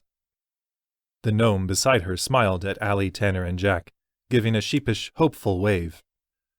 His face nearly split in half with a grin as Tanner gave an affirming smile back. You have my leave to offer support to them as well, Intothica continued, though it should be made clear that the town's defense comes first. Agreed, said Jack, the scowl on her face seeming to indicate that she was still mulling over the update on local scalies she'd learned from her old Crockblood friend.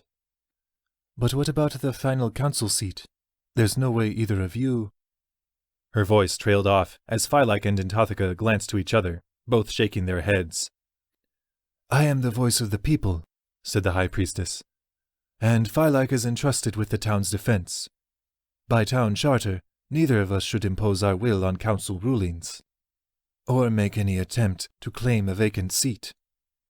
The council is meant to be the voice of the people, and so it must be a citizen who steps forward. Well, right now, Allie said with a grunt, all the people are saying is that they're too scared to stand up and be heard. She's right, said Jack, the harshness in her tone surprising even Allie. Jack glanced about to the others, incredulity and borderline disgust in her eyes. People are demanding action, but they're being too cowardly to be a part of it themselves.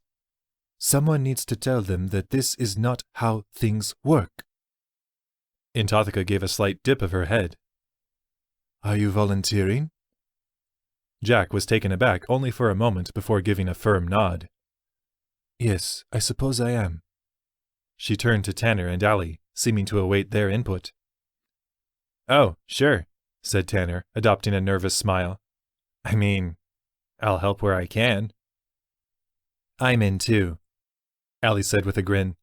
I do enjoy yelling at people. Tanner gulped as he looked out over the sea of faces in the town square. In most cases, faces he'd known for many years. But do they know mine? He thought distractedly, as he saw Jack move to the front of the raised platform after a brief word of encouragement from Gefnar. Tanner fought the urge to reach up and touch his own features, just to double-check his status. He knew that smooth skin would have met his fingertips, not coarse, fox-like fur. Truthfully, he wasn't sure if it was disguising his half-breed nature while on Nisaim, or if he'd still felt self-conscious about wearing his more canine face in public after the Crockblood attack. But it had just felt easier to slip into his human guise, even since returning to the safety of Dragon's Nest. So I guess it's a bit unfair of me to expect my neighbors to know me by my real face, he thought with a sigh, stepping up to flank Jack on the platform. No one to blame but me.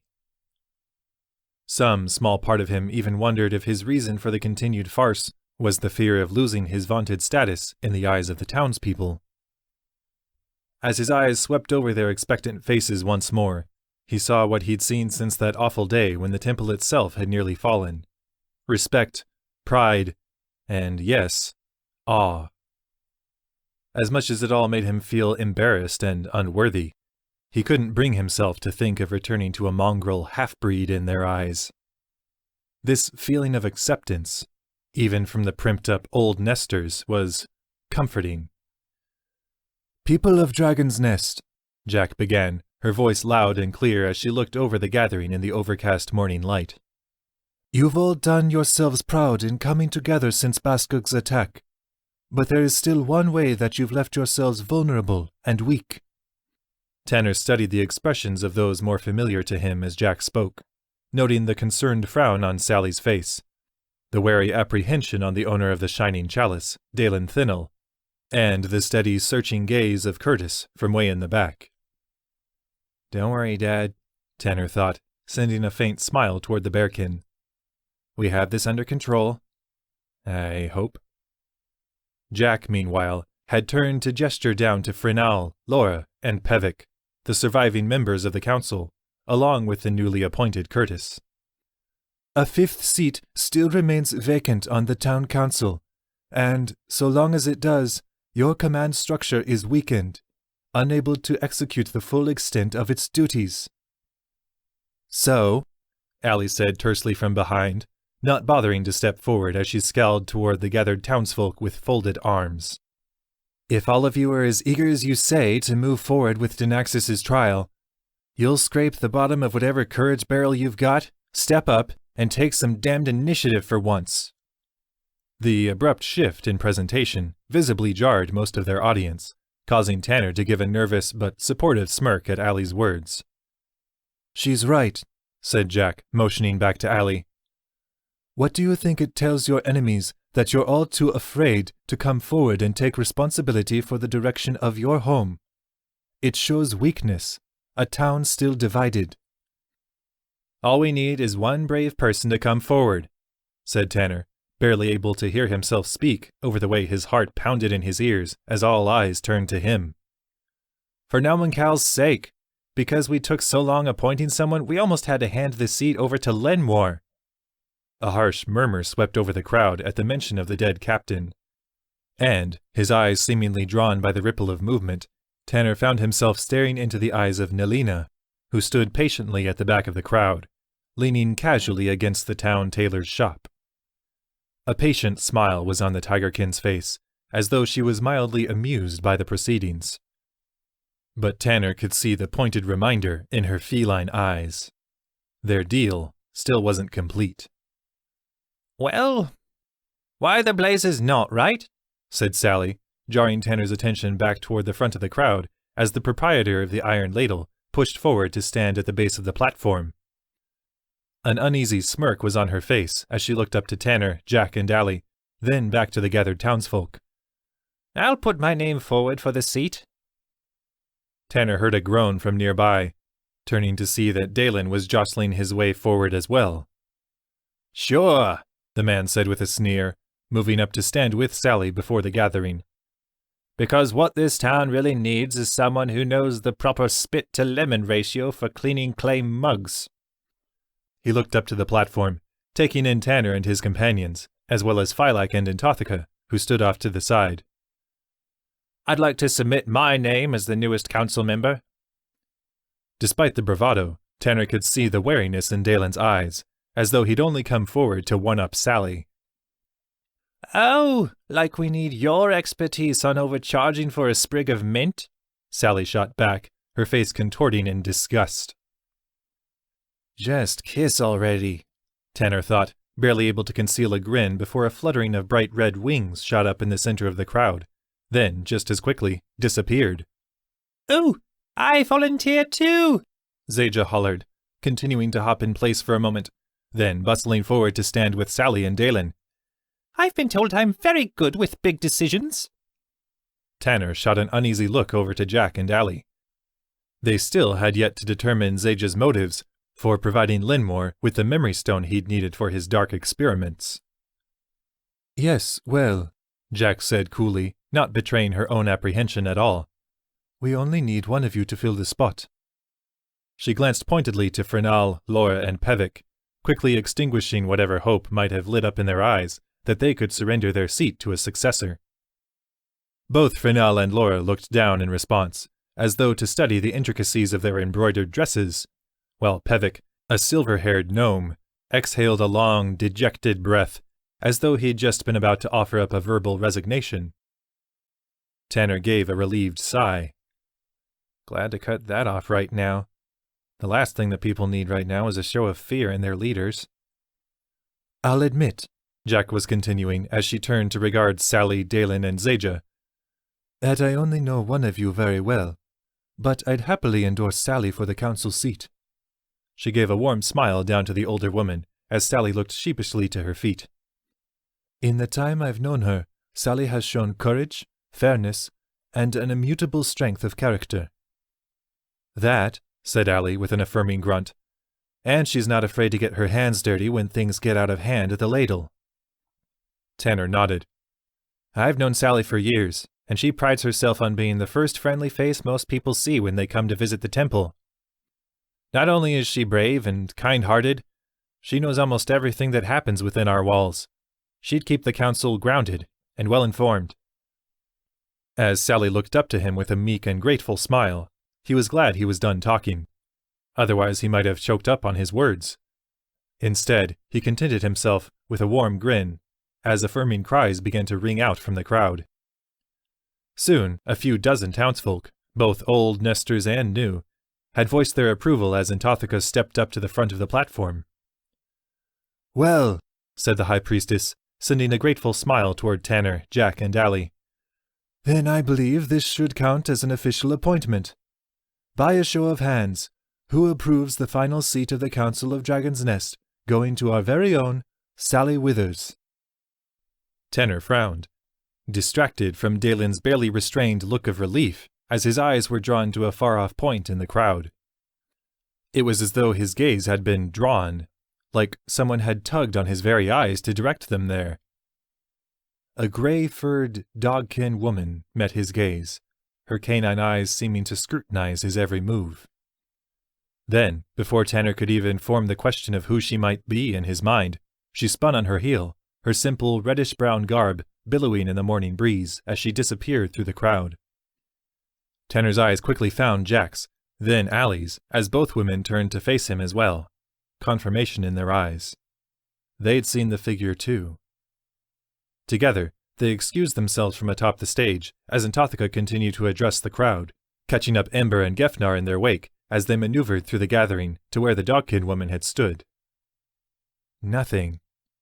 As Tanner turned his nose to the air, letting his foxkin blood pulse in his veins, he found that there was barely even a trace of a scent. Frowning, he followed Jack and a furiously sniffing Ember out of the town square and back into the southwest of the town, deep into the Old Nestor side, until the trail seemingly went dead, even for Ember's impeccable nose. Who was she? Jack hissed, glancing around at the crossroads where the trail had come to an end. I don't know, Tanner said slowly, experiencing the strange sensation that he was lying. It's like I've seen her before but never looked at her. Same, said Allie, a creased frown on her face as she turned to Gefnar. You? The gnome glanced around at the others, an apologetic grimace on his face. I didn't see her. Sorry. His gauntleted hand lit up with magic as he raised it, palm outward, slowly spinning around the intersection, as a frown overtook his face as well. But there was something here. Something powerful and yet diminished. Like someone was wielding potent magic but took steps to cover it up. Jack groaned, dropping to one knee to study the ground. Powerful magic, shady characters, trails that lead to nowhere. Certainly sounds familiar. She stood, glancing about to the others. This is not golden. Chapter 24. Beneath the Weight of Ill Tidings. Thoughts of the mysterious dogkin woman still plagued Jack's mind 2 days later, even as she approached the massive fortress of the Glenadock Orc tribe. Thick wooden walls sprang up abruptly on the vast rocky landscape surrounded by frothing sea, the enormous logs cinched up with crudely hewn iron bands and marked with jagged claw-like spears of metal, jutting out at regular intervals. It had rained very little on the journey south from Dragon's Nest, for which Jack was grateful. But they'd also spotted a handful of goblins darting about the fringes of the light of their campfire the night before. Distantly, Jack supposed that she should be grateful for so many distractions on her mind. It made the thought of entering an impenetrable fortress filled with warrior orcs slightly less than daunting. "Now remember," said Drogal from where he sat at the front of the nearby horse cart that jostled and clunked on the rocky path. "Speak only if spoken to, and don't make any sort of threatening movement." He gave a nervous laugh as he looked over to Jack, Ember, Tanner, and Allie, who walked together beside the cart. "Orcs live for things like personal combat, so let's not give them an excuse to start one." Beside him, Bozina simply stared straight ahead, as she had since the group's departure from Dragon's Nest. Now, however, Jack could mark the growing resolve in the half-orc woman's features. From behind, Jack heard a faint thud, turning to see that Gefnar had dropped from his occasional perch on the back of the cart to hurry up beside the others. "Orcs sure like to do things big, huh?" "Well, normal-sized for them," Tanner said with a forced chuckle. "And remember, our half-blooded friends here aren't quite as tall as the purer stock." Gefnar gave a subdued nod, continuing to monitor the vast, horned-crowned-looking stronghold as they drew closer. "Right. Not so bad, really," Allie muttered, causing a few askance glances her way at the unexpected source of positivity. "I mean, sure," Allie continued, gesturing to the stronghold. "It's all kinds of imposing, but I've sneaked in and out of estates much gaudier back in Lorsan." "Hopefully we don't have to sneak or fight our way out," said Jack, feeling close to Gefnar in height as the Glenadock fortress continued to rise up before her. "Remember, we're just here to be a friendly face." No sooner had she said this than a pair of large green figures atop the metal and wooden barbican called out to them in a grating, snarling language. Immediately, Drogal brought the cart up short, motioning for Jack and the others to do the same, as a brief, shouted conversation ensued between Bozina and their greeting party. Even from this far away, Jack could see that the orcs atop the tower were well armored, wielding a hefty, wicked axe each. "Well, they recognize her anyway," Gefnar mumbled under his breath to the others. "That's good." Unsurprised to find that the gnome spoke at least rudimentary Orcish, Jack turned to Gefnar. "Able to make out anything else?" The gnome frowned, visibly focusing to dredge up whatever basic vocabulary he'd been able to pick up from temple books, as Bozina continued to bellow up to the barbican. "She's requesting to speak with Chief Argos, and—" He looked back to the cart morosely. "She's telling them about Osgur." Jack nodded, able to see the edges of the temple wrappings that bound Osgur's embalmed corpse over the edge of the cart. "Time to see if something good really can come from your death, my friend." Abruptly, the shouted conversation ended, with one of the far-off orcs disappearing for a few agonizing minutes.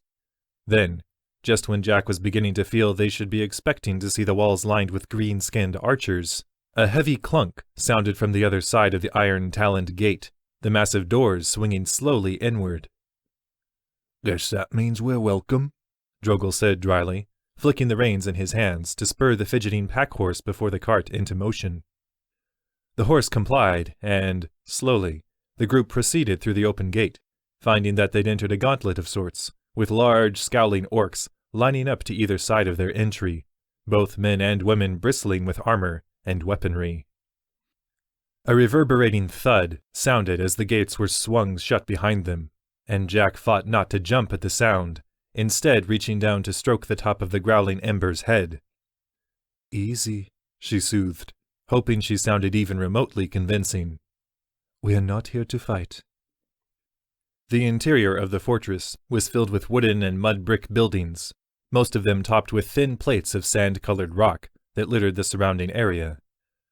Unlike the architecture of Dragon's Nest, however, the roofs were slightly domed, causing Jack to think of bleached-out rib cages. Charming, she thought, glancing about with what she hoped was a warm expression of greeting as she absorbed the sights of orcish culture. Unsurprisingly, it seemed to center on strength and combat, with obvious fighting rings erected around the central area into which Jack and her companions came to a halt before a particularly large brick structure. Pushing into the clearing from the structure's heavy wooden door came an orc man probably around the same age as Balgi, from his wrinkled dark green skin and silver-streaked hair. It was hard to say, because of the oversized bony pauldrons atop his shoulders, but Jack thought that he was also the biggest orc she'd seen yet. But, even as the old orc pressed forward, his dark gray cape sweeping the rocky steps down into the central clearing, Jack could see a drawn sadness in his eyes, and the faint hunch in his posture. Both the expression and the bearing seemed foreign to the orc man, as though he was accustomed to standing fierce and tall. And as Jack saw the way he quickly scanned the visitors, his clouding gaze landing on the cart among them, she found it easy to guess what it was that had brought this seemingly indomitable man so low. He turned back to Bozina, pain in his eyes as he growled softly to her. "We will do this for all to understand, Aragos," Bozina shouted in reply, heaving down from the cart and moving to stand directly before the old orc. "We bring with us the body of a fallen warrior, Oscar of the Glenadoc." A wave of grunting swept through the orcs that flanked the group, but Bozina wasn't finished. "He was slain by someone who feared what he represented, what he could mean for the future of our kind and beyond." She spun to snarl to the tribe at large. "And he was cast out by similar cowards." The old orc, Aragos, visibly faltered at her words, striding unsteadily forward toward the cart as an older orc female Jack took to be his wife watched from the doorway of their home, sorrow in her eyes as well. As Aragos drew near to the cart, Jack and the others stepped aside, watching as the chief approached the body and reached out to touch the bound form's forehead with a large green hand. Aragos closed his eyes, uttering a low whisper that stretched on for nearly a minute. Finally, he opened his eyes once more, looking around to the stone-faced orcs of the Glenadoc. "We will honor him among the greatest of our warriors," he shouted, some of his true ferocity showing through his grief. There was no cry of dissent from the tribe, only a chorus of affirmative grunts and nods of respect. Whatever they might think of Aragos, Jack saw, he was a warrior that had earned their allegiance over a lifetime of leadership. Slowly, Aragos made his way over to Jack and the others as the orcs began to disperse. "I have heard of your deeds against Baskug and his vermin," said the chief, the common tongue of Covorum sounding strained behind his gnarled teeth. "It gladdens me to know that Oscar died while fighting alongside such mighty friends. I thank you for accompanying him on his final journey, and you are welcome to stay the night." He looked about the clearing, marking as Jack did the heavy stares from many orc warriors. "But I am afraid I must ask you to depart in the morning.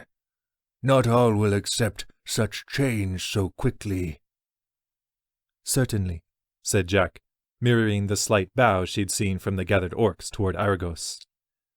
"We have no wish to bring further tension to your home. We only wanted to do what we could to honor a fallen comrade, and offer whatever aid the people of Dragon's Nest might be willing to provide." Argos gave a tight but grateful smile, motioning to a nearby orc. Thelgra will show you to your quarters. Hours later, Allie was leaned back in a rickety orc-made chair, kicking absent-mindedly at the wall of the one-room building to which they'd been sequestered. Well, diplomacy sure is tricky. Change comes slowly, Jack sighed from where she was laid back on a nearby cot. As she spoke, the door of the building opened, revealing a nervous-looking Tanner as their orc guard, Thelgra, swung the door shut behind him. Like Anthotheka said, we're just here to be a friendly face in a difficult time. Hard to be that friendly when you apparently need a nanny to escort you to the privy, Tanner muttered, shuffling over to his own roughly made cot. I'm guessing the guard's as much there to protect us from everyone else as she is to keep an eye on us, Gefnar said with a forced smile from where he sat, cross-legged on the floor. Allie sighed, continuing to kick at the wall. Just wish someone would tell us what's happening to Bozina and Drogel. A few seconds later, Allie began to wonder if manipulating the future was part of her skill set, as, from far off through the stronghold, she heard Bozina's voice ring out in the evening air. They're starting the memorial for Osger, Gefnar translated the woman's distant grunts, as all eyes turned to him. He heaved himself up from the floor, moving to stand by the shuttered window as various voices took up the shouting growls. Gefnar scowled for a moment, soon hoisting himself up into a chair to better place his pointed ear near the window seam.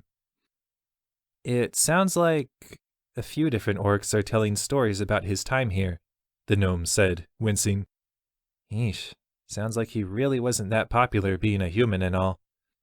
They all seem to end with an acknowledgement of respect, though, like they at least found him to be a strong warrior.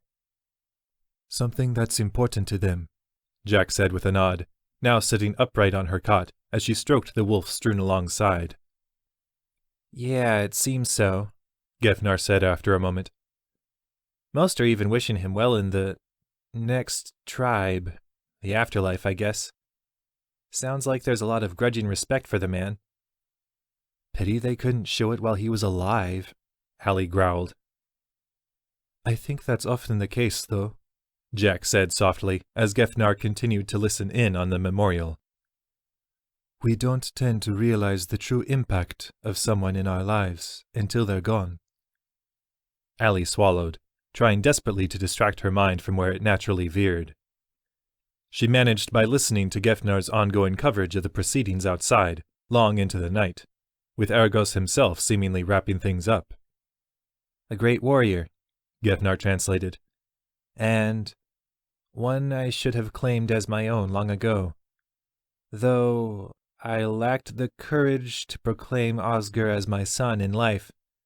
I hope that I can, in some way, ease his passing by righting this wrong. A loud shout went up from Argos, soon repeated by the roar of hundreds of orcs. For the glory of Osger, son of Argos, and warrior of the Glenadok. Jack gave a solemn nod. A great honor. Yeah, Tanner sighed.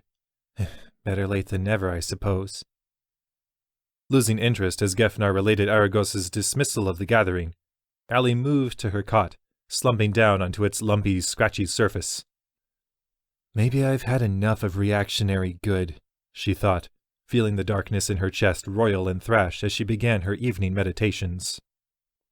Maybe it's on us to make the right thing happen first, for once. Tanner's feet were sore as Dragon's Nest came into view in the far distance. He'd grown accustomed to handling sore feet, of course, having spent most of his days in the years since Curtis had found him bustling about his tanning station for hours on end. But all this walking. He'd had what felt like endless hours of it since departing Dragon's Nest 3 days earlier, and even heading south down the slope of the peninsula to the far end where the Glenadok tribe was located had felt like plodding uphill. Curtis's response to hearing that Tanner would be leaving again so soon had been as crisp as it had been painful, with Tanner feeling like a dagger had slashed across his heart at the worry in the old bearkin's eyes. Add to that Atrazar's face when she'd heard the news, the bridled envy and the pointed fear, and it had seemed to Tanner like a sharp anchor had been tethered to his spine from his home, tearing at him a little more with every step. He'd thought that the trip back home would feel lighter somehow. Of course, he'd failed to realize that this time he really was plodding slightly uphill the whole way. Good to see the temple again, a winded Gefnar said from beside him, his shiny armor slick with the mist that clung to the deep green countryside. Yeah, Tanner gasped in response. Just wish we could have asked for the cart back.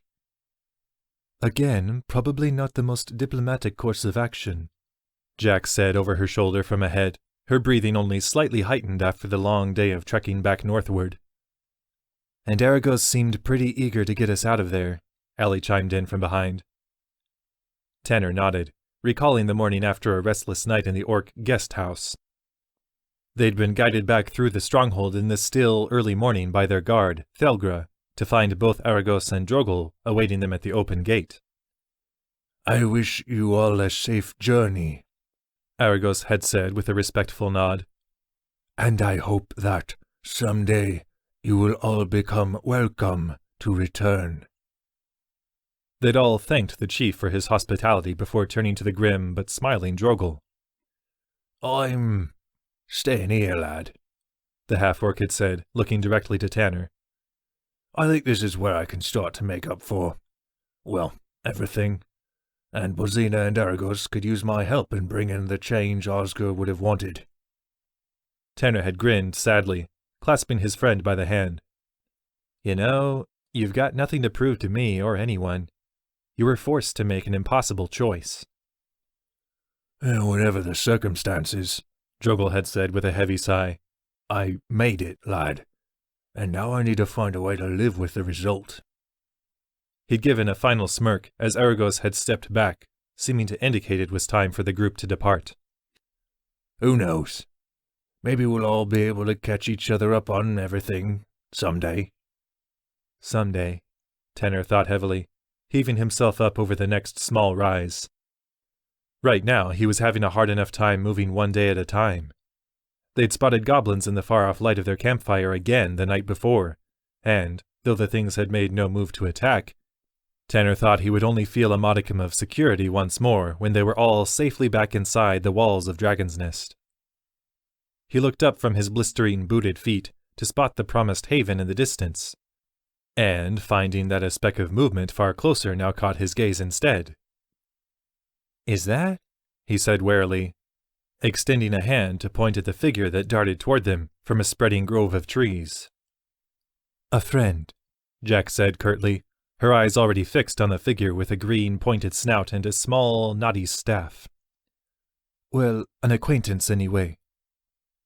Seems to be in a hurry, Allie said darkly, already reaching for a dagger beneath her cloak. Jack held out a hand toward the other woman, watching as the crockblood drew nearer. Wait, if she wanted to attack us, this would be a foolish way to do it. Attack us? Said Gefnar, his hand already on the hilt of his sword. I thought you said she was a friend. To be fair, said Tanner, preparing to summon flame to his hand at the first sign of danger. You know what kind of friends we make, Gef. Without prompt, they all fanned out from each other, forming a wall of bodies along the rise they'd just crested. Hope that doesn't make us easier targets, Tanner thought, monitoring Jack's nearing friend.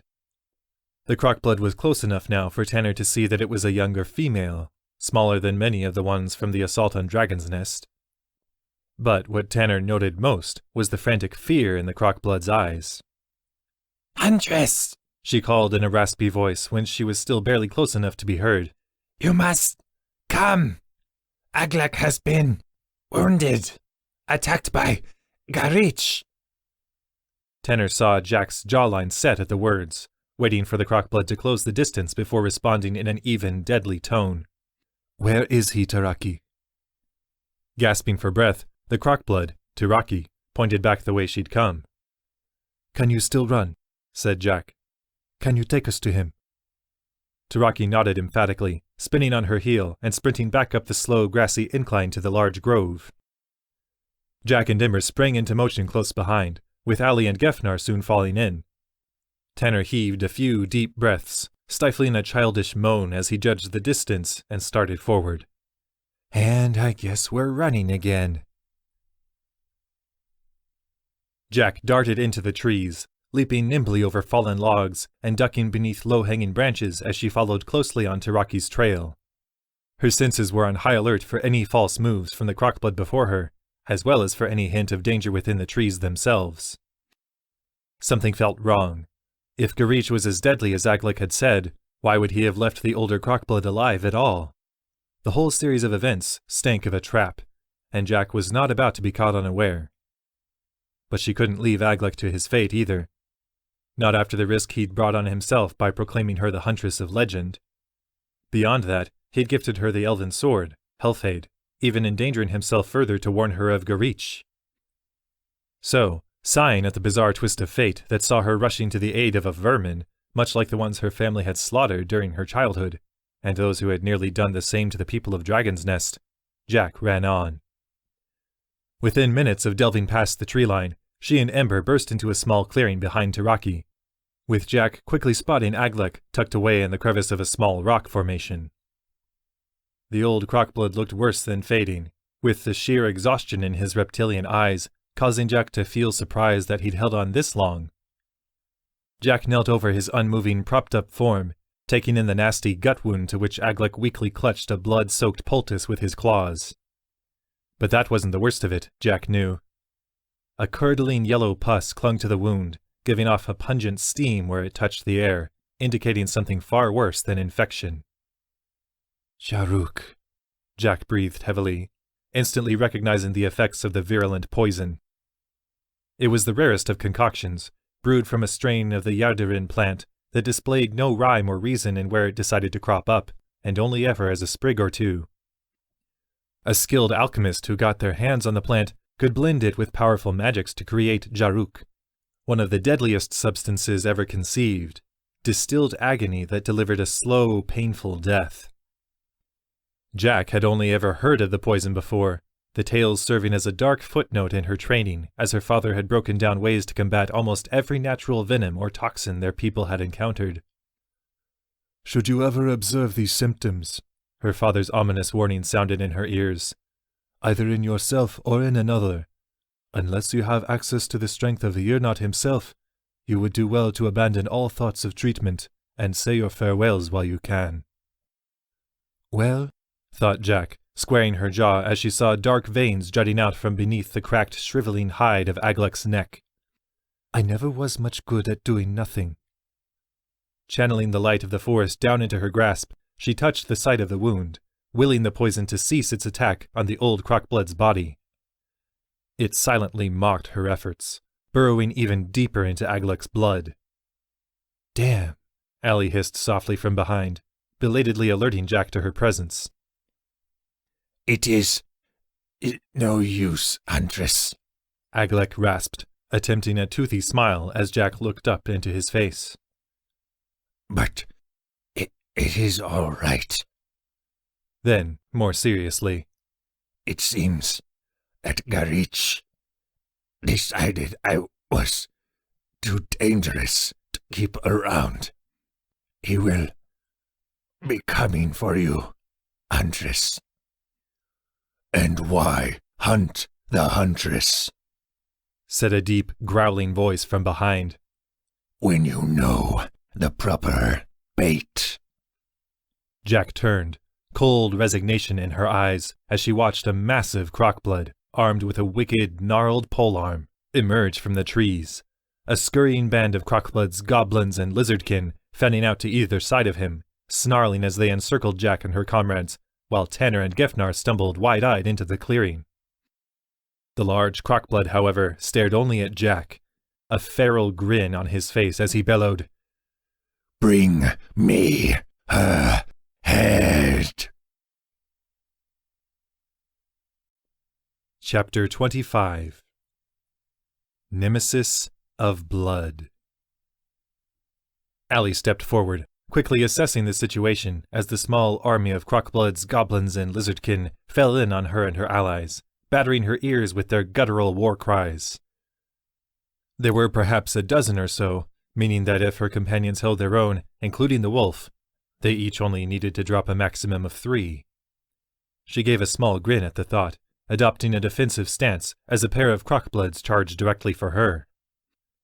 Always surprising how nobody expects basic math to come in handy in a fight. As the first crockblood swung for her, she glanced the thing's small, jagged blade wide with her dagger, throwing her fist upward under its jaw with a sharp crack. The crockblood dropped limply to the soft earth, leaving only one more immediate threat. Just as Allie readied herself to repeat the tactic, however, she heard a yelping, "Heads down!" from behind, glancing back to see that Tanner had drawn his fiery energies in on himself, preparing to thrust them outward in a blazing radius as their attackers moved to surround them. Well, I did tell him to warn me next time, thought Allie, noting even as she brought up her heavy cloak to ward off the flame that Taraki, who stood helplessly near the fading Aglek, looked completely at a loss for what to do. Fortunately, Gefnar was already sprinting toward her, bringing his shield up to guard them both. Hope it's enough, thought Allie, dropping to one knee and bringing her cloak up over her head. Unsurprisingly, the blast of heat still threw her slightly off balance as the shockwave of fire from Tanner swept up and over her. That was fine, though. It also gave her remaining attacker a moment of pause, one she quickly capitalized on as she sprang up from her crouch to catch him at the base of the neck. With 2 crockbloods unconscious at her feet, she turned to see that the trio of enemies who'd fallen in on Tanner lay smoldering on the ground around him, with only a single lizardkin still fighting through the flames that licked his body to slash weakly at the foxkin. Show off, Allie thought with a grunt, as, even as she watched, a goblin in the nearby bushes dropped motionless to the ground, Tanner's fire slowly consuming his still form. A quick look toward Taraki showed that Gefnar had done his work, defending the crockblood from the worst of the blast and already reaching out to mend her minor wounds with the radiant light in his grasp. To Allie's other side, Ember already had a pair of the attackers on the ground, ripping into their throats with a bloodied muzzle. Only Jack seemed to look beyond the immediate skirmish. Her eyes locked on the crockblood at the far end of the clearing as she raised her bow. Allie spun to follow the arrow's path, watching it sink into the shoulder of the being who stood there, his wild eyes meeting Jack's gaze. The large crockblood barely flinched at the arrow's impact, his snarling smile growing even wider as he reached up to break off the protruding shaft. If anything, he almost seemed to enjoy it. Disturbing, thought Allie, catching in her peripheral vision as Gefnar swept up beside Tanner, cleanly bisecting the last standing goblin who had failed repeatedly in its weakened state to stab past Tanner's scything morning star. "Is that all you have?" Jack shouted at the grinning crockblood across the clearing, pointedly notching another arrow. "We've dealt with your kind before, and we'll do it again. Why not make things interesting and get your own hands dirty?" The crockblood simply growled a low chuckle as Allie and Ember began to move in, his eyes still never leaving Jack. "Another time, huntress," he hissed, stepping slowly backward into the shadow. "I know your strength now, and you will suffer." His last words were said with cold finality as, before Allie's eyes, the shadows seemed to sweep over him, melting him away into nothingness until all that remained were a pair of red, glowing eyes. Then those too vanished, leaving Allie's dagger and Jack's arrow to fly through empty air and skitter into the underbrush. "Is there, anything you can do?" said Tanner, trying not to chew on the inside of his cheek as, alongside Taraki, he watched Gefnar hunch over the shakily breathing Aglek. The gnome sighed, his gauntleted hand still resting on Aglek's wound as he opened his eyes. "Nothing. I'm sorry. I'm not even sure Intothika could stop the poison at this point." "Well, we can at least try," said Tanner, stepping forward. "If we hurry, we can reach Dragon's Nest by sundown, and then she and her people can wave their hands all fancy-like and—" "It's no good," Aglek snapped, slapping Gefnar's hand away. "My time is up." He glanced weakly around before looking up to Tanner. "The huntress, where is she?" Tanner gulped, turning to look around the clearing. "Yep, Still gone. Jack, Ember, and Allie had all set out after the vanishing Crockblood, hoping to find a trail, with Allie returning quickly thereafter, her recovered dagger in her grasp as she picked about the fallen bodies of their attackers. As Tanner made eye contact with her, she shrugged, following his quick scan of the clearing. "She's not here," Tanner said slowly, sending a very awkward smile toward Aglek. "But she'll be right back, I'm sure. She's just trying to track down the person who did this to you." To Tanner's surprise, Aglek actually gave a raspy, coughing chuckle. I suppose that I could not expect her to deny her nature, even when it is most inconvenient. With a sigh of dreadful finality, he motioned Taraki closer, whispering something weakly into her ear, or where her ear would have been if she'd had them. Tanner winced, hating himself for the technicality as he saw Taraki's eyes spill over with tears when, her mentor seemingly satisfied with his message, the life drifted away from Aglek's eyes, his head slumping back, unmoving to the rock face. "Hey, Taraki, I'm sorry," Tanner said stupidly, watching as Gefnar reached out to rest a hand on the Crockblood's shoulder. When Taraki offered up no reply except gentle sobs, Tanner cleared his throat. "Is there anything we can do? Can we help you get home, or—" He stopped as Taraki shot a glare up to him, quickly climbing to her feet. "You would offer me aid, a horrid little vermin? Your compassion is as false as your face, foxkin. You would see my kind slaughtered. Then you and all the city dwellers would finally feel safe. Isn't that right?" Tanner fought back his anger. The sight of Aglek's body behind his apprentice a stark reminder of all Taraki had just lost. "Look, I won't tell you that most people probably don't think that way. But if the wounds of the past are ever going to heal, we need to put all of that behind us and look to the future." He lowered his voice, attempting a reassuring smile. "Change can happen. It just takes a few brave people to decide that it's time." Taraki continued to glare for a moment, then let out a long, growling sigh as she wiped the tears from her snout. "You sound like Aglek did." She turned to look back at his body. "He believed that change would come. A change brought on by the Huntress." At this, her gaze slid across the clearing, where a defeated Jack had re-emerged, a red-muzzled Ember at her side.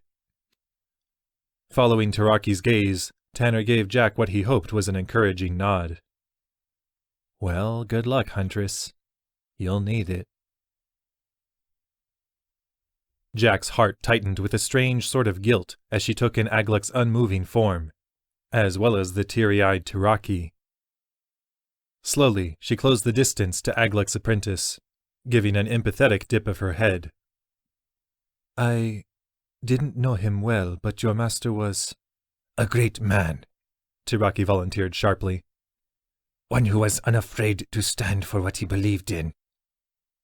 Before Jack could respond, the Crockblood produced a simple iron wristband, holding it out for the other woman. "Aglek and I forged this together. It will allow me, to locate you when worn." She gulped, obviously fighting back more tears. "His final words were a command for me to be your eyes and ears in the green now that he is gone. And I will do my best to fulfill that duty." Reverently, Jack accepted the bracelet, noting the thin vein of memory stone that ran along its length. "I thank you. Will you be returning to your people then?" Taraki scoffed. "I am marked for death, Huntress. Garich will slay me if I return." "Well, you're welcome to come with us," said Jack, noting Allie's sharp look from where she pillaged a Crockblood nearby. The expression on the woman's face wasn't harsh, just skeptical. "I share your friend's disbelief," Taraki said with a glance to Allie. "I would hardly be welcome among your kind, given recent events. and city dwellers are wary of vermin wherever I might go. Then you're on your own? Said Gefnar, stepping up beside Tanner. Yes, said Taraki with a solemn nod. But should you need me, Huntress? At this, she looked pointedly at the bracelet. I'll be there. Then, with a heavy sigh, she turned back toward Aglek's body, drawing a small dagger from her belt and burying it up to the hilt in the grassy dirt beside him. She repeated the process a few more times, digging out small clumps of earth in the beginnings of a grave. Her heart tight with sympathy, Jack moved to kneel at Taraki's side, shoving her fingers into the exposed dirt and helping to heave it away. Without prompt, Ember trotted forward to help, along with Tanner, Gefnar, and even Allie. As they all began to dig, Taraki scanned the circle of them, finally settling on Jack, who simply gave a sad but affirming smile. Nodding her gratitude, Taraki resumed her work, now bolstered by the efforts of Jack and her companions. In the stillness of the next few minutes, Jack thought she had never felt more at home since her journey had begun. Here, surrounded by those who'd proven they would die for her, as they joined together in a show of solidarity, was the moment she allowed herself the most absurd of notions. Maybe the purpose of her people's pilgrimages wasn't in leaving one's family. Maybe it lay in finding another. Enemies and dangers could still threaten Jack at every turn, but she knew with absolute certainty in that moment that she would never again have to face them alone. A cold smile came over her face as she continued to dig,